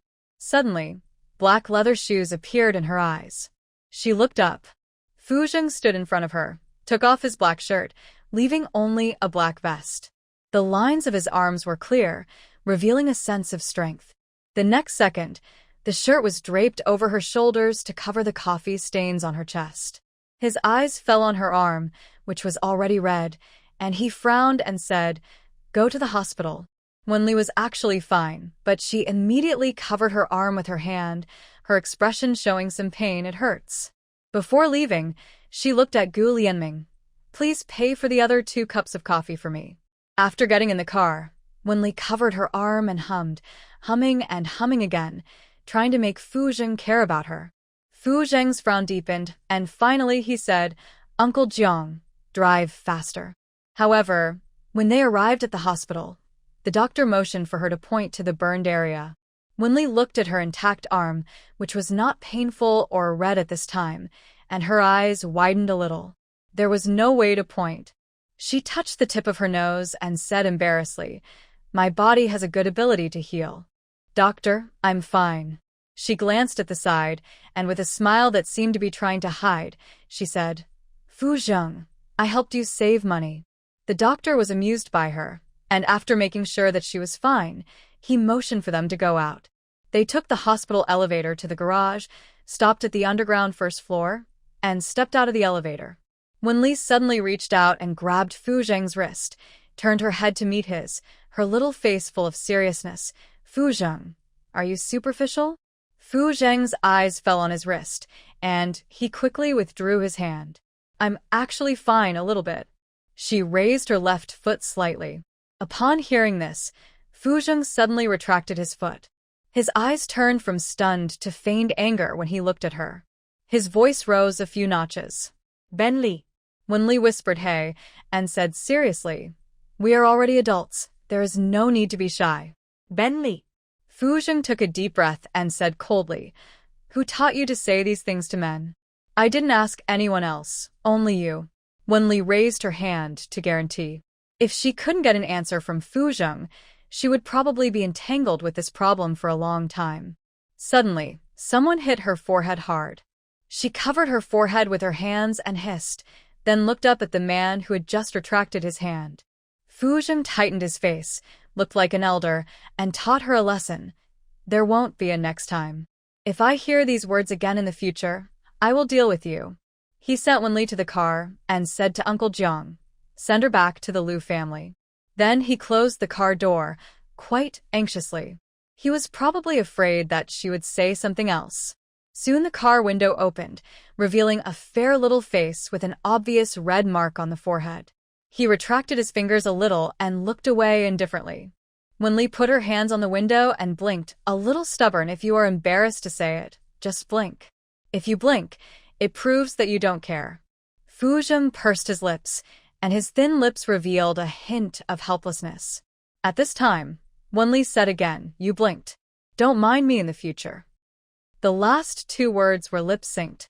"Uncle Jiang, take her away." The man's voice was as cold as ice. The car quickly drove away from a spot and disappeared around the corner. Fu Zheng stood there without moving for a long time. After a long time, he raised the hand that hit Wenli. He frowned, put down his hand, and finally raised his hand to touch the burning earlobe. Wenli of the Liu family did not see Liu Zhongwei in the living room. She went to the study to check, but there was still no one. She had to ask Butler Sunday. Butler Sun explained, "The master was taken away by Miss Wen. He probably had dinner." Miss Wen was naturally warm. Wenli thought of something and asked, "Does she often take Grandpa out for dinner?" "She comes back every few days to take the master out for dinner." Butler's son hesitated for a moment and said, "Miss, there are some things I don't know whether I should say." He hesitated again before saying, "Every time Miss Wen takes the master out for dinner, the master will always be depressed for a few hours when he returns home." I don't know if Miss Wen said something. It was not the first time that Wenli heard these words. The last time Butler's son came to her, he said these words, asking her to be wary of Wenwan. What a coincidence. Could Butler's son's death be related to Wenwan? If so, Wenwan has already lost her mind. Thinking of this, she said seriously, "Grandpa's son, don't tell these words to anyone except me." Butler's son nodded quickly. "I didn't say these words, and I shouldn't say these words. I'm just worried about the master's health." Wenli naturally knew his kindness, but perhaps it was his kindness that made him lose the opportunity of his later years. "Okay, After waiting in the bedroom for 2 or 3 hours, she heard the sound of a car downstairs. She opened a corner of the window, and Wenwan helped Lu Zhongwei get out of the car. Maybe Wenwan had never thought of letting her die before, or maybe it was because she tried to please him in every way, and Mr. Lu still left his property to her, so she thought of killing her. After the car at the door drove away, Wenli turned around and came down.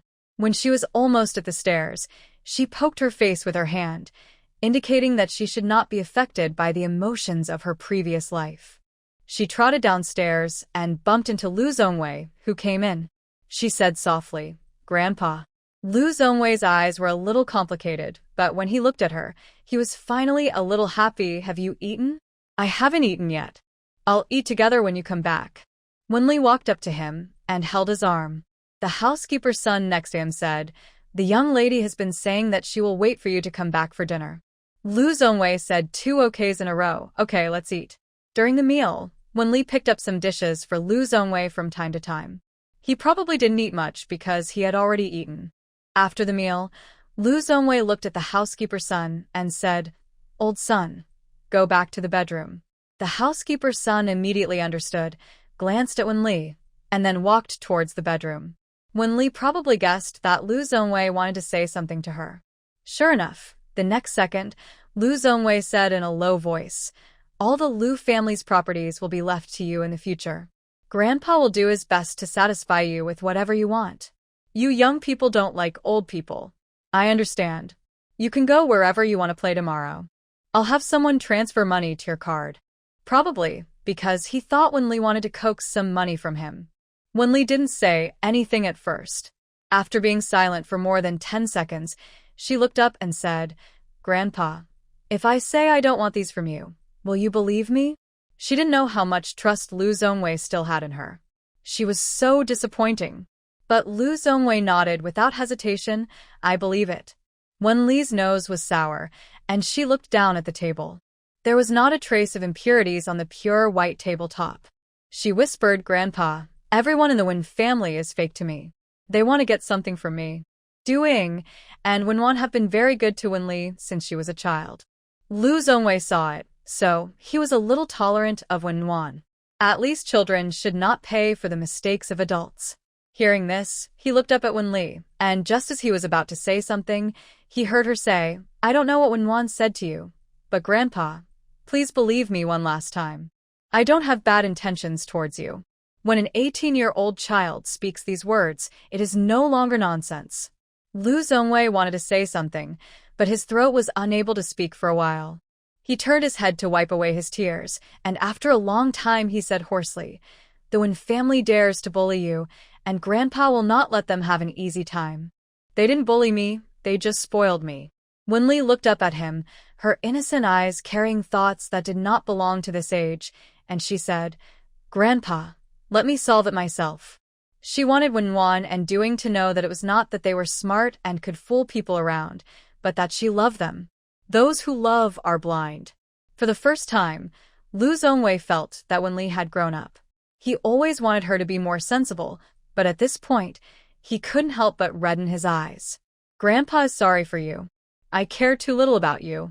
It's a lot already, it's just that I can't see." Wenli sniffed and wiped Lu Zhongwei's tears with paper. "Grandpa, we won't cry." The two gradually calmed down. Wenli watched TV with Lu Zhongwei for half an hour. After sending him back to the bedroom, she turned back to the bedroom. After 2 consecutive days of emotional breakdown, Wenli's eyes were obviously swollen. She applied cold water and patted her face in front of the person in the mirror. "Wenli, it's okay. You still have one chance." With 2 minutes left before filling in the application form, Wenli dialed Wenwan's number, pursed her lips, and a crying voice came out spontaneously, "Sister."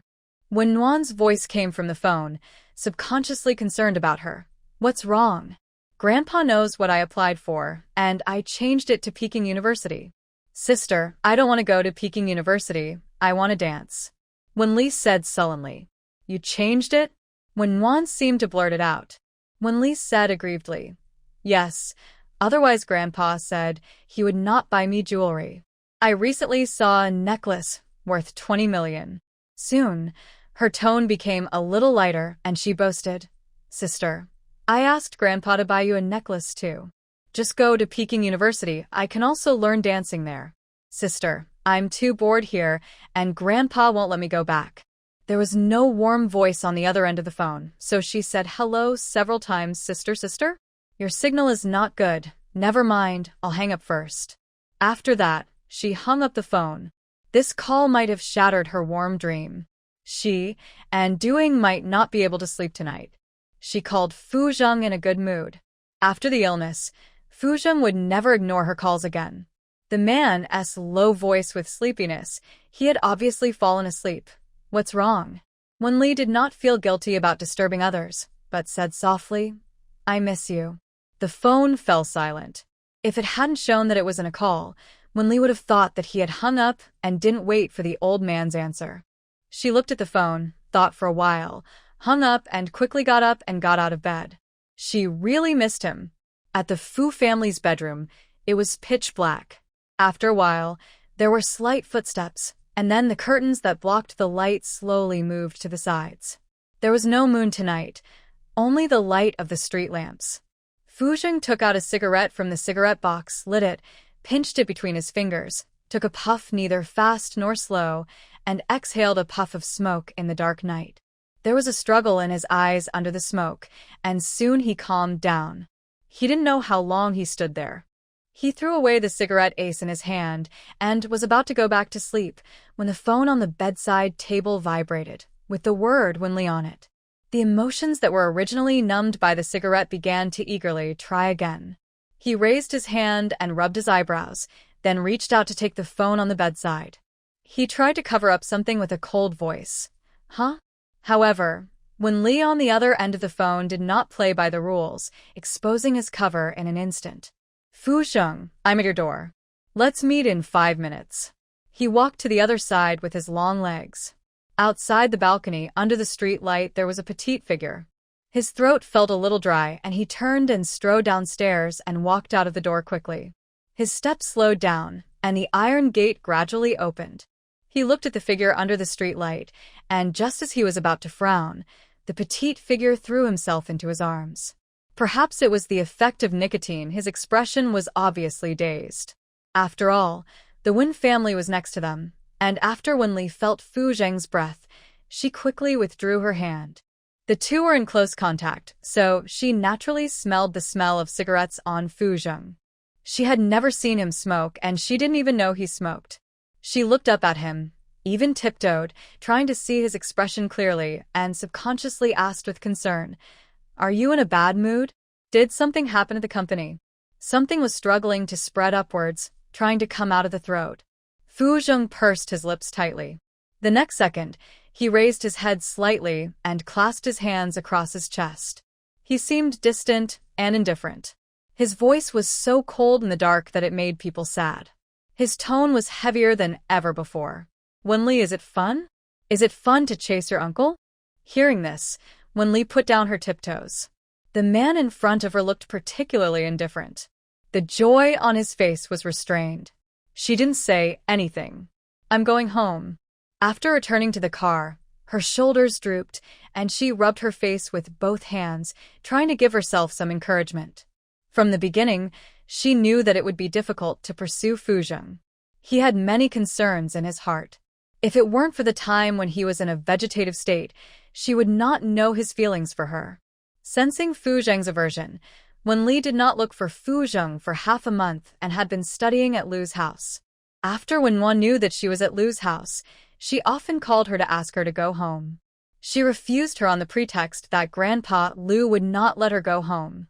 During this period, when Rome came once, under the pretext of seeing her, and talked to Lu Zhongwei for a few words. That morning, she habitually looked at Fu Zheng's dialogue box, tapped her fingers on the keyboard, and quickly deleted it. She whispered to persuade herself, "Give him a little more time." She took the book next to her and continued reading. After a while, the phone rang. She subconsciously turned her head and was immediately disappointed. It was Gu Lianming. Gu Lianming said, "I found it. Come to the company to get it." "Okay." Wenli changed her clothes and went downstairs. Lu Zhongwei went to the company today and was not at home. She said to Butler's son, Grandpa's son, I'm going out for a while and will be back for lunch. More than 40 minutes later, at the Gu group, when Li followed the assistant and went into Gu Lianming's office. He was handling official business at the moment and looked up at her after a few minutes. He handed her a document from the drawer. All the information is here. He glanced at her and said bluntly, Mr. Fu is sick, did you know? Hearing this, when Li subconsciously raised her head, obviously not knowing when. Is it serious? It's been half a month, and it's quite serious. He's still recuperating in the ward. Gu Lianming stood up and took a glass of warm water, took a sip, and said, Jiang Shui often accompanies Fu Zheng these days. Men are most easily moved at this time. No wonder Fu Zheng said harsh words to her that day. When Li turned and ran, swaying back and forth at the door of the office for a long time. Grandpa Fu has a fixed doctor and ward. His health has not been very good for a long time, and sometimes he stays in the ward for 2 or 3 months. Wen Li naturally knew the location. When she rushed to the ward, Jiang Shui was talking to Grandpa Fu. Fu Zheng was sitting on the sofa, with his head down, peeling an apple in his hand, and Mrs. Fu was sitting next to him. At first glance, they looked like a family. She paused and didn't go in at the first time. Suddenly, the man on the sofa looked up at the door and their eyes met. The long apple peel broke off and fell on the clean ground. Fu Zheng's eyelids trembled slightly, and he bent down to pick up the apple peel and threw it into the trash can. At the same time, when Li walked into the ward, Grandpa, Grandma. She looked at Fu Zheng, Uncle. At this moment, she couldn't let Fu Zheng feel more pressured. Before, she was too anxious. Maybe it was because he hadn't heard her call him uncle for a long time. Fu Zheng glanced at her, quickly got up and went to the bathroom, and came out after a while. Jiang Shui had already stood up and gave her seat to Wen Li, sitting next to old Mrs. Fu. She looked up at Fu Zheng and said, So it's your niece. No wonder you were so anxious last time. Fu Zheng said and then sat on a chair beside her. Old Master Fu pulled Wen Li and winked and whispered, What do you think of this aunt-in-law? Jiang Shui is famous in Kyoto for her beauty and talent, and her family background is good. Wen Li can't say bad things just because she is a love rival. She nodded and told the truth, okay. Grandpa Fu knows the Jiang family. Jiang Shui is more suitable than the woman Fu Zheng brought back before, and her family background is more suitable. Of course, this depends on Fu Zheng's wishes. No matter how much he hopes that Fu Zheng will find a woman he likes. Not to say that he likes her very much, at least the two of them can talk to each other. Fu Zheng, take Shui to dinner. Xiaoli is here. He obviously wanted to give the two a chance to get along. Wen Li looked like a mistress at this moment. She didn't even have the courage to look up and looked down at her fingers.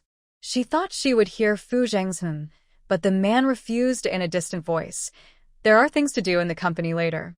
Grandpa Fu glared at her, and before he said anything, Jiang Shui obviously didn't care about Fu Zheng's attitude, or she was used to it.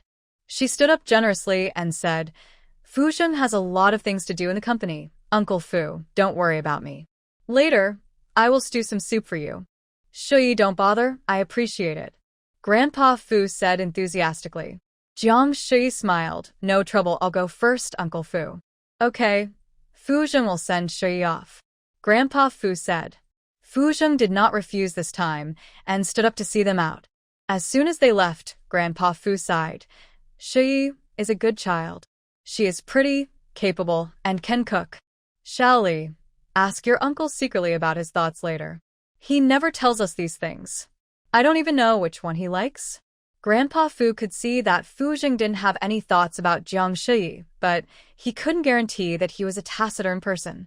This child has liked to keep things quiet since he was a child. Wen Li naturally did not refuse him, okay. Grandpa, I'm going out for a while. She got up and went to the doctor's office. She asked about Mr. Fu's health. The doctor said it was a tired illness when he was young, and he could only recover slowly. When he was young, Mr. Fu was a well-known workaholic. Especially after he had Fu Zheng, he opened up new businesses at an old age. In order to provide Fu Zheng with a guarantee in the future, She knew and understood that Mr. Fu wanted to have grandchildren as soon as possible. Thinking of her own age, she sighed. 18 years old, it was really a bad age. The difficulty between her and Fu Jing now is not the non-existent uncle-nephew relationship, but the 8-year age difference, and Mr. Fu was already 67 years old. Not very good health. That's why Mr. Fu was in a hurry to urge Fu Jing to get married. He has no regrets in his life. He just wants to see Fu Jing get married and have children. She walked out with her head down, and the next second, she bumped into the wall of people. She staggered back a step, looked up, and Fu Jing was staring at her with his eyes downcast. Wenli, who always called out to everyone she saw, walked around silently from the side. After all, she hadn't come up with a good plan to convince Fu Jing to give her a chance. Unprepared pursuit is just hooliganism. She can't be a hooligan just because Fu Jing is an old man. Chasing people also has to be sincere. Seeing Fu Jing standing there without speaking, the doctor took the initiative to say, "Mr. Fu, what's the matter?" Fu Jing looked up at him. What is she doing here? The doctor naturally knew Wenli. He had seen her several times before. Miss Wen came to ask about Mr. Fu's condition. Yeah. Fu Jing turned and went out, re-entered the ward, subconsciously glanced at the petite figure beside the bed, and then sat on the sofa. Wenli chatted with Grandpa Fu for a while. At 11:30, she stood up and said, "Grandpa, Grandma, I'm going back to the Liu family. Grandpa will be back for lunch at noon. I'll come again in the afternoon. Let your uncle take you. I'm worried about you taking the car alone." Grandpa Fu gave her a look, motioning for her to take the opportunity to ask later. "My uncle has something at the company." Wenli wanted to get along with Fu Jing, but she had to go back and think about it seriously. After thinking it through clearly, she would pursue Fu Jing.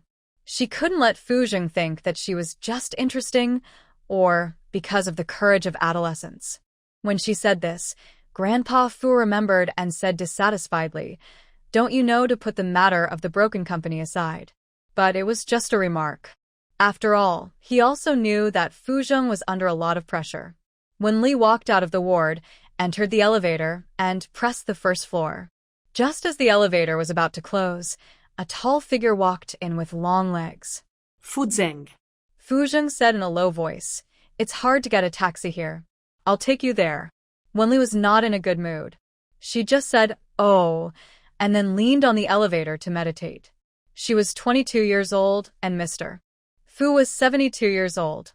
At the earliest, she would have to have a child at the age of 23. This was considered a stretch, but not too late. But the premise was that Fu Jing might not marry her at the age of 22. The old man's heart was harder than stone, the kind of iron stone without cracks and holes. The elevator door dinged, and she subconsciously walked out. Before she went out, a big hand grabbed her wrist and then took her back to the elevator. Not yet. Oh. When Li continued to lean on the elevator, the two of them went out from the underground first floor one after the other. This time, When Li took the initiative to sit in the back seat, while Fu Jing sat in the driver's seat. Fu Jing's hands holding the steering wheel tightened unconsciously, but soon loosened again and drove towards the Liu family. Along the way, the car was so quiet that the breathing of the two could be heard. After an unknown amount of time, the car stopped steadily at the Liu family. When Li got out of the car with the documents, but still couldn't come up with a good plan, so she restrained herself from talking nonsense. "I'm going back." Fu Jing said and the girl in his peripheral vision didn't even turn her head.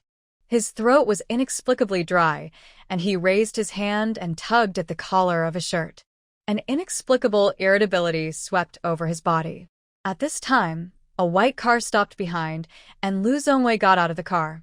He recognized Fu Jing's car, and after seeing the man, he said lovingly, "Fu Jing." "Uncle Lu." Fu Jing greeted through the window. Old man Lu smiled and said, "Let us have dinner together. We haven't seen each other for a long time." Fu Jing pursed his lips, and for some reason he nodded and said, "Okay." The two of them entered the Liu family one after the other. When Butler's son saw them, he said, "The young lady just went upstairs. I'll go call her." "Where did you go?" Lu Zongwei asked subconsciously. "I don't know. I went out for a while in the morning." After saying that, housekeeper's son went upstairs and soon came down with Wenli. Wenli was about to call Lu Zhongwei when her eyes met Fu Zheng's figure. Her already messy heart became even more numb and messy. Feelings are very strange. She didn't even know when she fell in love with him. But she knew clearly that it was not because she was moved. Being moved would only make her treat him like her own uncle. Grandpa. Lu Zhongwei raised the thing in his hand and said, "Your favorite pineapple cake." When Li's eyes lit up, she walked over to open it, pinched out a piece, took a bite. Delicious. "It's okay as long as it tastes good." Lu Zhongwei smiled, then motioned Fu Zheng to sit at the dining table. He greeted, "How is your dad's health recently?" "Not very good," Fu Zheng said. Lu Zhongwei also knew about Grandpa Fu's health and sighed. When people get old, their bodies are prone to problems. Fu Zheng hummed, and just as he was about to say something, a piece of pineapple cake appeared in front of his eyes. He turned his head to look over, and the girl's plain little face appeared in front of his eyes. His mind was shaken. He reached out to take it, put it to his mouth, and took a bite. The sweet taste was not good. Lu Zhongwei looked at the two of them with a smile and said, "You two children have grown up in the blink of an eye. When you were a child, when Li was behind you and kept calling you uncle, I was so jealous at that time. This girl called you first." Perhaps thinking back to the past, Fu Zheng's expression softened, and he finished the last bit of pineapple cake. He was about to say something when Lu Zhongwei suddenly said again, "Fu Zheng, my health has not been very good in recent years. I don't know when I will die. Uncle Lu knows that you are good to Wenli, so I shamelessly ask you for a favor. Please protect Wenli after I die." Grandpa. Wenli's eyes were a little red, and she said stubbornly and firmly, "You and Grandpa Fu can live to be 100 years old. 100 years would be fine." Lu Zhongwei was amused by her child's words. He raised his hand and touched her head. He looked reluctantly and said, "Okay." While speaking, he looked at Fu Zheng. Seeing him nod, he smiled and signaled to housekeeper's son to let the aunt serve the dishes. During the meal, Lu Zhongwei and Fu Zheng occasionally said a few words. After dinner, Fu Zheng did not stay in the Lu family for long and got up and left. When he got in the car and fumbled for the car keys, he found that a few of his favorite chocolates had appeared in his pocket. After staring at them for more than 10 seconds, he peeled a piece and put it in his mouth. Wenli accompanied Lu Zhongwei to drink tea in the yard.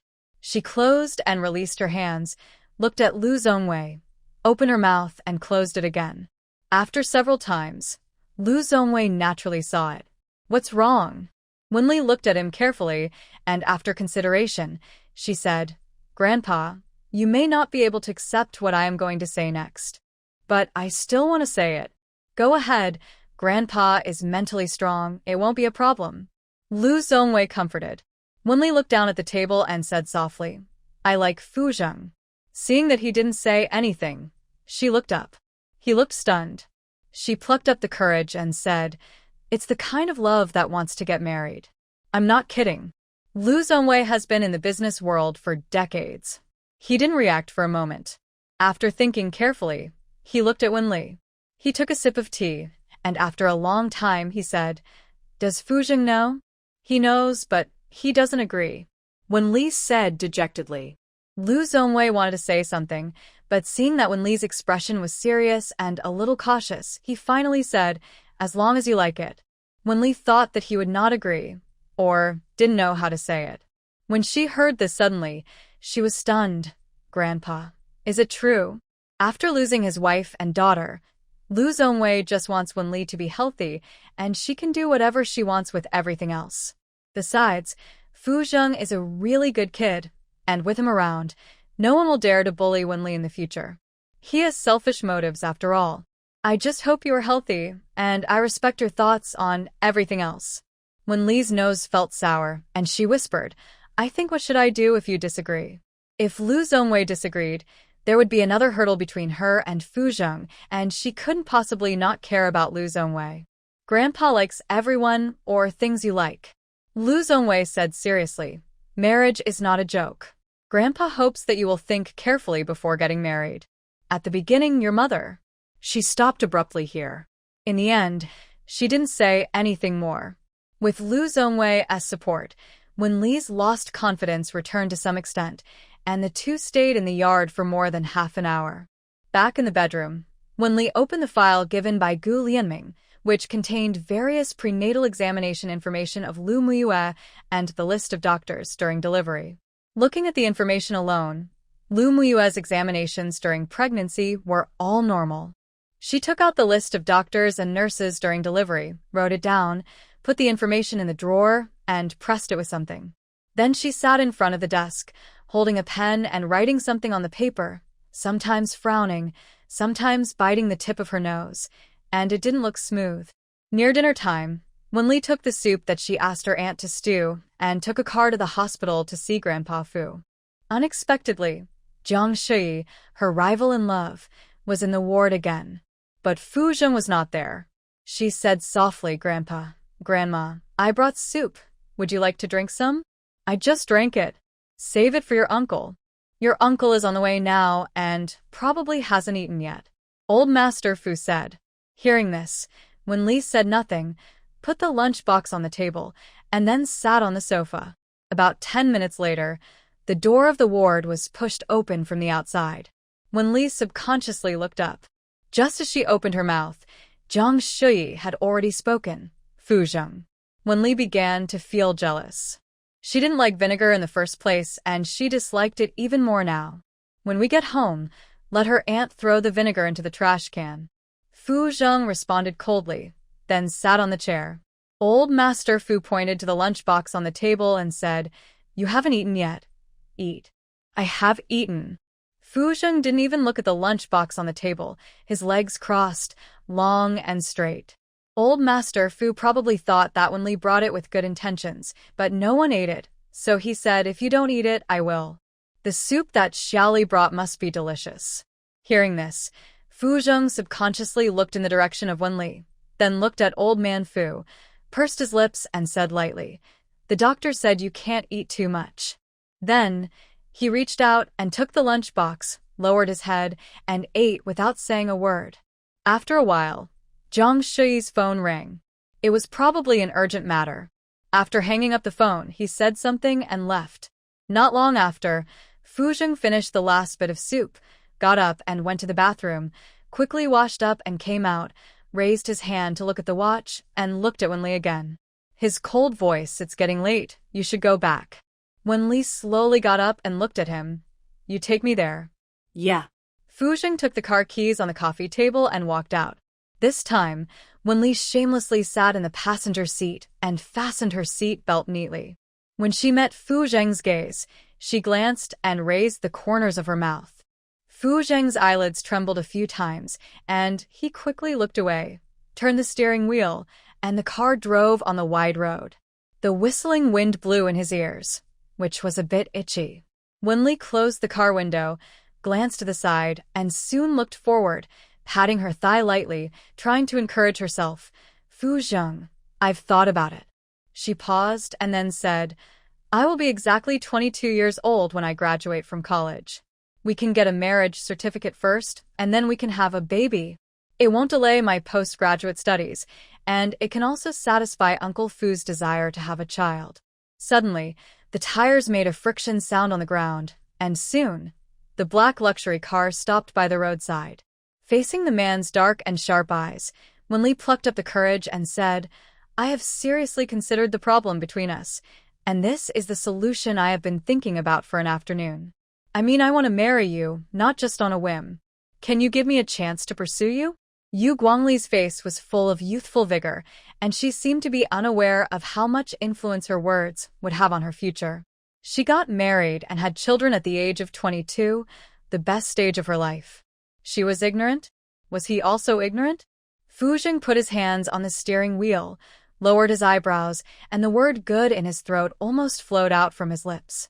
The logo on the car plate gradually blurred. His tone was flat and a little stiff. "Wenli, I can only be your uncle." Wenli had guessed that he would say this, and was not discouraged at all. She intertwined her hands and asked directly, "Are you going to get engaged to Jiang Shui?" Before he could say anything, she said again, Fu Zheng, I will be better than her. Give me 2 years, okay? If you still insist on this idea in 2 years, I will give up. Maybe I'll give up before that time. She said this deliberately. She was afraid that Fu Zheng would not agree to her. The car fell into silence. After half a minute, Fu Zheng closed his eyes and quickly opened his dark eyes again. In the end, there was nothing he could do to her. He said in a cold voice, I promise you, in 2 years, we can only be uncle and nephew. When she heard that he agreed, when Li's beautiful eyes were shining, she turned her head to look at him. The profile of the man's face was extremely perfect.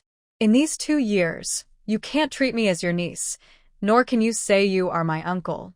Seeing the man nod, she suddenly stretched out her hand, clasped 4 fingers, and stretched out her little finger. Let's make a pinky promise. If you lie, you are a puppy.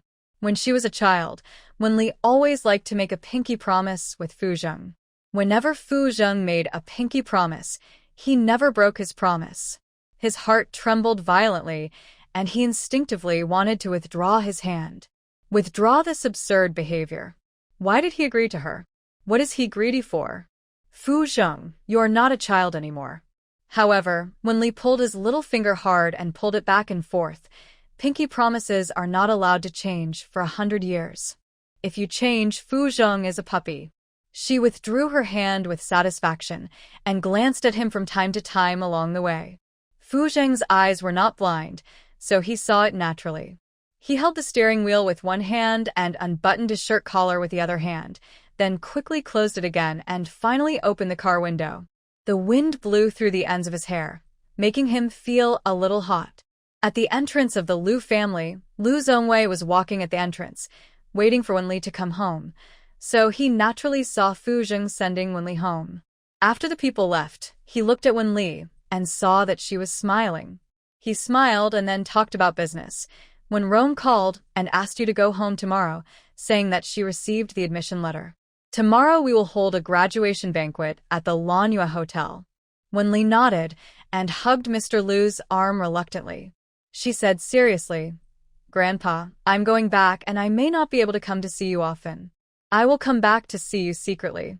Mr. Liu patted her arm gently, indicating that he understood in his heart. You really don't want my help? No, don't worry. I inherited your and Mom's high IQ, and the Wen family can't beat me. Wenli said half-jokingly. She just had a god's perspective. Liu Zhongwei was amused by her, but he was still worried. If anything happens, go to the Fu family as soon as possible. Grandpa Fu and Fu Zheng will definitely protect you. I know, Grandpa, don't worry. Wenli said seriously. The next day, in the morning, Wenli returned to the living room of the Wen family and saw many people. A makeup artist was doing Wenrong's hair, but Duing and Wenwan were not there. After Wenrong saw her, she signaled the makeup artist to put on makeup for Wenli, makeup for her. Without asking, you know that Wenrong attaches great importance to this entrance banquet.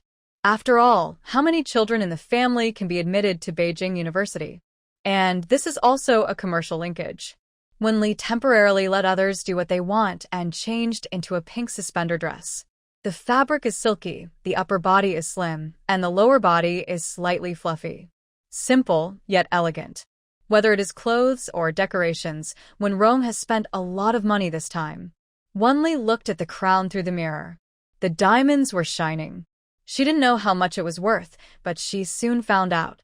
Duing and Wenwan came out of the bedroom dressed up. The first thing they saw was the top of her head. It was obviously worth something. Wenli pretended not to know. She reached out to support the crown and complained to the two of them unhappily. Mom, sister, this crown is so tacky. Who wears a crown now? You kid. This crown is a new model from H Jewelry. Your dad bought it for you as a gift for your graduation party. Du Ying's hand patted Wenwan's arm inconspicuously and then quickly retracted it. Wenli pouted and muttered, It's so ugly. She looked at Wenwan again. Sister, why aren't you wearing a crown? Do you think it's ugly? If you don't wear it, I won't wear it either. Wenwan's expression froze, but soon returned to normal. She smiled and comforted her. Only our little princess has it. It's not ugly, it's beautiful. Why don't you buy one for me? Wenli looked at Wenrong angrily. After these words came out, the living room was quiet for a few seconds. Wenrong was not embarrassed and reached out to adjust a suit. I gave it to her at the graduation banquet. Yes, sister, wear it. It looks good, like a little princess. Wenwan said to ease the atmosphere. Obviously, she was almost angry to death, but she had to suppress her emotions to comfort her. Wenli raised her eyes and quickly reached out to adjust the crown and said with a little disgust, "Okay." The family of four got on the business car and rushed to the Lanyu Hotel. Some people had already come to the huge lobby. Wenrong turned her head to look at Wenli. It was the first time he took her to meet other people. Usually it was Wenwan. "Come with me to toast." Wenli pointed at Wenwan and stabbed her in the heart like a fool. "Let my sister go. I don't want to go." "Why should your sister go? In the future, you will inherit the Wen family, not your sister." When Wenrong said this, the faces of Duing and Wenwan beside him changed. Wenli looked as if she didn't see anything and said "oh" reluctantly and followed Wenrong to toast. Wenwan behind her unconsciously held Du Ying's arm. Duing looked down at her, put her hand on the back of her hand, and whispered, "Ask Qin Feng when he will come." "Yes, on the way." Wenwan took a deep breath, withdrew her hand, and said, "I'm going to the bathroom." She glanced at Wenrong and Wenli for a moment, her hands still clenched unconsciously. Here, Wenli's ears were either Mr. Wang, Mr. Li, Mr. Sun, or something else. She didn't look up until she heard Mr. Fu in unison. There was obvious surprise in her eyes. Fu Zheng was wearing a white shirt, a black tight vest, and an open black suit jacket. He held a glass of red wine in one hand. He raised it slightly, then put it to his lips, tilted his head back and took a sip, which was considered to give enough face to Wenrong. Wenli walked towards Fu Zheng, holding the red wine glass in both hands, her eyes slightly curved, and said in a playful voice, "Mr. Fu." The pink suspender skirt was not very revealing, but from the angle where Fu Zheng was looking down from above, a part of her round chest could be vaguely seen. He subconsciously raised his eyes and followed the sound of the wine glasses clinking. Wenli tilted his head back and drank some red wine. Many people were looking at this side at this time, so Fu Zheng would naturally not refuse to drink, and he took another sip of the red wine glass. At this time, a male voice interrupted, "Wenli." Wenli turned her head to look over. Song Yuan was also wearing a black suit. If you look at him alone, he is actually very handsome, but with the mature contrast of Fu Zheng, he has the feeling of a child wearing adult clothes. She probably didn't like people of her age from the beginning to the end. Otherwise, there were many boys chasing her in her previous life, but she didn't like any of them. At one time, she thought she liked women, but now she understands that she likes mature old men. Song Yuan only recently learned that Wenli's grades were so good. He picked up the red wine glass and said, "Congratulations." Wenli drank some more red wine. Fu Zheng next in glanced at him, pursed his lips, and quickly walked to other places. As soon as he left, Song Yuan took out a small box from his pocket and handed it to Wenli. "A gift for you." He added, "I'm going abroad." He was a little disappointed when he said the latter part. He originally thought that Wenli would definitely go abroad to gild herself, but he didn't expect that she would be admitted to Peking University with her own ability. "Okay, congratulations," Wenli said in a generous tone. At this time, Lin Baozhu and Zhou Qin came over. Lin Baozhu looked her up and down and praised, "Lily, you are so beautiful. You are beautiful too." Benli Blinka. Lin Baozhu looked around and didn't see his brother, so he took the red wine glass from the table and clinked it with Wenli. "Congratulations, Lily, on being admitted to Peking University." Zhou Qin didn't dare to drink anymore. She was scolded by her sister when she went home last time. "Congratulations, Lily, on being admitted to Peking University." Wenli talked to them for a while, and then Wenrong came over and took her to meet some boss. Probably because of Fu Zheng's face, Bai Xian and the other children of noble families came. It really made Wenrong proud. Wenrong's old face turned red from drinking. Although Wenli didn't drink much at a time, she couldn't stand so many people. She felt a little dizzy and instinctively went to the toilet to hide. She turned her head sharply and looked behind her. It was actually a young man, and it was obvious that he was not drunk.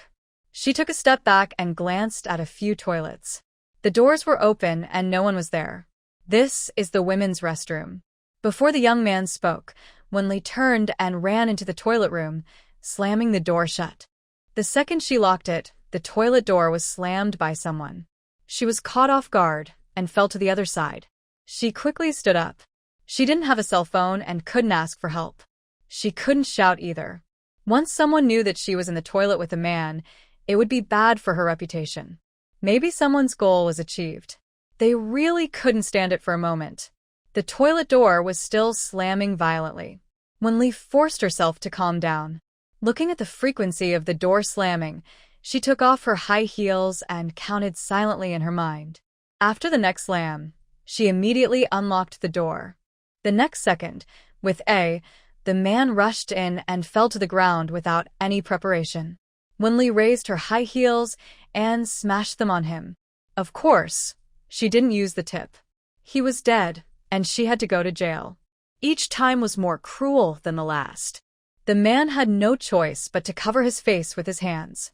Finally, he couldn't stand it and said, "Stop." Wenli hit the man hard a few more times until he fainted from the pain. She stopped panting, put on her high heels, and turned around to open the door. Suddenly, there was a slapping sound, and a warm voice came from the door, a caring voice, but it was deadly. "Sister, sister? Are you there?" Then she heard her say again, "I saw my sister come in. Why didn't anyone answer?" "Kick the door. I'm afraid something will happen to her." Wenli knew without thinking that there would be a lot of people gathered at the door. No matter what the situation was, she would definitely be on the news in Kyoto tomorrow. She glanced around and her eyes fell on the big trash can beside her. She was silent for a while. She pinched her nose and opened the trash can. There was a lot of garbage in it. She closed her eyes and then flipped into the trash can, covered the lid, leaving a gap. An indescribable smell rushed into her nose.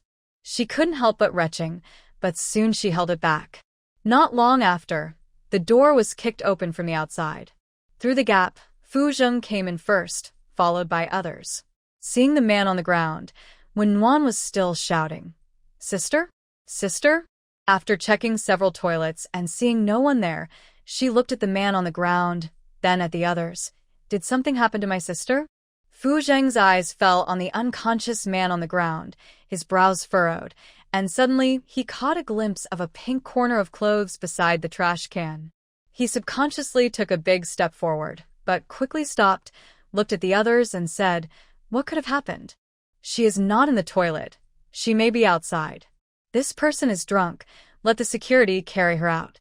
The security guards quickly carried the two people out, and Fu Zheng was still standing in the women's toilet.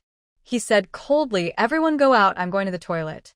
Probably mistaking this for the men's toilet, everyone wanted to say it was the women's toilet, but seeing Fu Zheng's cold look, they didn't say anything and left. Fu Zheng locked the door from the inside. The next second, Wenli immediately stood up from the trash can and took a few deep breaths of air. She stretched out her hand to Fu Zheng and said aggrievedly, "Fu Zheng, carry me out, I stink." Fu Zheng almost instinctively strode towards her. Without any hesitation, he reached out and picked her up from the trash can. She looked from top to bottom, without any scars, then said in a low voice, "What happened?" "I just entered the bathroom, and he came in. He wanted to do something bad to me, but I knocked him out with my high heels." Wenli looked down at her skirt, which was already dirty in several places.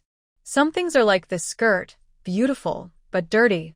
Hearing this, Fu Zheng frowned again, pursed his eyebrows into a cold straight line, then took out his mobile phone and made a call. "New model of the Star Series, size M, take it to the women's bathroom." He often asked people to send clothes to Wenli, so he naturally paid attention to the brand and style of the clothes. About 10 minutes later, there was a knock on the door. Fu Zheng opened the door and took the bag from Assistant Sue's hand. Wait 10 minutes to turn off the power in the hall. After closing the door again, Wenli quickly went into the bathroom and changed into a clean skirt and put the dirty skirt in a bag. This time, the light in the bathroom went out and the commotion in the hall reached the bathroom. Fu Zheng opened the door and whispered, "Come out." Wenli walked out of the bathroom. The hall was dark at this time. She glanced to the side, her eyes turned, and she quickly stood on tiptoe and kissed the man on the cheek. Then she went outside with a guilty conscience. When she thought of Fu Zheng's stunned look, she couldn't help but chuckled. Then she asked the waiter for ice cream and carried it into the hall. The lights were on at this time. When Rong strode over when she saw her and said with a stern face, "Where have you been?" "I'll go ask the waiter for some ice cream." Wenli looked puzzled and then ate 2 spoonfuls of ice cream. At this time, Wenwan also came over, looked her up and down with a strange look. "Sister, there was a drunk man in the women's room just now. I thought you were in the bathroom. I was scared to death." "What man?" Wenli looked at her curiously. She scooped a spoonful of ice cream and handed it to her. "Sister, this ice cream is delicious." At this time, Bai Xian's surprised and shocked voice sounded in her ears. "Fu Zheng, why are there lipstick marks on your face? Did some brave woman kiss you in the dark?" Before she finished speaking, the person laughed out loud. It's rare to see Fu Zheng embarrassed, so naturally she had to make fun of him. When Li looked over silently, there was an obvious lipstick mark on the handsome side of the man's face. She pursed her lips guiltily and quickly scooped another mouthful of ice cream. Then she licked her lower lip. There should be no lip color. Fu Zheng's cold voice came to her ears again, "Shut up." Then he disappeared from everyone's sight, looking as if he was fleeing in panic. Wenli continued to eat her ice cream with her head down, and it tasted pretty good. She was talking about Fu Zheng's face. He looked like a piece of ice, but he was actually quite soft. If the old man knew what she was thinking, he would probably say with a straight face, "Wenli, I'm your uncle." Bai Xian patted Gu Lianming on the shoulder and couldn't help laughing. "He lost a lot this time. I don't know who is so bold." Gu Lianming glanced at Wenli and put down the red wine glass in his hand. "Worry about your ex-girlfriend." "I'm talking about you." Bai Xian kicked him, looking like he was talking about something else. After the banquet, in an empty corner, when Wan looked at the undialed phone, her expression a little tense, and then she got up to ask the hotel security. "Hello, which hospital was the man in the toilet sent to?" The security guard said, "We checked the surveillance just now and found that he deliberately went to the women's toilet, so we sent him to the police station." "Police station?" When Wan couldn't help but raise her voice a little, but soon she calmed down. The security guard nodded and said, "Yes, President Fu has just arranged for someone to send it over. We will definitely give an explanation for this matter." When Wan's face changed slightly, and then she remembered that the hotel was under the name of the Fu family. She tentatively asked, "Can I see the surveillance?" "Yes." The security guard turned on the surveillance of the man entering the bathroom and showed it to him. "Can't you see the front?" When Wan asked. The security guard shook his head. "We don't have the authority to view the front, and it happened that the surveillance was sent to the police station, so we can show it to you." "Miss Wen, don't worry. We will definitely handle it." When Wan was about to say something, and when Li suddenly poked her head out from beside her, "Sister, what are you talking about?" "Nothing, just asking about the guests." When Wan smiled at the security guard and then left with Wen Li. After walking a dozen steps, when Wan turned her head to look at Wen Li, with a concerned tone, "Sister, why didn't I see you when you came out of the bathroom just now?" Wen Li took her hand mysteriously and whispered, "Sister, I was the one who knocked that man out. As soon as I entered the bathroom, he followed me in and scared me. Luckily, I had high heels, and I knocked him out after hitting him a few times. There were a lot of people around just now, and I didn't dare to admit it. I was afraid that others would misunderstand that a man had done something to me." She shook Wenwan's hand. "Sister, am I very smart?" She didn't want to hide it from Wenwan, otherwise she would be exposed soon. Once she contacted the man, she would know that she was the one who beat him. She took the initiative to say it, and Wenwan didn't doubt her, but only thought she was lucky. Wenwan immediately showed a worried look. "Did he do anything to you?" "Let me see." She looked her up and down while speaking, trying to see a trace of the man's success. If she had any trace, when Li didn't have to guess, it would definitely be on the headlines tomorrow. "No, he's a skinny dog. What can he do?" The little face showed a bit of smugness. She said again, "Why is this person following me?" If I wasn't afraid of my bad reputation, I would have reported him to the police station. Humph, who knows, maybe someone doesn't want to see me get into Peking University. Wenwan's heart skipped a beat, and she subconsciously looked at her, looking angry, as if she had said it casually. You must not go. Keep this matter confidential.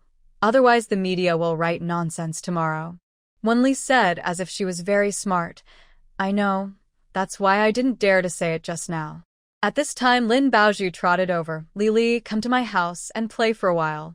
She didn't look at Wenwan while speaking. After all, she didn't like her very much. Wenli nodded and said, Okay, sister, I'm going out to play. Please tell Gaga Gaga for me. After that, she took Lin Baozhu's arm and left. The Lin family's villa is much larger than the Wen family's, like a small castle. Wenli has never seen anyone's family so exaggerated and magnificent. Lin Baozhu has gotten used to the expressions of people whenever they come to visit her family. She said awkwardly, My family is bold and unrestrained. My grandfather said that I'm a little princess and should live in a castle. Lin Baozhu is obviously the little princess in her family. She has a carefree personality and is simple-minded, just like she was in her previous life. However, the Lin family is not the Wen family, and Lin Baozhu is not her. When Li agreed, the little princess should indeed live in a castle. As luxurious as the outside is, the inside is naturally not bad either. Lin Baozhu lives on one floor by herself, and it has everything you need, such as a study, a game room, a movie room, etc.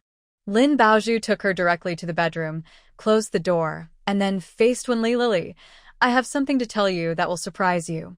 But you can't tell anyone. Wenli's expression became more serious, and she raised her hand to assure, I won't tell anyone. Even so, Lin Baozhu was still a little hesitant. She sat on the bed, and after a long time she said, What if I say that Zhou Qin likes my brother? Do you believe it? Are you surprised?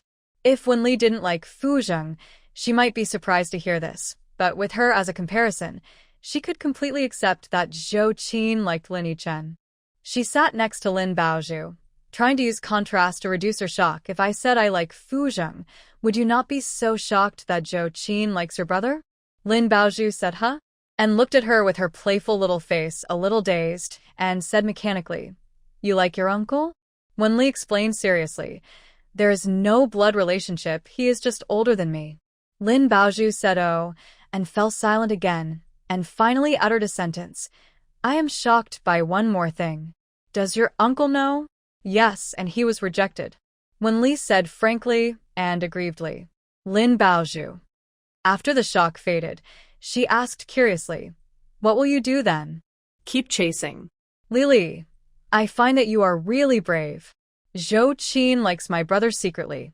If I hadn't accidentally seen her diary, I wouldn't know. Lin Baozhu curled her lips and said incomprehensibly, I don't know why she likes my brother. My brother is cheap and ugly. It's hard to talk about feelings, and you can't control it. Wenli said, That's right. Do you think I should match them up? It depends on Zhou Qin herself. Some people like to keep their feelings to themselves. We should not match them up casually. Hearing this, Lin Baozhu thought about it carefully, and it was true. She didn't want to lose Zhou Qin, a good friend, because of this. Okay, I pretend I don't know. After leaving Lin's house, it was 4 o'clock in the afternoon. This place was very close to Minqing Hospital, so when Li went to the hospital by the way. Obstetrics and gynecology department on the 7th floor. When Li stood in the doctor introduction column and looked carefully. From top to bottom, there was no chief doctor named Liang Mei. She walked into the doctor's office and picked a female doctor who looked older. Hello, doctor. I'd like to ask if you know Dr. Liang Mei? The female doctor pushed her glasses and looked up at her. It seemed like she had asked the right person. Dr. Liang? She resigned many years ago. What do you want to see her about? She resigned many years ago? It's nothing. I was admitted to university this year. My mother said that it was all thanks to Dr. Liang who delivered my baby, so she asked me to come over to thank him. Benli smila Leslie. Hearing this, the female doctor smiled and congratulated her. Dr. Liang has not been in the hospital for many years. I don't know if I can get through to her previous phone number. I'll give you one. Wan Li's eyes lit up and she smiled and said, "Thank you, doctor. By the way, when did Dr. Liang stop working in the hospital? My mother said she was great, and she was curious about why she resigned." There were no patients in the office at the moment, so the female doctor had time to talk to her a few more words, about 17 or 18 years, quite a long time. She resigned because her mother was sick and she returned to City K. She would be very happy if she knew someone still cared about her. After that, she handed her the written number to her. She added, "I don't know if I can get through. You try it." "Thank you, doctor." Wan Li came out of the office with a phone number. 17 or 18 years old, about the same age as her. What a coincidence. Not long after she had the operation, her mother at home fell ill. And the doctor was from another place. It was difficult for local medical students to squeeze into Minching Hospital in Kyoto, let alone from other places. It was easy for them to resign. Something was wrong no matter how you looked at it. When Li dialed the number on the note, but the number on the other end of the phone showed that it was an empty number and the phone number had been cancelled. It was not unexpected at all. Soon, she called Gu Lianming again. Here, Gu Lianming happened to be sitting in the box with Fu Zhang and others.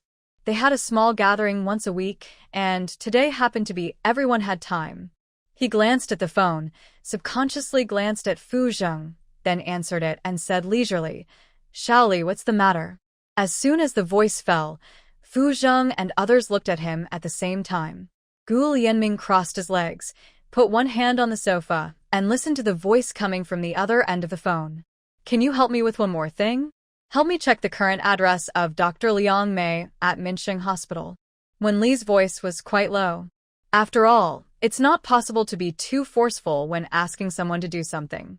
In addition, she was not able to help Gu Lianming at all, so she felt a little embarrassed. Gu Lianming said and glanced in the direction of Fu Zhang. "Let us talk about it tomorrow." "No need, just check it out and send it to me." The call was hung up before Wan Li finished speaking. She was a little puzzled, but she didn't think much about it. Gu Lianming put the phone on the table. Lin Yichen patted him on the shoulder and said in surprise, "You don't really have any ideas about Fu Zhang's niece, do you? The girl is quite interesting. Besides, my uncle has agreed." Bai Xian couldn't help spitting out a mouthful of red wine, looked at Gu Lianming and said, "You can call me uncle. I really admire you. But it's good for Wan Li to be with you. At least I don't have to worry about you bullying him." While the two were talking, they both glanced at the silent Fu Zhang. After waiting for a while, he still didn't say anything, obviously indifferent. However, Fu Zhang's fingers holding the wine glass were faintly white and soon loosened. It was very easy for Gu Lianming to check a person, and he sent her the specific information that night. The address was in the center of K City, and it seemed that he lived in a villa area. It was normal to be rich as a doctor in Minching Hospital. Wan Li wrote down the address and was about to pack up when she heard subtle footsteps. She subconsciously turned off her mobile phone, covered the paper with her arm, turned her head to look behind her, and when Wan was standing behind her without knowing when. She pouted and said dissatisfiedly, "Sister, why didn't you knock on the door? I saw you were serious, so I thought you were doing the questions, so I didn't disturb you. Why are you so secretive? Do you have a secret with me? Let me see." When Wan smiled softly and reached out to take the paper under her arm, Wan Li immediately lay on it and said shyly, "Sister, you are not allowed to look." What? "Are you in love?" When Wan looked at her with a scrutinizing look, Wan Li buried her whole face in her arms, her muffled voice mixed with a hint of embarrassment. "I'm in love online, and I'm going to meet my online friend tomorrow." After that, she took out a piece of paper and handed it to her, and said, "We're going to meet here." Fortunately, she just wrote a location roughly, so Wan had no place to doubt. When Wan glanced at the location on the paper, there was nothing strange about it, and smiled and returned the paper to her. "Okay, I'll keep it a secret. Do you want me to buy your plane ticket tomorrow? Our Xiaoli has grown up and is in love." "What does the boy do?" "It seems to be a tattoo shop. It looks very cool." "Sister, you must not tell Dad." "I'll be back in a few days." Wan Li's eyes pleaded, and she clasped her hands together, indicating that she must keep it a secret. Okay, but you have to protect yourself and take measures. When Nguyen reminded softly, Wenli blushed immediately, covering her cheeks, and said, Sister, you are an adult already, there is no need to be shy. After Wen Nguyen said a few words, she turned around and went out and finally entered Du Ying's room. When Rong had not come back yet. After locking the door, she whispered, Wenli is going to K-City to meet an online friend tomorrow. The other party is a tattoo artist. Let her go. Du Ying glanced at her and whispered, Will Su Chongqun give you away? No. He insisted that he was drunk, and the police have no evidence. Wenli, how can she avoid it every time? Du Ying's voice was a little puzzled. Wen Nguyen couldn't figure it out, but Wenli never hid anything from her. Maybe she is lucky. The next day, Wenli dragged her suitcase out of the house. Du Ying happened to be in the living room. She stood up and asked, Where are you going? Mom, I'm going out to play. Wenli looked a little guilty and obviously didn't want her to know the truth. Du Ying pretended not to know and smiled and said, Go, play for a few more days, and I will help you with ideological work on your dad's side. Thank you, Mom. Wenli went out with her suitcase. 2 hours after Wenli left, Du Ying called Wen Rong and said in a worried tone, Xiaoli went out with her suitcase this morning. Did she go to meet her online friend? I saw her playing with her phone these days. Wen Rong frowned and said, Why didn't you stop her?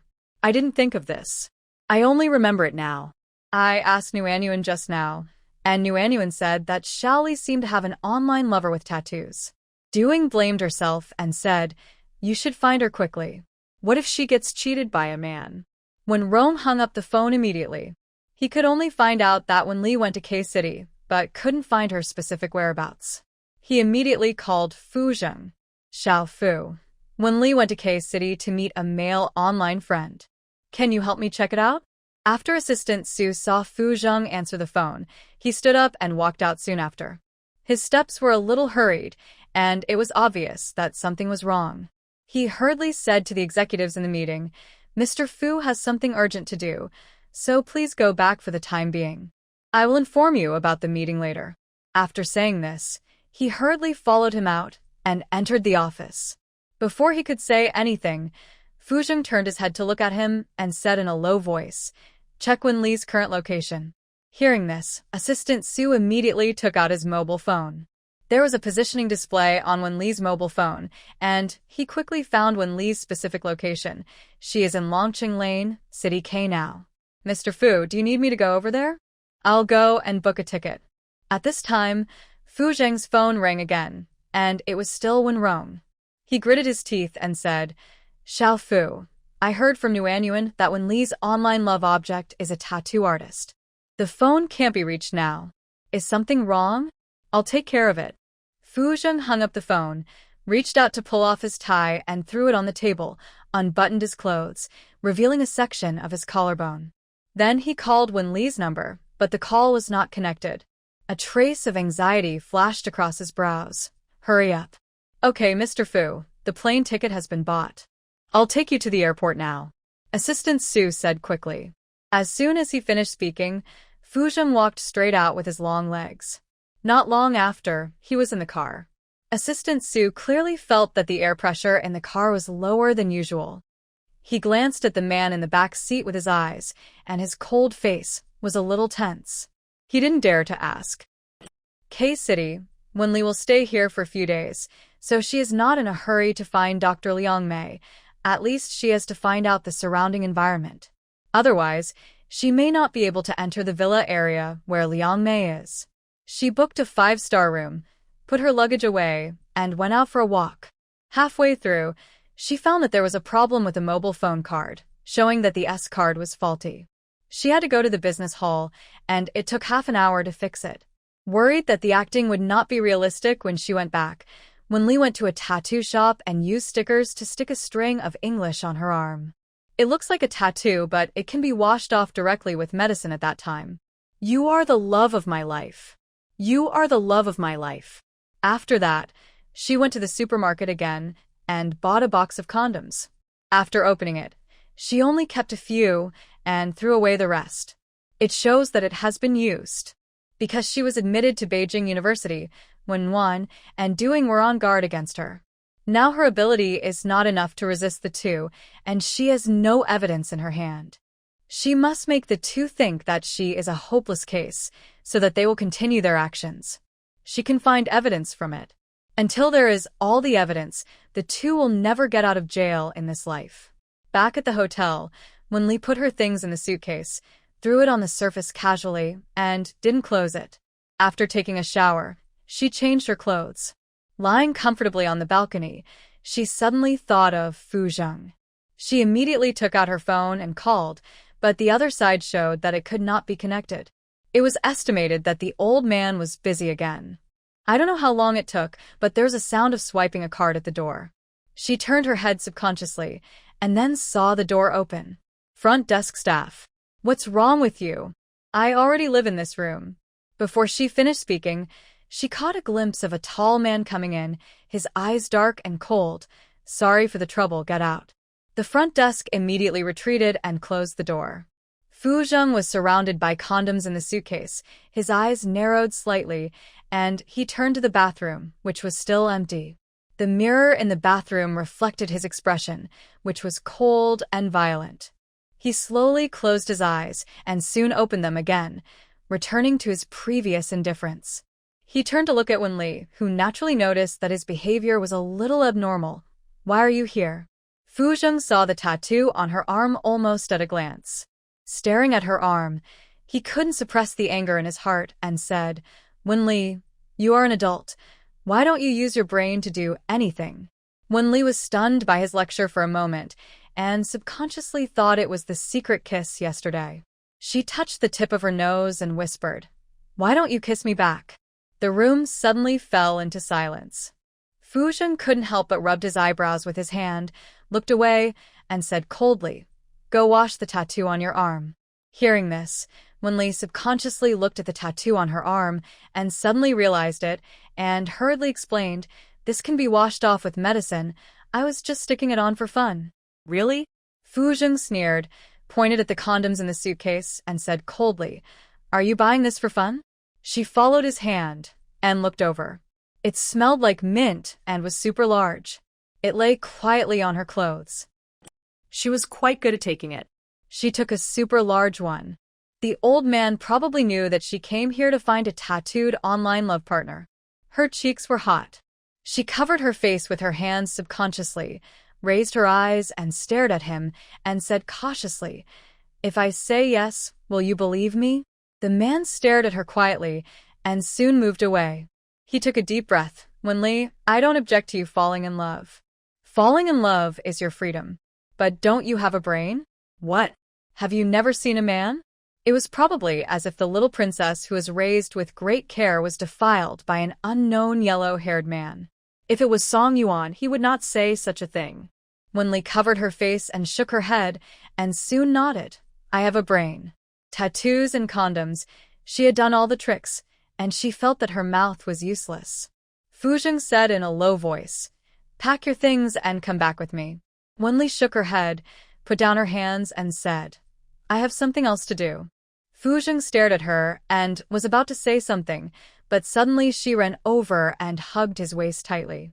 His body stiffened, and his whole body was tense. Wenli raised her head and explained, Fu Zheng, I don't have an online love object. I will explain to you in a few years. Can you believe me? If Fu Zheng knew what Wenwan and Doing had done, he would definitely seek justice for her. But he had helped her enough in his previous life. She couldn't ask him for help in everything. He had enough things on his shoulders, and it goes without saying how tiring it would be to care about him. For us to use. She felt embarrassed at the end, and her voice became a little softer. Benli. Fu Zheng's voice gradually dropped to a low tone, and he stretched out his hand to push her away, saying angrily, I see you. He stopped talking halfway and didn't say the words of blame. He calmed down and said after more than 10 seconds, You are not a child anymore. It's time to be sensible. I have made it clear.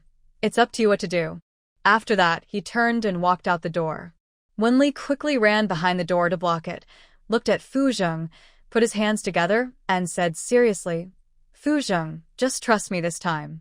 There was a hint of request in his eyes. when he said the last part. The stimulated emotions gradually stabilized. Fu Zheng looked at her and compromised after a few seconds. "I'll stay here with you."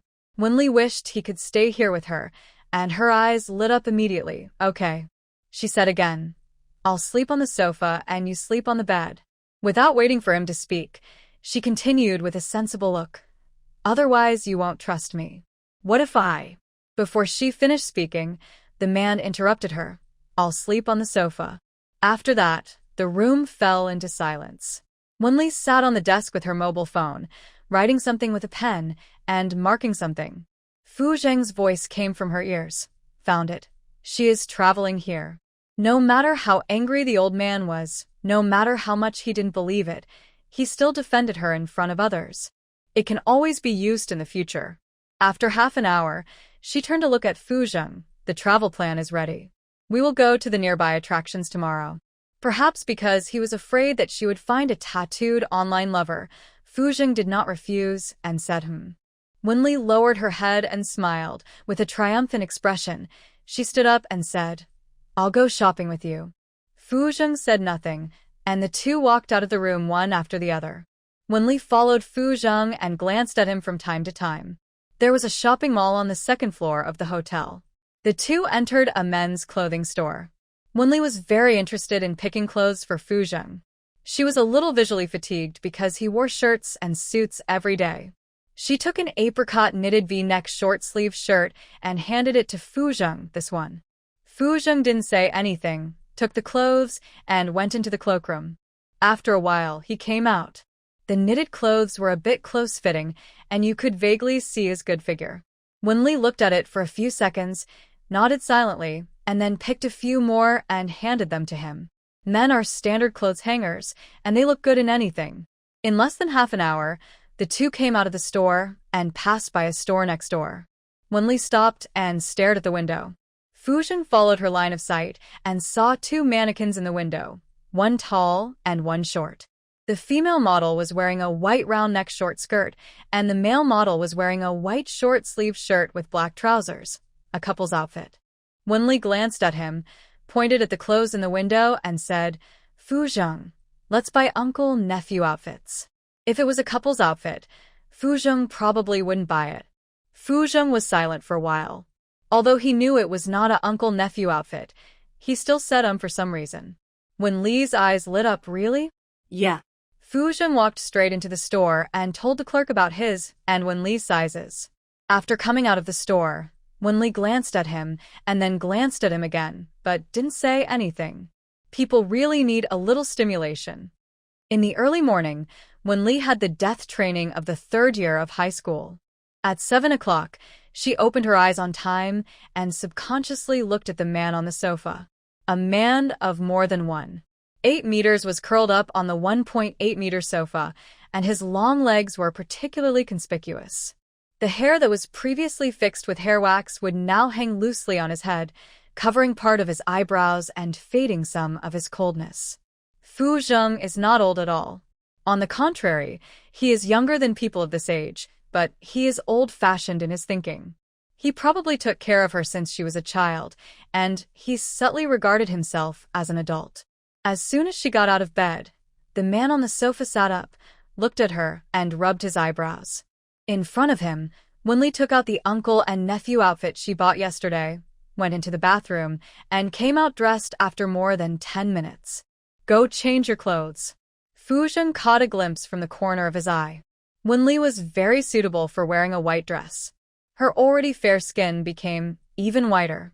Her black hair hung vertically behind her and was tucked behind her ears on both sides. Her small face was only the size of a palm, and her eyes were smart and clear. He retracted his gaze, stood up, and took another set of clothes. Wenli stared at him as he walked into the bathroom. When she saw the door close, she curled her lips and muttered, "Old man." She knew he didn't dare. Coming out of the hotel, Fu Zheng caught a glimpse of the girl's small face puffed up, as if she didn't want to pay attention to him.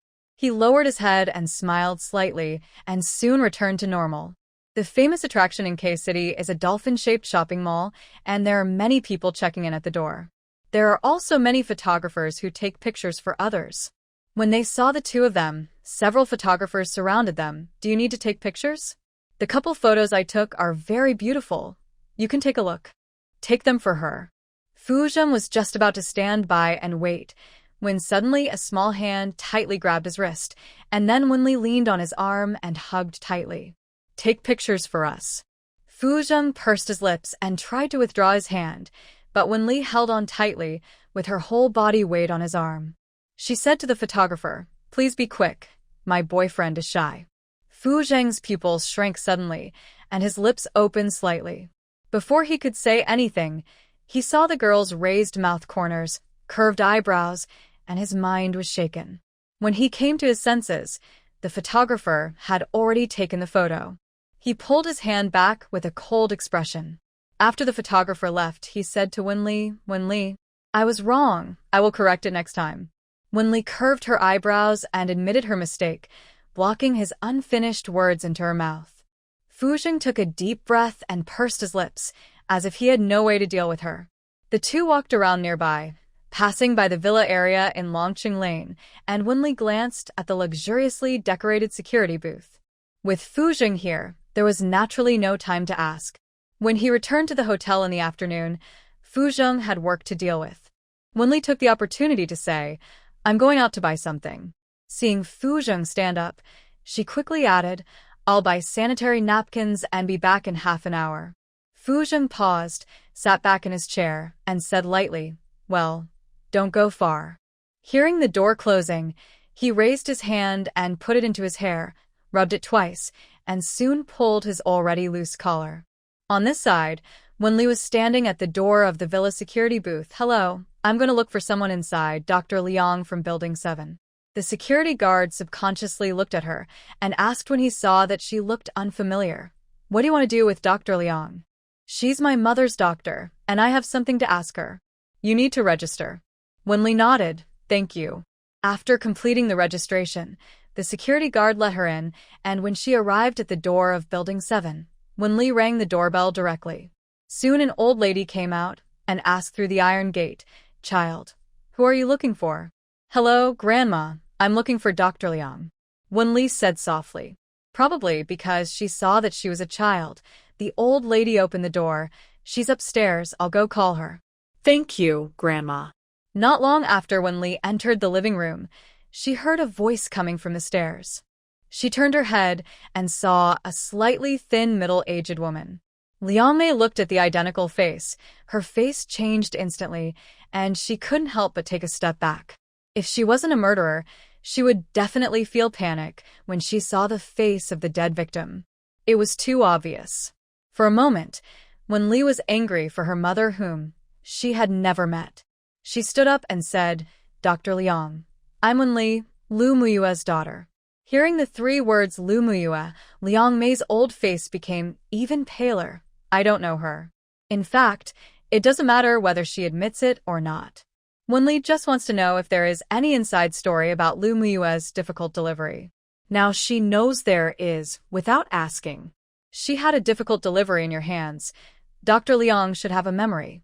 Liang Mei stood there without saying a word, but her body was obviously trembling, and she said hoarsely, "Come up with me." Wenli stood still, took out a note from her pocket and put it on the table. "If you want a lighter sentence, call me after you think it through. I believe you don't want to spend the rest of your life in jail. You can also tell the person who asked you to do this. But Dr. Liang, you must have had a hard time these years. Living in such a big villa, you don't have any sense of enjoyment. Do you often regret what you did?" She turned and walked out. After a few steps, Liang Mei suddenly called her, with tears in her eyes. "Wait a minute." Wenli turned and looked at her. Liang Mei's body hunched a little for a moment. She was terrified and guilty. "My mother was seriously ill at the time and needed a lot of money for surgery.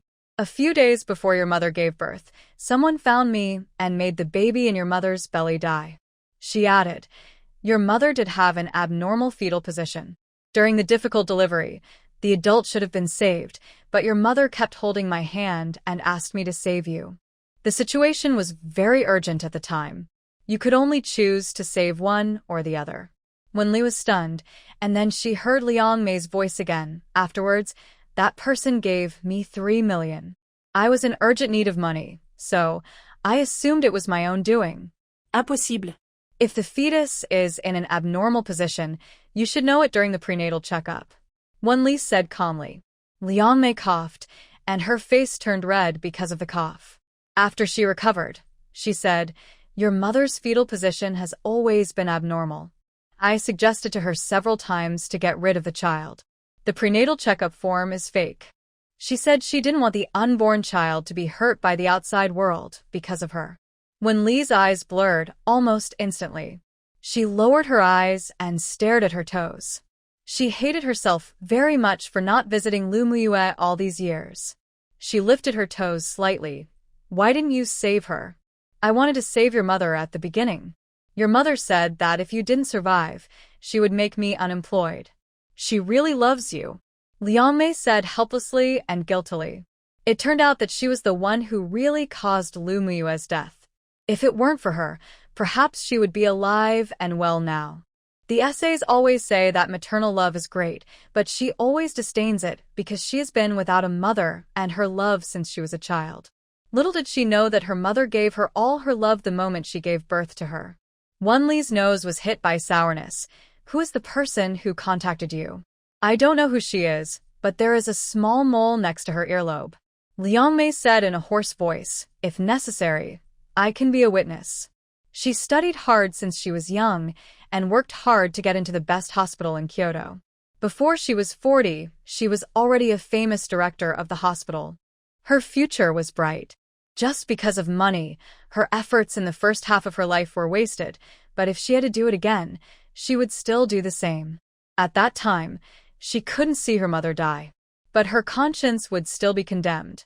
There is a small mole on Du Ying's earlobe. When she was a child, she often asked her why there was a small mole on her ear and often praised her naively. "Mom, your little mole is like a fairy." Wenli lowered her head, and after a long time, she raised her head and said, "I will contact you then." After that, she turned and went out. There was a knock on the door, and Fu Jing stood up and walked to the door. He opened the door, but before he could see the person clearly, his arms suddenly tightened. He looked down and saw a black head.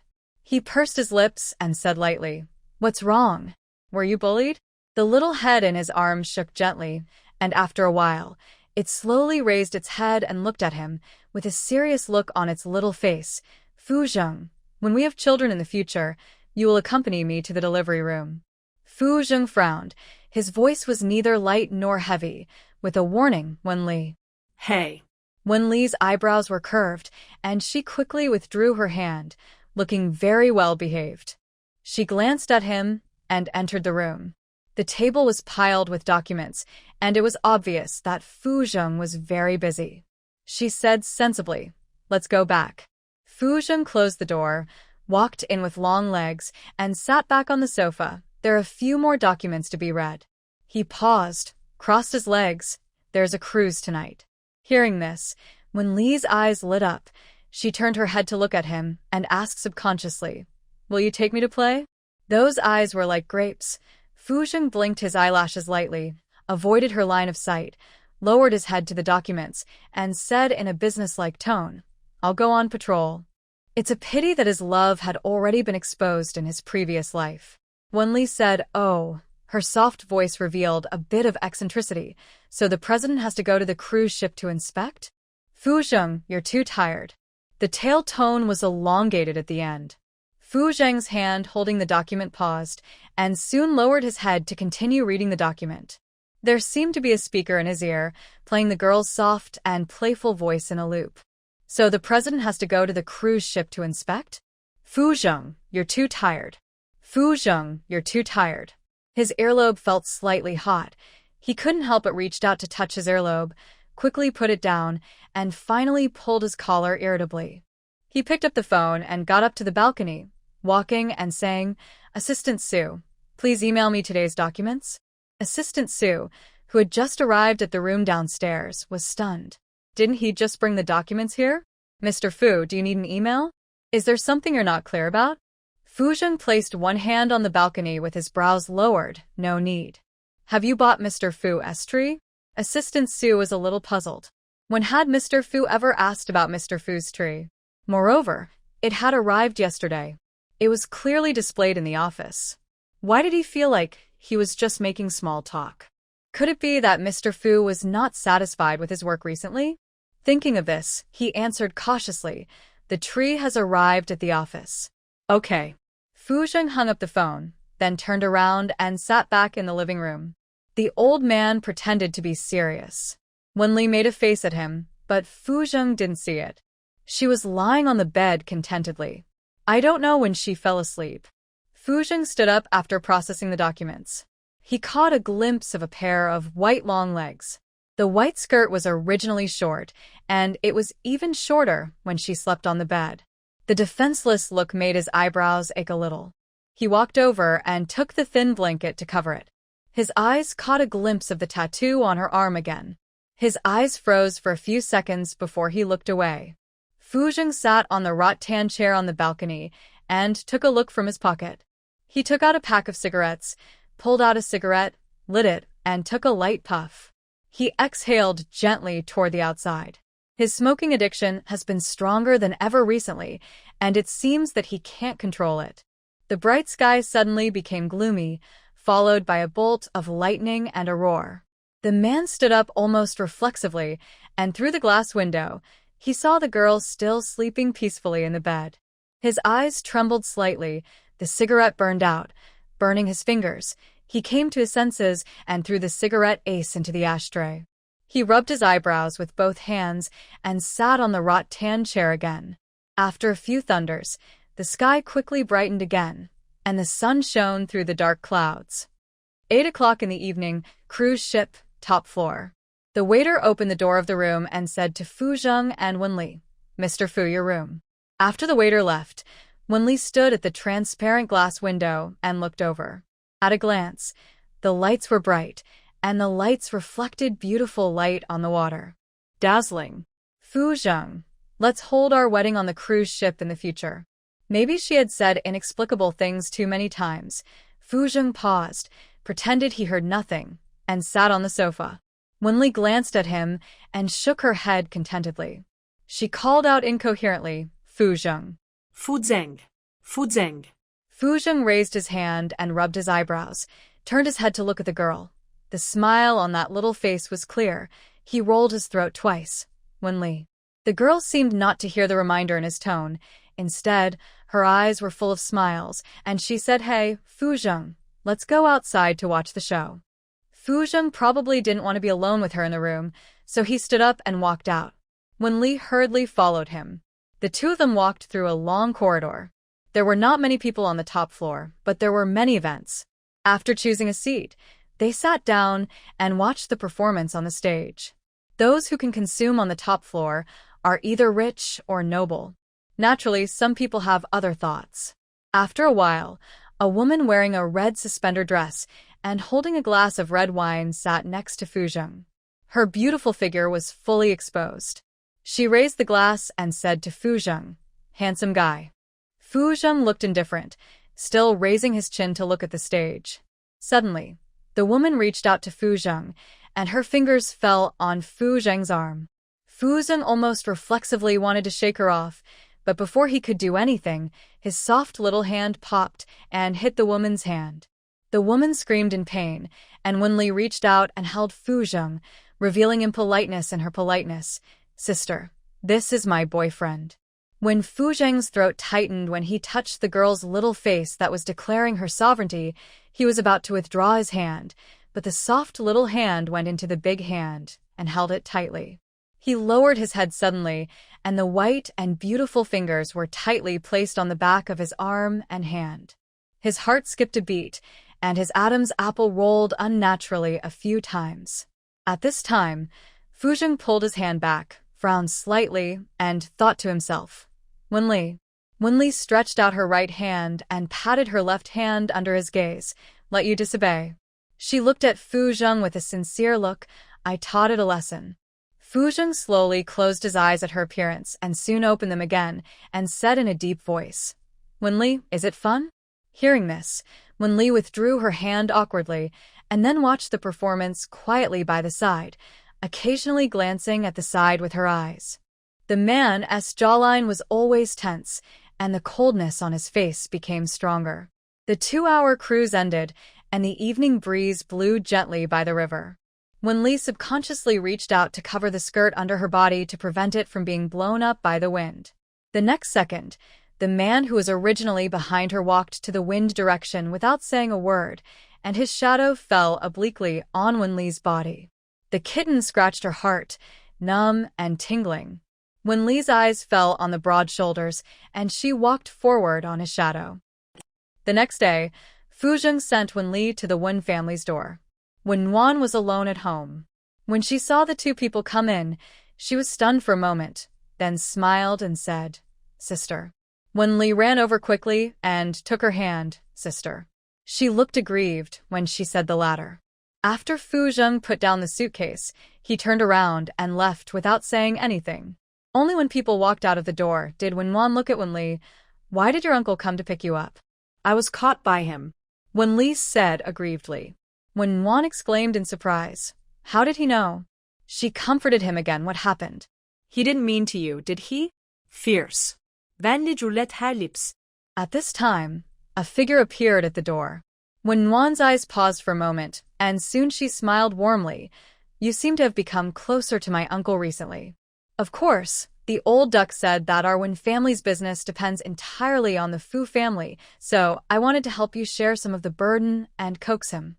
Wenli looked very smart, not knowing that the man had come back. At the same time, the figure at the door paused and walked in quickly. Hearing the sound, Wenli turned her head sharply to look at the door and met Fu Zheng's stern face, and her heart skipped a beat. The man took Wenli's mobile phone from his pocket and put it on the coffee table. His eyes never paused on Wenli, and he didn't even say a word and walked straight out the door. Wenli's eyes fell on his figure, and she put her raised foot down again. At this time, Wenwan whispered in her ear, "Sister, my uncle seems to have heard it." Wenli reacted and stomped her feet anxiously. "It's over. He must be targeting our family. I'll go and explain." After saying that, she ran out in a hurry. As soon as she walked out, Fuzheng had already got on the black luxury car, and then the car drove away. She subconsciously called Fuzheng, but the call didn't go through, and her fingers unconsciously clenched a little. At this time, Wenwan came out and said worriedly, "What should I do?" "Forget it, I don't really want to coax him anyway. He can't always argue with a child like me." Wenli stretched lazily, shook her head, yawned and said, "I'm so tired. I'm going upstairs."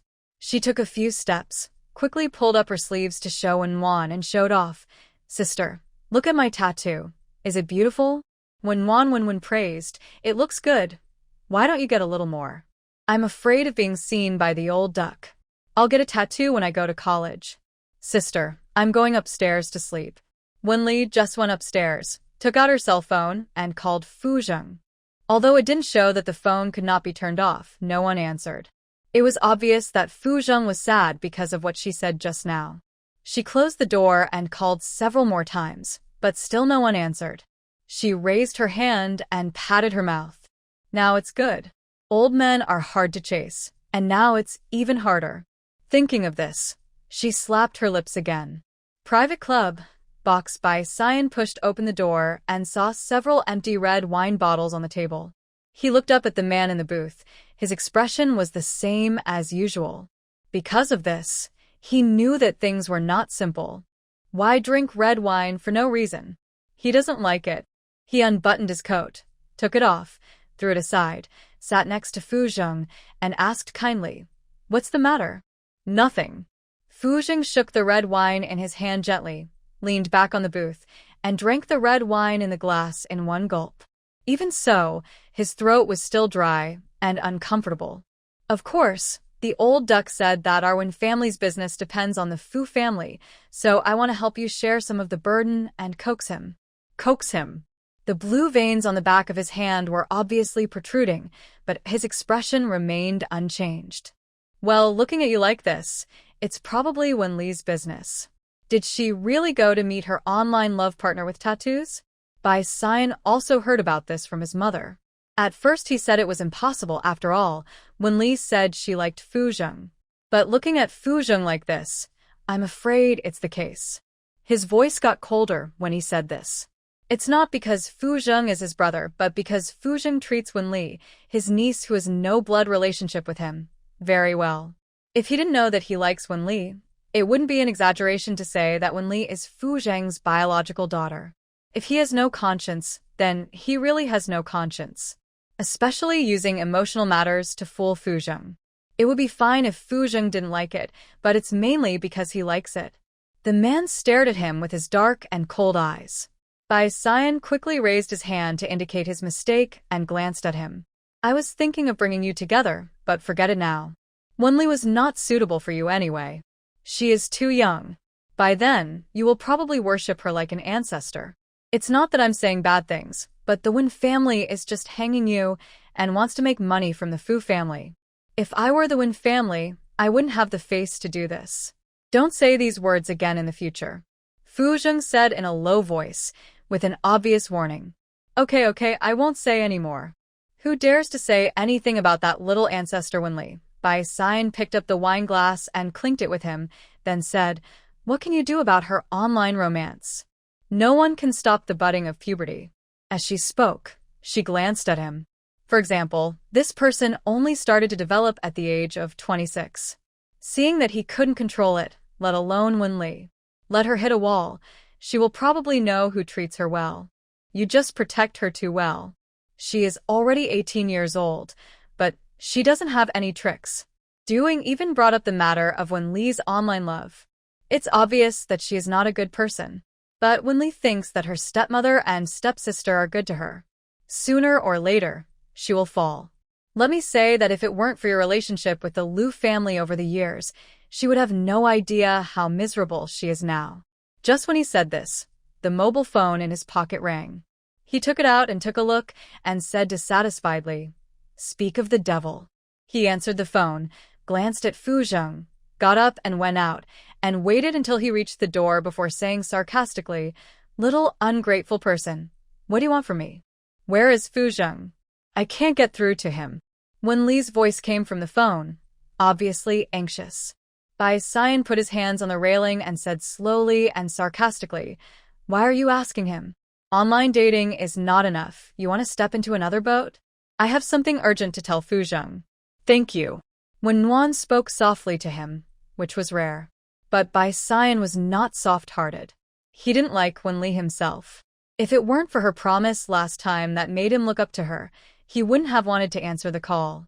His tone was a little heavier. Wen Li, if you don't really like Fu Zheng, don't joke about feelings. Fu Zheng is a very loyal person. If you still have a conscience, at least don't lie to him. Of course, I have nothing to say if you have no conscience. There was silence on the other end of the phone for a few seconds, and the girl's serious voice said, I didn't lie to him. Come on, you can lie to Fu Zheng, but you can't lie to me. Bai Xian didn't wait for Wen Li to finish speaking and hung up the phone. Then he entered the box again and saw that Fu Zheng had poured another glass of red wine. He strode over and took the red wine from him. Don't drink anymore. If you drink again, you'll have trouble explaining when you return to the Fu family. Fu Zheng didn't say anything. After a while, he took out a cigarette from his pocket and smoked. Seeing this, Bai Xian knew that he was in a bad mood. Fu Zheng seldom drank or smoked, unless he was in a very bad mood. He didn't ask him to stop smoking. If he didn't smoke, he would probably suffocate to death. He was so young, but he was as depressed as a man in his 40s or 50s. He had never seen Fu Zheng cry. When he was heartbroken, he cried his heart out. After more than half an hour, the door suddenly opened from the outside. Bai Xian subconsciously looked up at the door and saw Wen Li's breathless appearance. He raised an eyebrow. Oh, you're quite smart. You can find this.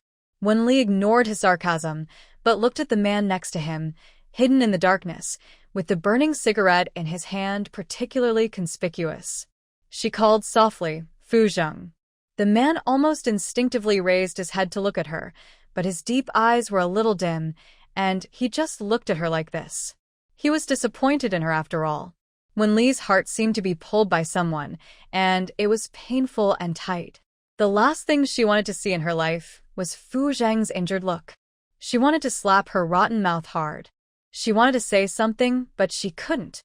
Facing the old man's cold and lonely figure, her mind had almost no thoughts, and she just walked over mechanically. The two people's eyes met and froze there.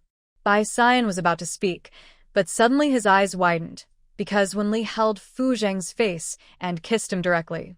Lip to lip. Even when he lost hundreds of millions, it was not as scary as this.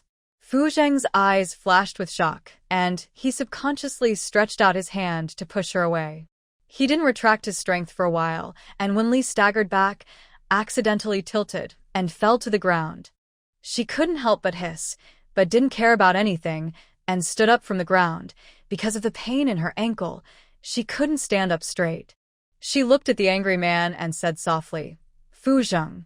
Bai Xian came back to his senses and coughed, then stood up and said, "I'll go out and smoke a cigarette." Calm down. He was probably drunk today, and he could still see Wenli kissing Fu Zheng forcefully. When he walked out and the door was closed, Wenli looked at Fu Zheng motionlessly, her eyes sore. "Fu Zheng, I didn't lie to you. It's true that I like you. If I lie, I will be a vegetable for the rest of my life." When she said this, her eyes unconsciously turned red. For her, there is nothing more poisonous than being a vegetable, lying on a hospital bed, unable to move or speak. The man still didn't speak. She lowered her head and said, "Fu Zheng, they all want to get your things from me. I don't want to." In an instant, Fu Zheng suddenly raised his head and looked at her, and said sharply, "What did they do to you?" Wenli's voice was very steady, trying not to be emotional. "I don't want to tell you these things. You are already very tired, and I don't want to rely on you from childhood to adulthood. I always trouble you, and always make you worry. I want to work harder and stand shoulder to shoulder with you, so that I can protect you in the future." I'm sorry. Before he could speak, she added, "I went to Gu Lianming to ask him to help me check the information about my mother's delivery. I went to K City to find the doctor at that time. Online dating was just an excuse, and so was the tattoo." After saying these words, she stood and waited for Fu Zheng to speak. She confessed everything. It was not known whether it was because he smoked too much, drank too much, or because of the sudden kiss, but Fu Zheng's usually clear mind was now dizzy. The heartbeat in the left chest was obvious. Seeing that he still didn't speak, Wenli was actually a little panicked. She was not a trustworthy person and had said too many things to hurt Fu Zheng. But she knew that Fu Zheng would still treat her well as always. "Fu Zheng, I don't want to be a vegetable." She meant that she would not lie to him. Suddenly, Fu Zheng stood up, then bent down to pick her up, and then put her on the booth. He squatted down to look at her ankle, which was obviously red and swollen, and his voice was extremely hoarse. "Wait for me here." Okay. Ben Linudda. Bai Xian, who was eavesdropping at the door, was caught off guard by Fu Zheng's sight. He laughed dryly. "I didn't hear anything." Fu Zheng walked around him and walked straight in. He soon came in with 2 ice packs and then closed the door to block Bai Xian's prying. Bai Xian made a TSK. Wenli was really amazing. It was as if she had given Fu Zheng a love potion. In the private room, Fu Zheng lifted her feet onto the seat and placed the ice pack on her ankles. There was nothing to fix it, so he fixed the ice pack with his big hands. The box fell into silence, and the sound of music outside could be heard faintly. After a long time, Fu Zheng said in a low voice, "I never thought you were a trouble, Wenli. I am your uncle, and it is my responsibility to protect you. You are not my uncle." Ben Li insista. She glanced at him quickly, then lowered her head and said, "I will only marry you in this life. Of course, if you meet someone you like, I won't bother you. But you don't have one now, so I can pursue you. I am willing to get married and have children at the age of 22. Fu Zheng's protruding Adam's apple rolled, trying to reason with her, and said coldly, "You are getting married and having children at the age of 22. Don't you have your own ideals in life?" "Yes." Wenli pointed at him cautiously and said lightly and firmly, "You." Fu Zheng was drunk after all, and his heart was like an ancient bell, beating violently again and again. but he would not allow himself to act recklessly. He was 8 years older than her, an adult with sound thinking, and he knew the interests better than her. It's impossible for us. Song Yuan is not bad, and the Song family is not bad. It was obvious that the Song family had been investigated. I don't like him. I only like you. After Wenli finished speaking, the private room fell into silence again. 20 minutes later, Fuzheng took back the ice pack and put it on the table. The next second, he bent down and picked her up. I'll take you home. Wenli glanced at him and carefully put her arms around his neck, resting her head on his broad shoulders, her eyes on his face. She kissed him quickly and quickly closed her eyes. Fu Zheng's figure swayed, and then he strode towards the elevator, descending all the way, and the elevator door opened. Fu Zheng put Wenli in the back seat and said lightly, "Uncle Jiang will take you home." Wenli knew that he was probably in a mess at the moment and needed to be alone, so she didn't say anything.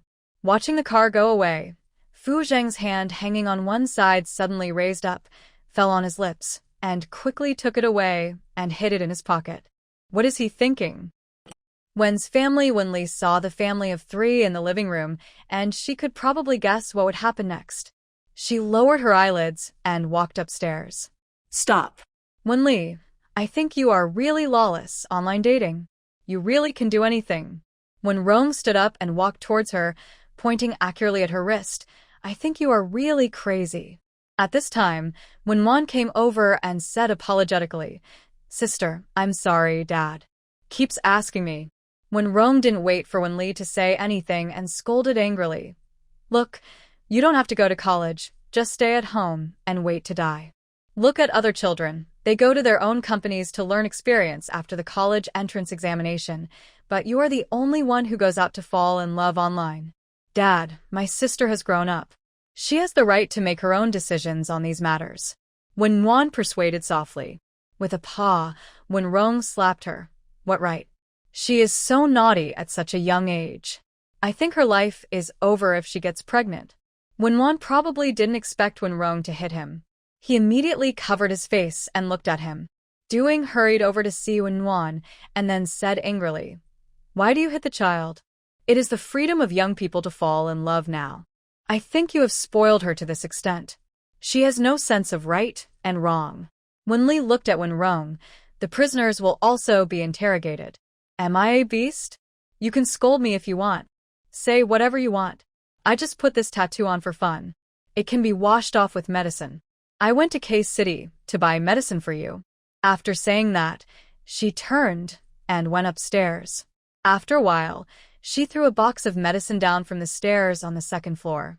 It turned out to be the healthcare product that Wen Rong usually takes for a long time. This medicine is not easy to buy. It is only sold in the hospital in K City. Doing usually goes to K City to buy it. Wen Rong was stunned for a moment, bent down to pick up the medicine, and then looked at Wen Wan. His anger dissipated, and he frowned and said, What's the matter? Wen Wan and Doing did not expect Wen Li to take out a box of medicine for Wen Rong. Doing came back to her senses, forced a smile, and said, Nuan Wan probably doesn't know about this. It's all my fault that I thought she was going to meet an online friend. Don't talk about these things in the future.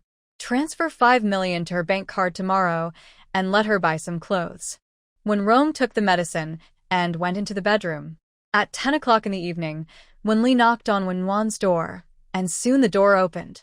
Wen Wan's fair little face was red and swollen on one side. She lowered her head and said guiltily, Sister, I'm sorry for getting you into trouble. Soon, she added. Fortunately, I am smart and bought him a box of medicine. Otherwise, I would be dead today. Sister, let me rub it for you. She stretched out her hand and rubbed Wen Wan's face. Her already painful face hurt even more. Wen Wan hissed, probably in a bad mood, and she suddenly said fiercely, Let go. Wen Li was frightened immediately and quickly withdrew her hand. Her eyes were red and she sniffed. Sister, are you angry with me? I'm sorry, I didn't know he would slap you.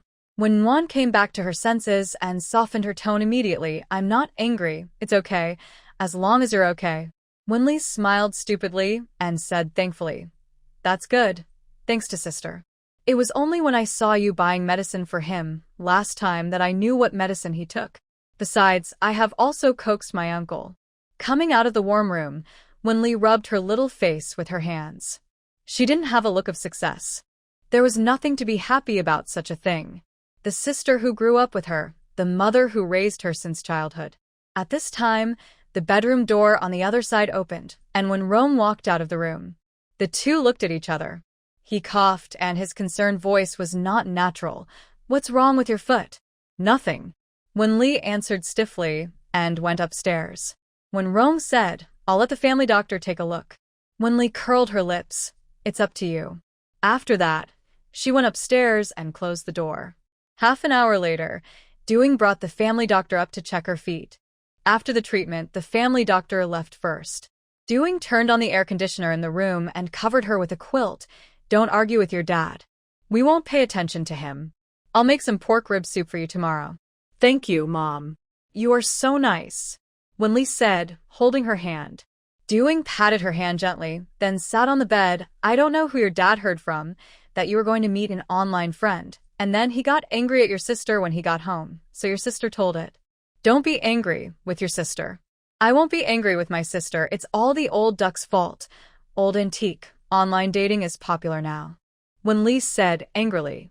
Seeing this, Doing felt relieved and smiled. "Don't talk nonsense. Your dad will scold you again if he hears it later. Take a rest." After hearing the door closing, Wenli got up and closed the door after a minute or two. She returned to bed to check the time and sent a good night message to Fuzheng. Knowing that he would not reply, she subconsciously wanted to put down her phone. At this moment, the phone vibrated. An appeared on the screen. Although her mind was tangled, she still responded to her. Wenli stared at the phone and smiled, then raised her phone, took a selfie, and sent it to him. "Fuzheng, good night." At this time at the Fu family, Mr. Fu was sitting next to Fuzheng. Seeing him staring at the phone, he subconsciously wanted to take a look. Just as he was about to see it, Fuzheng turned off his phone, put it in his pocket, and said lightly, "Don't interfere in the business of the Wen family in the future." The Fu family and the Lu family gave them so much business in the hope that they would be good to Wenli. They can't figure it out. You should check the matter of Wenli's mother. Wenli has never lied since she was a child. I guess she discovered something. This kid is the same. He didn't even tell us about such a big thing. She probably found out. Thinking of Wenli, Fuzheng rubbed his brows helplessly, then stood up and said, "You don't have to worry about the Wen family's affairs. If Wenrong has any problems, just let him come to me. What can I do when I'm old? I can't even take care of your marriage." Old Master Fu glanced at him and said, "Let's call Shui to dinner tomorrow. She has been taking care of us in the hospital for a long time. I don't like her. If you like her, marry her." After Fu Zheng said this, he went upstairs. Old Master Fu glared at him and said, "You don't like this, you don't like that. There is no woman you like in the whole Kyoto." Xiao Li said, "Shui is good. Don't be too picky. The older you get, the harder it is to find one. Nowadays, young people like little milk dogs and little wolf dogs. I don't think you are any of them." Fu Zheng's foot stopped for 3 seconds while going upstairs. He turned his head and looked at him sideways and said lightly, "What does it have to do with me if they like to be dogs?" Old Master Fu choked and glared at him again. "I'll let Xiao Li teach you a lesson tomorrow. Only she can control you. You act arrogantly in front of me every day. If you have the guts, go and act arrogantly in front of Xiao Li." The tall back of the man responded to him, still on the closed door upstairs. When Li's feet had been swollen for 4 or 5 days. When it didn't hurt a little, her heart that wanted to see Fu Zheng rose from the ground and soared into the clouds. She went to Fu's house and found out that Fu Zheng had gone on a business trip to other places and would not be back for a month or 2. After returning from Fu's house, when Rong and Du Ying were talking about something in the living room, Wenwen said, "Dad, I'll ask Qin Feng to help try it." When Rong had a worried look on her face and sighed, "Okay." At this time, everyone saw her coming back. When Rong said, "Did you make your uncle angry? What bad words did you say to your uncle again?"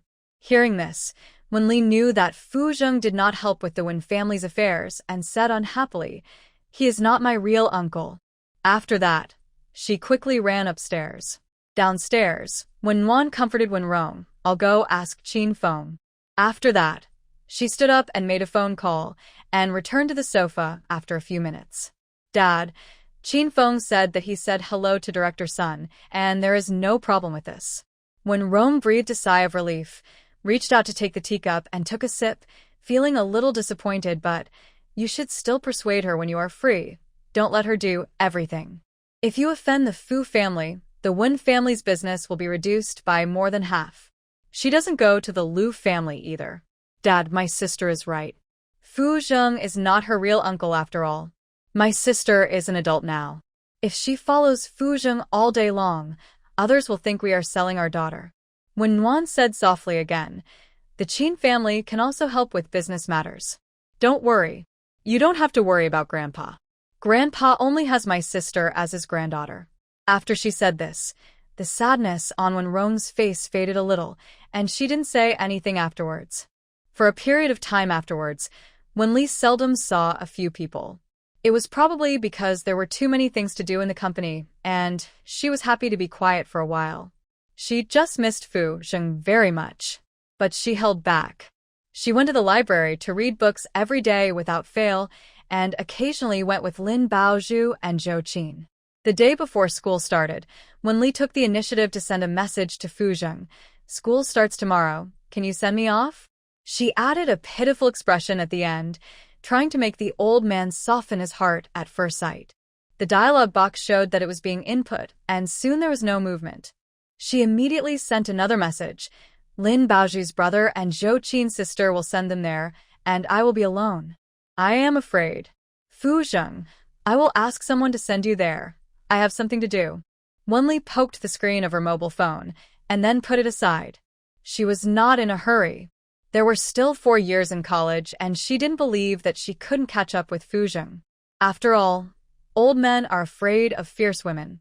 She is more fierce than a fierce woman. The next day, at 10 o'clock, when Rong and the others had something to do today, so they couldn't send her off. She only dreamed of asking her aunt to go with her. If she had cared about it in her previous life, she didn't care about it now. She said to her aunt, "Aunt, you don't have to send me off." At the door of the Wen family, Fu Zheng's black business car quietly stopped at the door. Uncle Zhang opened the door for her, and then took the suitcase and put it in the trunk.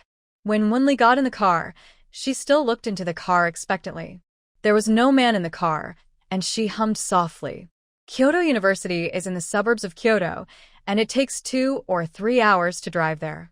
Wenli looked at her phone for a while, and Song Yuan sent her a message. "Happy start of school." She said, "Thank you." Then she opened Fu Zheng's chat box, but she didn't send anything. If Fu Zheng didn't really have something to do, he would definitely send her to school. She was still a little more sensible. At 1 o'clock in the afternoon, the car stopped at the gate of Kyoto University, and Uncle Jiang took the luggage down. "Miss Wen, I'll go park the car, you wait here." "Uncle Jiang, you go back. I can do it by myself. Thank you for your trouble." Wenli was worried that it would be unsafe for him to go back too late, and she took out a few hundred cash from her pocket and handed it to him, and said, "Uncle Jiang, you should have a meal nearby before going back." Uncle Jiang waved his hand and said, "No, I have money, you wait for me. I'll park the car and take you in." "No. Thank you, Uncle Jiang. Be careful on your way back." Wenli motioned him to get in the car, and then pulled the suitcase to school. There were many seniors at the school gate welcoming the new students. Probably because Wenli was pretty, 3 or 4 boys surrounded her. A hot, sweaty smell hit her face. "Junior, can I help you carry your suitcase?" "Which major?" Wenli waved her hand to indicate no. "I can do it myself. Let me take you there. Beijing University is too big. You may not know the way. Let's go. I'll take you there." One of the curly-haired boys reached out and held the handle of her suitcase, pretending to be very handsome. Wenli didn't let go. "Senior, no need." Before she finished speaking, a big hand with distinct joints rested on the suitcase, gently pressing it, and the man's cold and magnetic voice said, "She has someone to take her there." "No need." Familiar with the voice and smell, Wenli turned her head sharply to look at the side. The man's profile was obviously thinner. He was wearing a white shirt with a slanted collar, revealing a section of his collarbone, a simple silver necklace around his neck, and black loose trousers on the lower body. The long slicked-back hair that was always meticulous in the past was cut a little shorter, and it was casually fluffy. It lost some of its maturity and had some youthfulness for this age. The corners of her mouth rose. Fu Zheng. Fu Zheng's eyelashes trembled slightly, and he said, stretched out his hand to pull the suitcase, and then walked in front. Wenli looked at him blatantly, her eyes sparkling in the sun, and she said, Fu Zheng. The man's eyes were always straight ahead. Wenli hummed softly, with a hint of asking for more. I knew you would come to see me off. Fu Zheng paused, but did not speak. He was studying at Beijing University, so he naturally knew these roads, and took her to the School of Management. After completing the admission process, they walked to the dormitory again.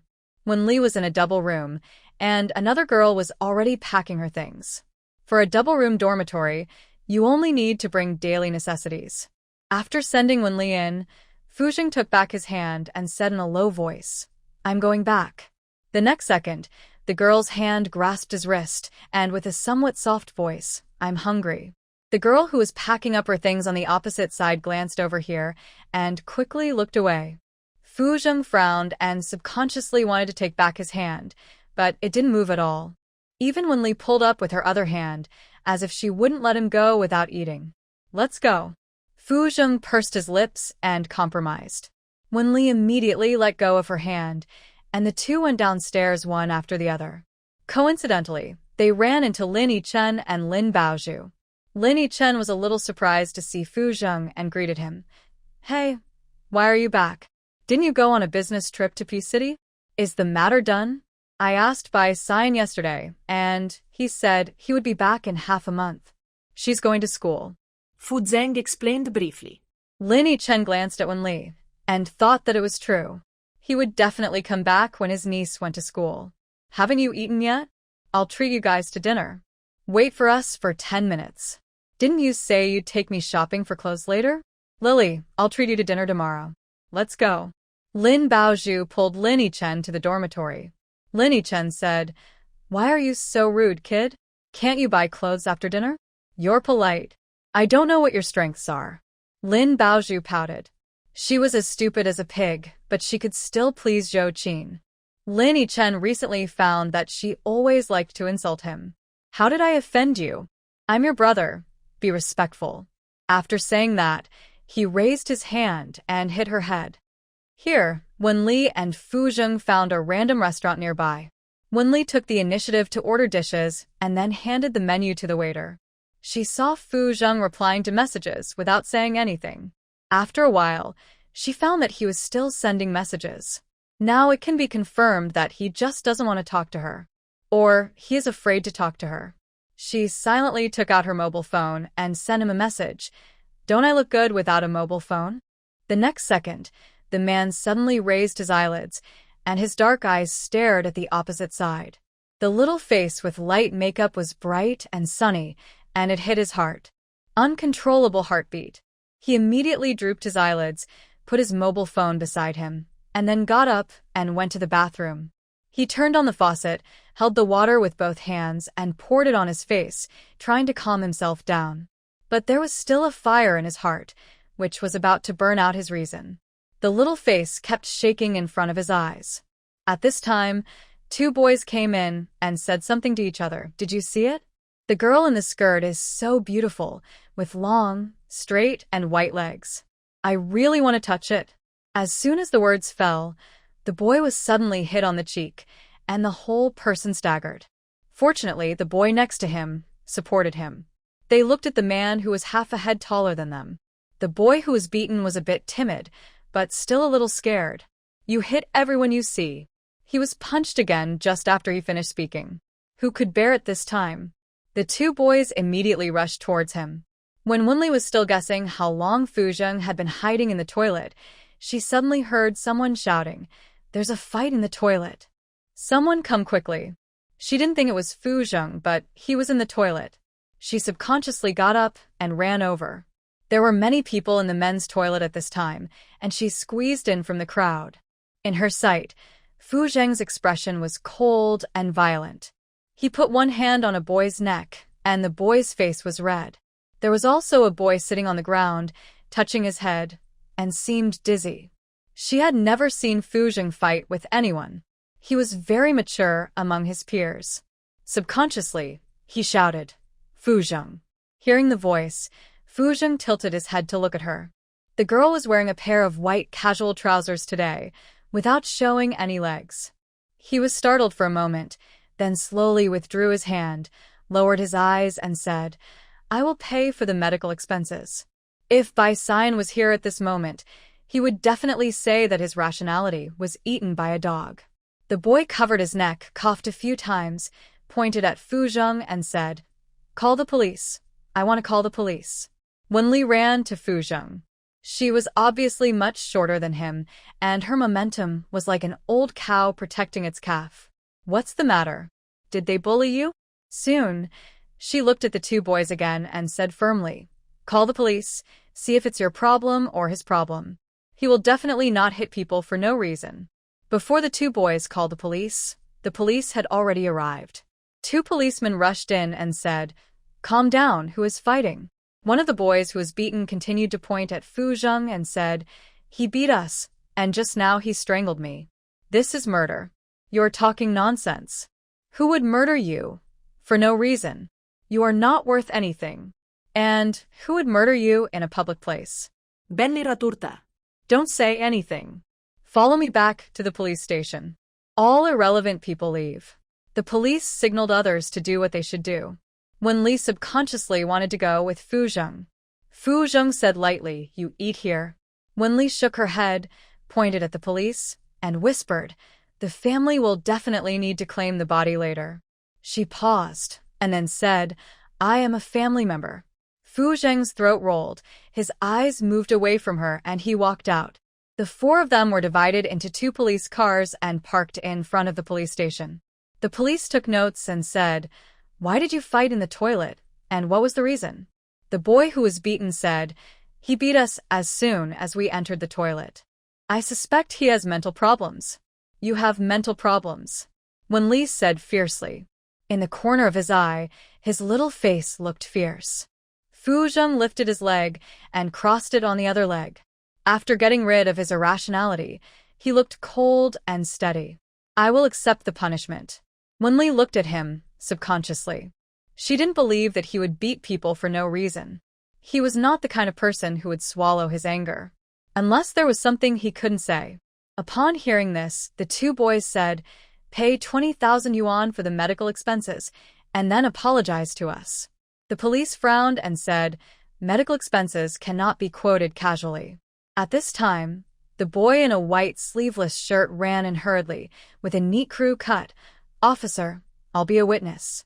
Just now, these two people insulted girls in the bathroom, saying that girls' legs were long and straight and they wanted to touch them.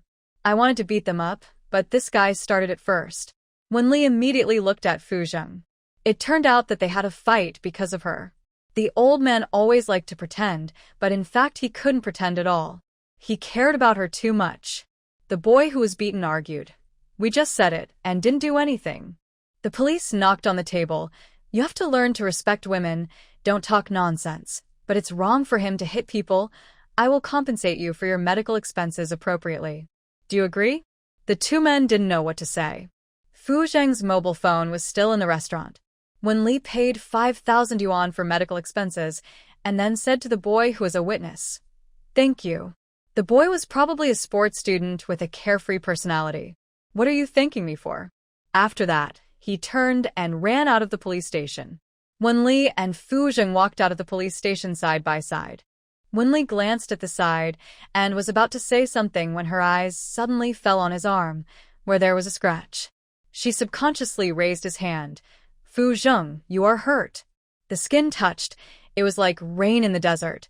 Some emotions could not be suppressed and rose up. Fu Zheng withdrew his hand. "It's okay. You wait for me here." Wenli looked around. There was a drugstore diagonally opposite. She subconsciously ran to the opposite side. Suddenly, a big hand grabbed her wrist, and a man's hoarse voice, "There is a car." Their eyes met. When Lee's eyebrows were full of smiles, pointed to the sidewalk, "I'll go that way." She clearly felt that Fu Zheng was not as resistant to her this time. Maybe the business trip for the past 2 months was fake, and thinking was real. She was inexplicably excited in her heart. The girls back crossed the road and entered the drugstore. Fu Zheng had a craving for a cigarette and said to a man passing by smoking, "Can I buy a cigarette?" The man said tisk, handed him a cigarette generously, and then lit it for him. No money.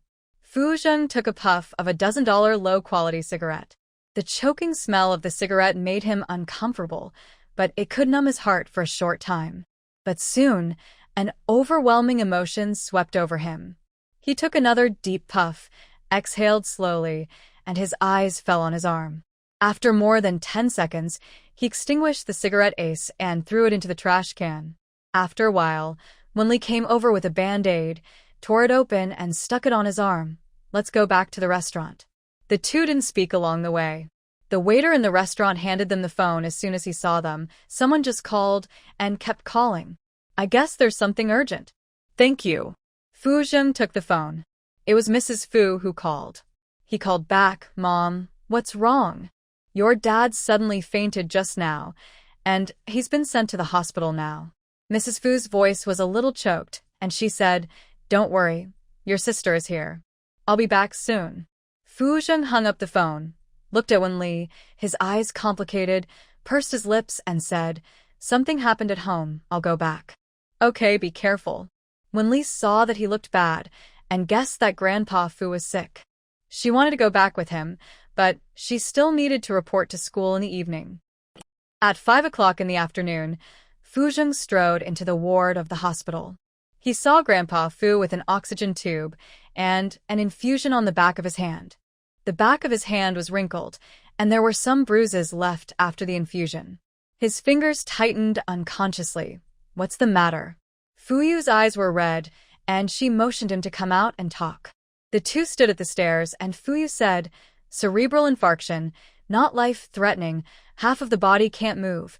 The doctor said the possibility of complete recovery in the later stage is relatively small. It can't happen again next time." Hearing this, Fu Zheng almost instinctively reached into his pocket, but felt nothing. He lowered his eyebrows. "I'll contact doctors abroad." Fu Yu reached out and patted his shoulder and said softly, "Xiao Zheng, I didn't want to say anything about your marriage, but you also know that Dad wants to see you get married. You can think about marriage carefully and put your dad's mind at ease." The Band-Aid on his arm was particularly obvious in his sight. Fu Zheng felt a little weak and leaned against the wall. After a long time, he said, "Okay. You go back, I'll stay here. I'll go back and get some clean clothes for Dad." Fu Yu reached out and patted Fu Zheng's shoulder gently again. Fu Zheng stood silently at the stairs, his expression unclear, and people didn't know what he was thinking. After a few minutes, he reached out and tore off the Band-Aid on his arm and threw it into the trash can. Back in the ward, Fu Zheng sat on the sofa, turned his head to look at the person on the bed, and after a long time, looked at Mrs. Fu again. "Mom, you take a rest, I'll watch over here." Mrs. Fu shook her head gently and whispered, "Your dad has had a hard life.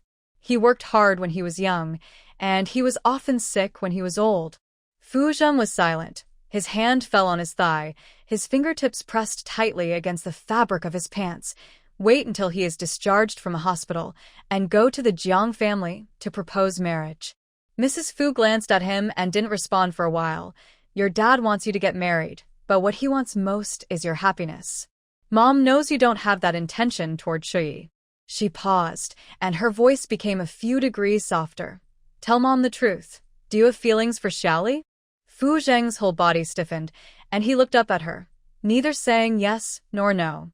Suddenly, Mrs. Fu understood everything. Over the past year, he always deliberately avoided Wenli, but was very concerned about her affairs. She sighed softly. "Mom also wants you to be happy. You don't need to care too much about other things. However, don't tell your dad about this for the time being. He has old-fashioned ideas, and I'm afraid he can't accept it for a while. Wait until he recovers before talking about it. Xiaoli is a good child. I know her inside out, and I feel relieved. Mom. The man opened his thin lips slightly, trying to deny it, but he couldn't make a sound, and his eyes were a little dry. He held his face with both hands and lowered his head. Is this really possible? Does he really want to ruin Wenli's youth? At 10 o'clock in the evening, Wenli rushed to the ward panting and saw the man standing by the window at a glance. Although Fu Zheng looked cold and indifferent, he was actually very affectionate. It turned out that Grandpa Fu had been sick so many times. No wonder Fu Zheng had never exposed his emotions in his previous life. At that time, he was probably very tormented and could only choose one side. She clenched her hands and whispered, "Fu Zheng." The man turned around slowly. His expression was a little dazed, probably thinking that he was dazzled. He didn't take a step and just stared at her straight. When did it disappear? The next second, the girl in front of him trotted over and got into his chest as before. The clear reaction made his body stiff. The little hand on his back patted him gently, with a bit of comfort. After a long time, the man raised his hand and slowly fell on her back for the first time. The next second, he hugged her tightly and said hoarsely, "Wenli, why did you come to provoke me? Can you bear the consequences?" Can he bear the consequences? I can, Fu Zheng. I can take responsibility for my actions. Wenli's voice was light and powerful. The city wall, which was already in tatters, collapsed at this time. Fu Zheng tightened his hands a little bit. In the end, greed was greater than reason. Okay, then no one is allowed to retreat. He took on the pressure from the Fu family and the outside world. She just needed not to retreat temporarily. Wenli struggled to get out of his arms and stretched out her little finger. In the dark environment, the light outside could vaguely see the girl's blurry face. She said, "Whoever retreats is a puppy." At this time, footsteps were heard outside the door, and the two separated instantly. The next second, Fu Yu walked in, and only two figures, one tall and one short, were seen. Surely? "It's me, Aunt Fu," Wenli said softly. Fu Yu responded softly. "Isn't school starting today? Why are you back?" "I heard that Grandpa Fu was not feeling well, so I rushed back." "It's not safe for you to come back so late at night. You have to have military training tomorrow morning. Let Uncle Jiang take you back. I'll leave in a little while." "Okay, you keep watch for us while your uncle and I go to the doctor." "Okay." When they walked out of the ward, Wenli sat beside the bed, looked at Grandpa Fu, and finally pinched the corner of the quilt for him. About half an hour later, the two came back, and Fu Yu whispered, "Shall we go back? It's too late. You need to have a good rest, otherwise you won't have the energy for military training tomorrow." Okay. Wenli stood up, and before she had taken a few steps, Fu Zheng whispered, "I'll take you down." The two went downstairs one after the other, and soon entered the parking lot. The black business car was not far away. Fu Zheng stopped, his dark eyes fell on her, and he quickly looked away. "Call me as soon as you have anything." "Okay." Wenli nodded obediently, looked around. There was no one at this time. She stood on tiptoe and kissed the man's cheek. "Fu Zheng, don't regret it." Without waiting for him to say anything, she ran towards the black car, got in the car, and quickly opened the window. "Fu Zheng, good night." During the days of military training, the temperature reached 38 degrees, and almost all the people in military training were tanned. At noon that day, Wenli finally met Lin Baozhu and Zhou Qin. When they met, they couldn't help laughing. Zhou Qin was the funniest. She wore glasses for military training, and the area around her eyes was white, and the rest was black. Lin Baozhu smiled and said, "Qin Qin, you are a national treasure now." Zhou Qin covered her face and said, "I will go to whiten my skin after the military training." Haha. Lin Baozhu stood in the middle, holding one person in each hand, and said, "Lily, I saw that in the school group there are people asking for your contact information every day."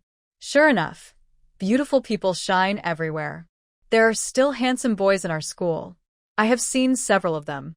I hate my brother. He doesn't allow me to fall in love. He said that if I fall in love with my brain, I will only end up being deceived. Wenli and Zhou Qin couldn't help laughing. Wenli agreed and said, "Your brother makes sense." "Okay, Lily, you're dead." Lin Baozhu tickled her. Wenli was ticklish, so she could only hide behind and accidentally bumped into someone. She hurriedly said, "I'm sorry. So you are also from Peking University." The person who spoke was the boy who helped Fu Zheng as a witness last time. Wenli nodded subconsciously. "Thank you for what happened last time." "You re-welcome." Su Muin was wearing a military training uniform with a wheat-colored complexion, looking healthy and handsome. After the boy left, Lin Baozhu and Zhou Qin looked at her at the same time, and Wenli raised her hands in surrender. "I don't have any idea at all." Lin Baozhu wanted to say something, but didn't say it. She glanced at her, and then at Zhou Qin. She probably couldn't understand why a young woman liked an old man. After the few people finished their meal, Wenli returned to the dormitory and took a photo to send to Fu Zheng. A piece of news popped up. The prince of Fu Group and the daughter of Zheng Group were dating in a coffee shop. They were talented and beautiful. She clicked on the picture, and the side faces of the man and woman were so exquisite that they could rival the stars in the entertainment industry. She silently opened Fu Zheng's dialogue box, edited a long string of words, and finally sent only one word. Dog. She knew that Fu Zheng would not compromise easily.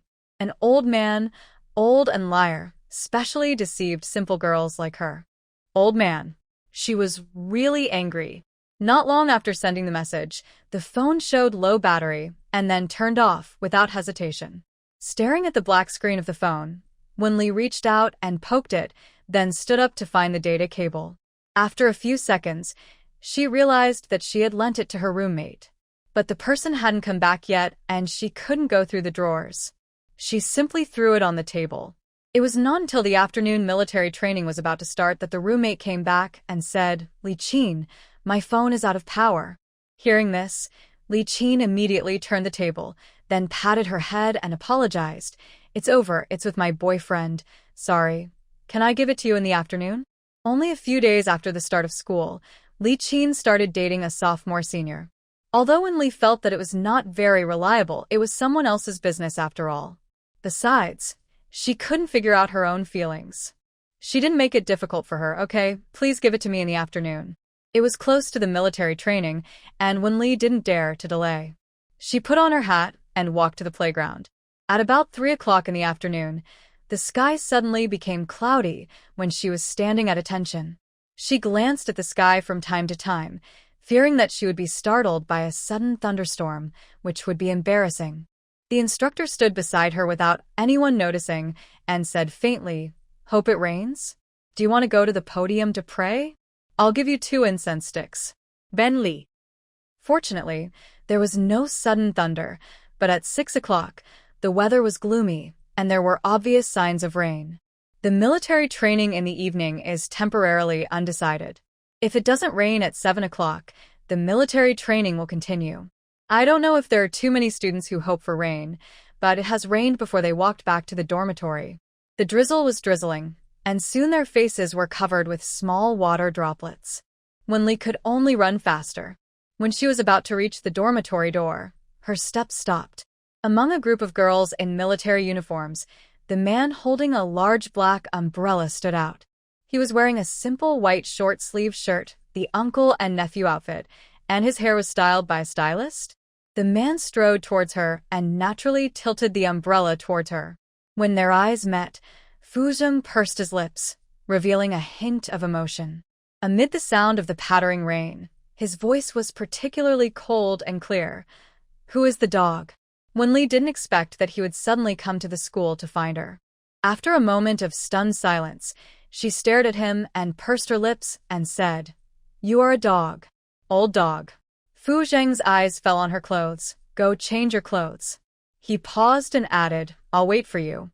Wenli said, "Oh," and the next second she ran towards the dormitory, went upstairs in a few minutes, and took out the white skirt from the closet. After she changed her clothes, she came out and quickly put on some lipstick. She looked in the mirror for a few times. She looked good, but her skin was a little dark. Just as she was about to go out, Li Qin came back, handed her the charging cable, glanced at her and said, "Are you going out?" "Yeah." Wenli wanted to take out her cell phone, but when she thought it was out of battery, she gave up. At this time, Li Qin said, Wenli, my boyfriend's roommate wants to add you in the contact information. Are you willing? No. Wenli smiled politely, then opened the door and went downstairs. When she reached the dormitory door, she saw two girls talking to Fuzheng shyly and even took out their cell phones. They were obviously adding each other as friends. She was just about to walk over when Fuzheng suddenly looked at her, and a voice that was neither light nor heavy hit her heart. My girlfriend. Wenli was stunned and looked at him blankly. After all, the old man's polar reversal was too obvious. Fuzheng didn't give her time. He walked over with an umbrella and said calmly, "What do you want to eat?" Wenli came back to her senses, her eyes bright, and asked in disbelief, "Fuzheng, what did you say?" Fuzheng didn't say anything, but signaled her to go with his eyes. The rain was getting heavier and heavier, and the crackling sound seemed to smash the umbrella. Wenli's skirt fluttered in the wind, revealing her white thighs. She covered the hem of her skirt with her hand, and her steps became a little smaller unnaturally. Fuzheng, who was next to her, naturally noticed her actions, paused, handed her the umbrella, and under her gaze, hugged her around the waist, with one big hand tightly protecting the hem of her skirt.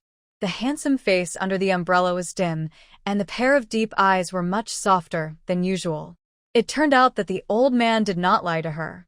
He did it. She heard the man's low explanation. "It's not a date. I told her not to come to the Fu family anymore. I have a girlfriend." Wenli's heart skipped a beat, and she changed her hand to hold the umbrella, then put her arms around his neck and whispered, "I thought you were cheating on me." Grandpa. "How is Uncle Fu?" "He is undergoing rehabilitation treatment. His feet can already move, but his hands can't move for the time being." Fuzheng said, "I'll go back to see him when I have time," Wenli said seriously. Fuzheng lowered his eyes to glance at her. His fair little face was tanned a lot, but the beautiful eyes were still bright. He pursed his lower lip. "Well, are you tired from military training?" Tired. I'm tanned. Health. As soon as Fuzheng finished speaking, his cheeks were warm. He paused and walked forward quickly. The two got into the car. Wenli sat in the co-pilot seat and Fuzheng sat in the main driver's seat. "What do you want to eat?" "It's all right. My boyfriend has the final say." Ben liblinka playfully. It was obviously a rainy day, and Fuzheng was feeling hot all over. He started the car and turned the steering wheel.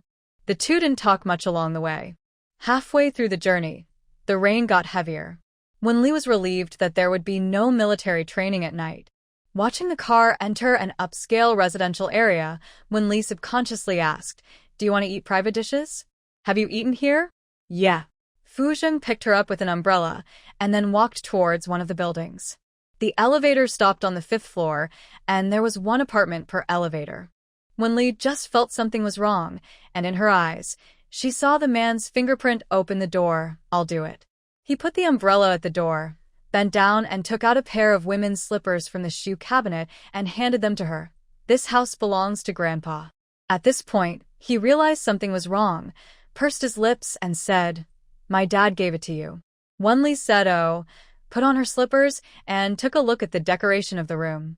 It was probably a fully furnished house, which was European style. The furniture was brand new and looked like it was bought not long ago. "Are there any dishes?" "Yes. When you want to come in the future, tell your aunt in advance and she will prepare everything." Fuzheng turned and went into the kitchen. Wenli stood at the door of the kitchen, tilted her head and stared at the man's back and smiled foolishly for a while. "Fuzheng, lend me your phone. I want to ask Baozhu if she wants to have military training later." Fuzheng's hands were covered with water stains, and he shook them lightly twice. "Come and get it." Wenli immediately approached him and spread her hands towards him, as cute as a little white rabbit. Fuzheng caught a glimpse of her and paused. He quickly took out a mobile phone from his pocket and put it in her hand. "The password is 6 zeros. It's better not to set it. I'll help you change the password." Wenli turned on the phone and heard the man say, She changed the password neatly, without any embarrassment. "My birthday." Then she called Lin Baozhu. A serious voice came from the other end of the phone. "Uncle Fu, what's the matter?" "It's me, Wenli," Wenli said. Lin Baozhu let out a breath. I was scared to death. I thought it was your uncle. Is he here? Well, my phone is out of battery. I asked if you would have military training later? No, there is a notice in the group just now. Okay, thank you. Wenli hung up the phone and put the phone back in his pocket. No military training tonight. I can stay here tonight. The vegetables in Fu Zheng's hand fell into the sink. He picked them up again and rinsed them under the water, as if he didn't hear her words. But his body was more honest than the old man, and his earlobes were faintly flushed. Wenli naturally caught a glimpse of it, stretched out her hand and poked his earlobe and said mischievously, Fu Zheng, your ears seem to be allergic. Hey, why are they getting redder? Do you want to see a doctor? He stretched out his hand and poked again while speaking. The next second, a wet big hand grasped her wrist, and Fu Zheng's voice was hoarse and a little warning. Wenli, go sit on the sofa. The old man was embarrassed and angry, and Wenli knew when to stop. She nodded quickly, withdrew her hand, turned around and walked out of the kitchen. When she was about to reach the door, she turned back and said, Your face is blushing too. Fu Zheng, am I your first love? She wasn't sure whether Fu Zheng had a love relationship when he was a student, but she knew in her previous life that he had a female classmate in college, and the two of them later became very close. Maybe they were really planning to get engaged at that time. Fu Zheng took a deep breath, wiped the water off his hands, and walked towards Wenli. He lowered his head and stared at her, his cold look carrying a hint of mature danger. Realizing the danger, Wenli subconsciously stepped back, but the next second, something restrained her waist, preventing her from retreating. Fu Zheng pulled her lightly, and she threw her whole body on his chest. Her face suddenly turned red, and her voice became smaller. Fu. Still playing? Fu Zheng bent down slightly and stared at her, his tone light. He was an adult after all, and Wenli couldn't beat him. Wenli's heartbeat was almost not her own at this moment, and it was about to jump out. She quickly shook her head and said like a turtle, no more playing. Hearing this, Fu Zheng let go of her, and the next second, he picked her up by the waist, strode to the sofa, put her behind the sofa, and took out his mobile phone and handed it to her. If you need anything, buy it yourself. Without waiting for her to say anything, he turned and walked towards the kitchen again. Wenli stared at the phone, covering her chest, and whispered, The charm of an old man. The fragrance of the kitchen filled the living room. Wenli tilted her head and stared at the kitchen, vaguely seeing the busy figure of a man. At this time, Fu Zheng's mobile phone rang. It was Grandpa Fu calling. She immediately got up and walked towards the kitchen. Uncle Fu called. Answer it. Fu Zheng was cooking with one hand and reading a recipe with the other. Grandpa Fu's voice came from the phone. Old Zhang's family came today and said that you bullied Shi. What did you do to her? I said I don't like her. Fu Zheng took the plate to serve the dishes. Grandpa Fu didn't blame him. If you don't like her, you have to be more tactful. Have you seen Xiaoli? She's next to her. Fu Zheng said. Wenli spoke subconsciously, Uncle Fu. Grandpa, are you feeling better? Much better. How are you doing in school? It's fine. Ask your uncle to buy things for you. If you need anything, just ask him to buy it for you. Grandpa Fu smiled and said with concern, Don't just focus on studying in college. You can still fall in love with the right boy if you find one. Otherwise, you'll be like your uncle. He doesn't have a suitable girlfriend yet. Don't learn from him. Wenli didn't know how to answer for a moment. She didn't want to lie to Grandpa Fu, but Grandpa Fu was in poor health, so she naturally couldn't be frank at this time. At this time, Fu Zheng said, You should take medicine and don't watch TV at night. Grandpa Fu was obviously tired of what he said. Xiaoli, Grandpa is dead. Your uncle is nagging. Don't find a boyfriend like him. Otherwise, he will control you to death. Wenli not only found one, but also the same one. She responded guiltily, Grandpa. Take care of yourself and go to bed early. Okay. Don't worry about me, I'm fine. Grandpa Fu said lovingly. After hanging up the phone, Wenli held the phone and asked, When can we confess to Uncle Fu? It's not good to hide it from him. Wait until you reach the legal age. Fu Zheng would naturally tell Grandpa Fu, but not now. The two of them are just starting now. At least wait until things are stable before telling Grandpa Fu. Otherwise, if there is any change, Grandpa Fu will probably be the most angry person. Of course, Wenli has no way back. She was the one who wanted to provoke him. Okay. Ben linudda. After a while, the food was served. Fu Zheng didn't like to talk while eating, and the table was so quiet that it was uncomfortable. Wenli glanced at him and asked tentatively, "Can you say a few words?"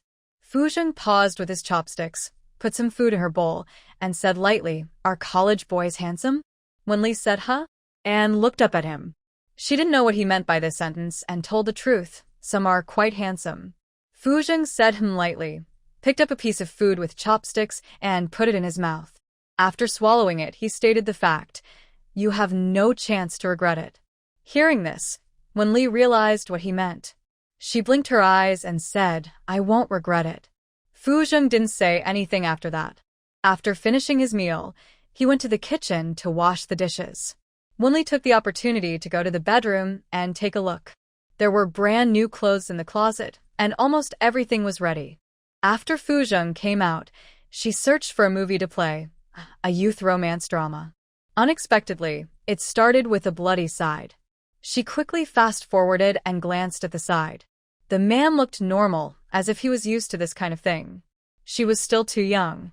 After all, she hadn't experienced it in her previous life.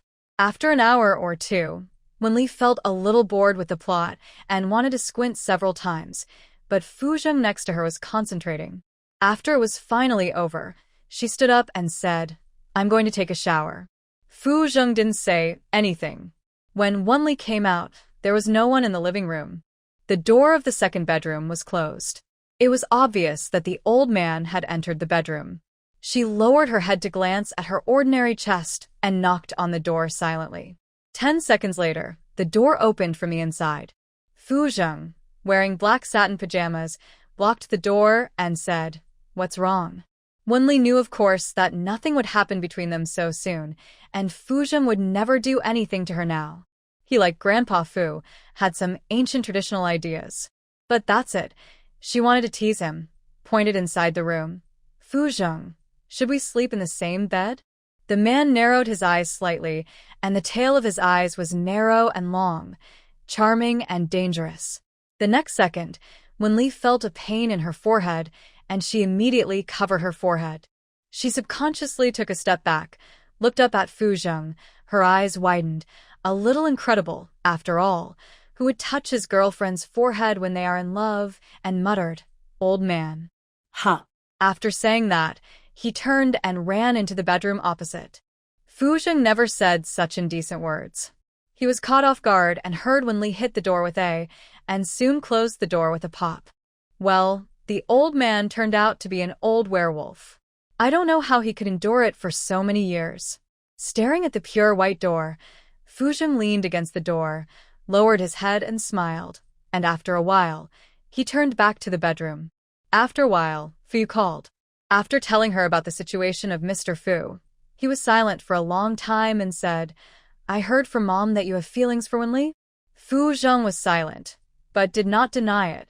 Yeah. Fu Yu began to be silent again. She rubbed her eyebrows. "How could you have feelings for Wenli?" "Forget it. No one can say for sure about feelings." "How do you plan to tell Dad about this?" Or, "What do you think? You are 8 years older than her, and Dad is not in good health now." "I know." Fu Zheng stood by the window, looking up at the moon tonight. The bright crescent moon was like a human eye. "Sister, I also want to fight for myself once, and I will bear the consequences." No matter what the consequences are, he is willing to bear them. Hearing this, Fu Yu sighed. "You have been burdened with a lot of burdens these years. We will talk about this later. Sister also hopes you will be happy." Military training started at 8 o'clock. Wenli got up at 7 o'clock, and she didn't want to disturb Fu Zheng's sleep. As a result, when she arrived in the living room, she saw Fu Zheng sitting on the sofa and looking at his mobile phone.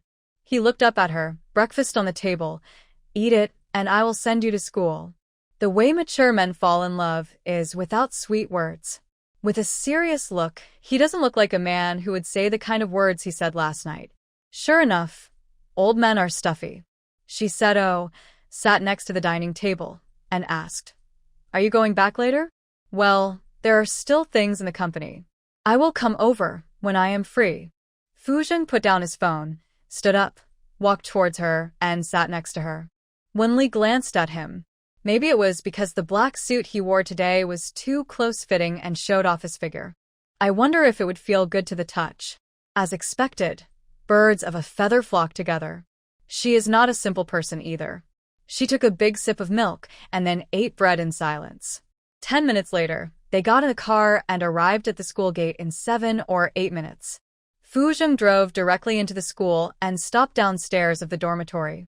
When Li unbuckled her seatbelt, "I'm getting off the car. Be careful on your way back." Fuzheng said and suddenly reached out to press her shoulder. His Adam's apple rolled. His eyes were light and soft. "Why don't you kiss me secretly now?" When Li's round eyes widened, and before she could react, there was a faint warmth on her lips. Soon, Fuzheng straightened up. "Get off." When Li is actually in her 20s, and she doesn't have much of the shyness of young people anymore, but she blushed at this moment. She is not afraid of old men being rigid, but she is afraid of old men being very good at it. How could she think Fuzheng was that kind of rigid and boring man? He is clearly a big bad wolf. She pushed open the car door and got out. "Be careful on the road, and send me a message when you get home." Then, without waiting for him to say anything, she closed the door and walked towards the dormitory. The man in the driver's seat put his hands on the steering wheel, his narrow eyebrows slightly curved, and finally chuckled, then drove away from the spot. In the dormitory, when Li changed into military training clothes, put on a hat, and took out her mobile phone to see the Wenrong doing, and Wenwan had called several times. She selectively called Wenwan back, and Wenwan's sleepy voice came from the phone. "Sister, where did you go at night? Dad called your counselor and said that you were not in the dormitory at night." Wenli was not surprised at all. Just like during the years when she studied abroad, when Rong knew everything she did. Of course, it could only be something bad. She coughed and said, "I'm sick. I went to the clinic for an 4." Li Qin on the opposite side glanced at her and quickly walked out of the dormitory. When Li glanced at her with her eyes, her expression turned cold and said, "Sister, I'm going to military training." "Okay, be careful," Wenwan said. When she arrived at the playground, most people had arrived. As soon as she stood in the team, the counselor came over and called her, "Wenli, come here."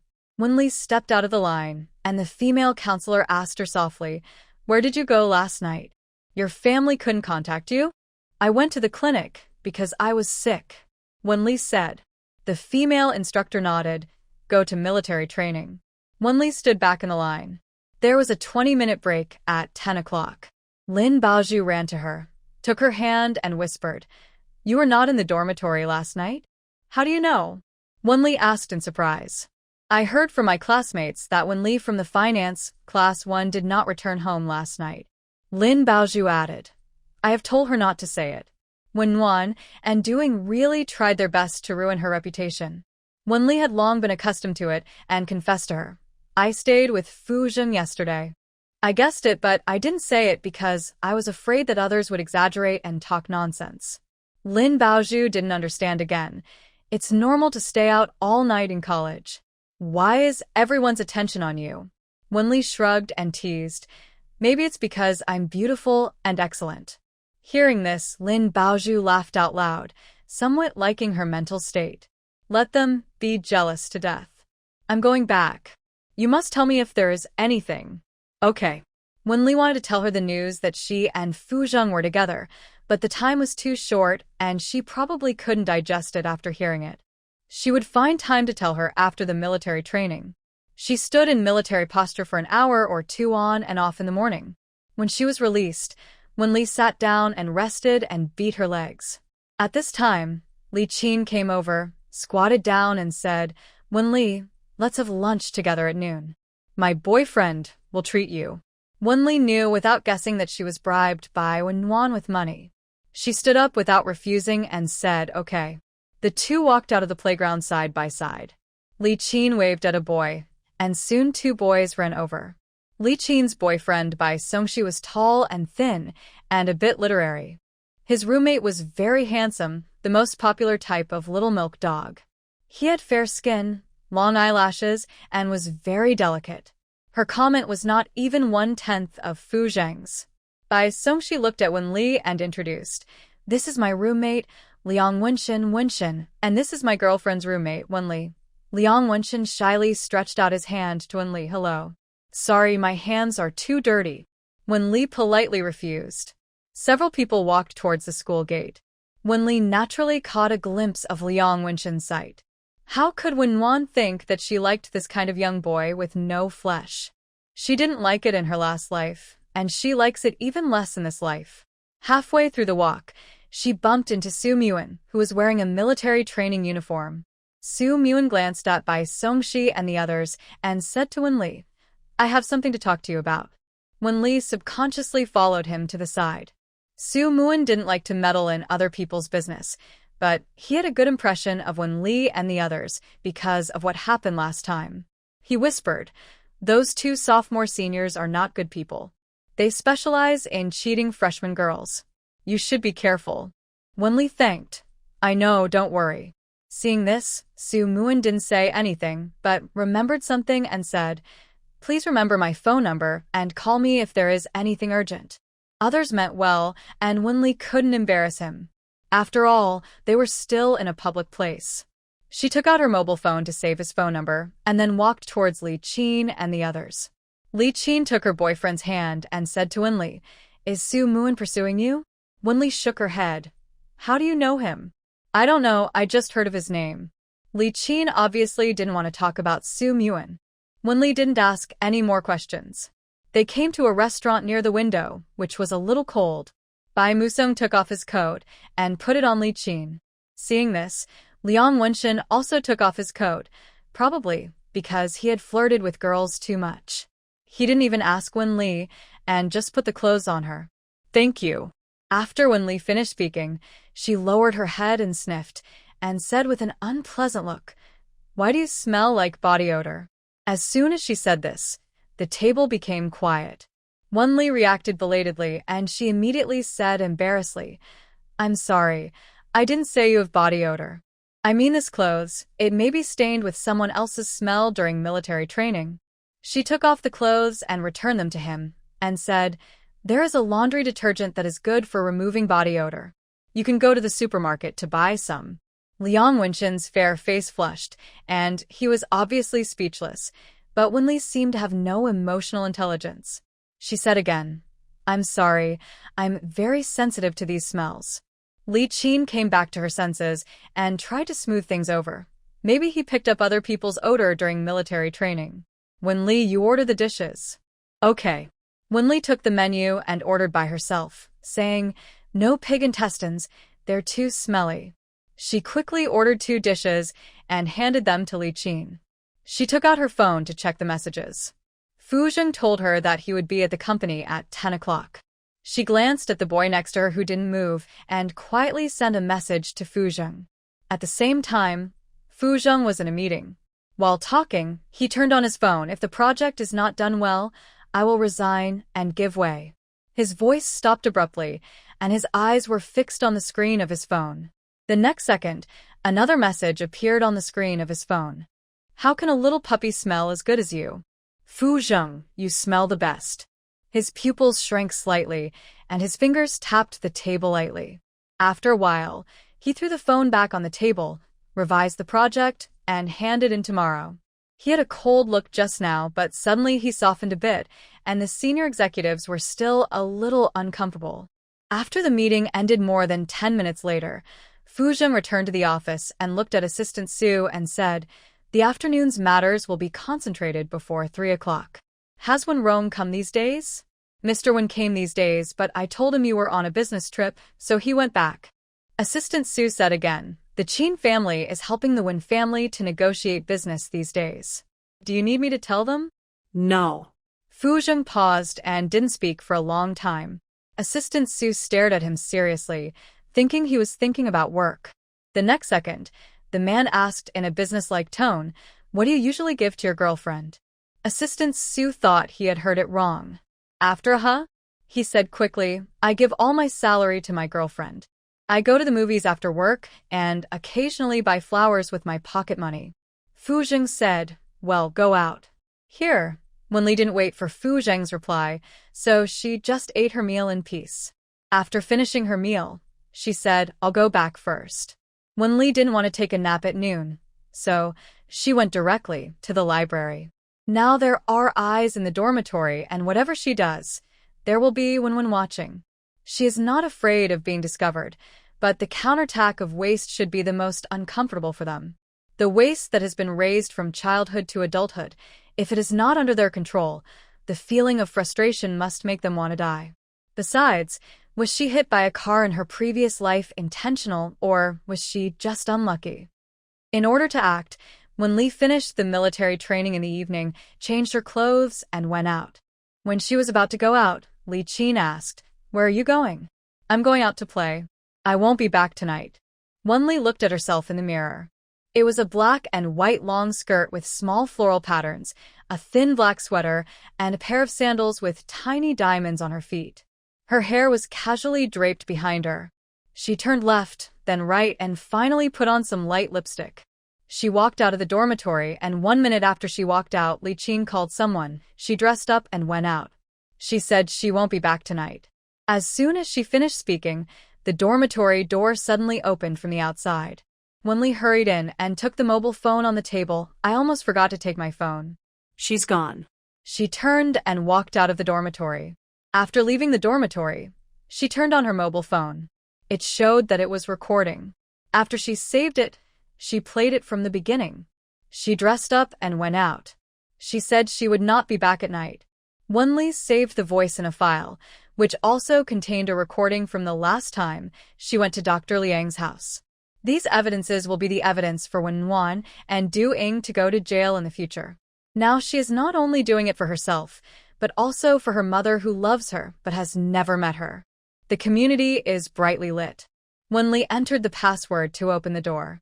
The retro and luxurious main light in the living room was on, shining brightly.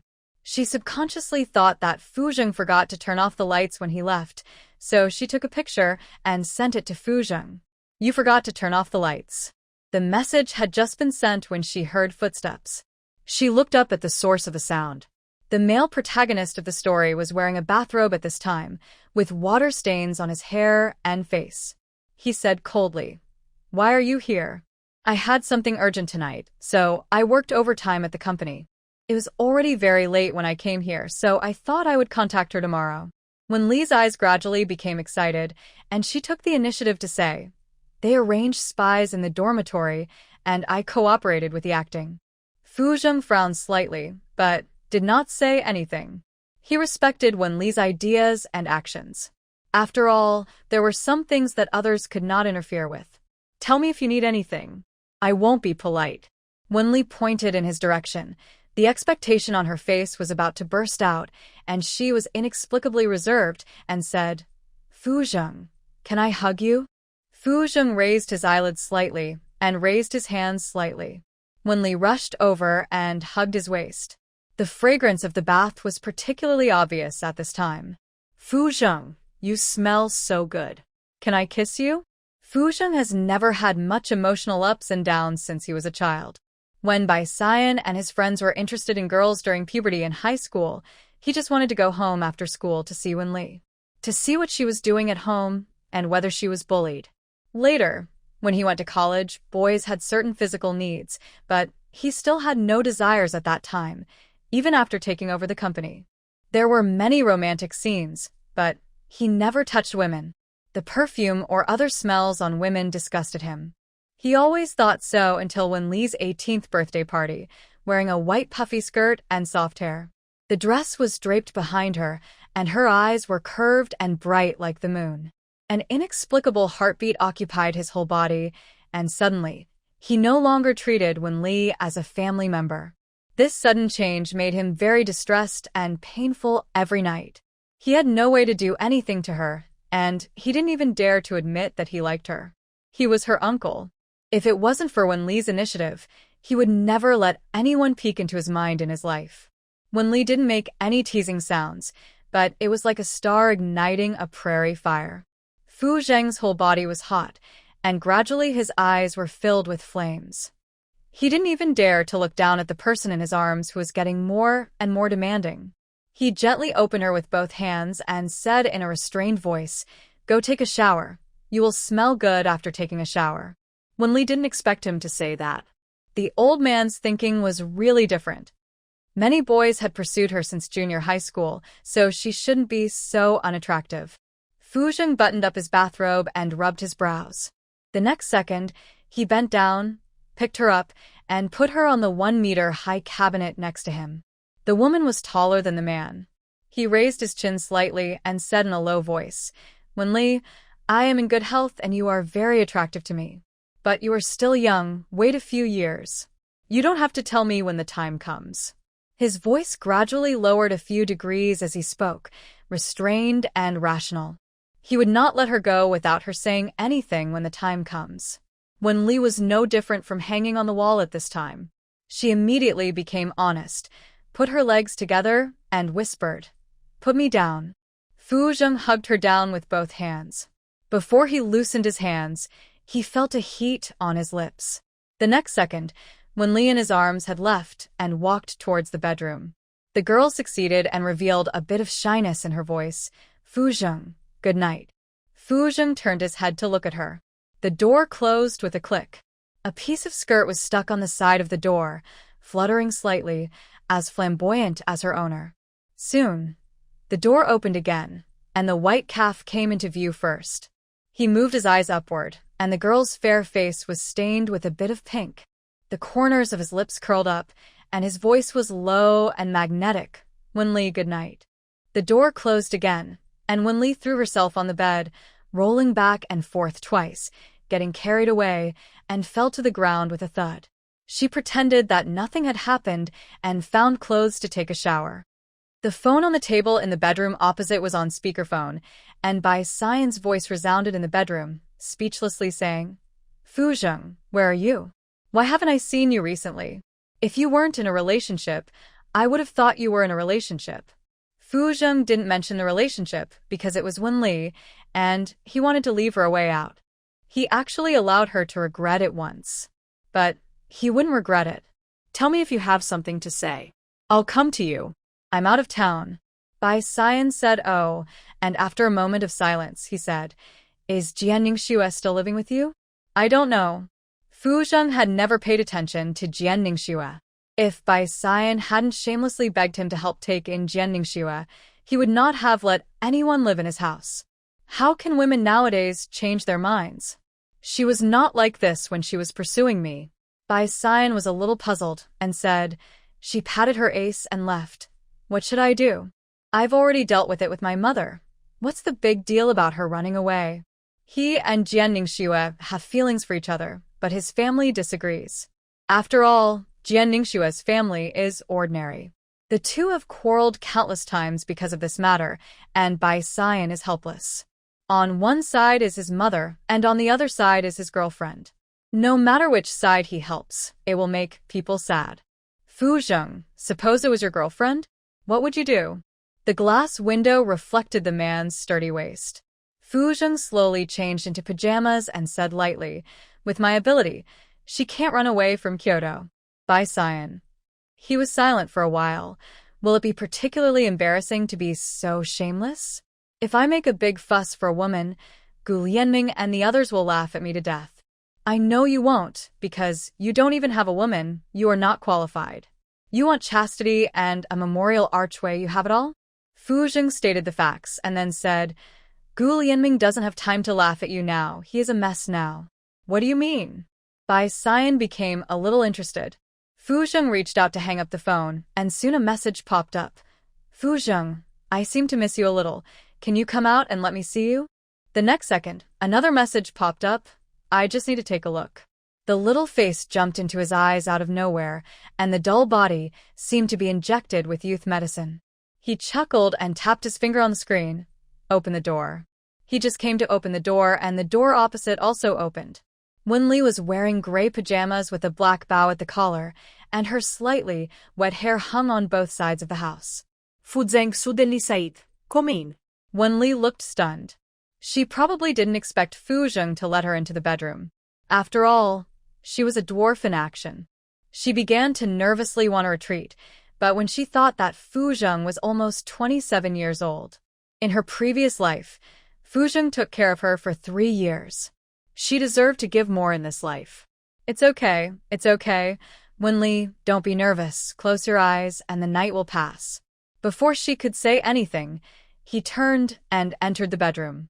Wenli looked down at her pajamas, which were ordinary, but Fu Zheng couldn't help it. She walked into the bedroom reluctantly, trying to relax herself. The next second, she saw Fu Zheng coming out with a hairdryer, pointing at the bed, and said lightly, "Sit here." Yeah. After plugging in the power, Fu Zheng picked up the hairdryer, stood beside her, and inserted his fingers into her black hair. After more than 10 minutes, her hair was almost dry. He put down the hairdryer and looked at the time. Go to bed, there is still military training tomorrow. Wenli didn't dare to delay too long. After all, if she didn't sleep well at night, she would be miserable during the military training during the day. A boy fell asleep while standing 2 days ago and fell on the instructor. She didn't want to embarrass herself. Okay. She stood up, took a few steps, and asked tentatively, "Can I sleep next to you?" She just wanted to be closer to Fu Zheng. The two of them had no time to meet during the day, only at night. Fu Zheng pursed his lips and sighed. After all, he couldn't do anything about her, so he compromised and said, "Go and get the pillow and quilt." Wenli's eyes lit up, turned around and left, then came in with the quilt and pillow, and the next second she saw Fu Zheng sitting on the sofa with the quilt and pillow. "I'd better go back to sleep, you still have to work tomorrow."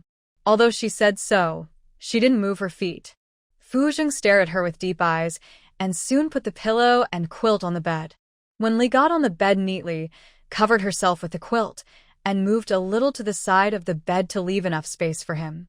Not long after, Fu Zheng also got on the bed, turned off the main light, leaving only the bedside lamp.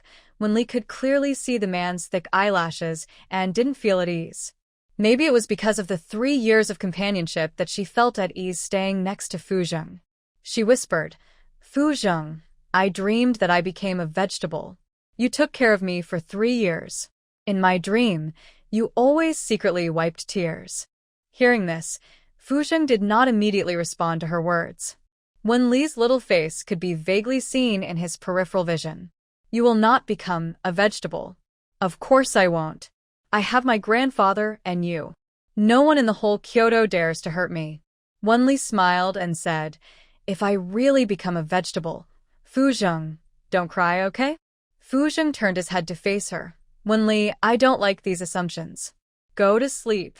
After saying that, he stretched out his hand and fell on her head, stroking it back and forth a few times. Oh. Wenli closed her eyes. The faint fragrance in the room, the breath of Fu Zheng, relaxed her tense nerves and gradually fell into a deep sleep. However, Fu Zheng was still asleep. He was a normal man. It was fake that he didn't have any thoughts at this time. But reason prevailed in the end. The next day, it was still foggy outside. Wenli woke up before the alarm clock and saw the man close to her at a glance. Fu Zheng was the most handsome man she had ever seen. She propped up her hands and kissed Fu Zheng boldly on the cheek. The next second, the man suddenly opened his eyes. Wenli was about to laugh, but her hands were unstable and she fell on him. She got up with a guilty conscience, got out of bed, and walked out of the bedroom swiftly. A part of his body had been awakened, and Fu Zheng got up helplessly and walked into the bathroom. After more than 10 minutes, he walked out of the bedroom. Wenli hadn't come out yet, so he turned and went into the kitchen to heat milk and toast bread. After a while, he heard footsteps behind him, and he turned his head to look over. The girl wore a sleeveless lapel shirt on the upper body with a beautiful floral pattern on the chest, and a black tight-waisted pleated skirt on the lower body. Even though she was wearing slippers, it did not affect her beautiful legs. Fu Zheng retracted his gaze and stared at the bread machine. Gradually, the scene was replaced by a pair of legs. He took a deep breath and supported his hands on the kitchen counter. "You go out first." Wenli did not go out. She stretched out her hand and pinched her neck, and then pinched it back and forth. "Do you think my neck is red?" Hearing this, Fuzheng turned his head to look over. There was a red spot on the girl's neck. He frowned and asked with concern, "Itchy?" "No, there will always be some marks when you spend the night out." Wenli glanced at him, lowered her head and muttered again, "You dare not kiss my neck. I can only pinch it myself." Hearing this, Fuzheng felt a sense of embarrassment. He thought she was young and restrained herself for a few years, but she was fine, not caring about men's desires at all. He rubbed his eyebrows and finally waved his hand and said, "Go out and pinch it." Benli. As expected, don't have any expectations for old men. She turned and went out until there was a clear mark on her neck, and then she withdrew her hand. He sent her to the door of the dormitory again. This time, without waiting for Fuzheng to say anything, she took the initiative to kiss him and got off the car. In the dormitory, when Wenli came in, Li Qin had just gotten up and was sitting on the bed looking at her. Wenli tied her hair up, revealing the red mark on her neck, and then changed into a military training uniform, the collar of which just covered the red mark. After all, she didn't want to ruin her reputation in the whole school. Li Qin got off the bed. "Wenli, are you in love?" Wenli suddenly felt shy, as if she was guessed, and didn't dare to look into her eyes. "How did you know?" "There is a kiss mark on your neck."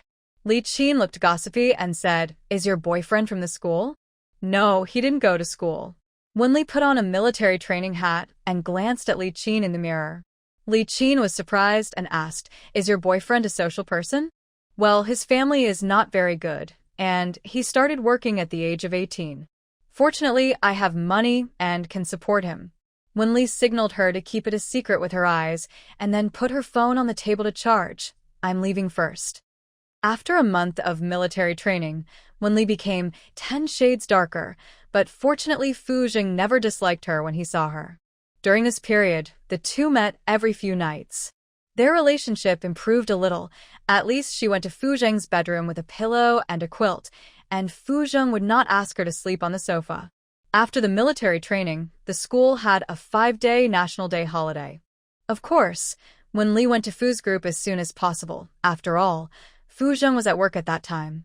She was lucky enough to run into Assistant Su downstairs and use his work badge to go to the top floor. Assistant Su took her to the president's office. "Mr. Fu is going to the marketing department now. He will probably be back in about 10 minutes. Miss Wen, I'm going downstairs to deliver the documents." "Okay, go ahead." "Thank you." Wenli glanced at Fuzheng's office, which was decorated in an old-fashioned black tone. She sat on the sofa for a while and went into the restroom to use the toilet. Just as she was about to come out, she heard footsteps. She opened the door, her mouth slightly opened, and in her eyes, the man was taking off his long shirt. His hand was unbuttoning the 5th button, revealing his chest with clear lines. At the same time, Fuzheng glanced at her and subconsciously closed his shirt again, pretending to be calm, and said, "Why didn't you let me pick you up? I wanted to give you a surprise." Wenli pointed to his chest with a shy look and said, "It's quite a surprise." After the two of them had been together for a while, Fuzheng discovered that she liked to talk big. Once he took any action, she would stutter. No reply. He took a clean shirt and went into the bathroom, closed the door, and came out after a few minutes. "I have a meeting later, half an hour. Wait for me here." "Okay, go ahead." Benli nudda. Fuzheng walked towards her, slightly bent over, and turned his face slightly to the side after looking straight at her. Wenli raised the corner of her mouth, but did not kiss his cheek, but tilted her head to kiss his lips. The girl looked coquettish and took advantage of him, and the doting in Fuzheng's eyes was about to burst out. He chuckled, held her face with both hands, forcing her to stare at him, and his cold voice was mixed with a teasing meaning. "Don't know how to kiss? I'll teach you." Hearing this, Wenli closed her eyes and tilted her head slightly. After waiting for a while without any movement, she opened one eye and saw the man just staring at her with a smile. The usually cold man now had an indescribable charm. She was just about to say that he was teasing her when her eyes darkened. Their lips touched, and she felt a tingling sensation more than before, and she wanted to reach out and scratch her heart. Noticing that someone paused, she looked at him blankly. The man reached out and pulled off his tie, threw it on the bed beside him, and then unbuttoned his shirt. His long neck was exposed. Although Fu Zheng concealed his expression very well, Wenli still realized that he couldn't do it. She whispered, "You don't know how to do it, do you?" Fu Zheng's body stiffened, his eyes dimmed a little, and finally he admitted hoarsely, "Yes, I haven't kissed you." Wenli said, "Oh," and was about to say something when her head was fixed by a big hand, and then her waist was tightened. Fu Zheng really didn't know how to do it, but that didn't mean he couldn't learn. On the contrary, he was very smart. The moment he touched her, his eyes darkened a little, and there was a heat in his eyes. Wenli was very useless. Her body gradually lost strength. If Fu Zheng hadn't held her waist, she would have had to sit on the ground. After a minute or two, Fu Zheng let her go and waited until she stood firm before letting go of her hand. He said hoarsely, "Wait for me here." Wenli nodded like a chicken pecking at rice. After he left, she sat on the bed with her hands covering her chest. For a moment, it was as if she had drunk 1972 Lafite, and the top was on her face. She covered her face with both hands, and the upturned corners of her mouth betrayed her emotions. Here, Assistant Su stared at President Fu, who was leaving the office, and felt that something was wrong. He used to be meticulous, but now he looked a little sloppy. He couldn't help but glance at him a few more times and finally saw something and quickly reminded, "President Fu, you don't have your tie on." Fu Zheng paused. His hand naturally touched his collar. He coughed and buttoned his shirt with both hands. After all, he didn't have the courage to go back at this moment. He is an adult, but he is also a little timid. No need to wear it. No one is allowed to enter the office without my permission. Okay. Assistant Su nodded. In the break room, Wenli was lying on the bed replying to Zhou Qin and Lin Baoju's messages. "Zhou Qin, I will have a birthday party tomorrow, and I have prepared beautiful dresses for you. Come to my house to change. They are very beautiful. They were made by a designer my sister invited from abroad." Lin Baoju, "I will come early tomorrow morning." Wenli, "I will come too." After a while, Zhou Qin had some news that was trying to cover up. "Are you coming alone tomorrow? I can prepare things." Wenli knew that she must want Lin Yichen to come, and Lin Baoju also guessed it, although she could not appreciate the vision of her little sisters. But she would still fulfill her birthday wish. Lin Baoju, "My brother, that follower, will definitely come with me tomorrow." "Xiaoli, is your uncle coming?" Wenli just laughed out loud when she saw the last sentence. After thinking again and again, she still did not tell them about her uncle becoming her boyfriend. After all, Mr. Fu is still sick. If he heard about this from outsiders at this time, he would probably get sick. It's not that she doesn't believe them, but she must be cautious. She doesn't have the good luck of rebirth next time. I don't know. After chatting for a while, when Li put down her mobile phone, a little bored, stood up and stood at the French window to look at the scenery outside. I don't know how long it has been, and footsteps came from behind. If Fu Zheng came over, she would hug him, then kiss him. However, it was not Fu Zheng who came in, but Bai Xian in formal clothes. It was not good for her to go out, nor was it good for her not to go out. After all, who would hide in the curtain secretly, unless she wanted to steal something? She wanted to wait for Fu Zheng to come in before she came out. Fu Zheng would probably be back soon at this time. Bai Xian sat on the sofa and started to answer the phone. A minute or two later, footsteps were heard again. Fu Zheng stared at Bai Xian on the sofa, frowned, turned and walked towards the bathroom, but still could not see anyone. He subconsciously asked, "Where is Wen Li?" Bai Xian said, "Huh?" and said incredulously, "You asked me for Wen Li? Is that wrong?" "I." Before he finished speaking, Wen Li's voice came from the other side, "I'm here." The two looked over and saw the curtains moved. Wen Li came out from the curtains, looking embarrassed, looking down at her toes. "I really want to crawl into a dog hole." "Bai Xian," he said incredulously, "what are you doing hiding behind the curtains? Stealing things?"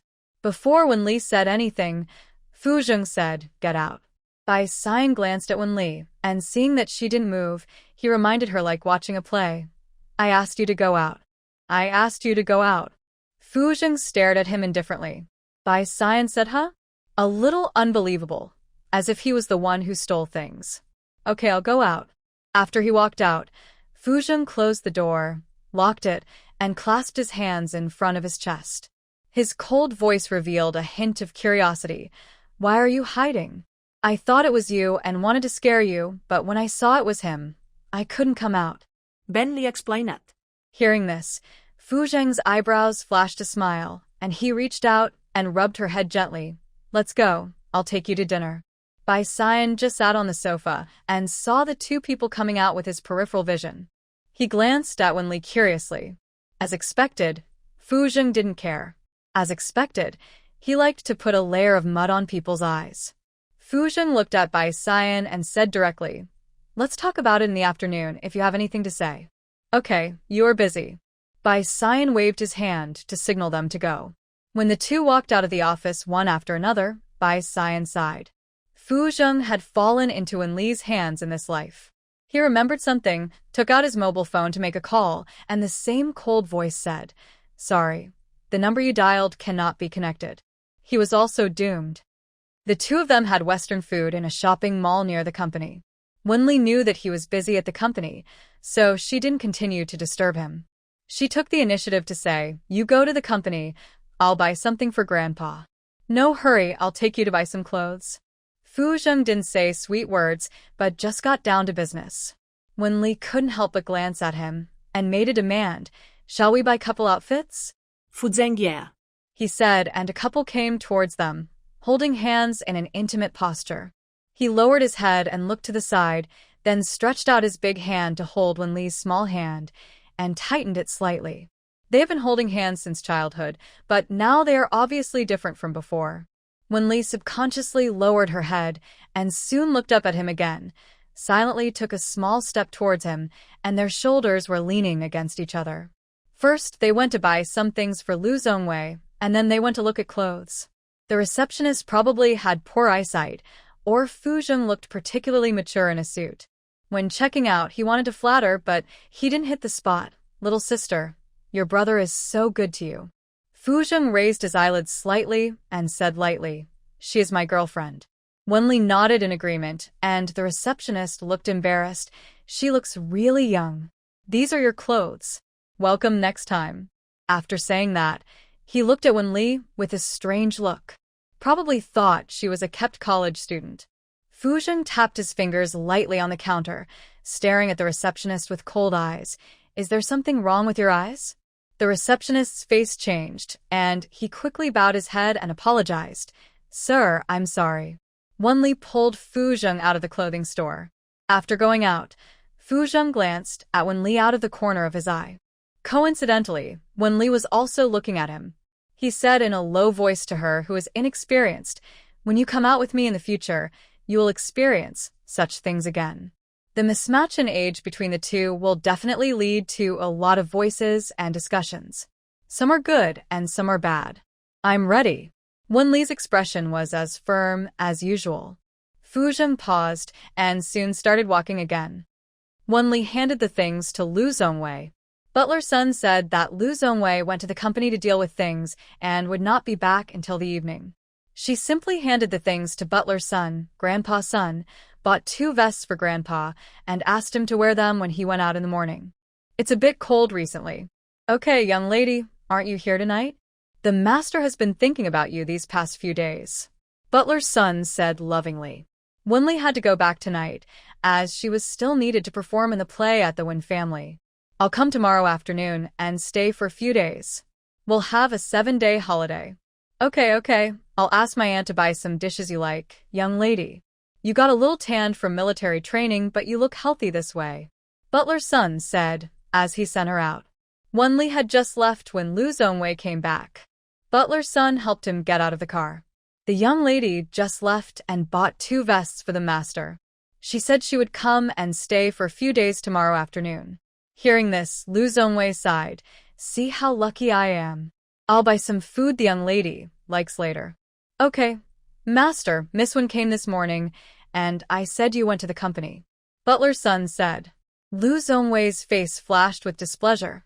What did she say? She said the young lady is in love, and she's a little worried about her. Butler's son said. Lu Zhongwei snorted. I think Xiaoli has a bad reputation outside. It's all because of them. Next time she comes, don't open the door. Okay. Butler Sun's eyes lit up. He didn't have a good impression of Wen Nuan. Wen's family, now the Wen family members, went to work in the company. Wen Li changed her clothes and sat at the desk to study. At around 6 o'clock in the afternoon, when Rong and the other two came back from outside, and the aunt said the first time, "The young lady is back." When Rong took off his suit and handed it to Duing, "Go and let her come down." The aunt went upstairs immediately, and after a while she brought Wen Li down, and the three people on the sofa looked at her at the same time. It was obviously her, Wen Li's home, but she seemed like an outsider. When Rong said angrily, "I heard that you went out to spend the night for many days. What man did you go out to fool around with?" Directly pin the blame on her. Most of Duing and Wen Wan's behaviors were condoned by Wen Rong, because he did not regard her as a daughter, but only as a tool suitable to take over the Wen family. Wen Wan advised gently, "Dad, talk nicely. Don't be angry first." Talk nicely? Will she listen? Wen Li, I think you are only growing physically, not mentally. When Rong pressed on in a deep voice, "I asked you which man you went out to fool around with?" Wen Li looked straight at him. "Do I admit this? I admit that I went out to fool around? Grandpa Fu bought me a house near the school. Is there a problem if I move out? If you say I went out to fool around with a man, then I went out to fool around with my uncle. If you don't believe me, I'll call him." She took out the phone, and when Rong immediately scolded, "Don't call." Wen Li said unhappily, "When others say bad things about me, you scold me. Don't you have the ability to think? Go to the hospital tomorrow to check your brain." After saying that, she turned and went upstairs. When Rong frowned, turned to look at Duing and Wen Wan and scolded, "What nonsense are you talking about? Don't listen to everything others say." Duing and Wen Wan's faces changed, and Du Ying's eyes were red in an instant. "I only told you a word because I was worried about her, but you blame us. Wan Wan asked you to talk it out nicely." After saying that, she turned and left. Wen Wan comforted Wen Rong softly, "Dad, it's okay. I'll go to comfort my sister. You go to comfort Mom. She has been making chicken soup for you for 2 hours today." When Rong sat on the sofa and rubbed his eyebrows, he looked at his aunt and said, "Make some dishes that the young lady likes." Wen Wan's hands tightened secretly, and after a while, she walked upstairs and entered Wen Li's bedroom. After Wen Li closed the door, she kept patting her chest and blinking at Wen Wan, looking like she had survived a disaster. "Sister, it was a close call. I was almost scolded to death by the old duck. Fortunately, I'm smart. He definitely wouldn't dare to ask my uncle." After saying that, her eyes fell on Wen Wan's face. Probably, she would never have thought that now she would also use their usual tricks. There was a hint of reluctance in Wen Wan's gentle smile. She stretched out her hand and gently pinched Wen Li's little face. Now you have learned to lie. That's not good. Don't lie in the future. No matter what, Mom and I will speak for you." Wen Li shook her head. "I don't want to. It's not nice for an old duck to scold people. Dad also cares about you. If you take the initiative to confess, he won't be angry with you." "What did you do outside the dormitory a few days ago?" Wen Wan asked. Wen Li shyly said, "I'm in love. His family conditions are not good. He didn't go to college, and he's a little old. The old duck will definitely not agree. I'll talk to him in a few years." "Sister, he said he wants to marry me." After saying that, her face was full of innocence and yearning. Wen Wan looked at her expression carefully and finally laughed. "As long as you like him, it doesn't matter if the family conditions are not good. My family will help him in the future." "Sister, you are so nice." Wen Li knew that Wen Wan must be relieved at this moment, but if she knew that the old man was Fu Zheng, it would be more painful than killing her. Wen Wan patted her hand gently. "Let us go downstairs to eat." After that, she took her out. After Wen Li sat on the sofa, Wen Wan went to Duing's room, and soon they came out. When Rong glanced at Duing, remembered something and asked, "It's the birthday of the little girl of the Zhou family. Did you send you an invitation?" Duing was not angry with him after all. "Mrs. Zhou and I are not familiar with each other. She is not easy to get along with. It's rare for the Zhou family to hold a banquet. Wanwan, can you ask Qin Feng if he can take us there? When Rome needs to cooperate with the Zhou family in business, so naturally, he needs to build relationships. In the past, with the care of the Fu family, the business was not bad. Recently, it's not so good. Wenwan shook her head and said, the Qin family and the Zhou family are not familiar with each other. This time, the Zhou family only invited people they're on good terms with. Wen Li, who was leaning on the sofa, said, Zhou Qin? She asked me to attend her birthday party tomorrow. She didn't look at Wenwan and Duing. She thought they would be mad to death. After all, she could easily get what she wanted by all means. This was just the beginning. When Rong and the other two looked at her immediately, Wenwan smiled gently, turned her head, and explained to her, it's the Zhou family in Beihai. The young lady of the Zhou family has never shown up in Kyoto. She said she was abroad. At first, Wen Li didn't know that Zhou Qin was from the Zhou family, a famous scholarly family in Kyoto. It was only when she went to the bar that she knew that Zhou Qin had a sister. In addition, Zhou Qin always spoke with a scholarly air and was gentle and soft, so she probably guessed it. It is estimated that the Zhou family did not tell the outside world in order to protect Zhou Qin's safety. After all, there are no fewer people who want to interact with the Zhou family than the Fu family. It's her. When Rome probably didn't have a good impression of her friends. They were all people who only knew how to have fun and didn't work. She asked half doubtfully, when did you meet the young lady of the Zhou family? Yes, I know her too. We went to the library together, and you asked them not to bully one of them. Wen Li looked at Wenwan as if she had forgotten. Wenwan really wanted to build a good relationship. Now that she knew that the person she offended was the young lady of the Zhou family, she would probably regret it to death. Sure enough, Wenwan's hands froze, and she forced a smile. Really? I didn't pay much attention. At this time, the aunt walked in with an invitation in her hand. Sir, the young lady's invitation. When Rong, who was originally skeptical, immediately raised her hand and motioned for her to take it. After taking the invitation, she knew it was from the Zhou family by looking at the pattern on the invitation. Only the Zhou family's invitation was a hand-painted ink painting, the work of Mr. Zhou. After opening it, it turned out that Wen Li's name was written on it, and he even called her Lily very intimately. It was obvious that the two had a good relationship. When Rome looked at Wen Li as if he was a little unfamiliar. After several times, he found that Wen Li was not a person who didn't know the importance of the matter. The daughter of a wealthy family is not a fool, and she will not curry favor with someone from a small family. He handed the invitation to Wen Li and said in a soft tone, since you are invited, you can go tomorrow. Do you have a dress? If not, go out and buy one now. Yes. Ben minuda. When Rome thought of something and looked at Duing, go and get the set of jewelry that was auctioned last time. That set of jewelry was auctioned for more than 60 million, which was already a sky-high price for a family like theirs. Duing's face changed. She, who was always willing to give everything to Wen Li, obviously refused. That set is for Nwanwan's wedding. It would be bad if Nwanwan used it then. The Qin family must think that we don't value Nwanwan. As expected, as long as money is involved, the ghost will eventually show up. Wen Li glanced at Duing and pretended to be ignorant and said nothing. Just buy it when the time comes. Can't you tell the difference? With the relationship with the Zhou family, business will be much better. When Rong scolded, Wen Wan's hands clenched tightly together and soon loosened again, and advised considerately, Mom, let my sister wear it. It is the face of our Wen family. Duing had no choice but to get up and take it. Soon she took out a pure black box. Wen Li reached out and took it and opened it. It was a necklace combining white diamonds and pink diamonds. The pink diamond of the pendant was the size of a pigeon egg, dazzling under the light. In her previous life, Wen Wan married with this set of jewelry and became a nun. She was even on the news at the time, saying that she was the granddaughter of the Liu family. At that time, Wen Wan had already won. So beautiful. Thank you, Mom.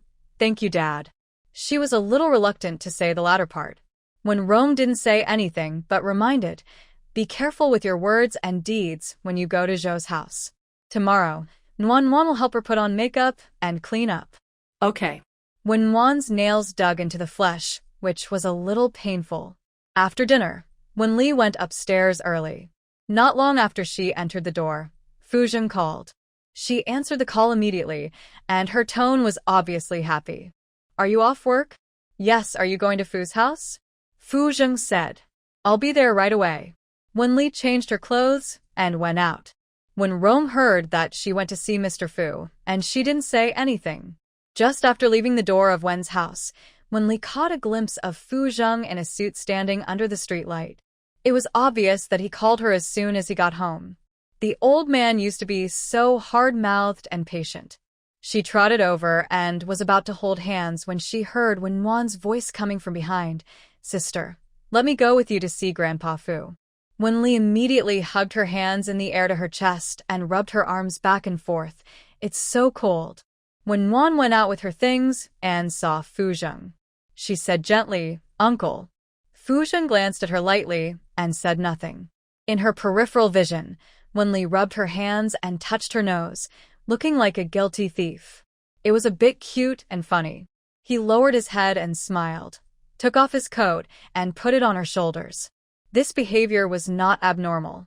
Fuzheng was very good to Wenli, but Wenli couldn't take his coat like this. She stuffed the coat back to him with reluctance. I don't want it. After speaking, she glanced at the man's profile, only to see him put the clothes on her again. His cold voice with a bit of teaching. Disobedient? Wenli pursed her lips and almost laughed out loud. This old man is quite good at acting. She pursed her lips and said, Old antique. After that, she walked into the Fu family in a few quick steps. Fuzheng paused and stared at the disappearing figure. Old antique. At this time, when Wan came forward and apologized for Wenli, sister's personality is like this. Uncle, don't be angry. She put her hand on her ears. It must be said that she looks very gentle, and her beauty is almost irresistible to men. She turned her head slightly to look at Fuzheng. Unfortunately, Fuzheng didn't even look at her, but said coldly, Who is your uncle? When Rose's face froze. The next second, the man strode into the Fu family. When she entered the Fu family, Wenli was already sitting next to Mr. Fu and asked about his health. Mr. Fu's face was obviously happy that Wenli was a family member, and Wenwan's hand holding the gift tightened unconsciously. Why can Wenli always get what she wants so easily? She said gently, Grandpa Fu, how are you? Grandpa Fu raised his head. His expression was a little dull, but he still had the self-restraint of a man. I'm fine. Why are you here so late? Don't come so late next time. It was obvious that she was a guest. Okay. I'm relieved that Grandpa Fu is fine. It's getting late now, I'll leave first. When Wan put down the gift and turned to go out. When she came out of the Fu family, her face turned cold and her expression was distorted. She closed her eyes and slowly opened them again. Fu's family, living room. Wenli accompanied Grandpa Fu to walk around the living room for a few times. Grandpa Fu could walk, but his left hand was still weak. After getting sick, Grandpa Fu was not in good spirits and had to go to the bedroom to sleep at 9 o'clock. Fuzheng personally helped him take a bath. After all, Mrs. Fu col denti support Grandpa Fu. After more than half an hour, his white shirt was soaked, and his abdominal muscles were faintly visible, meeting Wenli's unconcealed gaze. He rolled his throat a few times and said in a steady voice, Wenli, come upstairs. I have something to tell you. Wenli said obediently and went upstairs under the gaze of the aunts. The two entered the bedroom one after the other. Fuzheng raised his hand to close the door, and with a click, it locked it. His voice was cold and a little muffled. Who is the old antique? Ben Li. She explained. Is that so? Fuzheng unbuttoned his shirt in front of her, put on his home clothes, and said, How am I an old antique? Is it because of my old age or my thoughts? The age difference between the two was there, and he must need to make some changes. A little bit of my thoughts. Wenli stretched out her hand and gestured. Fuzheng said oh, then walked towards her, bent down and stared at her, stretched out his hand to lift her chin. I'm not old-fashioned. You're too young. Wenli, if you were 3 years older, you should be lying on the bed now. Imagining that scene, Wenli silently reached out to cover her cheek and whispered, "Fu Zheng, you are shameless." Fu Zheng laughed a few times, bent down again, and finally kissed her lips with a bit of aggression. Wenli was forced to raise her head, and her hands fell on his waist. After a while, Fu Zheng let her go. The girl's face was slightly red because of him, like the best painting. His heart was as soft as clouds, and he reached out and gently touched the top of her head. "Stay here tonight." Wenli nodded without any restraint. "The Zhou family is having a birthday tomorrow. Are you going?" "If you go, I'll go." Fu Zheng was not interested in these banquets, but with Wenli, it was another matter. Wenli liked Fu Zheng's obvious love, so she hugged him tightly again, drew circles on his lower back with her fingertips, and said bluntly, "Fu Zheng, do you like me very much?" Fu Zheng's eyes trembled slightly. "Yes, I like you very much." "I like you too very much." Wenli raised her hand and swore, "Fu Zheng, Wenli, will never cheat or change my heart in my life." The man chuckled again, and the next second he picked her up by the waist and put her on the desk with his hands on the table. He laughed at himself. "What do you like about me?" "I'm old and boring." Fu Zheng looked like a dog in a repair shop at this moment. Wenli couldn't help but reach out and rub his hair. "I like you from beginning to end." After that, she leaned in and kissed his eyelids, saying seriously and guilty, "Fu Zheng, I'm sorry for the past. I was blind." Fu Zheng's eyes were flushed, and he was a mature man. His eyes were fixed on her eyes. "I didn't protect you well." Wenli's eyes were moist. She lowered her eyes, and soon, her side face was close to Fu Zheng's side face. "That's enough." The next day, Wenli and Lin Baozhu made an appointment to go to Zhou's house together. Zhou's house was in Chinese style, with antique decorations from the gate. Zhou Qin lived alone in a yard with flowers and plants and cats and dogs lying on the ground. It was the first time for Wenli to come to Zhou Qin's place, and she couldn't help but praise, "It's so beautiful." Zhou Qin, wearing pajamas, pulled the two of them into the room. "Look at your clothes. Do you like them?" There were 3 blue party dresses from the same series, and Lin Baozhu exclaimed wow, and said with a smile, "Qin Qin, aren't you afraid that we'll steal your limelight?" Zhou Qin said with a smile, "Don't be afraid. We are beautiful together." "Baozhu, you are in this puffy skirt. You are the little princess." "Lily, you are tall and have a good figure. It's this slim skirt." Lin Baozhu said enviously, "I also want to wear this slim long skirt, but I can't wear it." "Lily, I envy your figure. No, I envy your face too." Zhou Qin said, "I envy you too." Zhou Qin's party dress was a long dress of relatively conventional style, but with beautiful tiny diamonds on the skirt. This way, Wenli and Lin Baozhu would not steal the show. It was not that she cared, but she was worried about what others would say about them. In fact, Lin Baozhu's family background was there, and no one would say anything about her. Only Wenli was criticized. Wenli also knew this, so she did not wear the jewelry given by doing, and only put on light makeup. Even so, she was still as beautiful as a painting, with not strong colors, but incredibly beautiful. Seeing that she didn't have much jewelry, Zhou Qin was afraid that she would be looked down upon, so she took out a necklace that was not too exaggerated from the drawer and lent it to her. "Li, you wear this? I haven't worn it before." Wenli shook her head and explained, "I can't wear it. If your family sees it later, they will think I tricked you into giving you jewelry." She smiled and blinked at the end. Zhou Qin was stunned, and after thinking carefully, it was indeed not appropriate. "Then I won't wear it either." Wenli and Lin Baozhu said in unison, "No." Lin Baozhu took off her necklace. "I won't wear it." Wenli didn't know whether to laugh or cry, but also felt warm. "You guys wear it, I'm fine." No. Lin Baozhu insisted on not wearing it. At 11 o'clock, the banquet began. Bai Xian and others had a good relationship with the Zhou family, so they naturally came to show their support, but they didn't expect Fu Zheng to come as well. The man was wearing an apricot V-neck sweater and black trousers on the lower body, which was casual, but not too casual. Several of them didn't wear suits. After all, it was a family banquet. It couldn't be Mr. Fu, Mr. Bai, Mr. Gu, or whatever. Lin Yichen looked up and gestured. "Mr.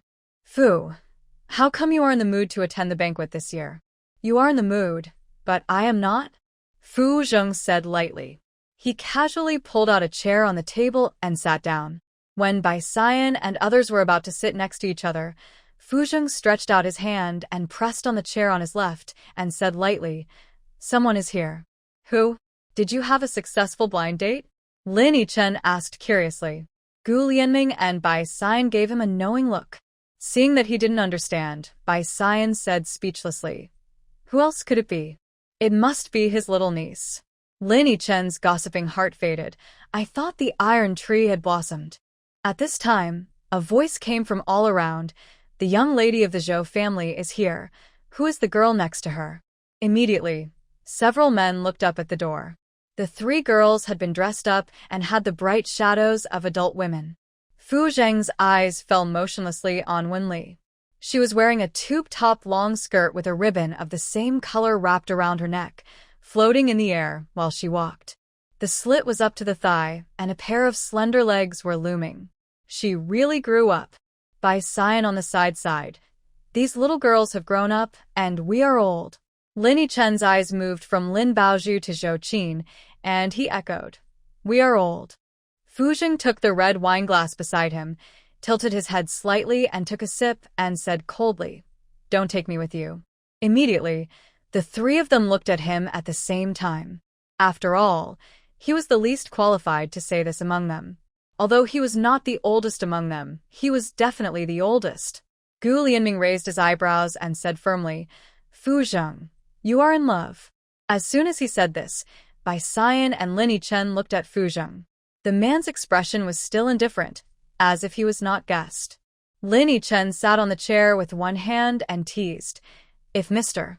Fu is no longer single, what happens? We can get married too." This was the first time that Bai Xian agreed with him so much. That's right. However, Fu Zheng, who should have denied it, hugged his arms in front of his chest, raised his eyelids slightly, and said lightly, "I'm sorry to disappoint you." Bai Xian said and then huh? And asked seriously, "Are you really in love? Jiang Shui? Actually, the two of you are not bad, quite a match. Although I don't know how he got over Wenli, it's best for him to get over it. After all, there is no result between the two of them. It won't consume Wenli, but it will consume Fu Zheng." No. Fu Zheng didn't say who it was. His eyes fell on the girl not far away who was secretly looking at his direction. She was probably afraid of being discovered, so she quickly retracted her gaze. Something tickled his heart, and he smiled imperceptibly, so quickly that no one noticed. Lin Yichen said, Who is better than Jiang Shui? Objectively speaking, Jiang Shui is good at studying, good-looking, and has a good family background. She is really good. If you like her, you can marry her." Fu Zheng supported himself on the side of the chair with one hand, took out his mobile phone from his pocket, put it at the same level as his face, calmly turned on the camera, and took a picture of Wenli. Fortunately, Gu Lianming and others didn't have the habit of looking at other people's mobile phones. Otherwise, his unrestrained behavior would be exposed. Lin Yichen laughed. "The key is that the other person is willing." At this time, Lin Baozhu's voice came, "Brother, say happy birthday to Qin Qin." The three people who were standing not far away just now walked to the dining table. Lin Yichen raised his eyebrows and teased Zhou Qin, "Call me brother, and you'll get a gift if you do." Zhou Qin blushed immediately and did not shout out for a while. Lin Baozhu slapped his brother on the back of the head and said fiercely, "Hurry up and take it out." No wonder her Qin Qin is confused. Lin Baozhu, ask whose family can hit their brother? Although Lin Yichen said this, he was not angry. He took the birthday present from the side and handed it to Zhou Qin, "Happy birthday." Fu Zheng and the other two also gave gifts. Zhou Qin thanked them one by one. "Thank you, Brother Lin, Brother Bai, Brother Gu." When it came to Fu Zheng, he was naturally promoted to a higher generation. "Thank you, Uncle Fu." Fu Zheng tapped his fingers lightly on the pear blossom chair and corrected, "Let them call me whatever they want in the future. Otherwise, they will have to call me uncle. It didn't matter if you have a higher seniority before, but not now." When Li glanced at him, the old man's thoughts were clearly revealed. She raised her hand and touched the tip of her nose. Zhou Qin looked at Wenli, then at Fu Zheng, and said after a moment of hesitation, I'll call you as Lily does. Otherwise Lily and I will have the wrong seniority. Lin Yichen patted Fu Zheng's shoulder. Okay, don't scare her. She's timid. Call us whatever you want, you can call us uncle. Lin Baozhu tilted her head to look at him. Then what should I call you? Uncle brother? Lin Yichen. Fu Zheng looked at Wenli and patted the chair next to him, motioning her to come and sit down. Wenli explained, we will come over after we help Qin Qin cut the cake. Then the three of them walked towards the cake stand, which was 1 or 2 meters high. More than a dozen people from the Zhou family gathered around and sang birthday songs for Zhou Qin. It would be a lie for Wenli to say that she was not envious. She used to think that she was very happy. Although her family was not very good, it would give her a good life and love. It was really ironic to think about it. Wenli and Lin Baozhu each took a piece of cake and left Zhou Qin. After all, their families still had to talk, and the two of them were always outsiders. Wenli naturally sat next to Fu Zheng, and Lin Baozhu sat next to her. Wenli took 2 spoons in total and handed one to Fu Zheng, motioning him to taste a little. Fu Zheng took it, and just as he touched the cake, he heard Bai Xian's voice in his ears. Your uncle doesn't like cake. He just doesn't like the way Fu Zheng compromises unconditionally in front of Wenli. In fact, no one will believe it if he tells it to others. Mr. Fu, who is always decisive in the business world, acts like this in front of Wenli. He also knows that he shouldn't care about these things, but he wants Fu Zheng to be more sober. Wenli doesn't care about him. She doesn't care what he likes or dislikes. Wenli really didn't know that Fu Zheng didn't like cake, and subconsciously went to get the spoon back, but Fu Zheng didn't let go. He scooped a spoonful and put it in his mouth, and said lightly, I don't dislike it. Bai Xian wanted to say something, but Gu Lianming kicked him and said meaningfully, why do you worry about it? Worry about yourself more when you have time. Don't talk about me, and you the same. When Bai Xian found out a few days ago that Gu Lianming was gay, he was shocked and thought he had feelings for them. Later, when he found out that his partner was a certain person, he felt relieved. But this person is much worse than Fu Zheng. Not only does he like young people, he also takes action. The Zhao family is not easy to mess with. They are famous for being so. He just waited to be beaten. There were a few empty seats at the table. After a while, a few women came and sat down. They were all rich ladies. Wenli glanced at them and saw that they were always looking at Fu Zheng. She silently reached out and placed her hand on the back of Fu Zheng's hand under the table. The next second, with a thump, Fu Zheng's hand holding the cake spoon touched the edge of the table at his elbow. Bai Xian said gloatingly, Master Fu, the cake is so delicious. You are very excited. Fu Zheng was too lazy to pay attention to him. He scooped another spoonful of cake and put it into his mouth.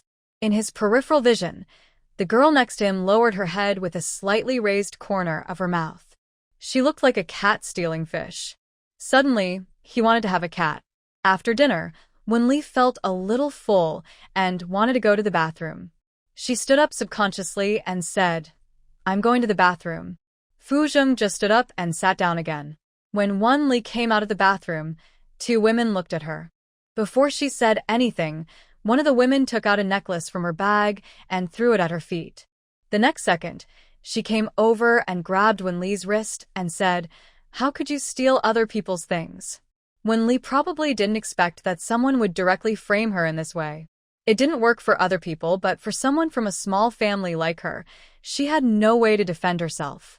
The woman Wang Ai wanted to drag her out, but she stood firmly and reminded her, Today is the birthday of the young lady of the Zhou family. She didn't want to ruin Zhou Qin's birthday party. But the woman looked at her sneerfully and quickly pulled her out. Come here, everyone. I caught this man stealing my necklace. Immediately, everyone at the party looked over, and Wenli calmly emphasized, I didn't. Another person, Wu Qian, who was wearing an apricot dress, sneered. Would we wrongly accuse you? Do you think we are the ones who would wrong you? We don't need that necklace. But you don't have any jewelry on your body. You can't afford it, right? Fu Zheng and his group naturally saw it, and after getting up, they walked straight over here and said coldly, Let go. Wang Ai was startled and subconsciously let go of her hand. He looked at Wen Li with a stiff face and some suspicion. Could it be that she had some relationship with Fu Zheng? The next second, Fu Zheng's cold voice said again, "Why would our Fu family steal your scraps?" At this time, Zhou Qin and Lin Baozhu also ran over. They stood beside Wen Li and looked at her to see if she was okay. Wen Li shook her head to indicate that she was fine.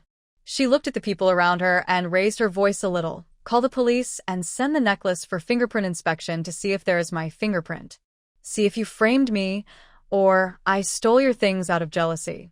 Without waiting for others to speak, she took out her mobile phone and made a call. "Hello, I want to call the police.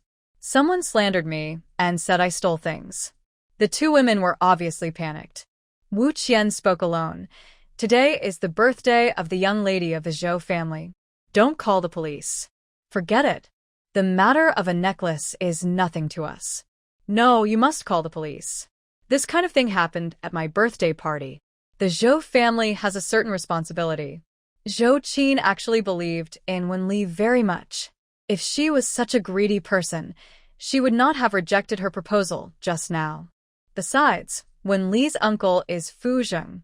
Even if the Fu family gave Wen Li a little, it would be more than a necklace. Zhou Qin, who was wearing a capable suit, walked over. "My sister is right. The Zhou family is responsible. We can just wait for the police to come." "How can we investigate this? There are no cameras in the toilet." "She definitely wouldn't steal with bare hands. She might have wrapped it in paper." Wu Qian's woman argued. Wen Li asked softly, "Did you see me stealing with your own eyes? Or do you suspect me of stealing?" "Of course I saw it with my own eyes," Wang Ai said confidently, without hesitation. Wen Li smiled faintly. "Since you saw me stealing with your own eyes, you don't know whether I wrapped it in paper or not." Wu Qian realized the trap and quickly changed her words. "We saw you stealing when we came out of the toilet, with the necklace in your hand." "Oh, so I'm so stupid. I stole something and held it in my hand for people to catch. And you mean I still held the necklace in my hand?" Wen Li paused and said, "Then we can check fingerprints." After that, she spread out her hands, shook them in front of everyone, and said, "I don't wear anything on my fingers." After these words were spoken, everyone saw through the trick and cast strange glances at Wang Ai and Wu Qian. However, Fu Zheng's eyes fell on Wen Li, and a strange look flashed across his eyes. He knew Wen Li's transformation better than anyone else, from an innocent child to a thoughtful adult. What on earth did the Wen family do to her? His brows gradually frowned. Wen Li continued, "If there are my fingerprints on the necklace, I will not hire a lawyer and go directly to jail. If not, you have slandered me, so you go to jail. I only support the solution." Hearing this, Wang Ai and Wu Qian were startled and looked at each other. Wang Ai eased the atmosphere and said, "It's just a small matter. If it wasn't stolen, then it wasn't stolen. There's no need to make such a big fuss. Let's give the Fu family face." "What face do you want?" Fu Zheng sneered, and then said, "My Fu family never needs face from others, let alone a family that is not well known. Just sit and wait." Although Bai Xian doesn't like Wen Li very much, this little girl, who he has watched grow up, is not the type to steal things. She only needs to ask Fu Zheng to buy something. Fu Zheng will buy her something even if he goes bankrupt. Of course, the Fu family won't go bankrupt for just those little things. You're picking on the weak? Sorry, you've picked on the hard one. Wen Li is our little niece. Do you mean that we can't afford to buy her a necklace? Wen Li doesn't often attend banquets, and the Fu family doesn't have a ceremony to recognize Wen Li as their little niece. So many people don't know about her. Probably if they knew, they wouldn't mess with her. Old Master Zhou came over with a cane and said angrily, "My Zhou family hates these twists and turns the most. We must get to the bottom of it this time." This is the first time that everyone is on Wen Li's side. In her previous life, she was always speechless when encountering such things and always foolishly relied on Wenhua to help solve them. She straightened her waist. Suddenly, her lower back felt warm, and the man's big hand gently fell on her lower back. Wen Li subconsciously looked to the side, her eyebrows slightly curved. After waiting for more than 10 minutes, the police put the necklace into a sealed bag and sent it to the Judicial Appraisal Center as soon as possible. An hour later, the fingerprints were compared, and there was no Wenli's fingerprint, only Wang Ai's fingerprint. Wang Ai's face was not much better now, but this evidence alone was not enough to prove that she wronged Wenli. After the police finished their confession, they left temporarily. Wang Ai and Wu Qian naturally left first. After they left, the others also dispersed. Wenli changed her clothes in Zhou Qin's room and apologized. Qin, I'm sorry. Zhou Qin shook her head and said, "It has nothing to do with you, but Lily, you are so smart. I was thinking about what to do if there's no camera." Lin Baozhu nodded and said, "I was so worried just now. Fortunately, you are smart, otherwise you would have been framed by them. Lily, do you have a grudge against them?" "I don't know. Maybe they are jealous of my beauty and generosity." Wenli joked to herself. Lin Baozhu and Zhou Qin laughed out loud. Wenli glanced at Fu Zheng in the yard. There were cats and dogs surrounding his feet. He was probably getting familiar with the smell. "I'm leaving first. Let us make an appointment when we have time." She walked out of the room. Fu Zheng looked at her and stretched out his hand the next second. Wenli was stunned for a moment and whispered, "It's too obvious." After all, she hadn't told Lin Baozhu and Zhou Qin yet. They were probably shocked by the sudden hand-holding. Bao. Fu Zheng had a faint smile on his face and pointed at the bag in her hand. Wenli was embarrassed for a moment, kicked him lightly with her foot, and quickly walked out of the yard. Fu Zheng followed her neither fast nor slow. In the car on the way home, Fu Zheng sat in the main driver's seat and Wenli sat in the co-pilot seat. She remembered something and glanced at the side. "I didn't know you didn't like cake." After all, Fu Zheng would always eat her birthday cake every year on her birthday. She thought he liked it. Fu Zheng turned the steering wheel with one hand and glanced at the rear-view mirror. When he drove on a safe road, he glanced at Wenli. He didn't have any language skills, but just stated lightly, "It's enough to grow up with you. I just don't like eating other people's birthday cakes." He never missed her birthday every year. Even when she went abroad for a few years, he still came all the way to send cakes and celebrate her birthday with her. At that time, she always regarded him as an elder who was meddling in other people's business. Wenli's nose was a little sour, and she said sincerely and seriously, "Fu Zheng, I will accompany you to grow old in the future." It is her debt, but also her love. Fu Zheng had to go to the company in the afternoon. After Wenli accompanied Mr. Fu for a while at Fu's house, she went home to pack up and went to Lu's house. Mr. Lu knew she was coming and had been playing chess with Butler's son in the yard, waiting for her. When he saw her, he immediately stood up. "Have you eaten?" "Yes, Grandpa, it's my friend's birthday." Wenli walked up to Mr. Lu, glanced at his clothes, and asked with concern, "Grandpa, are you wearing a vest?" It was still a little chilly today. Young people may not care, but the elderly must pay attention. Lu Zongwei smiled and unzipped his coat, revealing a thin vest inside. "Wear it, it's warm." "Old son, let them cook." "Okay." Seeing that Lu Zongwei was happy, Butler's son was also happy and complained to Wenli, "Miss, you didn't come at noon, and the master didn't eat much." Grandpa. Wenli immediately said seriously. Lu Zongwei laughed and laughed. "Eat 2 more bowls of rice later." "Can you play chess?" "No, Grandpa, you teach me." "I'm very smart." Wenli sat in the seat of housekeeper Sunday. "Your mother said the same thing when she was a child." Lu Zongwei sighed. Wenli praised, "Mom must be very smart." She remembered something and said, "Grandpa, can I ask why Mom married Wenrong?" Speaking of this, Lu Zongwei sighed. After so many years, he still blamed himself. "Your mother was in love with the Wen family back then, and I don't know what happened. The two suddenly broke up. Within half a month, your mother said she wanted to marry Wenrong. No matter how much she insisted at the time, I shouldn't have agreed. But after marriage, Wenrong took good care of your mother. Although they knew what he was greedy for, the Lu family was willing to help him. He didn't really blame Wenrong much. It was the appearance of doing that made him feel a little resentful. He didn't care whether his son-in-law had money or a good family background. He just hoped that he would be nicer to his daughter.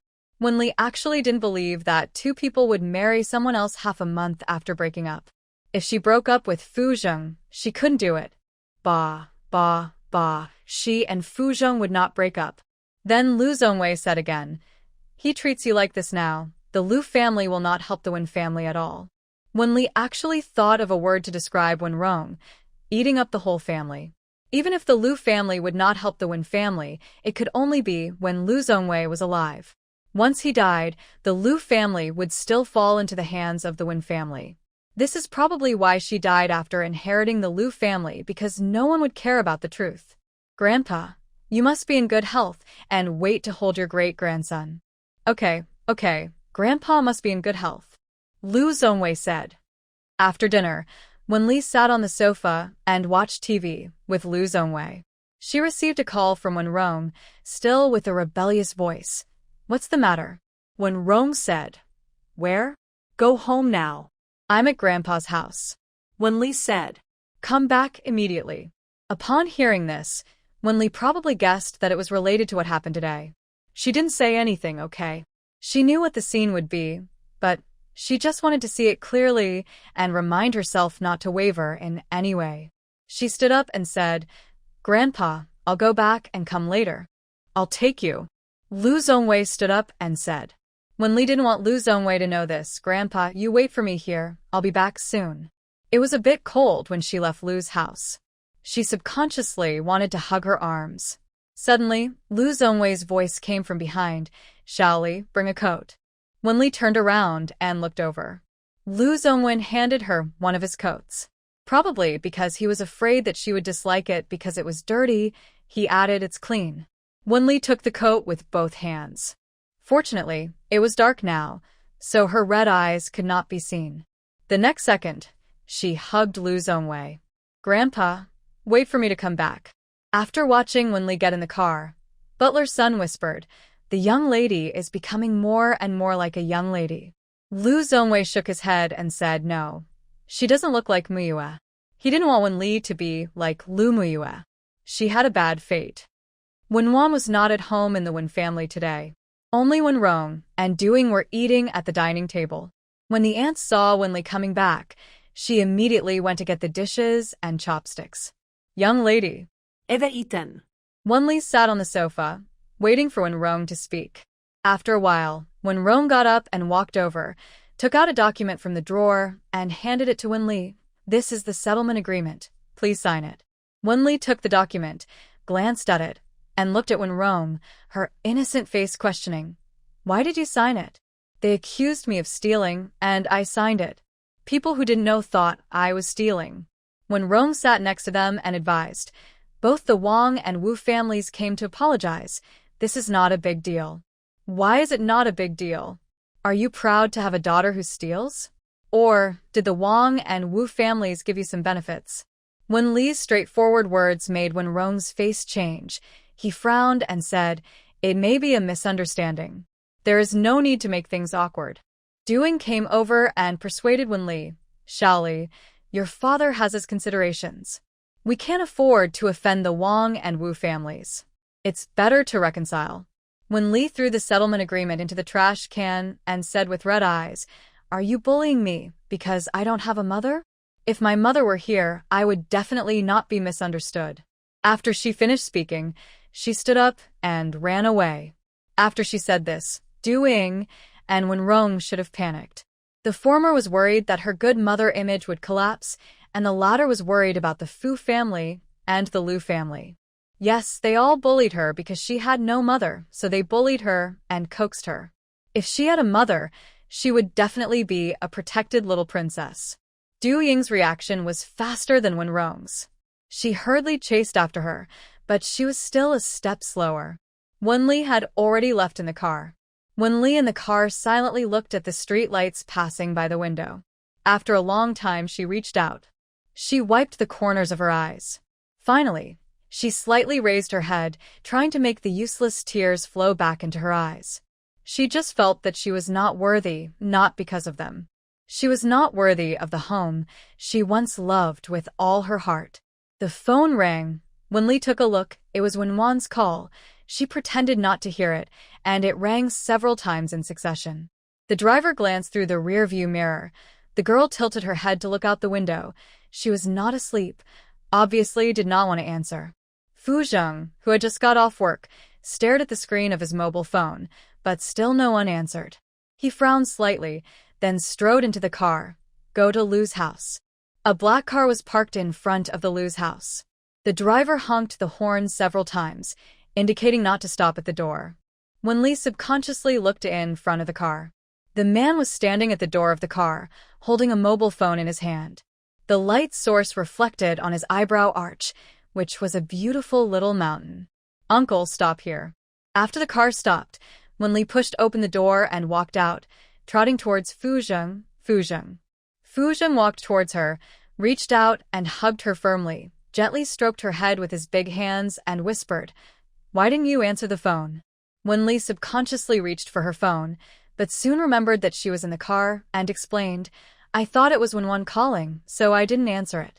When Rome asked me to sign the settlement agreement."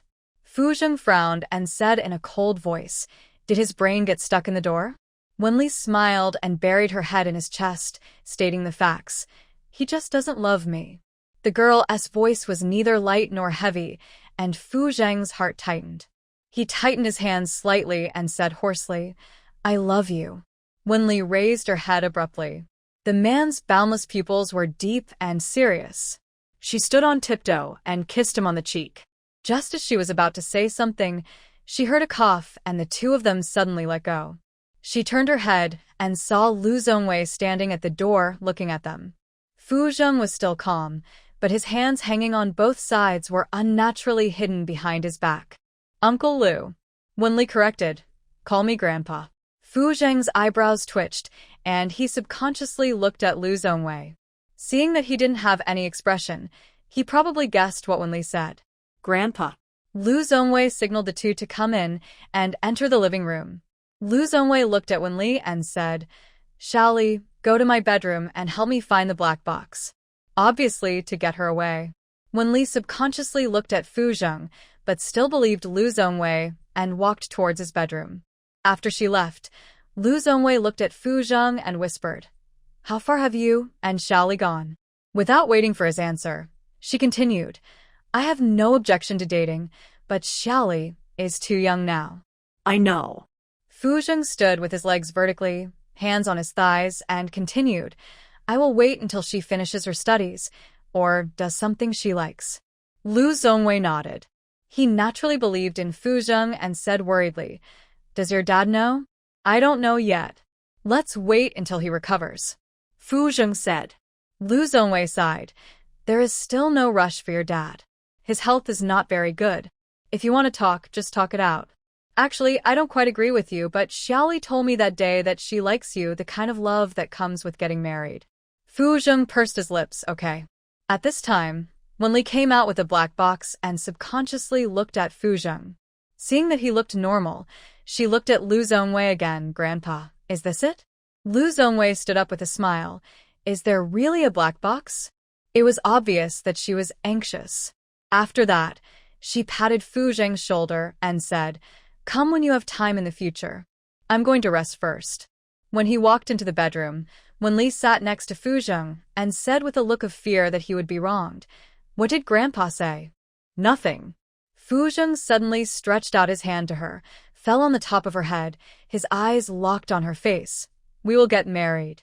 Before Wenli could react, he stood up and said, "It's getting late, I'm going back." Wenli said, "Huh?" and soon said, "Oh," reluctantly said, "I'll take you out." Fu Zheng pursed his lips and laughed softly, took the initiative to reach out and hold her hand and walked outside. "Let's take a walk." Wenli's eyes lit up, and she leaned on his arm. The man was very tall, and she just reached his chin. The two walked around the villa. When they were about to get in the car, Fu Zheng bent down and kissed her forehead. "Do you need my help with the Wen family's affairs?" "No, I will ask you for help if I need it. I won't try to be stubborn." Wenli caught a glimpse of Uncle Jiang's eyes, approached Fu Zheng and whispered, "Uncle Jiang knows." "Well, let's go back." Fu Zheng waited for her to enter the Lu family's gate before bending down to get in the car, and the car drove out of the villa area. Fu Zheng said in a low voice. Don't tell the old man for now. Uncle Zheng only then reacted from his shock. Okay. At this time, Fu Zheng's mobile phone vibrated. He opened it and saw that Wenli had sent her a selfie. The little girl didn't seem to be shy.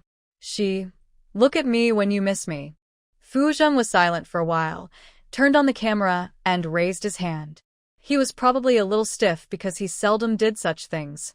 He took a picture of himself almost quickly and sent it directly to Wenli without caring whether it looked good or not.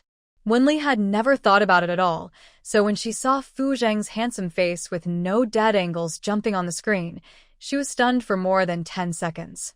She reacted, covered her mouth and laughed, then glanced at the screen again, a straight man's posture, but really handsome. She didn't dare to think about how unnatural Fu Zheng's selfie posture was. She reached out and touched the face on the screen, and finally leaned in and kissed it, muttering, "Admit it. You like me very much." Without waiting for a reply, Fu Zheng clicked on his own photo. He didn't look young at all. He rubbed his brows. If he had known, he would have asked his assistant to Photoshop it. His slender fingers tapped on the screen a few times. Don't like it? Fu Zheng was helpless and amused. He tried to look out the window to control his emotions, but he still laughed. I'll let you kiss me tomorrow. A little after 9 o'clock in the evening, at the Fu family. Fu Yu accompanied Grandpa Fu for rehabilitation training.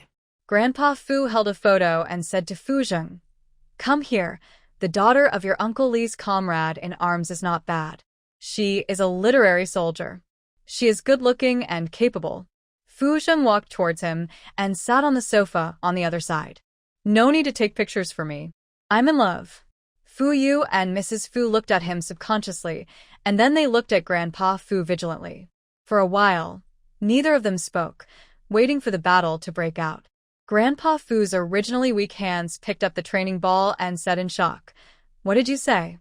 Are you in love?" He laughed out loud. "It's good to be in love. Young people should be in love." Okay, take her home tomorrow." Fu Zheng said lightly. "Let's talk about it after you recover." Old Master Fu glared at him and said, "Are you fooling me? What's there to fool you about being in love?" Fu Zheng leaned back on the sofa and said, "When you recover, I will bring her back." Old Master Fu thought so too. There was no need for Fu Zheng to fool him with this matter. Okay, I want to recover quickly. I can't let my daughter-in-law see me old and disabled." "Dad." Fu Yu glared at him and said, "Don't talk nonsense. I can recover." Old Master Fu continued to ask Fu Zheng, "How is my daughter-in-law? What does she do?" "Still in college." Fu Zheng said calmly. Grandpa Fu didn't mind his daughter-in-law's young age, as long as his daughter-in-law didn't mind Fu Zheng's old age. "What's his name?" Fu Zheng glanced at him. "Did I tell you to check?" The exposed Grandpa Fu coughed, and he hurried to get the phone. "I want to tell Xiaoli that her iron tree uncle has bloomed." Wenli had just finished talking to Lu Zhongwei and went upstairs. When she sat down and prepared to take out her mobile phone to call Fu Zheng, Grandpa Fu called. Probably because she was guilty, her hands trembled a little, and she quickly answered the phone. "Hello, Grandpa Fu." Grandpa Fu laughed with full energy and said in a mysterious tone, "Xiaoli, your uncle is in love." Probably really happy, he emphasized again. "He is in love, isn't it strange?" Said to be a college student, "Your uncle is an old cow eating young grass. I don't know why your aunt-in-law likes him." Hearing this, Wenli was silent for 3 seconds, took the water cup, and drank a sip of water. "Congratulations, uncle." "Your uncle refused to bring it back to sea, and said something like he would come back when I was better." "Xiaoli, what do you think your aunt likes?" "I'll prepare it early." Grandpa Fu's words revealed his happiness. Wenli didn't dare to think how angry he would be if he knew that his daughter-in-law was her, but the arrow had been shot and there was no turning back, and she couldn't let go of Fu Zheng's hand. In the future, she would show more in front of Grandpa Fu. She said according to her own preferences. "My aunt might like to eat it." When the man next to Grandpa Fu heard this, he took out his mobile phone, leaned back on the sofa, and looked through snacks on the internet. Grandpa Fu said with a very relaxed look, "Eat as much as you want. The Fu family has everything but a lot of money. At this point, he said to Fu Zheng, "Don't be too stingy with others. You have to be willing to buy things. Girls all need to be coaxed." Okay. Fu Zheng didn't even raise his head, adding one thing after another to the shopping cart. After saying a few words, Wenli ended by saying, "Good night, Grandpa Fu." "Good night, Grandma Fu." "Fu Zheng, good night." Hearing this, Fu Zheng slightly raised his head and said to Grandpa Fu's phone in a low voice, "Good night." If it was anyone else, Grandpa Fu would definitely be suspicious, but Wenli didn't have to doubt it. Okay, good night and go to bed early. After saying that, she hung up the phone. Xiaoli is a good child. After praising her, he stood up and said, "Fu Zheng, help me take a walk outside. If you get well soon, you can see your daughter-in-law." Fu Zheng put his phone in his pocket and reached out to support him. Grandpa Fu must have been itching to take a few steps, and he started asking again, "Is your hair long or short?" Fu Zheng said lightly, long hair is good, long hair is smart." Grandpa Fu obviously had nothing to praise. He had to let Fu Zheng know that he was very satisfied with his daughter-in-law. "Bring her back quickly." How tall is she? "Is your family from Kyoto?" If not, we can settle down somewhere else. The Fu family doesn't care about returning to one's roots. It's enough to have roots. Fu Zheng still said calmly, 1 meter 6 or 7, Kyoto. No need to settle down somewhere else. Very close. Grandpa Fu was very satisfied. Okay, it's good that it's close. Tell her that we don't need you to take care of her in the future. We have an aunt. After the two walked out, Mrs. Fu smiled and shook her head and said softly, "I don't know what he will feel when he knows it's Xiaoli. But Xiaoli has grown up under our eyes since she was a child. She is a good child. I feel more at ease if it's her. This year, he has to go and talk seriously. Let's go together this year." "That child is really unlucky," Mrs. Fu said regretfully. After so many years, Fuyu still feels a little uncomfortable. If it happens again, she will probably choose Xiaoli. When Rome did not wait for Wenli's consent and took the initiative to reconcile with the two families. The next day, the news that Wenli was suspected of stealing was overwhelming. The Wen family did not make any statement, probably because they sacrificed her to save the business. She was not sad. Wenli was looking at her mobile phone on the bed and quickly threw it aside. She stood up and went to the bathroom to wash up. When she went downstairs, Lu Zhongwei had already gone to the company. Auntie made a lot of breakfast for her. After she finished her meal, she said, "Grandpa son, I'm going to the library and will be back before noon." "Okay. The master has something to do at noon and can't come back," Butler's son explained. Wenli nodded and said, "Then let Annie pack 2 meals at noon, and I'll take them to eat with Grandpa." Okay. Butler's son nodded and then arranged for someone to take her to the library. After finding a single study room, she sat there for the whole morning. When the alarm clock vibrated at 11 o'clock, she got up and went downstairs. It was raining outside. The wide streets were wet, and the pedestrians' trouser legs were wet. 2 or 3 people squeezed under a small umbrella, talking and laughing as they passed by. Wenli took out her phone and called the driver. "Uncle, come and pick me up. I'm at the door. The rain is too heavy and I can't come over." The driver said, "Ah?" and apologized. "Miss, I'm going back. Didn't President Fu come to pick you up?" "Butler's son told me to come back, and President Fu is here to pick you up." "Okay, then I'll call him." Wenli hadn't finished her words when a dark shadow fell on her head. She raised her eyes and saw a man standing straight under a black umbrella. He was wearing a meticulous suit and standing tall. However, he was holding a beautiful pastry in his other hand. A man like Fu Zheng would probably make those who like him love him to death, and those who don't like him hate him to death.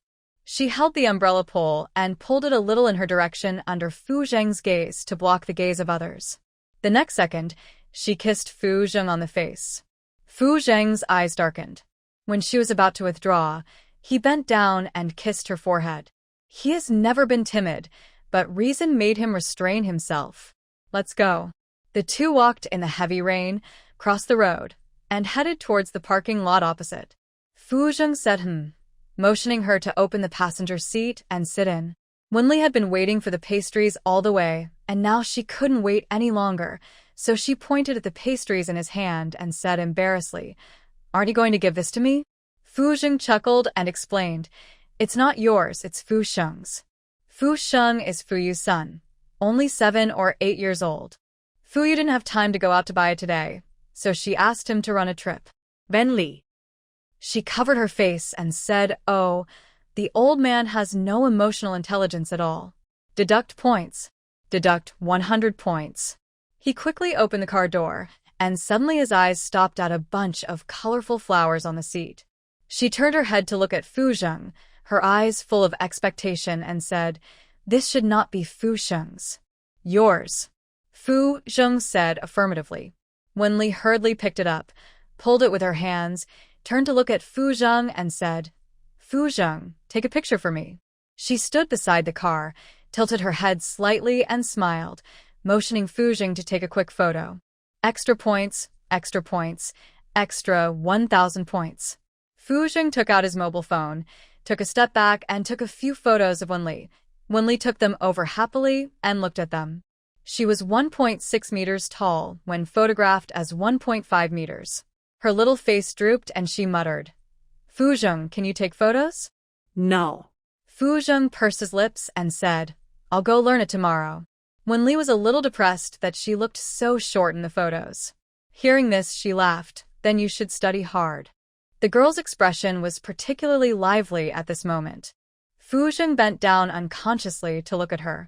Just when he was about to move closer, a voice interrupted, "Mr. Fu, what a coincidence. I ran into you here." Fu Zheng stood up straight and looked towards the source of the voice.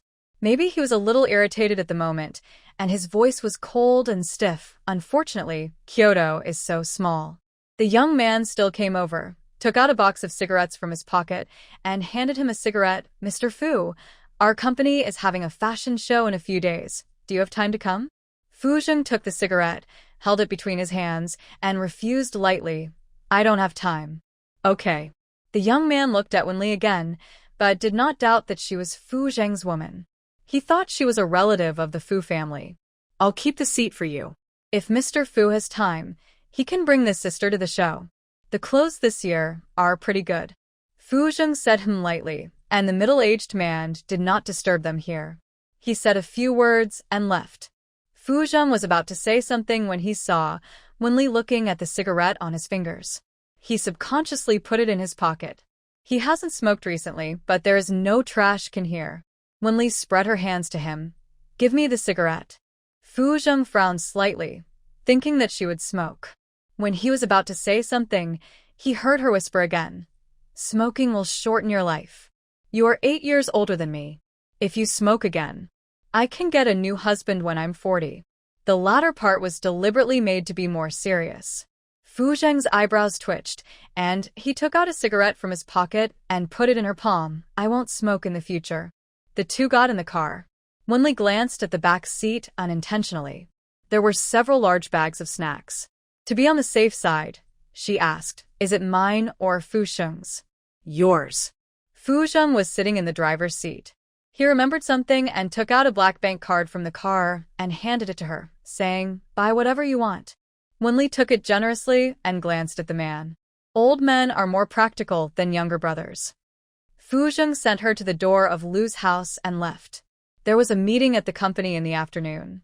After Wenli moved the flowers and snacks into the bedroom, she immediately went downstairs to take the food to Lu Group. Probably because she seldom came to the company, the front desk stopped her directly below. "Sorry, you can't go up without an appointment." Wenli called Lu Zhongwei, but still no one answered, so she had to wait on the side. After a while, she saw Wenwan walking in from the door with a thermos bucket in her hand. The front desk seemed to know her and immediately said enthusiastically, "Miss Wen, the chairman is in a meeting. You can go up directly." Wenwan nodded gently. After taking a few steps, she saw Wenli sitting on the sofa. She immediately walked towards her and asked in surprise, "Shaoli, why are you here?" She was probably afraid that others would know that she was not Lu Zhongwei's biological granddaughter. Wenli curled her lips.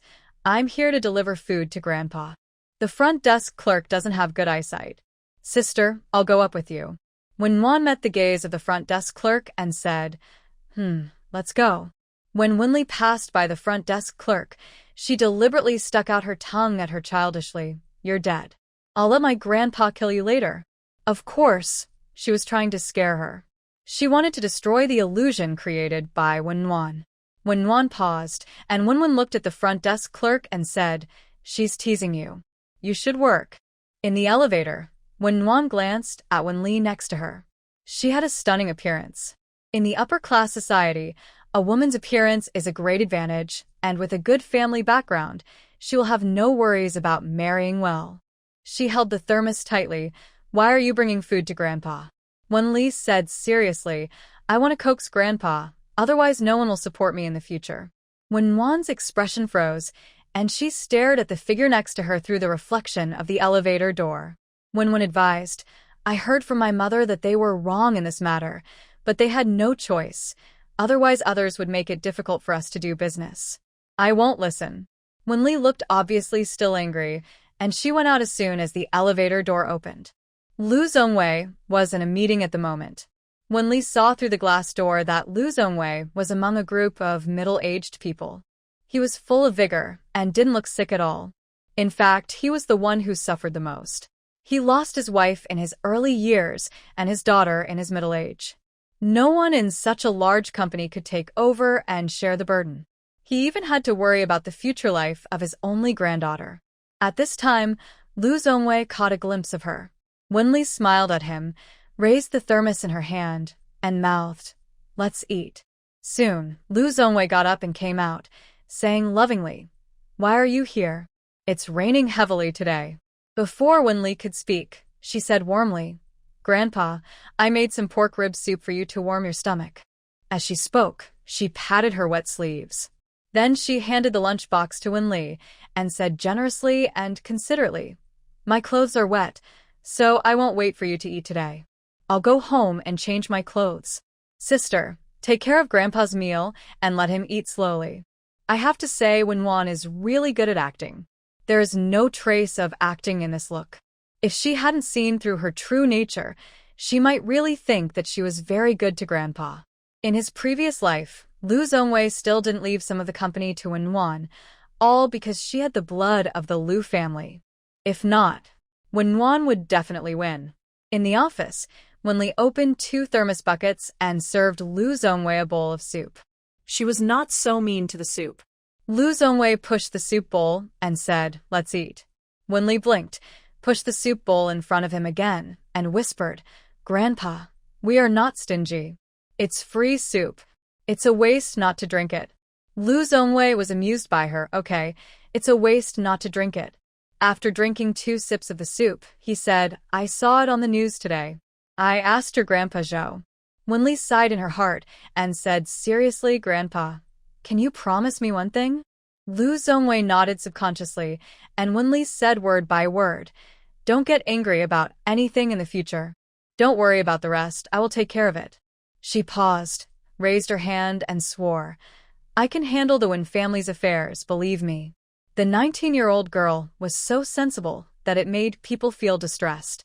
Lu Zongwei wanted to dig up the Wen family and find out how they treated Wenli all these years. At the same time, he hated himself for being angry with the child. Before he could say anything, Wenli picked up a piece of meat and put it in his bowl. Grandpa, you're the only family I have. I just hope you are in good health. When I get married, I will attend the wedding on behalf of my mother. She will definitely be very happy. Lu Zongwei's eyes were sour, and he lowered his head and said, Okay, I will definitely wait until then. At this time, Wenli's mobile phone rang, and she took a look. As expected, it was Fu Zheng. After she answered it, she turned on the hands-free, Call Grandpa. Fu Zheng, who had just sat on the chair, heard the words, raised his eyes and stared at Assistant Sue. Go out first.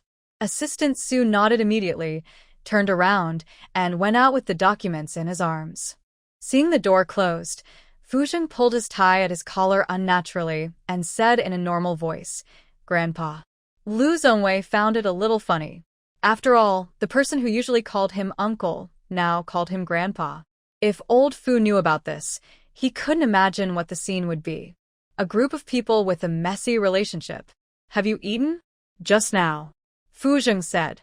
After seeing the two of them finish talking, Wenli turned off the speakerphone, put the phone to her ear, and said, "I'll come to you later, okay?" Fu Zheng turned his head to look out the window. Raindrops were streaming down, and he subconsciously said, "I'll pick you up." "No need, there's a car to take me," Wenli said. After dinner, Lu Zhongwei still had work to deal with, and Wenli went downstairs with a lunchbox. When she arrived in the hall, she saw Wen Wan, who was soaking wet, holding an umbrella in her hand. At this time, she looked over, then walked towards her, handed her the umbrella in her hand, and said worriedly, "I just remembered that you may not have brought an umbrella when you went out. Take it, I have something to do in the afternoon, so I'm leaving first." She obviously had an umbrella, but she didn't use it. It was obviously a show, but she didn't notice it once in her previous life. Wenli lowered her eyes and soon raised her head again and said, "Sister, your clothes are wet. Go back and change." After that, she glared at her sister. "You are so stupid. The car can drive to the door. I don't need an umbrella." When Wan smiled and said, "Oh," then she realized it belatedly and said with a smile, "I forgot. I just remembered that you have been in poor health since childhood and can't get wet in the rain." Okay, sister, take the umbrella. Let's go home tonight. We haven't eaten together for a long time." Wenli shook her head reluctantly. "I won't go back. My friends all asked me if I stole other people's things. I didn't steal. I believe you. We don't bother with outsiders. We should be upright." When Wan coaxed, Wenli used to think so. As long as she didn't do it, she wouldn't care about what others said. Later, she realized that when a misunderstanding becomes known, it is not a misunderstanding, but a fact. She was still unhappy and said, "My parents don't care about me for business, so I don't go home. I'm at Grandpa's house. Grandpa bought me a lot of delicious food. Actually, Grandpa is very good to me." She deliberately revealed her opinion of Lu Zhongwei. Only in this way would they reveal their true colors again. Sensing the change in Wenli's thinking, Wen Wan subconsciously looked at her and whispered almost instinctively, "Didn't you say that Grandpa was mean to you? Are you not afraid now?" "Grandpa isn't mean to me now. He said that if I get admitted to Peking University, he will reward me with a car." Wenli's face showed that whoever buys her things will treat her well, which was very vivid and did not arouse Wen Wan's suspicion. Soon she pouted and said, "I'm not going back. They don't like me, and I don't want to like them anymore." "Nonsense, how could Mom not like you? Have you forgotten who picked you up from school since you were a child? Who bought you delicious food?" Wen Wan stared at her and said, "In the past, we always let you choose first when there was something at home. You took the big one, and I took the small one. One year, Mom came to pick you up in the heavy rain and was sick for a week. Mom can't make the decision about the company's affairs. She cried in front of me yesterday because of this matter, saying that you were wronged. At the end, she tilted her head and sneezed." Wenli said, "Oh," and said with concern, "Sister, go back and change your clothes. If you catch a cold later, I will be worried about you." "Okay, then I'll go back first." When Wan turned and left, Wenli looked down at the umbrella in her hand and quickly got into the car at the door. "Go to Fu Group." "Okay." The driver started the car, and after a while, he looked outside frequently. Noticing something was wrong, he hurriedly said, "Miss, there is a car following us." Wenli subconsciously looked back and saw a black niche car behind them, following them neither fast nor slow. She was silent for a while, turned back and said, "Uncle, is there any way to prevent it from hitting us?" The driver was of course not a professional driver, but a bodyguard, who was specially hired by Lu Zhongwei to protect her. He glanced through the rearview mirror, hesitated, and said, "Okay, but I can't guarantee your safety, young lady." "It's okay." Wenli fastened the seat belt in the back seat. It was not that she was taking her life lightly. The safety factor of Lu Zhongwei and Fu Zheng's car was very high. In addition, this was the busiest avenue in Kyoto, with a speed limit of 40 miles per hour. And it was not certain that she would run into these people next time. The driver was still a little hesitant, "Miss. Just listen to me. Nothing will happen, and I believe you," Wenli said firmly. The driver didn't say anything else. The next second, the speed of the car increased significantly, weaving through the traffic, turning right quickly and slowing down suddenly. The car behind was caught off guard and crashed into the rear of the car with a. Wonli hit the back seat due to inertia, but it was okay. She covered her forehead and said first, "Uncle, call the police." The driver understood what Wonli meant and got out of the car immediately. This was the busiest street in Kyoto. Even if something happened, the car behind would not be able to move. In addition, the front of the car behind was completely dented, and it could no longer move. After calling the police, he called 120 and finally said to the man who walked out of the main driver's seat with his head covered, "What's wrong with you? Can you drive?" After saying that, she took a few photos of the car and said to him, "Wait for the police to come and solve it." When the man heard the police, he hurriedly said, "Let's solve it privately. No need to trouble the police." At this time, when Lee pushed open the back door and came out, walked a few steps, and fell to the ground under the gaze of everyone. She was going to blackmail someone. Suddenly, there was a cry of surprise. Someone fell. "Call 120 quickly." The driver's face turned pale, and he ran over quickly, but he didn't dare to move when Lee, Mississippi. After a while, 120 and the police came and sent several people to the hospital as soon as possible. When they were about to arrive at the hospital, Lee opened her eyes, covered her head, and said weakly, "I feel dizzy. Am I going to die?" The nurse quickly comforted her. "Don't move. We'll be at the hospital soon." A little after 2 o'clock in the afternoon, in the office of Fu Group, Fu Zheng took his mobile phone and checked it. There was still no news about Wen Li. He just called out, and Assistant Su came in a panic without even knocking on the door. "Mr. Fu, Miss Wen had a car accident and is now in the military hospital." As soon as he finished speaking, Fu Zheng stood up and strode outside, stretching out his hand and pressing the elevator button continuously, even though one press was enough. Assistant Su caught up and explained quickly, "Miss Wen has woken up, but the situation is not clear yet." "Mr. Fu, don't worry." Fu Zheng raised his head and rubbed his eyebrows, strode into the elevator, and said coldly, "Why do you know now? What are those people doing?" "It's my fault. I went to deliver the information just now and didn't pay attention to my mobile phone." "I'm sorry, Mr. Fu," Assistant Su said without daring to breathe. Fortunately, Fu Zheng didn't say anything else. Wen Li was lying on the hospital bed with N4 in her hand. She said to the driver, "Don't tell Grandpa for the time being. I'll tell him later." The driver nodded. "Miss, the police have finished taking your statement. That man is a paparazzi from an unknown tabloid. Does he have insurance?" "Benli whisperat." "Yes, but the limit is not high. The cost of repairing the master's car is at least around 4 million. Adding your medical expenses, he will have to pay an additional 2 million. The driver said, "Benli nudda janli." "Okay, I'll report how expensive the medicine is." As soon as she finished speaking, the door suddenly opened from the outside, and leather shoes made hurried footsteps on the ground. Wen Li looked up and saw the man's delicate hair, messy on his forehead, and his breathing was disordered. She hurriedly said, "Fu Zheng, I'm fine. Uncle, go out."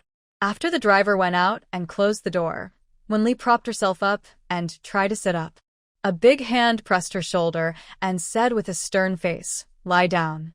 Wen Li had to lie down again, holding his hand with a hand that was not injected, and explained in a low voice, "I'm fine. I'm pretending. Just now on the way to your company, a car followed us, and I asked my uncle to find a way to make it hit it." Upon hearing this, Fu Zheng's eyes condensed and he scolded coldly, "Nonsense. Do you know how dangerous it is?" Wen Li nodded cautiously, "I know, but if you miss the opportunity, you may never find it again. Besides, Grandpa's car has a high safety factor and there will be no danger to your life." "No." "Are you a god?" Fu Zheng still had a cold face and was obviously frightened. "Benli."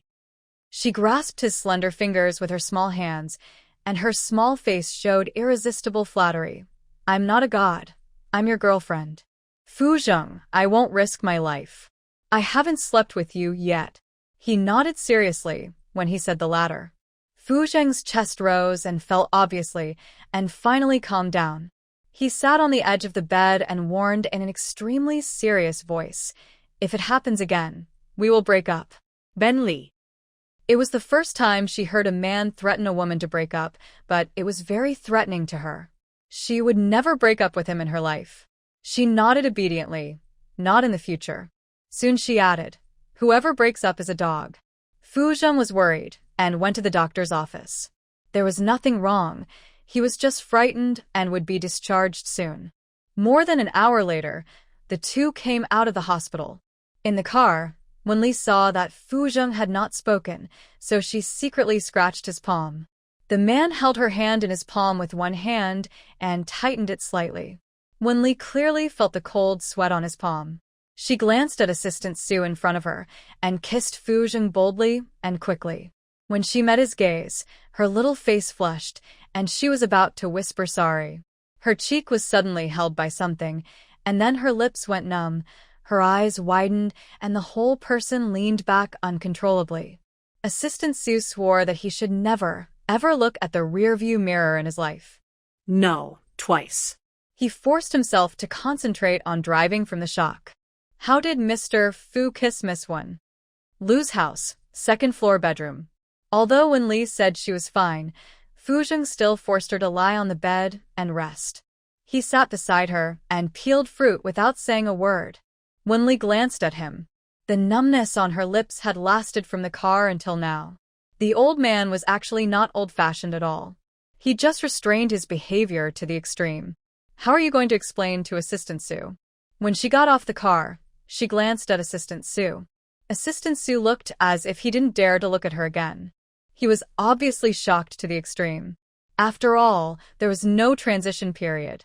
In his eyes, the two of them jumped directly from uncle and nephew to a relationship between a man and a woman. If it were someone else, they would probably be shocked. Thinking of this, she felt a little sorry for him.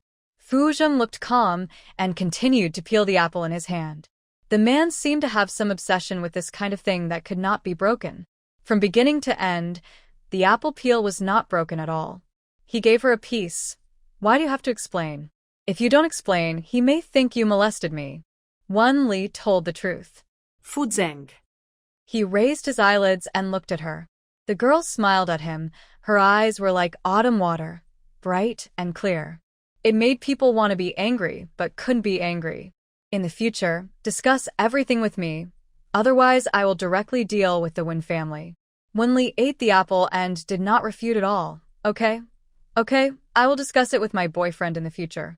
"Boyfriend? I will contact that person tomorrow. Do you approve?" Fu Zheng seemed to have no resistance to the word boyfriend, and his expression softened a little. "Send me the place and time." "Yes, boyfriend." Wenli saluted him. Fu Zheng laughed helplessly, gave her another piece of apple, and when Wenli was biting the apple, she heard the man slowly say, "Girlfriend." To be honest, Wenli didn't expect Fu Zheng to cooperate with her in saying these 3 words. You know, Fu Zheng has been a mature person since he was a child. He rarely shows his true nature. Even she rarely sees the side of Fu Zheng. So in the later impression, he is always like an antique that is hundreds of years old. Old and valuable. She stared at him blankly, and Fu Zheng naturally saw it. He picked up a piece of apple, put it in the corner of his mouth, and looked at her with a smile in his eyes. At this moment, her heart in her chest beat faster and faster, and her head began to dizzy. Sure enough, the old man was only old in age, and the rest was very young. Fu Zheng didn't get up to go home until Lu Zhongwei came back. Knowing that when Li had a car accident, Lu Zhongwei's face changed. Before he said anything, Wen Li explained, "Grandpa, it's fake. I deliberately let the car hit me. That car is probably the paparazzi hired by Doing and others." Lu Zhongwei was furious. Are they bullying the Lu family because there is no one left? "I'm not dead yet. It's really too much. I will send someone to take back the Wen family's house now." Wen Li quickly comforted him. "Grandpa, don't be angry. Don't be angry. I have a way to deal with them. I will make them stay in jail for life." She wanted them to reveal more evidence until it was enough for them to be locked up for life. Hearing this, Lu Zhongwei gradually calmed down and looked at her carefully. Are you really okay? It's okay. Benli nudda seriously. Lu Zhongwei was about to breathe a sigh of relief when he caught a glimpse of her slightly swollen and red lips and asked with concern, "Did you hit your mouth?" Wen Li was stunned for a moment, then turned her head awkwardly. She was afraid that he would worry, so she didn't dare to lie. She whispered, "Your grandson-in-law kissed you. Let me tell you a funny story. I have been feeling unwell for a long time. I have checked many items, but I still can't find the cause.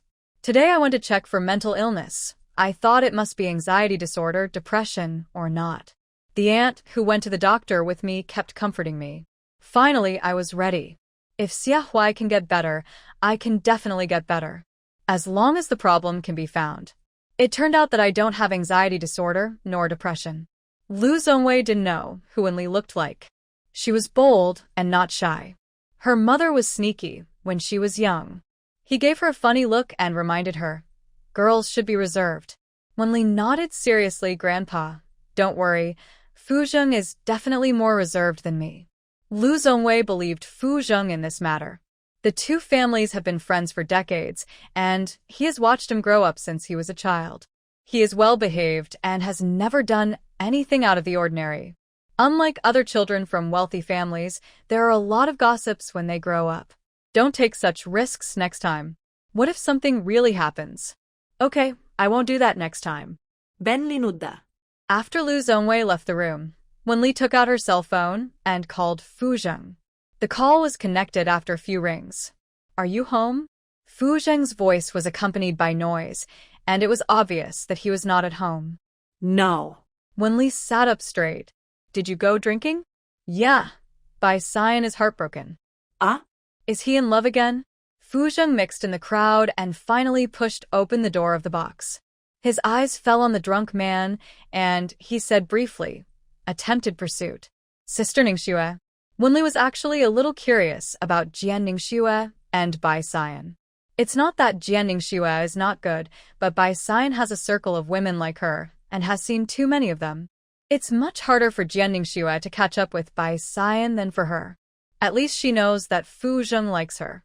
After Fu Zheng said he sat in the booth and didn't comfort anyone. "You're pretending too much." Wen Li could probably guess what it meant. It was probably that Bai Xian didn't want to break up, but didn't want to say so for the sake of face. It's not surprising. With Bai Xian's status, he does need to be pretentious. But in matters of the heart, whoever is pretentious will be the most uncomfortable person. Anyway, she won't be pretentious. She just likes to cling to Fu Zheng. "Oh, you deserve it." Fu Zheng laughed softly. This laugh irritated Bai Xian next to him. He looked up at him with an irritated look. "Fu Zheng, what are you laughing at? You're not much better than me. You like Wen Li, but you dare not say it out loud. I just suggested getting back together and was rejected. It's her loss if she rejects me. It's her loss if she rejects me. Why does she reject me?" Fu Zheng heard Wen Li's laughter of watching the show. He simply didn't hang up. He held the phone in his hand. He didn't bother with the man with low EQ and agreed lightly. "It's her loss. I have money and friends, and I live a good life when I'm young." Wen Li just heard this when the phone was suddenly hung up. It was obvious that an old man didn't want her to hear it. After Fu Zheng hung up the phone, he stared at Bai Xian. The man's ears were red after drinking, and he said some unbearable words. "How many men in this world are better than me? If she breaks up with me, she will never find a better man than me in her life. Women are not good either. She is a good thing." Bai Xian took the bottle of red wine and drank directly with his head tilted back, looking depressed. It seemed that he had suffered a serious emotional injury. This was probably the biggest setback in this young master's life. Fu Zheng was about to say something when the screen of his mobile phone lit up and a message came into view. "Fu Zheng, drink less. I think when we are old, we can still go out and dance square dance together. You don't want to sit in a wheelchair and watch me dancing with other old men, right?" He could almost imagine how cute and smart Wen Li was now. He curled his lips and was about to reply to the message. Bai Xian suddenly yelled, "Fu Zheng, what are you doing?" Fu Zheng just glanced at him lightly. "You are heartbroken, and I am in love." We don't affect each other. Under the influence of alcohol, Bai Xian's reaction was half a beat slower. After half a minute, he said, "Don't show off in front of me. If you have the ability, try to fall in love with Wen Li." The lethality of Bai Yueguang. You can't estimate it. Fu Zheng was too lazy to pay attention to him. He tapped his finger on the screen and replied, "Okay." He stood up, put his phone in his pocket, and said to Bai Xian lightly, "You continue drinking. I'm going to work out upstairs." Bai Xian looked at his back, a little puzzled, and quickly raised his head and took a sip of red wine, drink it. After a while, he took out his phone and quickly dialed a number. "I'm almost drunk to death. Will you get back together?" "Where am I?" "I'm drinking in heaven. If you don't get back together, I'll go down to earth to experience the tribulation." Fortunately, Fu Zheng went out at this time. Otherwise, someone would recall it for him when he was drunk. He really should have found a place to experience the tribulation the next day. The next day, 10 o'clock in the morning. Private ward when Li was lying on the bed in a hospital gown. She looked at the paparazzi not far away, touched her head with her hand, and deliberately exaggerated. "I feel dizzy." The paparazzi apologized with an apologetic look on his face. "Ms. Wen, I'm sorry. I didn't mean to bump into you. The compensation amount is too much, I don't deserve it, and I have children in school at home." Seeing him approaching, the bodyguard Qi Yuan quickly stretched out his hand to stop him. "Stand here and talk." Wen Li still covered her head and said, "My head hurts." After a while, she looked at the paparazzi. "Okay, take out the recorder in your pocket." Of course, she didn't know whether the paparazzi had a recorder, but it was very likely that the paparazzi had one. The paparazzi's expression froze. "I don't have one." However, Qi Yuan had already searched him, and sure enough, there was a recorder. He threw it on the ground and crushed it directly. He said with a military move first and a polite move later, "I'll compensate you later." Wen Li propped herself up slightly and tilted her head to look at him. "I know you didn't bump into me on purpose, but you must have followed me on purpose. I cannot ask you to pay for it. I believe you should know what I mean." She knew that if Doing had not been unwilling to pay this sum of money, the paparazzi would not have looked for her. Several million was a considerable expense for Doing and the others. After all, her card was Wenrong's secondary card. The paparazzi held the fruit basket. A man in his 30s, married and had children, could not afford the expenses of several million even if he sold his house. "Miss Wen, what do you mean? Not only can I not let you pay, I can also give you extra money." Wen Li did not even look at him, and continued, "If I provide the police with the dashcam, I will insist that you followed me. It will not be an ordinary car accident. It's murder." The paparazzi immediately denied. "I didn't follow you." Wen Li said, "Oh," looked at Qi Yuan and said, "How much is the cost of a day in the ward?" Qi Yuan said nothing, took out the money from the drawer, and handed it to the paparazzi. The paparazzi looked down and was shocked.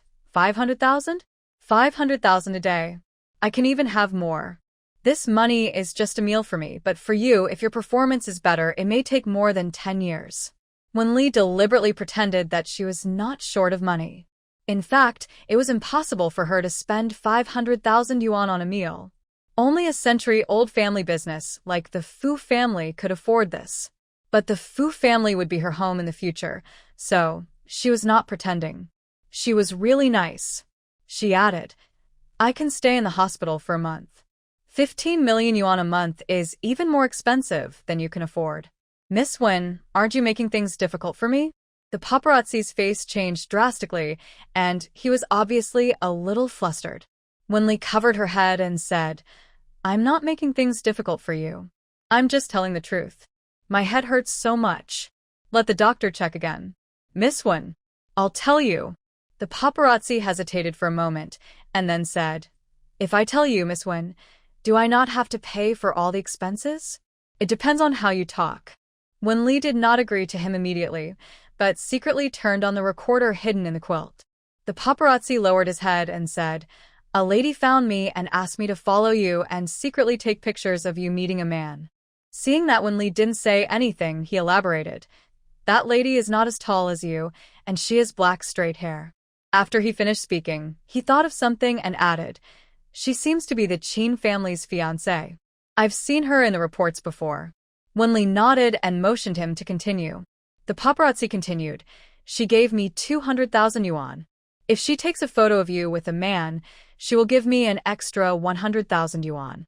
It was not difficult for Wenli to guess Wenwan's thoughts. She just wanted to expose her love affair to people in Beijing. When the time comes, when she wants to arrange a marriage, it will always be discounted because of this matter. She ended the recording. I will give you a few photos in a few days, and you give them to her. After the matter is done, I will not pursue any responsibility from you. Of course, if you are a fence-sitter, I don't need to sue you. That person will sue you until you are bankrupt. The paparazzi is not stupid, and naturally, he can't be a two-faced person. Miss Wen, I understand, don't worry, this is a deal between the two of us. Wenli said, I'll contact you then. If that person asks you, just say that I'm easy to talk to, and I didn't ask you to pay because I pitied you. Go now. Wenli had just finished speaking when the door suddenly opened from the outside. Several people looked over and saw Wenwan, who was wearing a black suit skirt and high heels, hurried in. Sister, are you okay? I just heard that you were in a car accident. While speaking, she glanced at the paparazzi, and soon her eyes fell on Wenli. Wenli panicked for a few seconds and then calmed down. Wenwan must not have heard it, otherwise she would not have come in at this time. It's okay, I just feel dizzy. Sister, I'm so unlucky. I was hit by a car. Have a good rest and don't talk. Wenwan looked at the paparazzi and said, Did he hit you? Yes, Uncle said he couldn't afford so much money, so I asked him not to pay. Anyway, I'm not short of money. Wenli looked as if she was too lazy to pursue the matter. Wenwan nodded, do whatever you want. My little Lee is grown up now and can make her own decisions. Of course, I'm an adult and not stupid anymore. Wenli lay on the bed, holding Wenwan's hand and yelled again. Sister, why didn't Mom come to see me? Does she really not love me anymore? How could that be? Mom heard this morning that you had a car accident and fell down the stairs and couldn't walk. After Wenwan comforted her, she said, Dad has something going on at the company and can't come. He's always busy. Am I more important or is the company more important? Wenli said angrily. Just now you said you've grown up. How come you're like a child now? Wenwan raised her hand to fix her hair and said, Aren't Grandpa and Uncle here? They are busy too. Wenli said sullenly. Wenwan gently rubbed her little face with both hands. Company matters are very important and can't revolve around you alone. Besides, am I not here? Aren't you satisfied with having your sister with you? Wenli pouted and said, Sister, you are so nice. You are the best sister in the world, the one who loves me the most, right? Yes, I love you the most. Take a rest and talk less. Wenwan stood up again. I'm going to the doctor. At this time, the paparazzi also said, Miss Wen, I'm leaving. Thank you for your kindness. The two walked out of the ward one after the other. Wenli made sure that the people had left and said to Qiyuan, Go check the surveillance in the corridor later to see how long she stayed. She will definitely be more cautious now. The paparazzi and Wenwan got into the same car downstairs of the hospital. Wenwan drove and said, She didn't find anything, did she? No. Miss Wen is kind-hearted. I did as you said and said that her family was in financial difficulty and she agreed not to ask me for compensation, said the paparazzi in the back seat. Wenwan said, Be careful in the future. Don't let her find out. Have you taken pictures of her in the past few days? No. Miss Wen has been staying at Lu's house and hasn't gone out. She may be on vacation. We can take pictures of her when she goes to school in a few days, said the paparazzi. Wenwan said, Okay, send it to me as soon as possible. Lu Zhongwei had to go on a business trip temporarily and was worried about Wenli being alone at home, so he asked Fu Jing to take Wenli back to the Fu family to stay for a few days. It happened that Fu Yu's family came over tonight. Fu Yu saw Wenli and smiled. The family is all together today. Old Master Fu glanced at Fu Zheng and said, There's still one person missing. Probably because he was afraid that Fu Jing didn't hear it, he repeated it again, There's still one person missing. Wenli wanted to raise her hand and say, Grandpa Fu, that's all, it's me, the daughter-in-law is me. But she didn't dare. for she was afraid that Grandpa Fu would faint from fear. Old Lady Fu replied, "Okay, let's eat." Fu Sheng liked Wenli very much and insisted on sitting next to her. "Uncle, please let me sit next to my sister."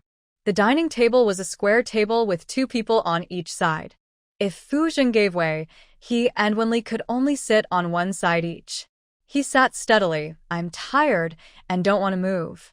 "Huh, Uncle, you're a bad guy. Sister, you sit next to me, and Dad, you sit next to Uncle." Fu Sheng pulled Wenli to sit on the other side. Fu Sheng's father, Li Shengguan, stood up with a smile. Okay, I'll sit next to your uncle." Fu Yu gave Fu Sheng a meaningful look, then pulled Li Wensheng and said, "Husband, sit with me. Help me peel the shrimps, Xiao Sheng.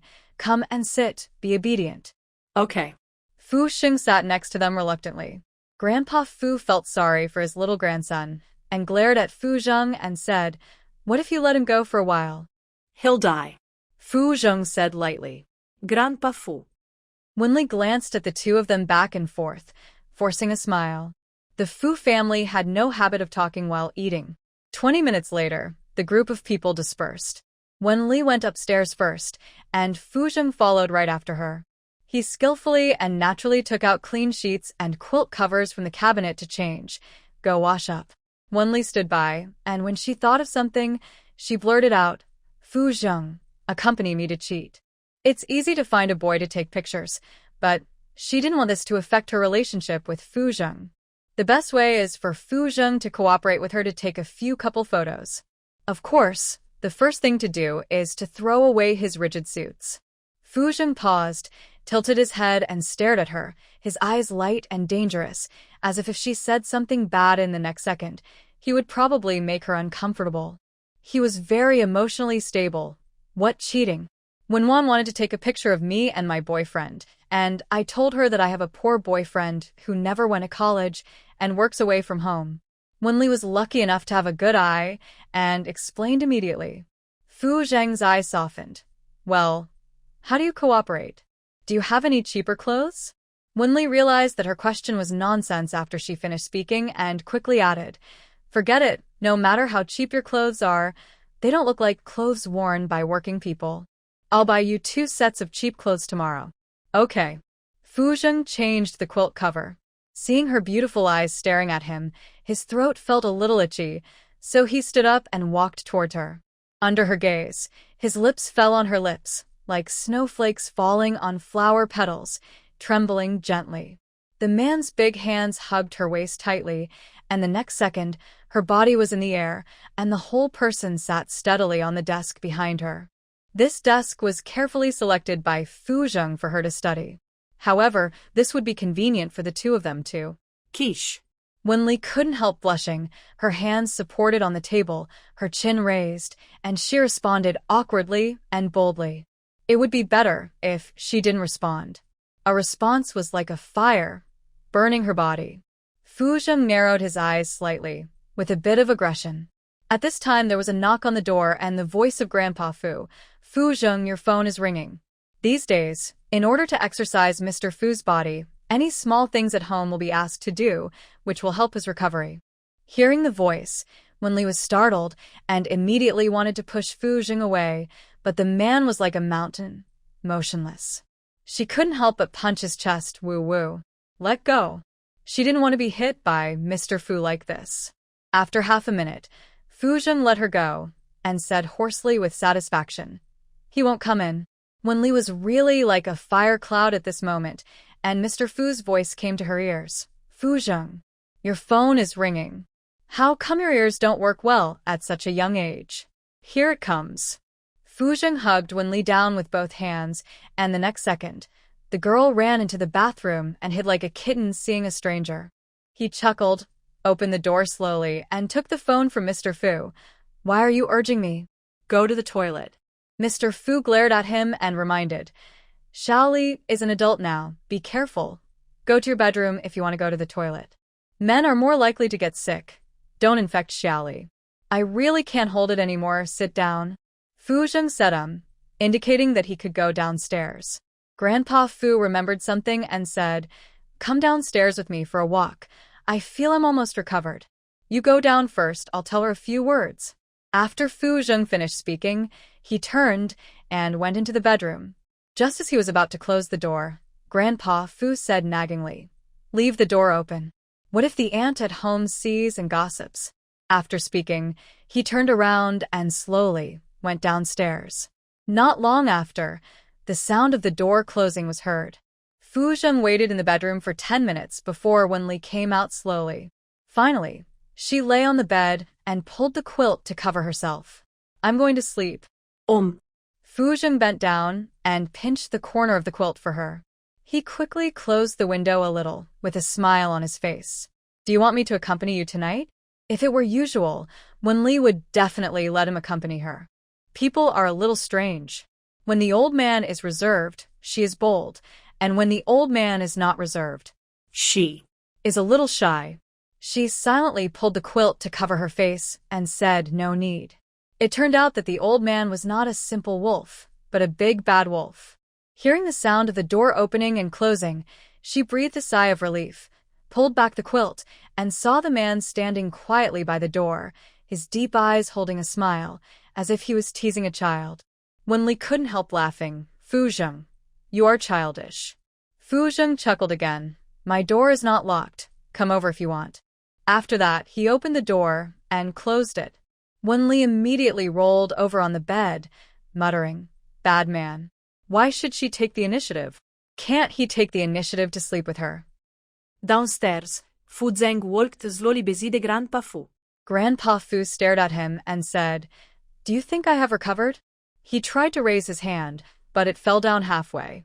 "I'm not a 3-year-old child." Fu Zheng signaled him not to fool him. Grandpa Fu failed, and the corners of his mouth drooped. "Whose son is like you, refusing to bring a girlfriend home?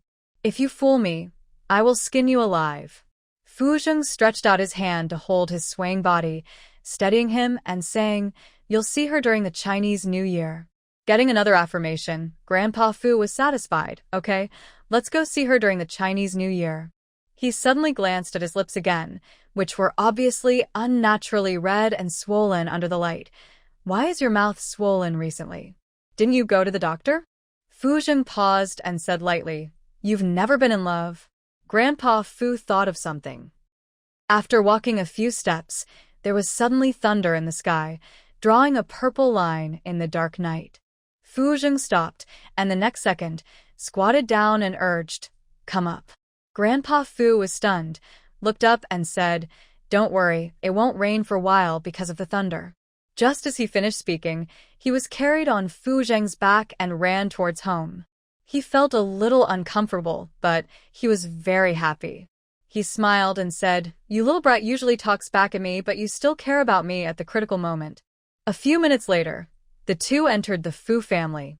Seeing this, several people thought that Mr. Fu had fallen down. Mrs. Fu immediately stood up and said, "What's the matter?" It's okay. It's thundering, and we are afraid of rain." Mr. Fu got off Fu Zheng's back, and the next second, Fu Zheng ran upstairs.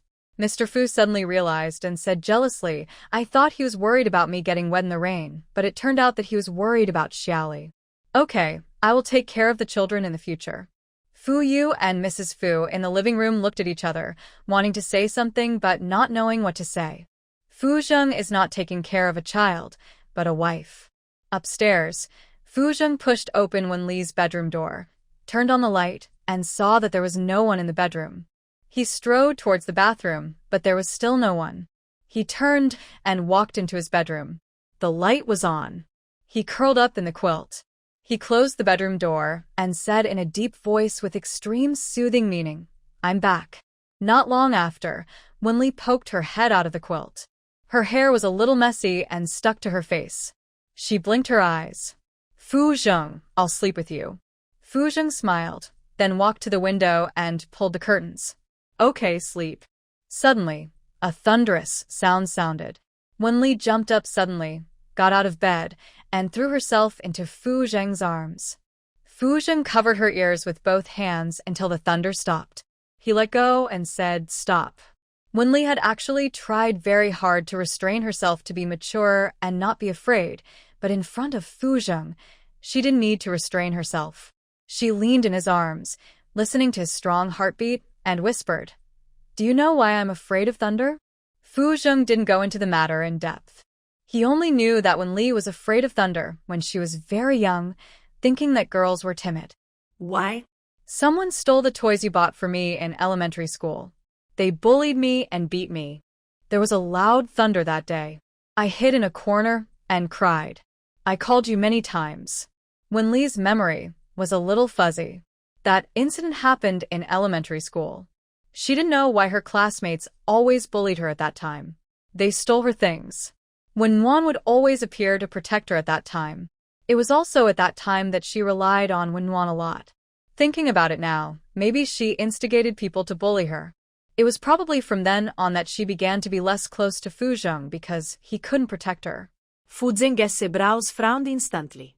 He thought she would not be bullied since she was a child, but she was bullied by someone. Before he could say anything, the girl in his arms whispered, "Fu Zheng, I'm so easy to deceive. They have been setting up traps for me since I was a child, just for money, and they don't love me at all. I used to love them very much." Fu Zheng hugged her a little tighter, bent down slightly, and comforted her softly. "It's their loss.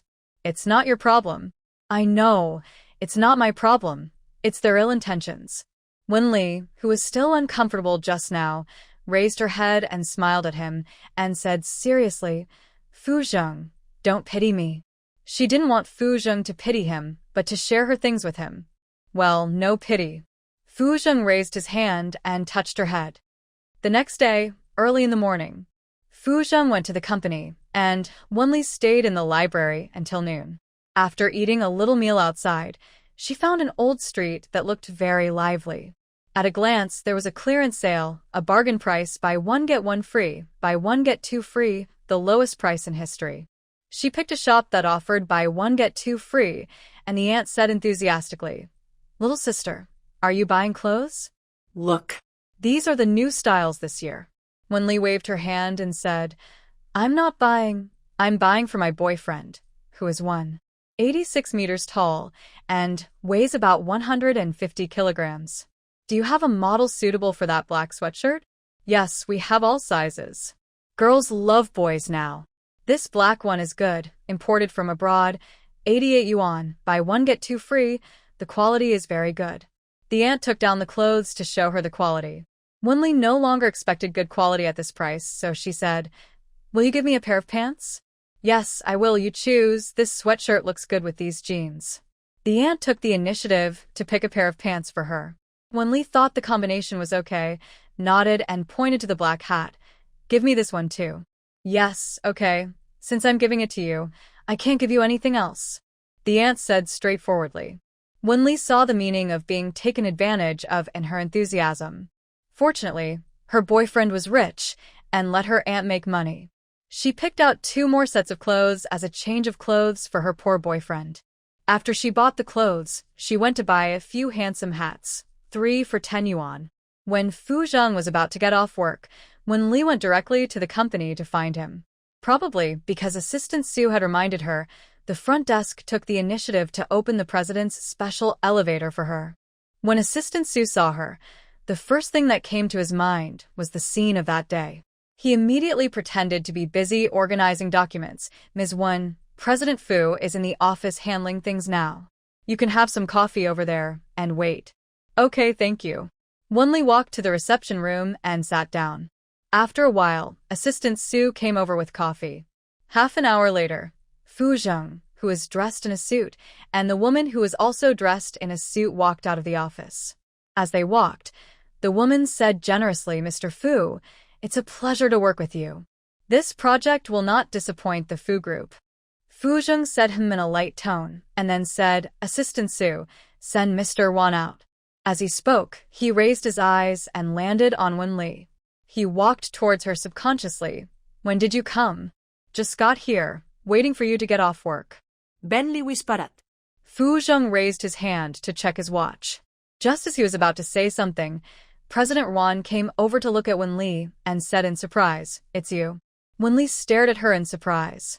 President Wan smiled and explained, "I was one of the judges in the classical dance competition in the first year of high school. You were wearing a white gauze dress. And the song was Landscape. I was very impressed by you. I contacted your parents at that time and hoped that you would continue to learn classical dance with us. But your family refused because your studies were the most important. Wenli suddenly recalled that she participated in a dance competition in the first year of high school and won the first place. However, her grades were not good later, so when Rome would not let her learn. Before she said anything, President Wan continued, "Are you still learning now? You are very talented. Teacher Li Chunyan really wants to take you as her apprentice, but there has been no suitable apprentice in these years." Wenli knew Li Chunyan's influence in the dance world better than anyone else. It was a great blessing and luck to be her apprentice. She stood up and recommended herself. "I'm still learning. Do you think I still have a chance? I'll dance for you." Mr. Wan was stunned for a moment, but didn't want to miss this opportunity, so he turned his head to look at Fu Zheng. "Mr. Fu, is it convenient?" "Office." Fu Zheng motioned for the two to enter the office. Wenli was actually a little nervous, as she had not prepared anything at the last minute, but she did not want to miss this opportunity. She walked to Fu Zheng's computer, opened the music software, and found the corresponding music. "Fu Zheng, help me press the start button." Wenli stood in the middle, bowed slightly to President Wan, turned to look at Fu Zheng, and motioned him to start. The figure turned, her white hands raised lightly, her eyebrows drooped, and finally her feet jumped lightly, cold and pure, attracting people's attention. Fu Zheng's eyes fell motionlessly on the figure, his cold eyes gradually softened, with clear feelings. At some point, people cannot hide their emotions. Because at this time, his love is at its peak, and it is difficult to suppress it after it emerges. After the song was over, President Wan admired with his eyes. Very good, very good. If Teacher Li Chunyan knew you were willing, she would definitely be happy. Leave a contact method. I'll let Teacher Li Chunyan contact you." Wenli immediately gave her the phone number and said very seriously, "You can contact me at any time." Mr. Wan nodded, stood up and said, "Mr. Fu, I won't waste your time." When she walked out of the office, Wenli covered her chest and looked at Fu Zheng. The confidence she had just now was gone. She said a little unconfidently, "Fu Zheng, am I doing well?" Fu Zheng pursed his lips lightly, wanting to praise but stopping, as if he was restraining something. He turned around quickly and said in an extremely hoarse voice, "I'm going to the bathroom." The reaction of some cold organs seemed to reveal liking. The man's back looked a bit like he was fleeing in panic. Wenli was a little confused for a moment, not understanding what good performance had to do with him going to the bathroom. It has to be said that sometimes she didn't think wrong at all. After more than 10 minutes, Fu Zheng came out of the lounge. He was wearing black trousers just now, but now he changed into gray trousers. Wenli couldn't help but glance at him. Fu Zheng naturally saw it, and raised his hand unnaturally to pull his collar. "You performed very well." Immediately Wenli's attention was diverted, and she sat on the sofa and prayed, "I hope Teacher Li Chunyan can give me a chance." She used to think that she was mediocre and could not learn anything, but later she began to accept her mediocrity. In her previous life, she was even less thoughtful than a chess piece. "It will be." Fu Zheng sat on the leather chair and said lightly, "Mr. Wan is not a polite person." What he meant was that Mr. Wan did not speak for his sake. Wenli believed in her abilities. Although she was nervous, she still had some strength. "I know. The age was right then, but it's not so right now. Unless Li Chunyan likes her very much, she may have another chance." Thinking of this, she asked, "Can we practice dancing in the lounge?" The space in the lounge is not large. Fu Zheng pointed to the empty space in front of the floor-to-ceiling window. "Practice. Will it disturb your work?" Wenli said worriedly. Fu Zheng said in a low voice, "No." After that, while Fu Zheng was working, Wenli was practicing some basic movements beside him. The girl did the splits, her head slightly raised, her slender neckline drawing a beautiful arc. Fu Zheng's eyes fell from the document to her, and he didn't sign his name for more than 10 minutes. It wasn't until there was a knock on the door that Fu Zheng came back to his senses and said lightly, "No entry."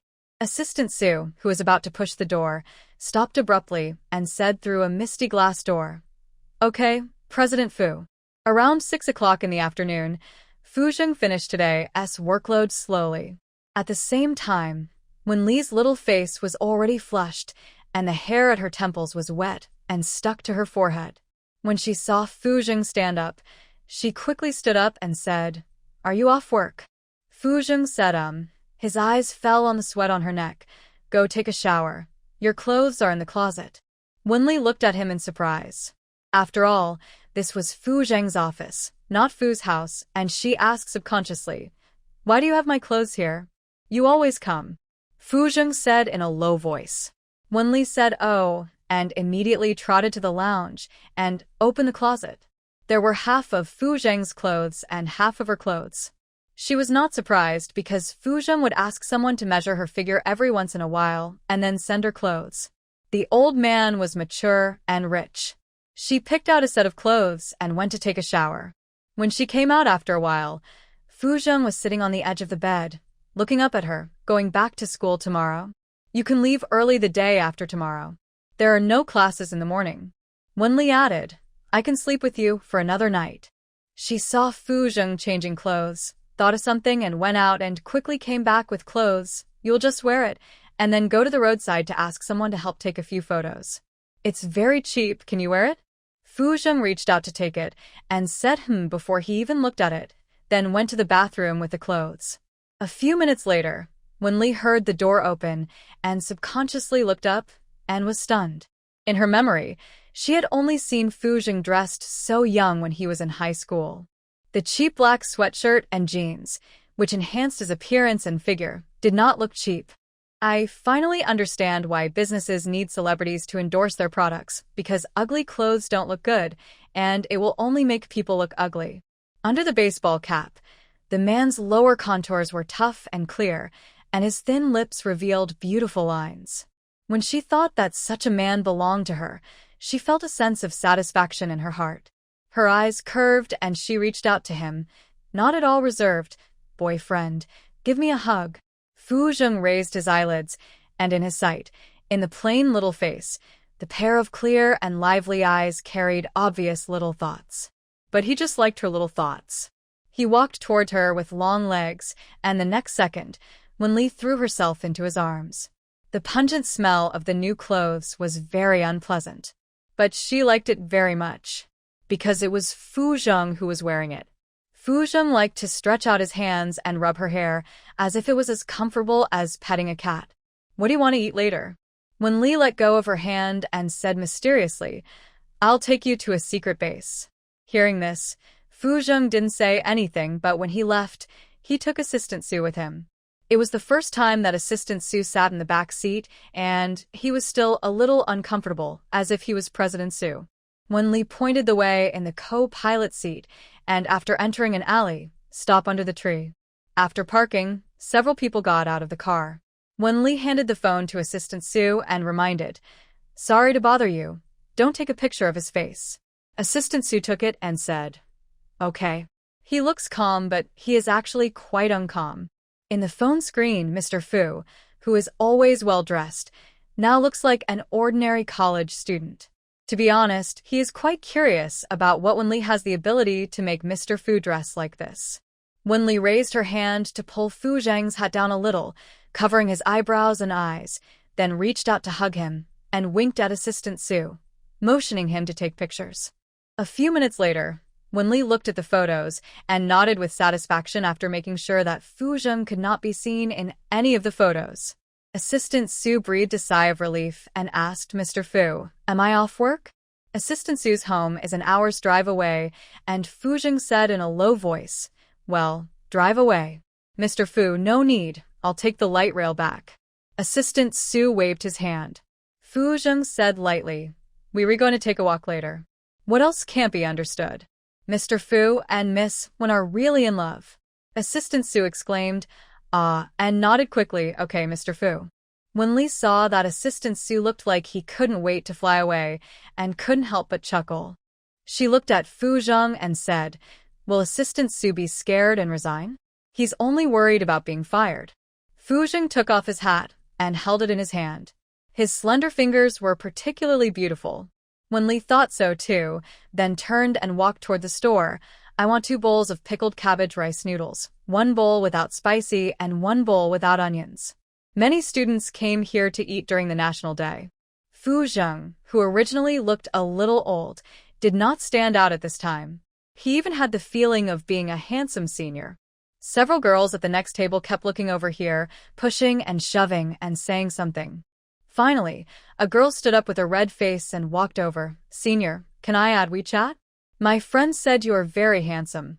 Wenli bit off the rice noodles in her mouth, swallowed it, and said bluntly, he is my boyfriend. Tell your friend to wait in line in the next life. If she wasn't afraid of being too harsh, she actually wanted to say that there was no need to queue up. It wasn't her turn. With her around, Fu Zheng wouldn't be anyone else's boyfriend. The girl glanced at her, then at Fu Zheng. Wenli was not angry either. She turned her head to Fu Zheng and deliberately said, kiss me. She was worried that Fu Zheng would not kiss her, so she gently pulled the corner of his clothes in private. Fu Zheng had a faint smile in his eyes and kissed her directly on the lips in front of outsiders. The girl next to her turned around and left. Wenli was stunned. She only let him kiss her on the face, not on the lips. She silently lowered her head and took a sip of rice noodles. She didn't know if she was too anxious or shy, but the rice noodles were caught off guard and greased her face. She hissed and quickly took out a tissue to wipe her face. As a result, her eyes became more and more stinging the more she wiped. Fu Zheng. At the same time, a big hand held her wrist tightly with a soothing taste. I'll do it. The wet and cool tissue was gently stroked on the face. After a while, the burning sensation in the eyes faded. Wenli's eyes were red, and she couldn't help blinking. Fu Zheng lifted her chin and blew gently into her eyes a few times to reduce the burning sensation in her eyes. Coincidentally, Bai Xian happened to be here to deal with something, and he glanced out the window out of boredom. He happened to see Wenli and a boy getting close. He didn't know if they were kissing or doing something. After he frowned, he had an extremely bad impression of Wenli. He just didn't like her attitude towards Fu Zheng before, but now he hates her for using her feelings to deceive Fu Zheng. Fortunately, Fu Zheng didn't fall for it. Otherwise, he would be trapped in a swamp for the rest of his life. After the National Day holiday, Wenli entered the formal university life. While attending classes, she took the trouble to prepare a birthday gift for Fu Zheng. Fu Zheng had never lacked expensive things since he was a child. After thinking about it, she planned to learn from people on the internet to knit a scarf for her boyfriend. Time was tight, so she didn't contact Fu Zheng much for a week. It was not that she didn't contact him on purpose, but she went back to the dormitory to knit a scarf after class. She was so busy that she even forgot to eat. In addition, Fu Zheng didn't contact her either. She thought he must be very busy at work recently. If he wasn't busy, he would definitely come to see her. However, Assistant Sue found that Mr. Fu was in a bad mood recently. Whether he was in a meeting or signing a contract, he had a cold face. On this day, when Bai Xian came, Fu Zheng was coldly lecturing people. Do you want me to teach you everything? I give you money because I am too kind? Bai Xian sat on the sofa silently and watched him lecture people. After he finished, he teased after he left. What's wrong? Is your relationship not going well? Fu Zheng stared at him coldly, and Bai Xian laughed. Really, it's normal for your relationship to not go well. You should coax people more often. Seeing the man's eyes getting colder and colder, he quickly changed the topic and said, Where are you going to hold your birthday in a few days? As if he had touched on the man's pain point, Fu Zheng rubbed his brows and took a deep breath. Just go out if you have nothing to do. Seeing this, Bai Xian didn't say anything. After all, he knew Fu Zheng. When he was in a bad mood, he didn't want to see anyone. He stood up, walked a few steps, and said, Wenli is in love. He didn't mean to meddle in other people's business, but wanted to let Fu Zheng know that Wenli didn't like him. He could accept that Fu Zheng was cheated of money, but he couldn't accept that he was cheated of his feelings. Especially Wenli, who he had raised since childhood. She shouldn't play tricks on him the most. He pursed his lips and said a little out of line, Fu Zheng, Wenli is not as innocent as she was when she was a child. Fu Zheng knew Wenli's changes better than anyone else. She was not as innocent as before, and she was even very smart and cunning. He said coldly, I said don't say anything about Wenli. Bai Xian said oh, okay, I'm willing to be deceived. Wenli finished knitting the scarf the night before Fu Zheng's birthday, and there were still 2 or 3 hours before 12 o'clock. She packed her things and hurried home. When she arrived at the door of the Fu family, it was already 11:58. She had the fingerprints of the Fu family, so there was no need to alarm other people. However, as soon as she entered the door, the aunt who was mopping the floor saw her and was startled. Miss Wen? Wenli stretched out her hand and gestured for her not to speak, then pointed upstairs, motioning her to go upstairs.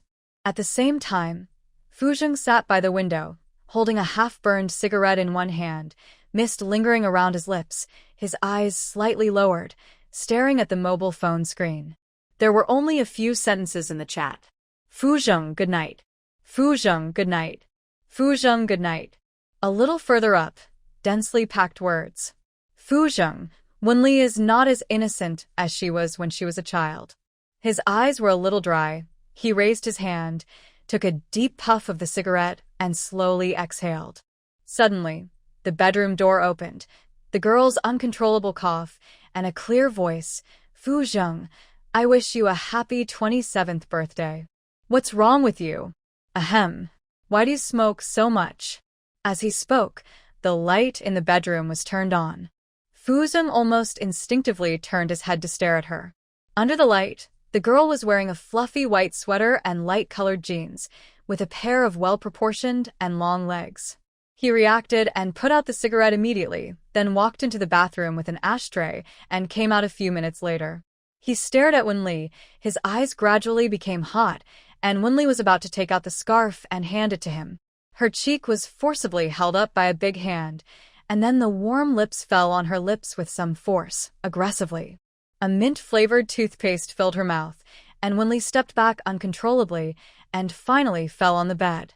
Feeling the suffocation of kissing for the first time, she couldn't help but push Fu Zheng, and when he let go, she tilted her head and gasped. Even so, she still cared about him at the first time, hugged his waist tightly with both hands, looked at him again, and asked carefully, What's wrong? Is Uncle Fu sick again? Responsiveness returned.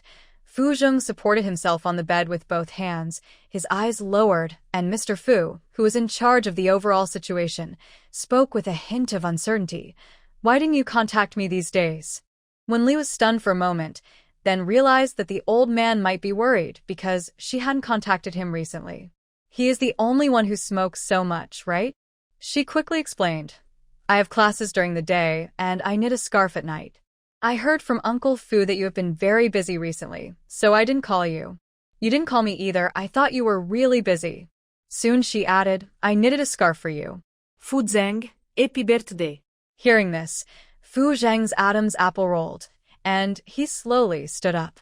He glanced at the collar of Wenli's sweater that was a little open, and he pulled the quilt beside him to cover it. He said in a low voice, Don't do this next time. Okay, I will call you every day in the future. Ben li promise seriously.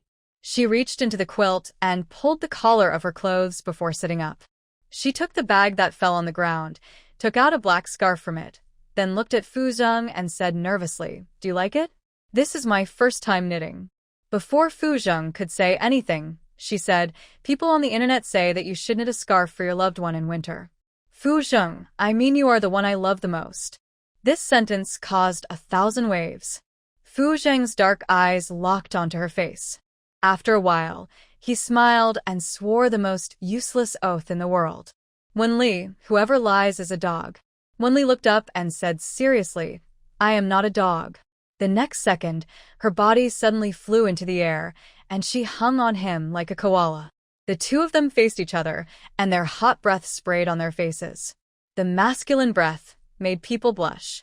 Wenli closed her eyes and raised her chin slightly to make it easier for him to Kiss her. It must be said that Fu Zheng could never find a girlfriend who was less shy than her. Fu Zheng chuckled and said in a magnetic voice, Put it on for me. Wenli immediately opened her eyes and met the man's smiling eyes. She was shy for a moment, then leaned over and smacked him, muttering, "If you don't kiss, I will." She wrapped the scarf around his neck, and after wrapping it twice, the rest hung on his body. She reached out and pulled the scarf, revealing his lips, took a closer look, and nodded as she spoke. "Very handsome." His neck gradually became warm, and his cheeks also felt a little hot. The girl's rosy face was reflected in Fu Zheng's pupils. The feelings gained after the struggle seemed to annihilate the person. Before he could say anything, Wenli suddenly reached out and poked his face, criticizing word by word. "Old man, sulking, smoking in the middle of the night. You know how to be close to your family, but you don't know how to ask questions?" After saying that, she poked his lips again. Soon she continued to teach him. "You should call me and ask me why I didn't call you. Did you cheat? Do you have another man?" Fu Zheng had thought about it, but he didn't seem to have the courage to face the result. He knew from the beginning that when Li was young, her mind was unstable, and her emotions were unstable, and it was he who coveted her.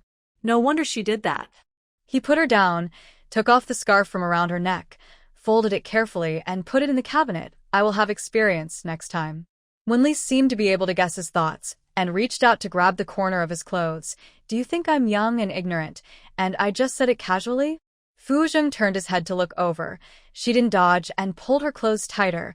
"I'm willing to give birth to a child for you. Don't you still believe me?" Hearing the word giving birth, Fu Zheng's eyes darkened, and his throat rolled unconsciously a few times. "Okay, my fault. I won't do it again." When Li was satisfied, her mouth corners raised, her eyes playful and smart. "I forgive you." While speaking, she let go of her hand and stretched out her hands to him again. "Look, there are calluses on my hands. Whose girlfriend is so good?" After saying that, she snorted. Fu Zheng stretched out his big hand and wrapped her hand, feeling the calluses on his fingertips, and then hugged her in his arms again. When Li hugged him tightly, and after a while, she gently pushed him away and reluctantly said, "I'm leaving. I have early classes tomorrow. There will definitely be a traffic jam at 7 o'clock when going to school from here, and you will lose points if you miss classes. Dating is as important as studying. I'll take you there," Fu Zheng said in a low voice. Wenli hesitated for a moment, then nodded and said, "I miss you, too." On the dark road, the car was a little noisy, and the girl's voice was intermittent. "Our professor speaks too fast. If you don't pay attention, you will miss a page." Arriving at the community parking lot at around 2:30 in the morning, Fu Zheng unbuckled his seatbelt. Wenli next to him had fallen asleep leaning against the car window, with her plump little mouth slightly open. Under the dim light of the car lights, he saw her obvious bags under her eyes, and his eyes gradually softened and were soon replaced by surging emotions. He took off his coat and gently covered her, then leveled the passenger seat. Then he put down the driver's seat, and he turned slightly to face her. Her cheek was only the size of his palm. He used to like her eyes. Now he likes her coaxing mouth more. He closed his eyes until his eyes were a little dry. A bright light woke Fu Zheng up, and his first instinctive reaction was to reach out and cover Wenli's eyes. When the light dimmed, he withdrew his hand and then pulled his clothes up a little. Wenli was still sleeping soundly. Wenli wanted to turn over, but her head hit the window. She covered her forehead in pain and was stunned for a while before she realized that she was in the car. She sat up instinctively and looked around. There was no one in the car. She looked outside through the window and saw the parking lot of the community. She tried to push the car door open, but found that it was locked. She had to call Fu Zheng. The ringtone came through the 2-finger-wide gap in the window and gradually became clear. In her sight, Fu Zheng's tall figure walked out from the pillar, holding breakfast in one hand and a bunch of unwrapped lilies in the other. Not long after, the driver's door opened. Fu Zheng bent down to look at her and said lightly, "Go upstairs to wash up and have breakfast when you wake up." Wenli pushed open the car door and got out of the car. Holding Fu Zheng's black suit, she trotted to his side. Before she said anything, the corners of her mouth rose first. "Why don't you hold me upstairs to sleep?" Fu Zheng said, Wenli reached out and hugged his arm, clinging to him like when she was a child. In novels, the male protagonist will hold the female protagonist upstairs to sleep. Fu Zheng's eyes flashed with a smile, and he turned his head to look at her. You'll just be startled. Wenli has been easily awakened since she was a child. She silently leaned her head on his shoulder, her eyes fixed on the fragrant lilies. Did you buy it for me? Yeah. Fu Zheng glanced at her, slowed down his pace, and said, Can I accompany you to class? Wenli's eyes lit up. Of course she was willing to do so. But then she thought of something and asked, Aren't you going to work today? Birthday rest. Sure, but you can't wear a suit. Fu Zheng said and the two of them entered the house while they were talking. After not being here for a week, the room was still clean. Wenli did not delay and immediately went to the room to wash and tidy up. When she came out, Fu Zheng had changed his clothes. A black half-high collar knitted sweater and black trousers. His hair was fluffy and his bangs covered his eyebrows. He looked mature and had a bit of masculine air. A wolfhound with smooth fur. Wenli couldn't help but look at him a few more times and whispered, Why didn't you dress like this before? If she had dressed like this before, maybe she would have seen him. After all, who can have thoughts about an elder who wears a suit and has a cold face every day? It's good that he doesn't hide. I've never had a girlfriend of 18 before. Fu Zheng raised his hand to motion for her to come over for breakfast. Unexpectedly, he would tease people. Wenli couldn't help but laugh and corrected, I'll be 19 soon. When I'm 20, we can get a marriage certificate. After she finished speaking, she hurried to eat. When the two arrived at the classroom, there were no seats left in the back, only in the front. Fortunately, Wenli was used to sitting in the front, and Fu Zheng, who was wearing a baseball cap next to her, took out a pair of glasses from his pocket and put them on.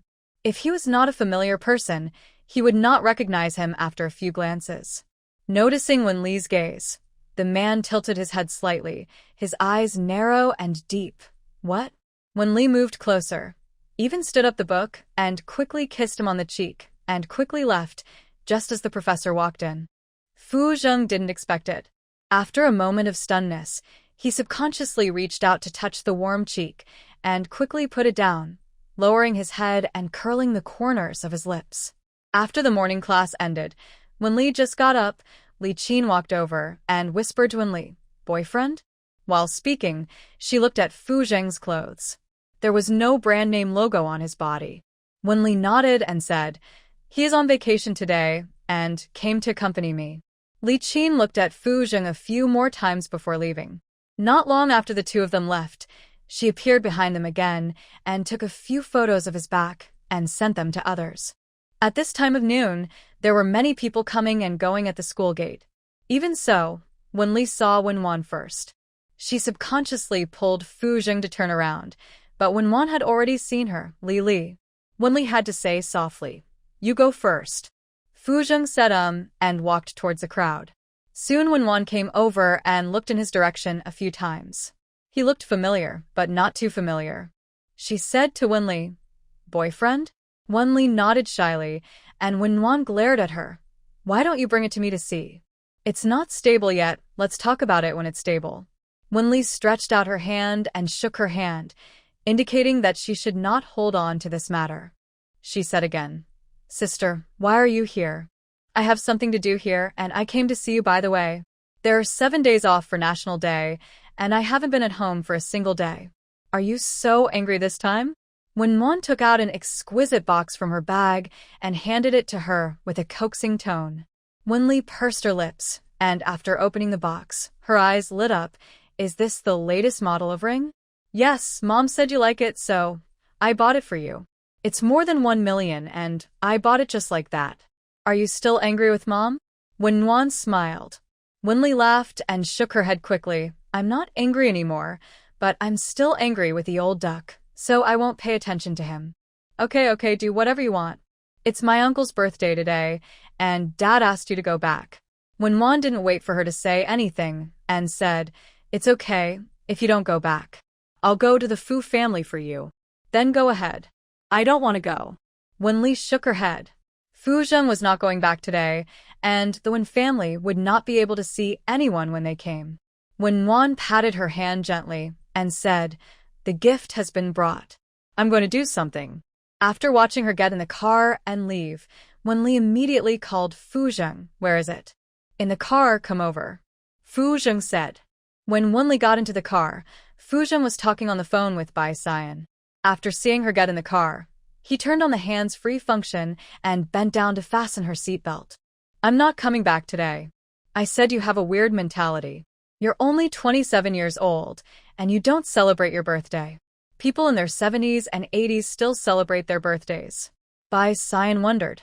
Fu Zheng started the car and said lightly, "It's not that I won't celebrate it, but I won't celebrate it with you. I'll celebrate it with my girlfriend." Hearing this, Bai Xian was surprised. "Ah?" He sighed, thinking of something, and asked curiously, "Who is it?" Can you let me know? "I'm so curious about who it is. I can catch you in a few days." Fu Zheng took advantage of the traffic light to look sideways at Wenli and motioned her to speak. "It's me, Wenli." Wenli heard that there was no sound on the other end of the phone, and she could probably guess Bai Xian's shocked expression. After a long time, Bai Xian spoke in a deep voice, and his tone was very bad. "Wenli, I just thought you were a little kid before, but now I find that you are deep-minded. You're hanging on Fu Zheng and playing with men outside. You are better than those people in the Wen family." "Shut up." Fu Zheng frowned and subconsciously wanted to reach out to hang up the phone, but not as fast as Wenli. She took the phone and asked seriously, "What man was I playing with outside?" Bai Xian is Fu Zheng's good friend. Of course, she will not allow any misunderstanding. Bai Xian sneered, "A few days ago, on the old street, you were sitting and kissing a boy in a black sweatshirt. Did I ever tell you not to cheat on Fu Zheng's feelings?" He got a little angry when he said the latter part. Why not cheat on other people's feelings? He wouldn't be so angry if she cheated on Fu Zheng's body. "Bai Xian, apologize." Fu Zheng scolded with an ugly face, and then said, "The one wearing the black sweatshirt is me, Bai Xian. Be respectful to her." As he spoke, he stopped the car on the side of the road. He looked at Wenli, and Wenli's expression did not change. She just said very seriously, "I won't cheat on his feelings." There was silence on the phone. Bai Xian seemed to have a headache and said speechlessly, "Fu Zheng, can you not acknowledge everything for her? I have been with you for more than 20 years. I don't know what you look like. Do you have any tattered clothes? Don't tell me you want to be Wenli's mistress? If so, we will never have any contact in this life. If I don't acknowledge it, should anyone else acknowledge it?" Fu Zheng said coldly again, "When did I give you the illusion that you wanted to be a mistress?" Bai Xian on the other end of the phone gradually calmed down, but was still angry. "So your girlfriend is Wenli?" He chuckled. "No wonder you say you're in love. I don't care about your business. It's up to you." After saying that, he hung up the phone. Fu Zheng frowned, put down the phone, and looked sideways at Wenli. "I'm sorry." Wenli actually understood Bai Xian very well. In the eyes of their group of friends, she was an ungrateful person, so they would not easily believe anything she did. She shook her head and said, "It has nothing to do with you. It's my problem." "Fu Zheng, if everyone advises you to break up with me, will you do it?" He said the latter part with some trepidation. No. Fu Zheng did not hesitate at all. He knew himself very well. Unless he wanted to break up, no one could persuade him to break up. Wenli breathed a sigh of relief and raised her hand to promise, "I promise, I'm better than other people's girlfriends. I can wash clothes and cook." Huh. Fu Zheng's voice was vaguely unbelieving. Wenli immediately reacted and exaggerated a little and changed the topic. "I work hard to make money for my aunt to cook and wash clothes." "Okay?" Fu Zheng didn't speak at first, and after a while he said in a low voice, "I don't need you to do anything. As long as you are happy." Wenli's eyes were instantly moist. She lowered her head and wiped the corners of her eyes with her hand and whispered, "Fu Zheng, you are more like my dad than Wenrong."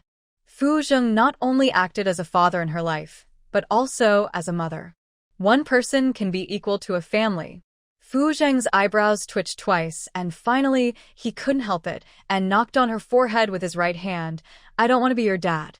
Wenli immediately covered her forehead, turned her head to stare at him, and smiled embarrassedly twice. "Fu Zheng, I don't treat you as a dad. Don't worry." At noon, Wenli ordered a cake and sang a birthday song for Fuzheng. When she looked up, although the old man lowered his head, she could still see some moisture in his eyes. Sometimes she really wanted to slap herself a few times. In her previous life, Fuzheng might have waited for her birthday many times, but every time she was always reluctant. Or she ran away after eating. Some things cannot be explored. Once explored, the guilt and apology in her heart made her breathless. Fuzheng lowered his eyebrows and handed the most beautiful piece of cake to Wenli, then cut a piece for himself and sat on a chair. Suddenly a spoonful of cake was handed to his mouth. He subconsciously raised his eyes, and Wenli's face was reflected in his pupils. Her voice rang in his ears. Fuzheng, the first spoonful is for you. I wish you peace and safety. After experiencing life and death, she felt that nothing was more important than safety. She and Fuzheng both wanted peace. Fuzheng's Adam's apple rolled, his thin lips slightly opened, and he opened his mouth to hold the cake, and then handed her the spoon that he had not eaten, indicating an exchange. Wenli took a look and said seriously, we kissed. After saying that, she used the spoon he had used to eat to scoop a spoonful of cake and eat it. Hearing this, Fuzheng's eyes unconsciously fell on her lips. He had an irrepressible emotion in his heart and put the cake in his hand on the table. The next second, his palm was fixed on the back of Wenli's head. In her dazed sight, he lowered his head and kissed her. The not sweet, not greasy cream melted at the corners of her lips and also melted in the hearts of the two. At the same time, the cell phone rang continuously, and it rang 3 or 4 times before Fuzheng let her go and answered the phone. His voice was unusually hoarse. What's the matter? What are you doing? Grandpa Fu's voice came from the phone. Rest. Fuzheng took out paper and wiped Wenli's mouth. Wenli blushed suddenly, took it and wiped it herself, and couldn't help glancing at the opposite side. There was a little cream foam on the lips of the man. There was an inexplicable strong impact. My heart began to beat wildly. Suddenly, Grandpa Fu's voice interrupted this impact and asked, "What floor is the house near Xiaoli's school?" "I'm downstairs and bought her some snacks." "5th floor." Fuzheng had just finished speaking when the paper in Wenli's hand fell to his lips. He wiped it hurriedly.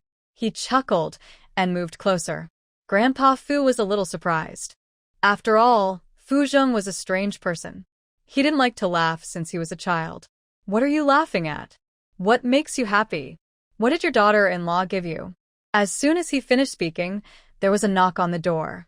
Wenli's hand trembled. Fuzheng hung up the phone and held her wrist tightly. "What are you afraid of? I'll take care of anything. I'm worried about his health." If Grandpa Fu was in good health, Wenli would not lie to him. At this time, the knock on the door rang again, and she immediately got up to open the door. Grandpa Fu was followed by a middle-aged man with several large bags of snacks in his hands. She said obediently, "Grandpa Fu. Xiaoli is here, hanging up." When Mr. Fu just walked in, he saw Fuzheng sitting on a chair with a cake in his hand. He was stunned for a moment. Something was wrong, but he didn't know what was wrong. He asked again, "Why are you here? You can be here, but I can't?" Fuzheng asked calmly, without panicking. Mr. Fu choked, and when he thought about it, it was the same. Wenli said guiltily beside him, "I have classes and can't come back to celebrate Uncle's birthday, so let him come over at noon." Hearing this, Mr. Fu had no doubts. "No wonder your uncle is happy. I heard from my aunt that you came back last night. What's wrong?" "Nothing, I got something." Wenli lit. Mr. Fu nodded and pointed at the cake. "Fuzheng, give me some. You have high blood sugar, you can't eat." Fuzheng got up and took a glass of warm water and handed it to him. Mr. Fu glared at him and said, "You can eat a little. It's your birthday today, and I'm showing my appreciation." Fuzheng pretended not to hear and sat down to eat the cake.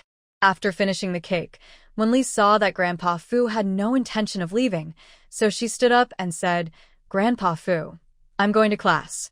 She didn't dare to stay with Grandpa Fu for too long, for fear that he would ask her about her aunt.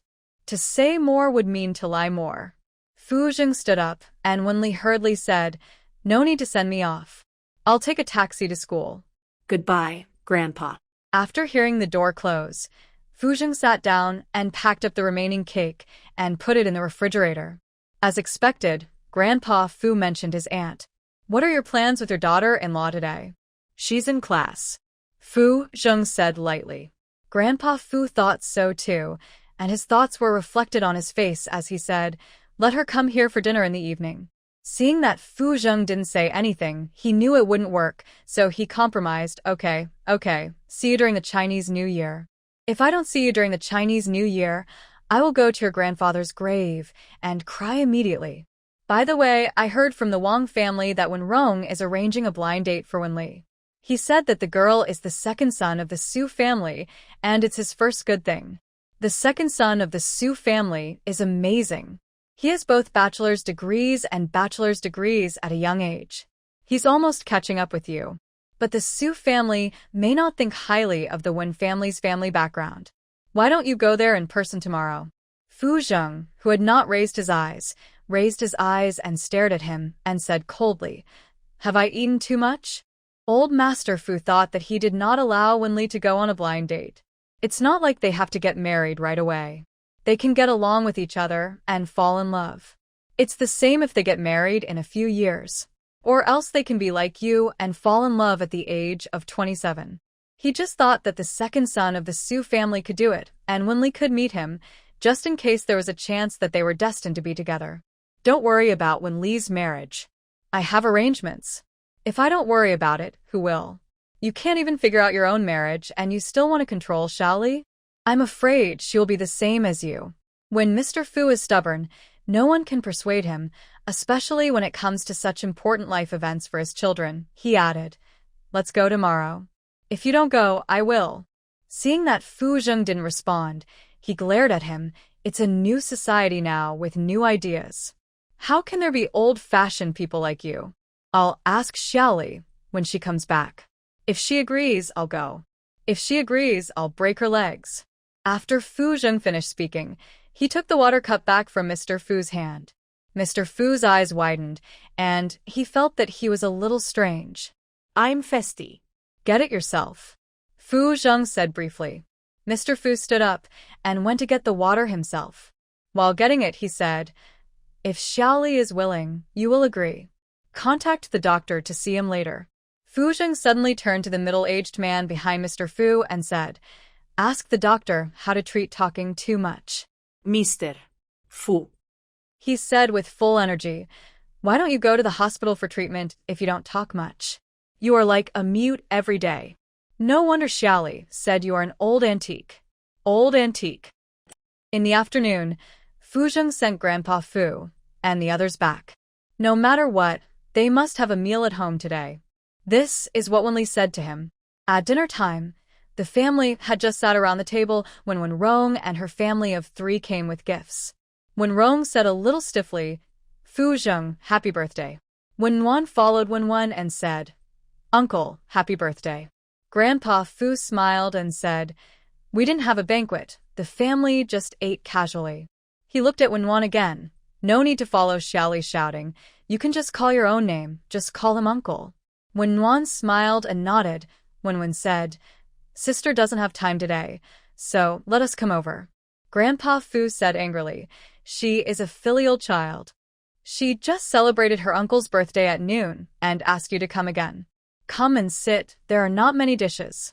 Wenrong waved his hand and said, we have already eaten, you guys eat. Uncle Fu, are you feeling better? Much better. Grandpa Fu nodded. After that, the 2 families didn't say anything. After the meal, Grandpa Fu asked, I heard that you want to marry into the Su family? How is this going? Wenrong came here because of this matter. The second son of the Su family is a good person and has great abilities.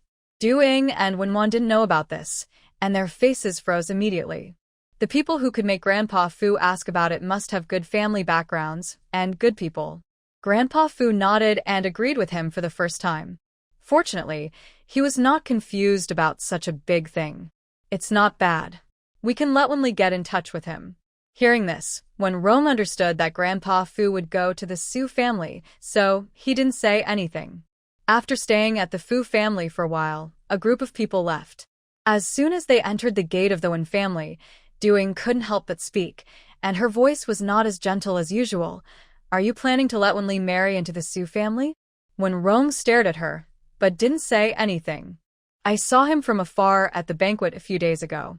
The second son of the Su family is not bad. Although he is just a minor official now, with the support of the Su family, his future is limitless.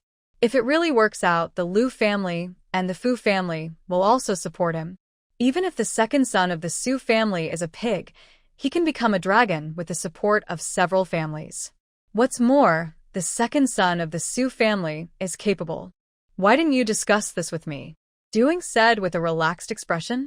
When Rong said with some male chauvinism, I'll make the decision on this matter. You let her do whatever she wants.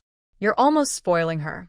You should keep an eye on her recently, and don't let her date some messy men. I'm going to go out for a while. After when Rong went out, Wen Wan's bedroom was quiet for a long time. Doing threw the cup on the table angrily. He thinks about Wen Li in everything. He didn't care about your marriage at all. Wen Wan was not afraid. On the contrary, she was used to her behavior. She comforted her. Mom, don't be angry. I know about this. Wen Li's roommate has already said that she is indeed dating a society boy who is very handsome. Wait a few months. Wait until their relationship is more stable before revealing it. It would be best if she is pregnant. Duying's émotions gradually stabilised. Does the Qin family not pay much attention to you? I see Qin Feng has been involved in gossips recently. Mentioning this, Wen Wan's expression turned cold, and she quickly said, as long as they don't cancel the engagement, it's only a matter of time before the Qin family accepts me. If Fu Zheng can go to the Qin family's birthday party this time, the Qin family will not cancel the engagement. The Fu family rarely visits each other. After all, Fu Zheng is younger than people of the same generation, and those who visit are the younger generations. Doing said, let Wenli go to the Fu family and tell them when the time comes. Then she stared at Wen Wan's flat belly. Why is there no movement in your belly? Wen Wan whispered, Qin Feng hasn't come to see me these days, and I can't find him. The next day, at 10 o'clock in the morning, by group, the president's office. While Assistant Sun was working, he caught a glimpse of someone entering President Bai's office directly, and he hurried in. Hello, this is President Bai's private office. The voice stopped abruptly. Looking at the boy who had already sat down on the sofa, he was a little shocked, but fortunately, he had seen many big scenes. President Fu. Fu Zheng said him lightly, crossed his legs, looked down at his phone, and replied to Wen Li. I'm in the company. Wen Li, I have a lot of classes this weekend, and can't go home. Fu Zheng, il come. He looked up at Assistant Sun. When will Bai Xian come? Boss Bai is in a meeting. It has been more than an hour. It will probably be over in 10 minutes. Assistant Sun said again. Boss Fu, do you want coffee or tea? Wen Li has been managing Fu Zheng's diet recently and doesn't allow him to drink coffee or tea early in the morning. Warm water. Assistant Sun turned and went out, walking towards the tea room. Bai Xian was furious with a group of people in the company. He said angrily as he walked, if you can't do it, just quit. You are occupying a position but can't do anything. Assistant Sun heard the voice in the tea room and subconsciously turned around. He was about to say that President Fu was waiting for him in the office.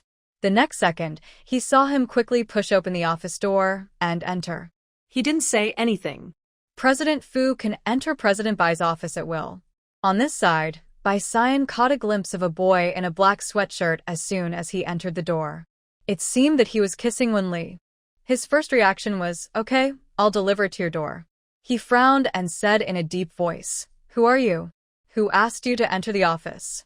Fu Zheng lowered his head and replied to the message before looking at him and said lightly, it's me, Fu Zheng. There was no trace of plastic surgery on his handsome face. Bai Xian's frown relaxed, and then his expression was shocked. When Fu Zheng said that the boy was him yesterday, he didn't believe it at all. When did Fu Zheng wear tattered clothes, and it was not his usual style? He was silent. What on earth was possessed by him? Fu Zheng put down his mobile phone, clasped his hands in front of his chest, and said, I am the man that Wen Li plays with outside. It's also me inside. Em ben Lee's boyfriend. Bai Xian apologized to Wenli. Bai Xian opened his mouth to say something, but didn't know what to say. With billions of dollars in business, his mind was as sharp as a knife. It was a little confusing. When did you and Wenli start dating? The day the old man fell ill. Fu Zheng said in a low voice. Bai Xian, no matter what happens between Wenli and me in the future, you should not interfere in this matter and don't say anything. Any result is my own will and has nothing to do with her. She's not keeping me hanging. I'm greedy. I'm not a teenager. I know clearly what I'm doing. Fu Zheng has never been the kind of person who would tell his brothers what's in his heart. Basically, he will just take care of everything by himself. The matter of liking Wenli was probably because he was very confused and helpless, so he took the initiative to tell him. Bai Xian understood what he meant. No matter what Wenli was like, she did nothing wrong. Fu Zheng knew the consequences, but he did it anyway. He sat on the chair and finally sighed. We grew up together. You are the most affectionate among the group of people, although you always look cold. But if someone bullies us in school, you're the first to take action. When I first heard that you were in love, I was glad that you could get over Wenli. Now it seems that you can't let it go at all. If it weren't for Wenli, would you not get married? Without waiting for his answer, he said with certainty, you will definitely not get married. Blind dates are just a way to numb himself, or to appease the Fu family. In fact, he didn't care. The man on the sofa did not answer the question directly, but reminded him again. There won't be a next time. Bai Xian has known since childhood that Fu Zheng is protective of his children, and only Wenli has this power. Fine, as long as Wenli is sincere, he won't say anything. I'll make a special trip to apologize to her tomorrow. If Gu Lianming and the others knew that the person you're dating is Wenli, they would probably be shocked to death. Fu Zheng said lightly. Don't tell anyone else for now. Fearing that he didn't know the seriousness of the matter, he added, there's something fishy about the Wen family. Hearing this, Bai Xian was a little curious and walked over to sit next to him. Wenli told you? Fu Zheng said Bai Xian said tsk, crossed his left leg and said, I said she looks much smarter than before. I'm afraid she has suffered a great loss at the hands of Duing and Wenwan, so she's being smart. Aren't you going to intervene? Fu Zheng shook his head. She doesn't let me intervene, but she can. Okay, she still has some backbone. Bai Xian was silent for a few seconds, then gently touched him with his thigh and whispered, Does your old man know? Let's talk about it during the Chinese New Year. Fu Zheng said. When Bai Xian thought of the wonderful look on Grandpa Fu's face during the Chinese New Year, he said, tsk, then your old man is really a surprise this year. Okay, the old iron tree has blossomed. After saying that, he laughed. On Wednesday at noon, Wenli received a call from Teacher Li Chunyan. Hello, is this Wenli? I'm Teacher Li Chunyan. Mr. Wan told me about this a few days ago. I was busy touring those days, and just returned to Kyoto today. When do you have time? Let's meet. I didn't expect that we could still get in touch. I've been trying to convince your family before, but they disagreed. Hearing this, when Li's eyes lit up and her tone was a little happy. Hello, Teacher Li, I don't have classes on Friday afternoon. Do you think your time is convenient? Whatever is convenient, I'll call you then. Li Chunyan's voice was very enthusiastic. He was probably very busy, so he hung up after just a few words. Wenli knew that Li Chunyan would definitely want to see her performance. She had been busy with her studies recently and had no time to practice dancing. She thought about it and planned to live outside for the next 2 nights. There was no class tonight, so she got up and packed some things, planning to go directly after class. Li Qin, who was standing by, saw her packing and teased, Are you going out to live with your boyfriend again today? Yeah, he sticks to me more. Wenli looked embarrassed. Li Qin envied, Your boyfriend is so nice. Unlike my boyfriend who only knows how to play basketball every day. But you have to take precautions, otherwise it will be bad if you get pregnant. She mysteriously took out a few condoms from the drawer and handed them to her. For you. Wenli didn't think she was so kind.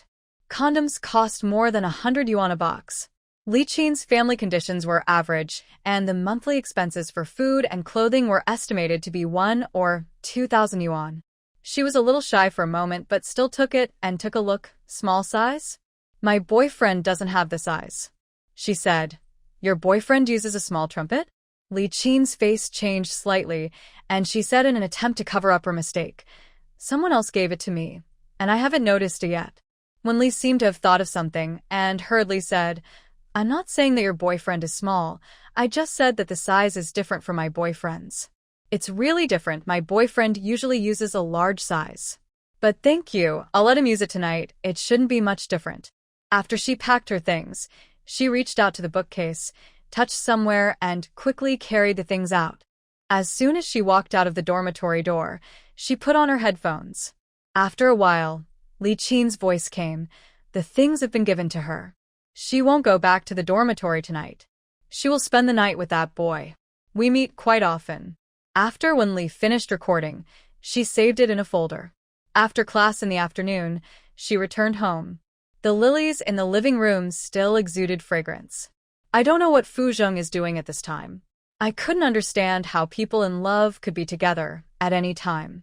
Now I understand that when you like someone, you can't control it. She held it up and looked at it against the light.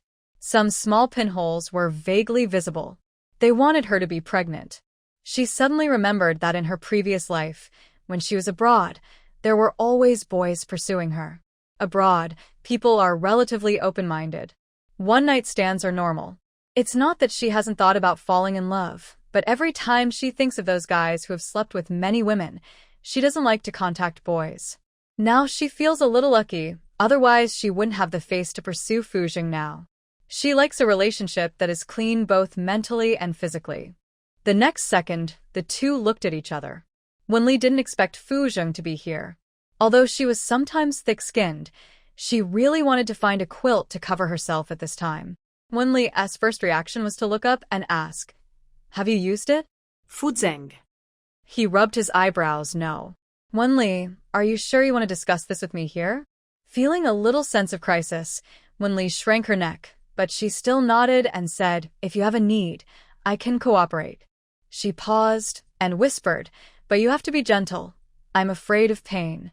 Fu Zheng's eyes deepened a little, and he stretched out his hand to rub his eyebrows again, and his tone became heavier. Wenli said, lowered her head and said, We are already adults, and we will have to face it sooner or later. As soon as she finished speaking, her forehead hurt. She covered her forehead with both hands, raised her eyes, and said with some dependence, Fu Zheng, I miss you.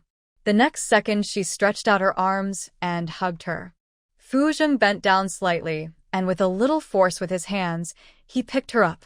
The two hugged face to face, and the man opened his thin lips slightly, then kissed me. The old man only asked for this. Wenli was naturally happy to do so. She held his cheek, smacked, and then kissed him hard again. Fu Zheng, when are we going to bed? Fu Zheng is already 27 years old and has normal physiological needs. Wenli was reluctant to let him hold it in any longer. If he did, something might go wrong. Fu Zheng stared at her with deep eyes, his voice hoarse. You're still young. Wait a few more years. Finally finish your studies. Fu Zheng's reaction was almost instinctive. After taking 2 deep breaths, he put her on the sofa, turned around and strode away. This time, Wenli felt it.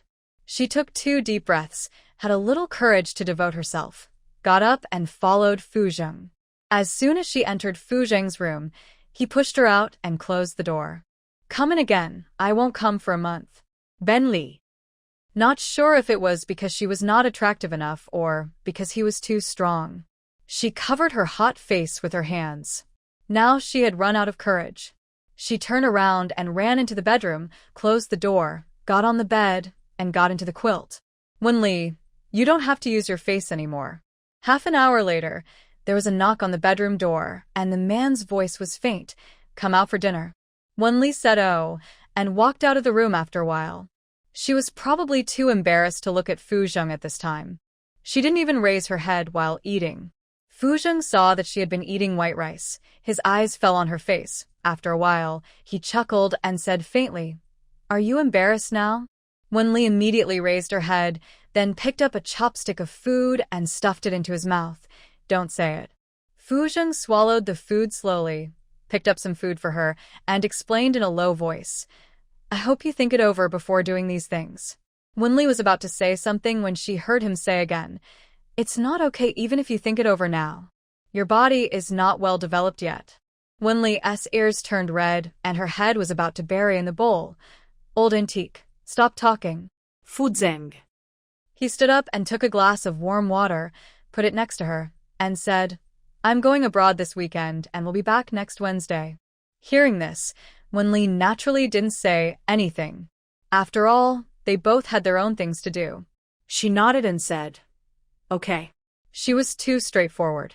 Fuzheng raised his eyes and glanced at her. Now he asked whenever he had something to say, "Don't you want me to accompany you?" Wenli was drinking water and looked up at him in surprise. "No, you went abroad for work." She whispered again, "If I were ignorant, you would definitely find me annoying." "No." Fuzheng put some food in her bowl and said lightly, "I won't find you annoying." Wenli knew, of course, that Fuzheng would not find her annoying.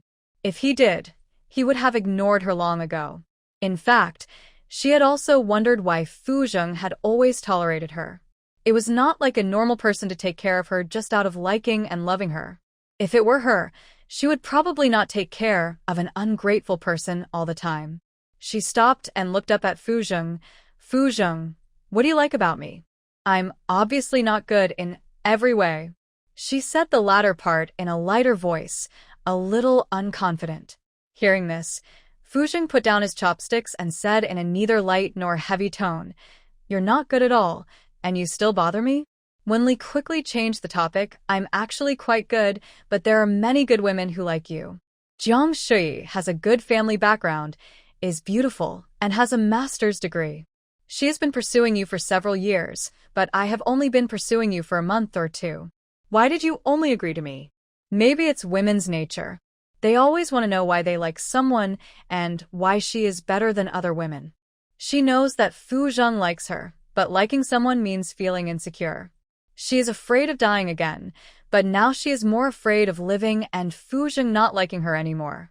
Hearing Jiang Shui's name, Fuzheng frowned slightly, bent his fingers slightly, and knocked on the table. "Eat first, it's cold." Wenli thought he couldn't say it, so she said "oh" muffledly and lowered her head to eat. After the meal, Wenli glanced at Fuzheng. She pursed her lips to clean up the dishes, but before she cleaned up the two bowls, Fuzheng took the bowl from her hand. "I don't like her. Why should I agree to her?" he said coldly again. "Do you think I'm old and can just agree to things casually?" Wenli choked when he used her words to stop her. She opened her mouth, but couldn't say anything for a while. The bowls on the table overlapped. Fuzheng held the bowl and chopsticks with both hands and looked at her again. "Wenli, I am 8 years older than you. It is not very responsible to just say that I like you. We will get married in the future." Wenli raised her eyes suddenly, and the man was still as calm as usual. She walked around the table, and the next second, she hugged his waist. Fuzheng held the bowl and chopsticks with both hands, so he could only look down at her, pursed his lips, and said, "Go sit on the sofa for a while. I'll wash the dishes." "I'll wash it." Wenli thought that he had been cooking and washing dishes these days, and she couldn't let him do it all the time. Seeing her reaching out to take them, Fuzheng had to put the dishes on the table. The next second, he picked her up and walked towards the sofa. Finally, he put her on the sofa, said nothing, and walked towards the kitchen. Wenli tilted her head and looked at the kitchen. The man was rolling up his sleeves slowly, with his head slightly lowered, and his nose drew a perfect straight line. She quickly picked up the mobile phone on the table and secretly took 2 pictures. When they were alone, Fuzheng cleaned the house as usual. Wenli saw him come out of the kitchen and walk into her bedroom. He quickly walked into the laundry room with a changed quilt cover. Wenli rested for half an hour, went back to the bedroom to change into a dance suit, and tied her hair into a bun. She practiced with songs on her mobile phone in the living room. Fuzheng came out of the laundry room and went to the laundry room. Coming out of the dressing room, he raised his eyes and paused. The girl at the French window was wearing a dance suit with a large ink-colored skirt and a string of delicate bells tied around her waist. She held the hem of her skirt with both hands and swung it lightly and forcefully, causing the hem of her skirt to fly up. making a crisp sound of bells. At the same time, when Li saw him, her eyes turned, like a fairy who had fallen into the mortal world. She held the hem of her skirt, tapped her toes, and leaped towards him. The wide sleeves gently fell on his cheek, and Fu Zheng's eyes suddenly sank, but the culprit was in a playful mood. She supported her hands on his shoulders, and her legs in the skirt leaned back, and at the same time, her plain little face also leaned back. Her beautiful neck and collarbone were exposed. After when Li turned around, she leaned against Fu Zheng's chest. Just as she was about to leave, her thin waist tightened, and she was caught off guard and exclaimed. Fu Zheng gently rubbed her lower back with his big hand and said hoarsely, "Have you had enough fun?" Wen Li knew to stop while she was ahead, so she curved her eyebrows and nodded obediently. "I've had enough fun." "Enough of the fun, it's my turn." Fu Zheng's big hands tightened on her waist, and the next second, Wen Li was pressed against the wall by him. She instinctively raised her head, and at the same time, the man bent down and pushed her, and their noses touched. Wen Li's body trembled, and her whole body felt numb and surrendered. Soft. She couldn't help but close her eyes. The next second, the touch of the nose tip disappeared, and then the hand on her waist was withdrawn. She opened one eye, and only the back of the man was left. At the same time, his smiling voice rang out, "Let's practice dancing." Wen Li. The old man is indeed an old man. He can't help but kiss him now. She ran up quickly, jumped up, and hugged his neck. Fu Zheng almost reflexively stretched out his hand to steady her thigh to prevent her from falling. Wen Li tilted her head and kissed his ear, and soon kissed him on the side of his face. She hummed and muttered, "If you don't kiss me, kiss me." Not long after, she saw that Fu Zheng's ears and face were abnormally flushed. Fu Zheng, you're shy. Fu Zheng turned his head and looked at Wen Li's slightly red face. She was thin-skinned, but very brave. He said in a low voice, "Come closer." Wen Li thought he wanted to say something sweet, so she put her arms around his neck and moved closer to his face, expectantly. "What?" The next second, their lips touched and quickly loosened. Fu Zheng put her down, "Go practice dancing, and go out to see a movie at 9 o'clock. Hearing this, Wen Li's eyes lit up. "What movie?" Fu Zheng sat on the sofa, took out his mobile phone to check it carefully. "What type do you want to see?" What type do you want to see? Wen Li asked while practicing dancing. Fu Zheng was silent for a while, then uttered 3 words. "War movie?" Grandpa Fu likes to watch war movies. Influenced by him, Fu Zheng naturally likes to watch them too, but it's not to the extent that he must watch them every night in his old age. Wen Li. She imagined that she and Fu Zheng were in a movie theater watching a group of people shouting "kill, kill, kill," or "rush, rush, rush." She probably wouldn't even want to hold hands, and it wasn't very suitable to hold hands. She lifted the hem of her skirt and flicked it gently. "No, let's watch a romance movie." Fu Zheng didn't say anything, just said He didn't know much about these, so he sent a message to Bai Xian directly. "What romantic movies are there recently?" Bai Xian had just returned home and was sitting on the sofa. When he saw the message, he raised his eyebrows. "How would I know what romantic movies are? I might as well ask Lin Chen instead of asking me. He went to the movies with someone yesterday. Are you and Wen Li going to the movies? It's better to find a movie theater that's far away, otherwise we'll be seen by others." Fu Zheng didn't reply to his message, but sent a message to Lin Chen directly. "What movie did you watch yesterday?" "Lin Chen, I didn't watch it." "Who told you I was going to the movies?" Fu Zheng. "Lin Chen, when did you see us?" "Hey, don't tell Wen Li and other people about Zhou Qin and I going to the movies. We just happened to meet there." Fu Zheng raised his eyebrow. "What movie?" "Lin Chen, Future Diary." "Well, it's suitable if you go with your girlfriend, but not so suitable if you go with Wen Li. There are some bed scenes and kissing scenes." Fu Zheng, yeah. After he bought 2 tickets, he turned his head to look at Wen Li. Her fair face was red because of dancing practice, and there was some sweat on her forehead. He knew better than anyone how hard Wen Li had worked in the past year. What the Wen family did to her, it's not that he didn't want to ask, but Wen Li didn't want to say it, perhaps because she didn't want others to pity her. At about 20 minutes past 8, Wenli stopped and walked towards the bedroom. After more than 10 minutes, she took a quick shower and changed her clothes and came out. Let's go. Fuzheng saw that she was wearing a thin, dark gray knitted skirt suit, and his brows were slightly frowned, but he didn't say anything. He just went into the room and took out a coat and put it on his wrist. Wenli felt the cold as soon as she got out of the parking garage. She was so focused on looking good that she forgot about the temperature. She was just hesitating whether to go upstairs to get a coat. Her shoulders felt heavy, and she felt warmer. She tilted her head to look to the side.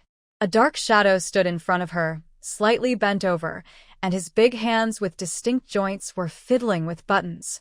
Fuzheng said nothing and opened the passenger door. Wenli sat in the passenger seat, turned her head to look at Fuzheng, who was driving, and said a little presumptuously, "Why don't you say that I'm not wearing enough? I'll bring it." Fuzheng's tone was calm, as if it was his responsibility. Fuzheng often does things that are not deliberate, but are more heartwarming than deliberate. Wenli propped herself up and kissed him on the side of his cheek. Fuzheng reached out and pressed her on the seat, fastened his seatbelt, and gave her two choices. Want to watch a movie? Or go home and kiss? Wenli was always teasing him, and as a normal man, he would definitely have a reasonable reaction. Wenli immediately behaved. Watch a movie. Relatives can kiss at any time, but the opportunity to watch a movie is probably rare. The main reason is that she and Fuzheng have very little time to spend together. If Fuzheng hadn't sacrificed his rest time during this period, they might not even see each other. If Fuzheng knew that Lin Yichen was talking about some bed scenes and kissing scenes, which actually accounted for half of the movie, he probably wouldn't have brought Wenli to watch it. This was the nth time he had seen the hero and heroine kissing in bed. Fuzheng's hands on his thighs tightened slightly, and his body straightened. Wenli, who was in her 20s, felt a little embarrassed watching this kind of movie. She secretly glanced at the man next to her, who was sitting upright with a faint look in his eyes. She tried her best to be normal, and finally the movie ended, and she breathed a sigh of relief. The car was very quiet on the way back, even so quiet that the two of them went back to their respective bedrooms. Fuzheng took off his coat and threw it on the bed, took out his mobile phone and called Lin Yichen, and after the call was connected, he said faintly, "Are you perverted?" Lin Yichen. He was about to explain something when the phone was hung up. Coincidentally, when Wenli returned to the bedroom, she saw Lin Baozhu saying that she wanted to go to the movies. She was just about to say that she didn't want to go to see Future Diary. After all, this movie still looked very popular. At this time, Zhou Qin sent a message. "You don't have to go to see Future Diary. It's very embarrassing."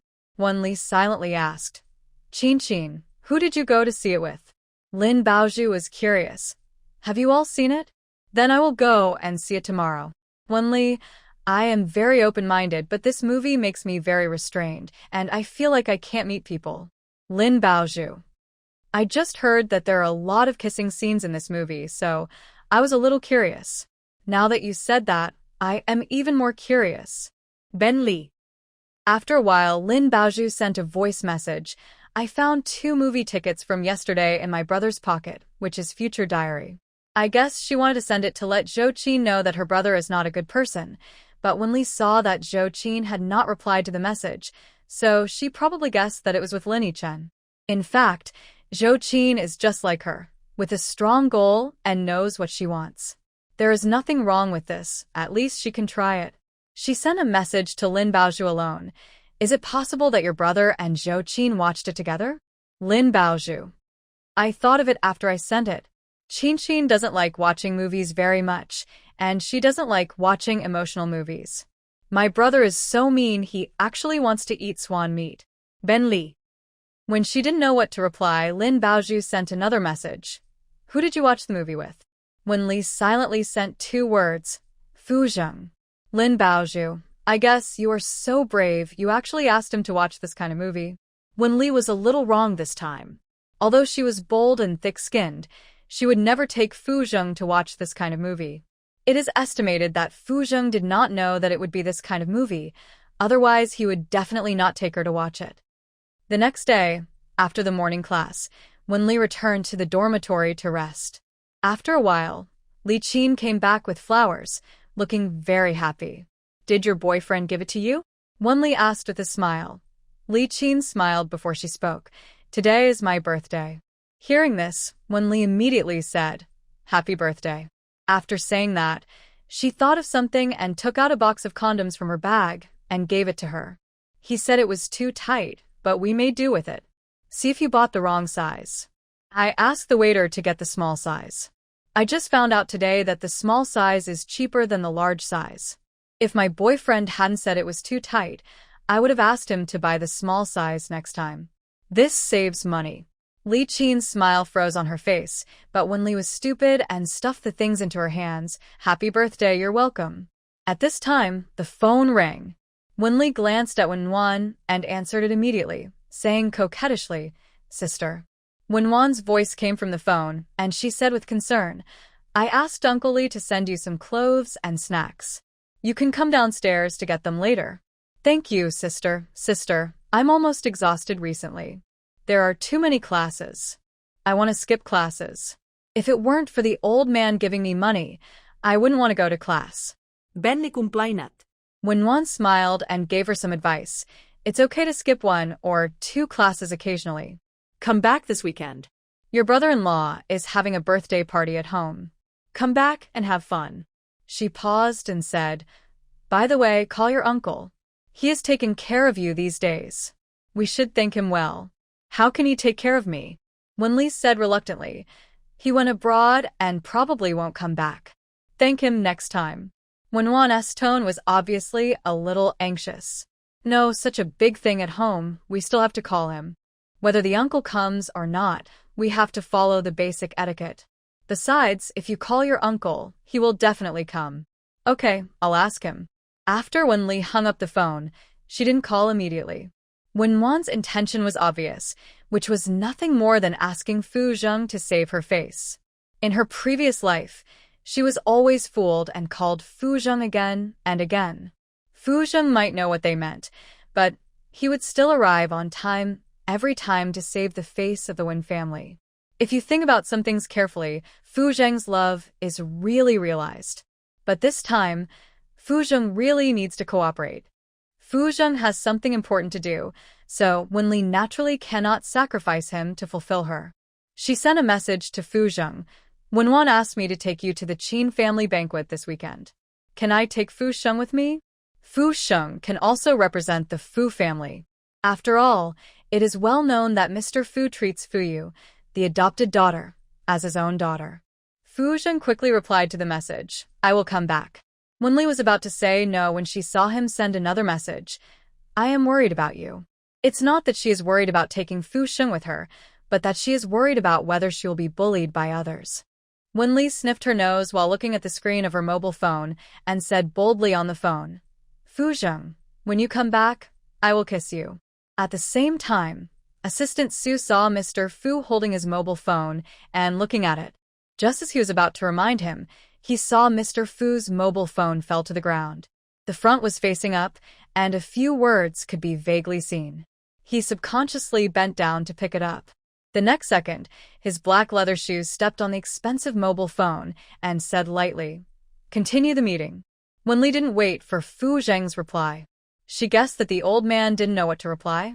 Thinking of his momentary shock when he saw the message, she couldn't help but chuckle. She looked up and met Li Qin's eyes. No one wants to hear that their boyfriend is a small size. Li Qin was a little annoyed, but she forced herself to hold it back and squeezed out a smile. No, I have something else to go out first. On Friday, when Li rushed to the address given by teacher Li Chunyun after class. It is the best dance training institution in Kyoto. Not only is the tuition expensive, but you also need to have dance talent.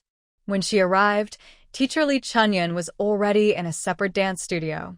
She was in her 40s or 50s, but her body was in her early 30s, and her figure was well-proportioned and young.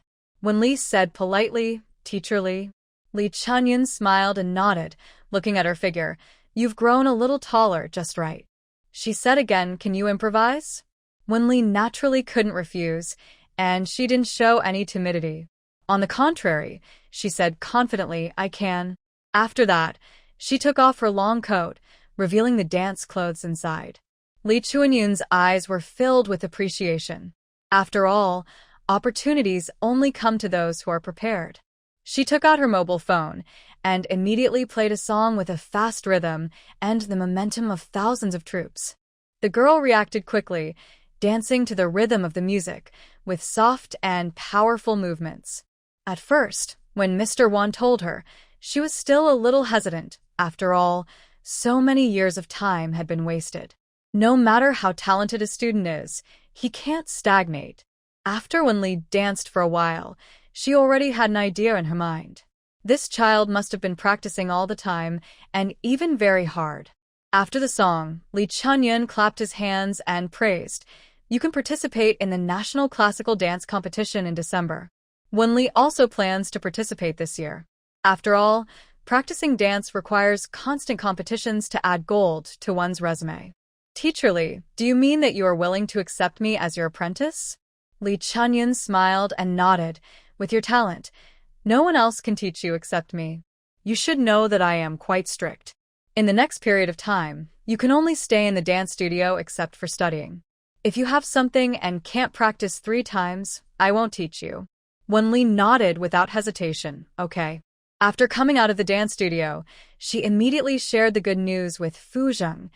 "Teacher Lee accepted me as his apprentice. Is your girlfriend very good?" After she finished sending it, she raised her head. The man who should have been working abroad was standing at the door in a formal suit, his eyes fixed on her. It was clear that he had deliberately rushed back.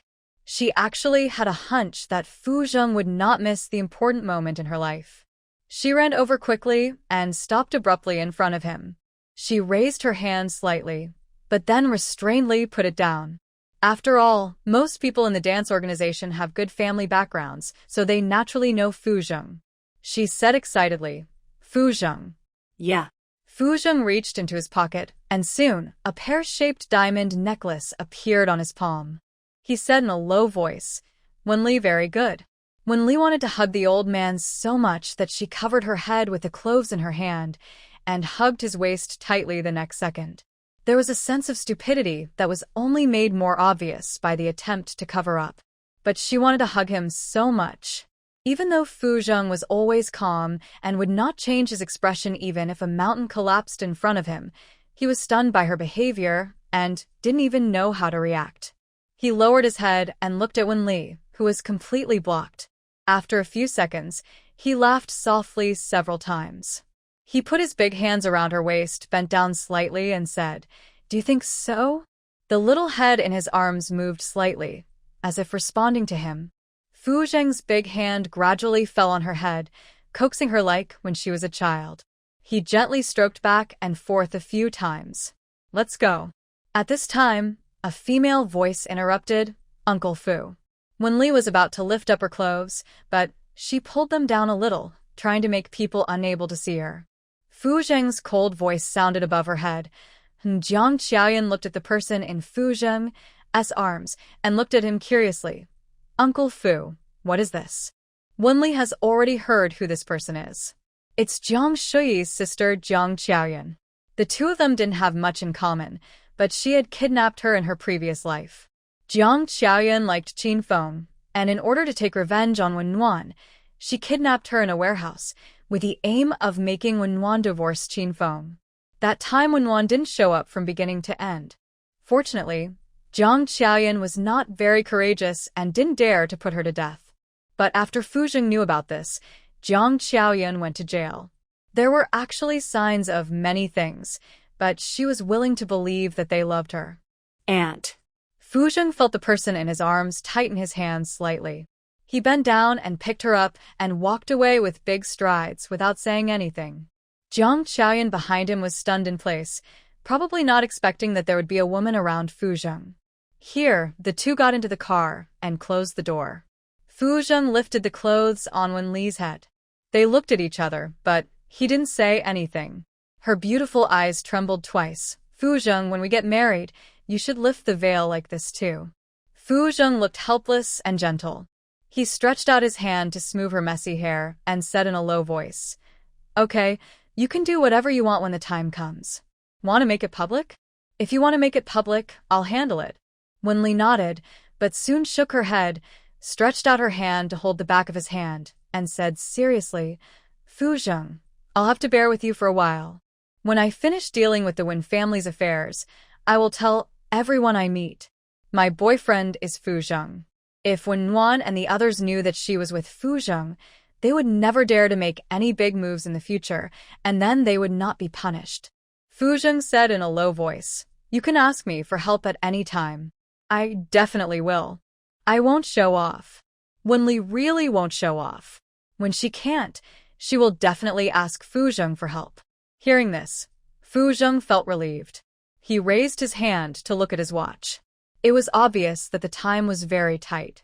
I'll take you back to school. I have to go abroad, and we'll be back on the weekend afternoon. Wenli was not disappointed. It was not easy for Fuzheng to come back in time. I'll take you to the airport and have dinner with you at the airport. I'll come back by myself later. Without waiting for Fuzheng to say anything, she said, I want to stay with you for a while longer. Okay, then I'll have someone take you back later. After Fuzheng finished speaking, he looked at Assistant Sue, who was lowering his head in front of him, pretending that he hadn't heard anything, and said, Go to the airport.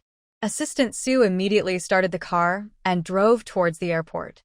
Wenli only realized that Assistant Sue was in front of her at this time, and she felt more or less uncomfortable. After all, she still felt a little ashamed of being in a relationship. She didn't say anything, but silently put her hand into Fuzheng's palm, clasped her fingers together, and leaned her head on his shoulder. Fuzheng looked down at her a few times, as if waiting for her to do something, but for a long time, Wenli just lowered her head and played with his fingers. He pursed his lips slightly and suddenly said, Baffle. He spoke suddenly, and Wenli subconsciously looked at him, not knowing why, what baffle.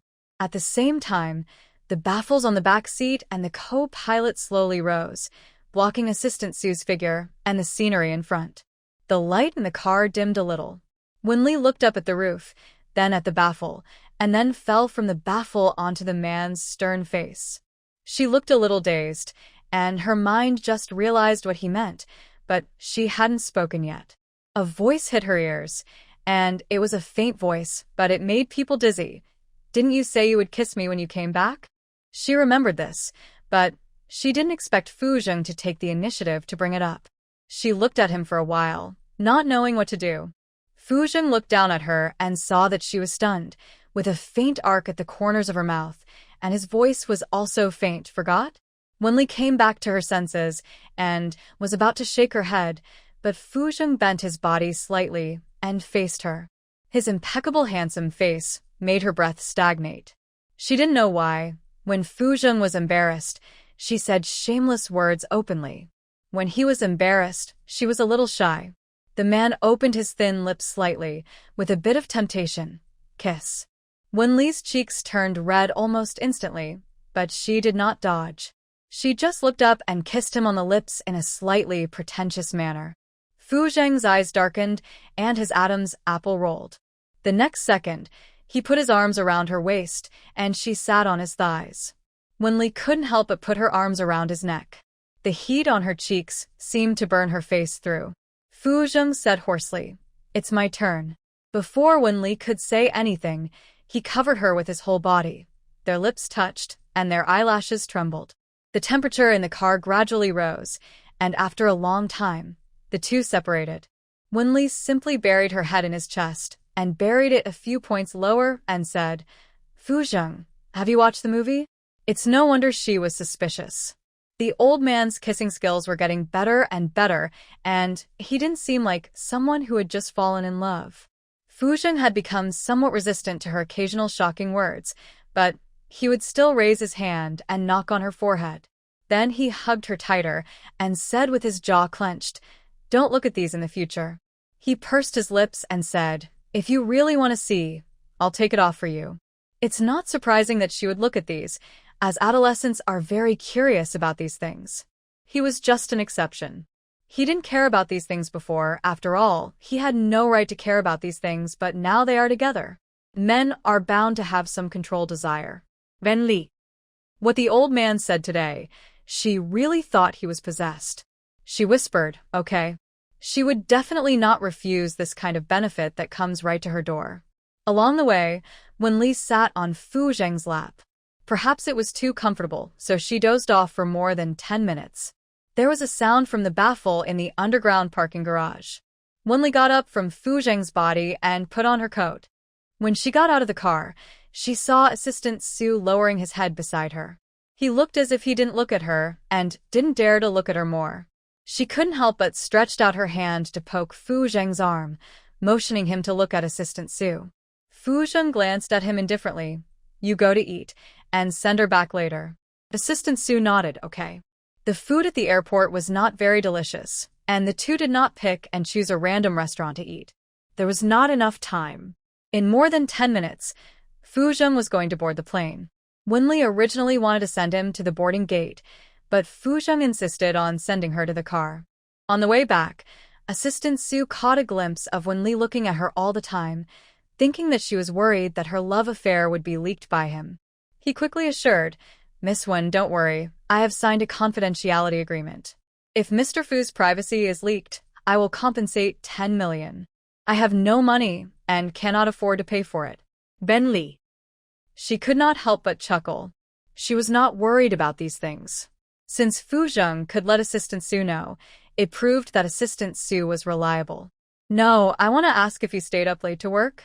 She naturally did not ignore the green in Fu Zheng's eyes.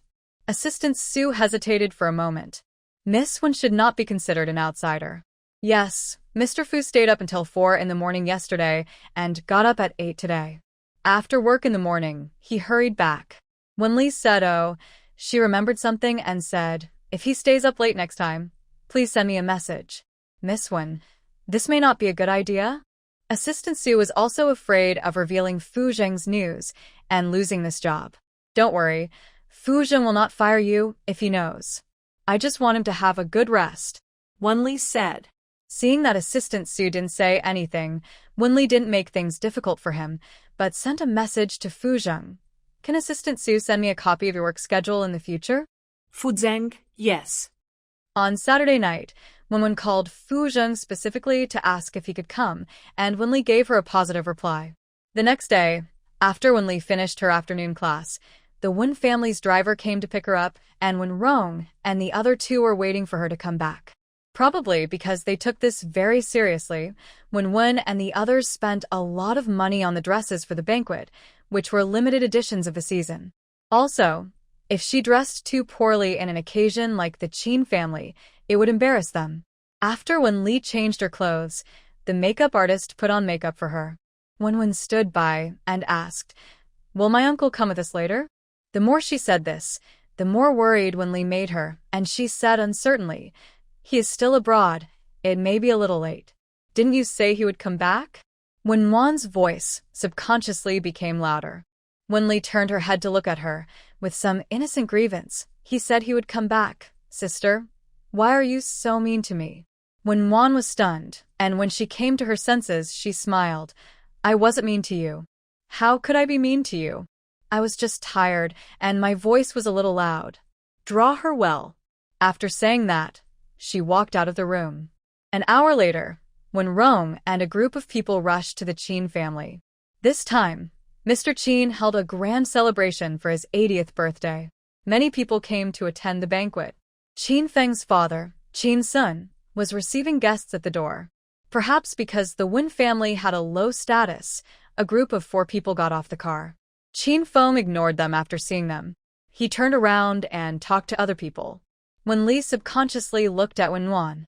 At this time, her expression was still gentle. No wonder Wen Wan could have a say in the Qin family at that time. I don't know how much indifference she had suffered from the Qin family to be able to endure until that time. Wen Rong's face was a little ugly. No matter what, in this kind of occasion, the Qin family should give him the face of a relative. Wen Wan took the initiative to say, Uncle Qin. Qin Sun looked over and nodded lightly, not as enthusiastic as when he talked to other people just now. You go in. Okay, Uncle Qin, you go first. It will be a bit cold now. Wear more clothes. After Wen Wan nodded with a smile, she walked a few steps and turned around and said, Uncle Qin, my uncle will be here later. Please help me receive him. I'm afraid I won't notice him later. Hearing this, Chin Sun's expression was obviously much softer, and his tone when talking to her was also much better. Okay, you guys go in. Chin Feng is inside. See if there's anything I can help with. Okay. Wen Nuan stretched out her hand and took Wenrong's arm and said softly, Dad, let's go in first. Uncle Chin is busy now, so we family members shouldn't bother him. It has to be said that Wen Nuan is very good at talking. Wen Li was like a child and muttered beside her. That's too disrespectful. Wenrong's originally relaxed expression became tense again because of her words. Duing reached out and gently pulled Wen Nuan and whispered, Uncle Chin is too busy. Wen Li was still dissatisfied and said, He's not too busy. He looks down on us. Duing and Wen Nuan both looked unhappy. Wen Li continued, My sister is his daughter-in-law. How can a daughter-in-law come? She is not welcome at all. This is too bullying. Can I go back? After she said this, Wenrong's face became even uglier, and she even snorted. Duing reached out and patted her hand gently. The Chin family must be very busy celebrating the birthday today. He will greet us later. Family members don't care about these things.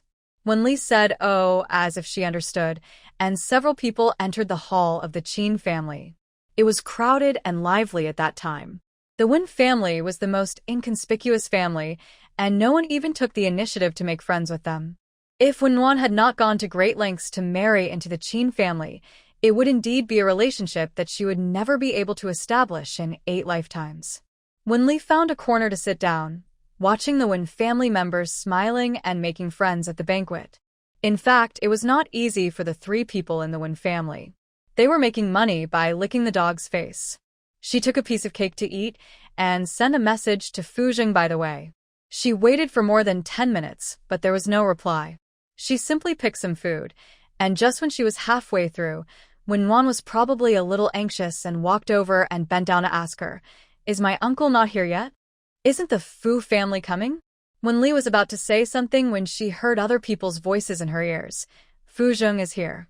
Suddenly, she and Wen Nuan both looked towards the door. Compared to other people, Fu Zheng's outfit today was very simple, just a black suit. When he came out, many people surrounded him to say hello, but Fu Zheng walked straight over here and stopped in front of Wen Li and Wen Nuan. In his sight, there was a little cake foam at the corner of Wen Li's mouth. He subconsciously raised his hand, slightly revealing his silver watch, and put it down again. At the same time, Wen Nuan said gently, Uncle. As soon as she said this, someone next to her was surprised. Does Fu Zheng have a niece? Isn't there only a nephew? Fu Zheng just glanced at Wen Nuan lightly, but did not deny it. Wen Nuan breathed a sigh of relief. Sister, you greet uncle, I'll go to help. Wen Li said, oh, then moved aside a little, motioning Fu Zheng to come and sit.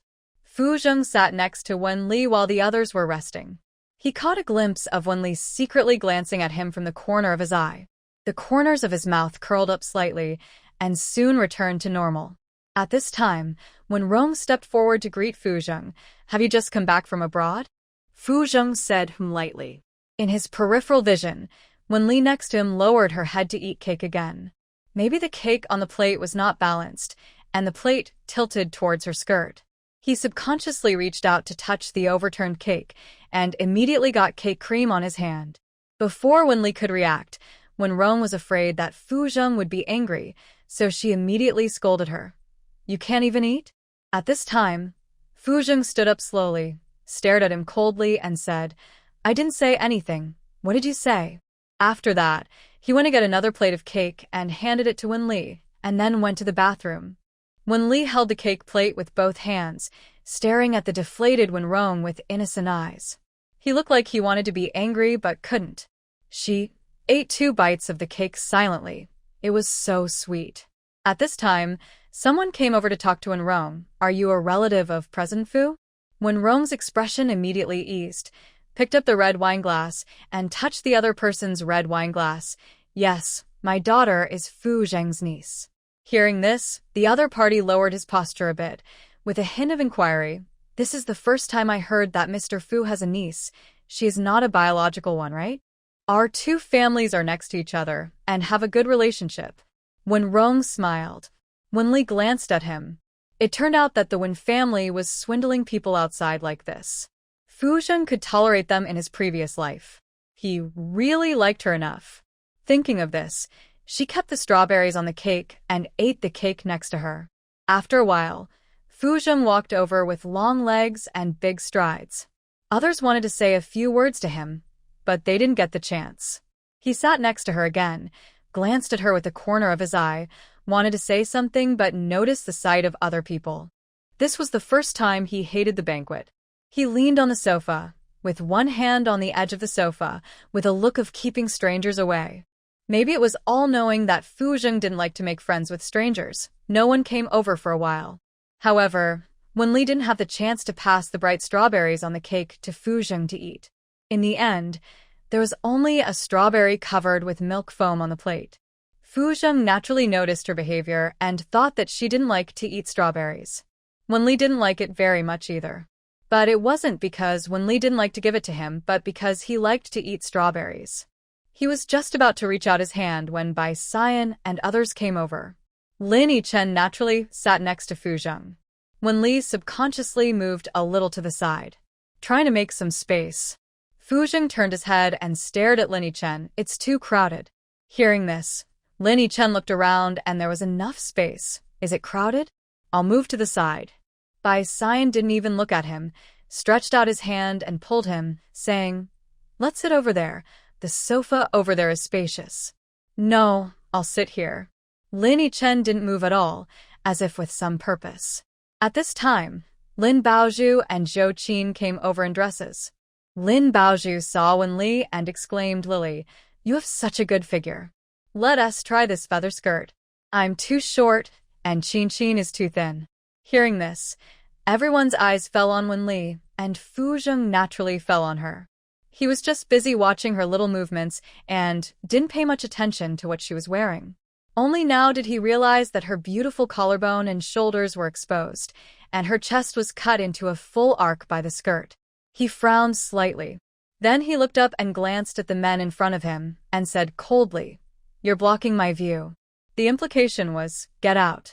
Bai Xian naturally heard it, coughed, and then went to another place with Gu Lianming. Lin Baozhu motioned Lin Yichen to get up and urged, Brother, please get out of the way, Qin, and I will sit here. After that, he looked at Fu Zheng again and whispered, Uncle Fu, can you make way? Lin Yichen glanced at Zhou Qin, stood up and said, Come and sit down. I thought Fu Zheng would move aside. After all, he was the elder, but he raised his hand and pointed to the empty sofa next to him. There is a seat over there. Then he sat down steadily on the sofa. Lin Baozhu. I don't know what Wen Li likes about him. I don't know what Qin likes about her brother. Besides being old and handsome, what other advantages do they have? She was about to say something when Qin Feng's voice came. First of all, welcome to my father's 80th birthday. Suddenly, everyone's eyes were focused on the front. Wen Li took the opportunity to get close to Fu Zheng and whispered, Fu Zheng, open your mouth. Fu Zheng subconsciously looked at her, and just as he was about to open his mouth to say something, a strawberry was stuffed into his mouth, and he instinctively held it. It turned out that the strawberry was left for him. Lin Yichen turned around and saw Fu Zheng's mouth chewing something, but he didn't see anything in his hand, so he asked curiously, What are you eating? At this time, Lin Baozhu and Zhou Qin came back to their senses and looked at Fu Zheng. Wen Li was guilty, so she lifted the cake plate and pretended to finish the last bit. Uncle, go over there, I'll talk to them. Fu Zheng said and kicked Lin Yichen as he stood up. Not long after, the two sat on the sofa opposite. Lin Baozhu and Zhou Qin sat down immediately. Lin Baozhu sat in the middle, leaning on Wen Li's shoulder, and complained in a low voice, It's so boring. I thought you would definitely come back, so Qin and I came to accompany you. She muttered in a low voice again. Why is your sister engaged to Qin Feng? No matter how handsome he is, you can't have him. Although she didn't like Wen Li's sister, Wen Li was her friend, so she would still show some concern. After all, Qin Feng's reputation was really bad. Wen Li actually wanted to tell them the truth, but she didn't know how to tell them. It was too complicated. Maybe she likes him. Lin Baozhu didn't know what she was thinking. Yeah, who can say for sure about liking someone? So the three of us must open our eyes and like someone. Qin, don't you think so? Wenli saw that Zhou Qin was obviously a little flustered and turned her head to look elsewhere, pretending not to see it. Zhou Qin obviously didn't want to tell them that she liked Lin Yichen. It turned out that liking someone can't be hidden. Except for Fu Zheng, if possible, he can hide it until she dies. Zhou Qin exclaimed, and nodded seriously yes. She changed the subject and said, my cousin came back recently, and he will probably come later. Hearing this, Lin Baozhu's eyes lit up, and she looked at her excitedly. Really? I haven't seen your cousin for a long time, Lily. You don't know how handsome Qin's cousin is. Soon she said regretfully, it's a pity that he is gay. Among Fu Zheng's group, there is no one who is ugly. Some of them even look outstanding, so she was quite curious. I can't describe it. His handsomeness is too delicate. The more you look at him, the more delicate it becomes. He is very good at playing the piano. You can find out by searching on the internet. Wenli was about to put away her phone when Zhou Qin said, cousin. She looked over immediately. The man was wearing a simple black suit, but his face was particularly delicate, with a kind of elegance and gentleness from the inside out. It was indeed very delicate, but she didn't like this type.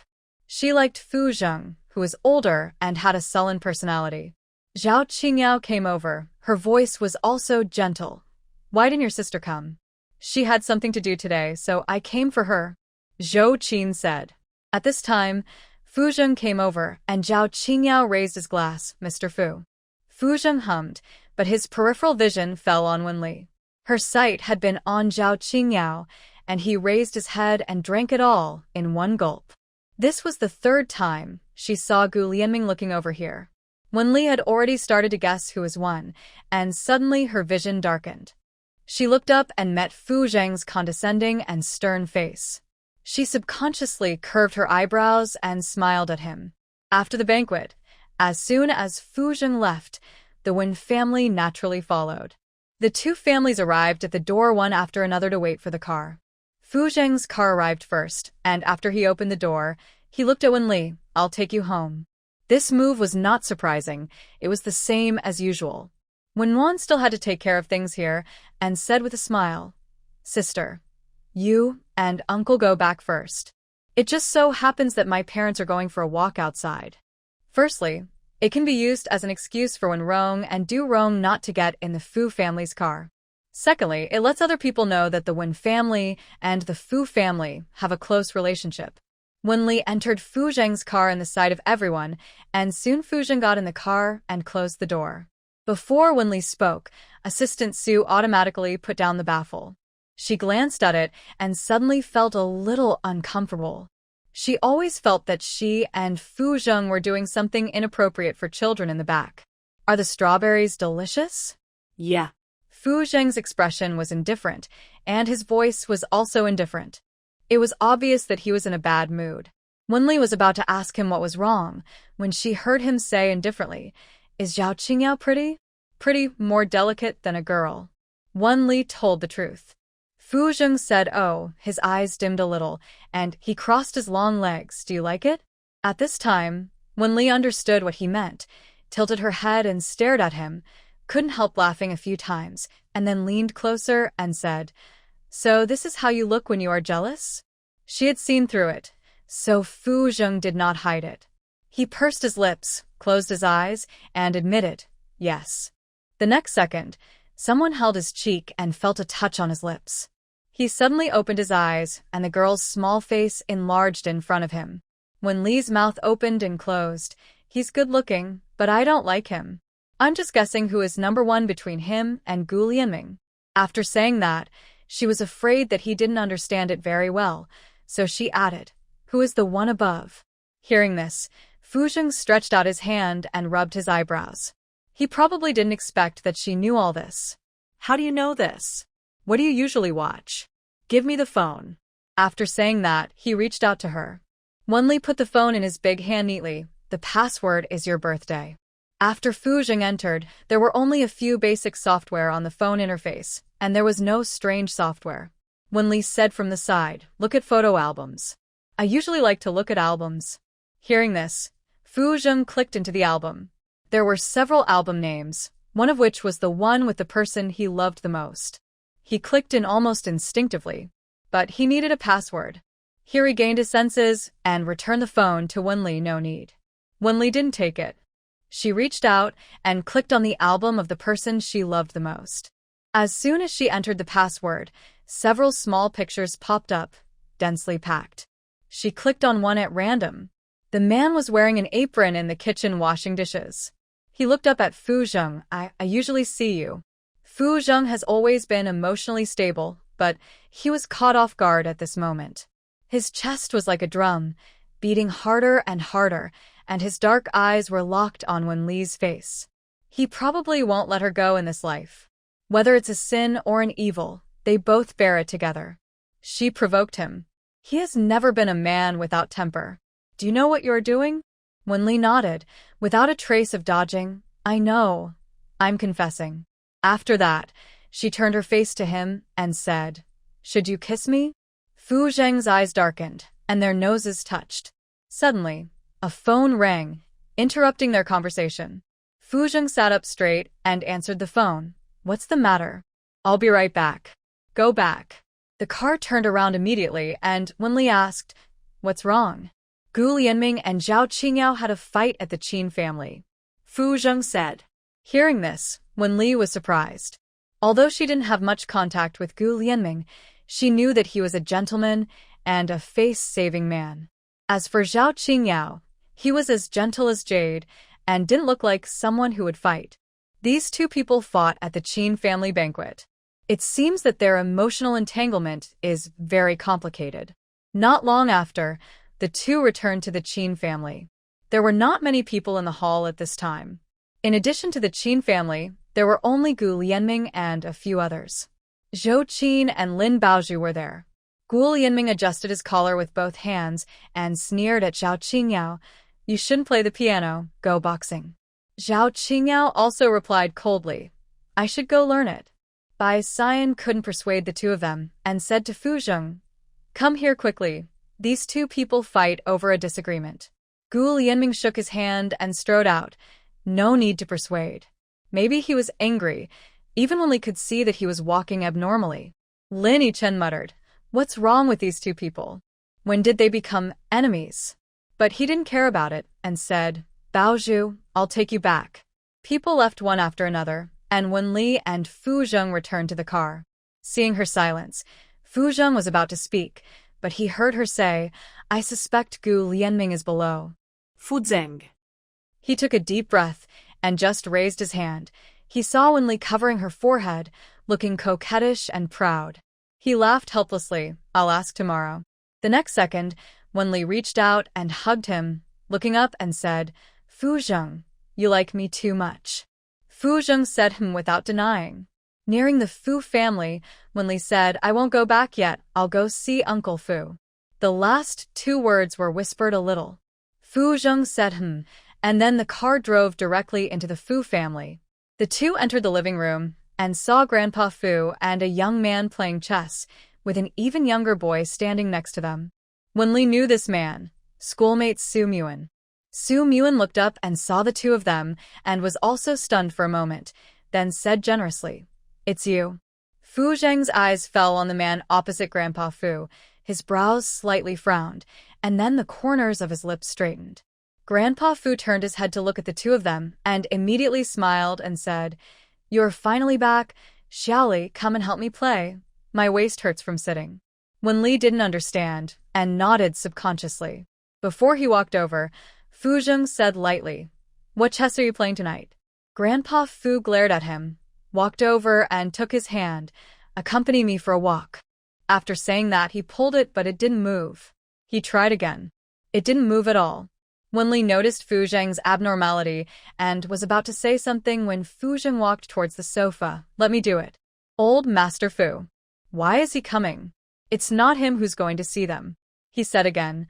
"Xiaoli, go down with your uncle and the others." Wenli nodded subconsciously and stood next to Fu Zheng naturally. Su Shiji looked up at her and quickly looked away. Uncle Fu, you go first.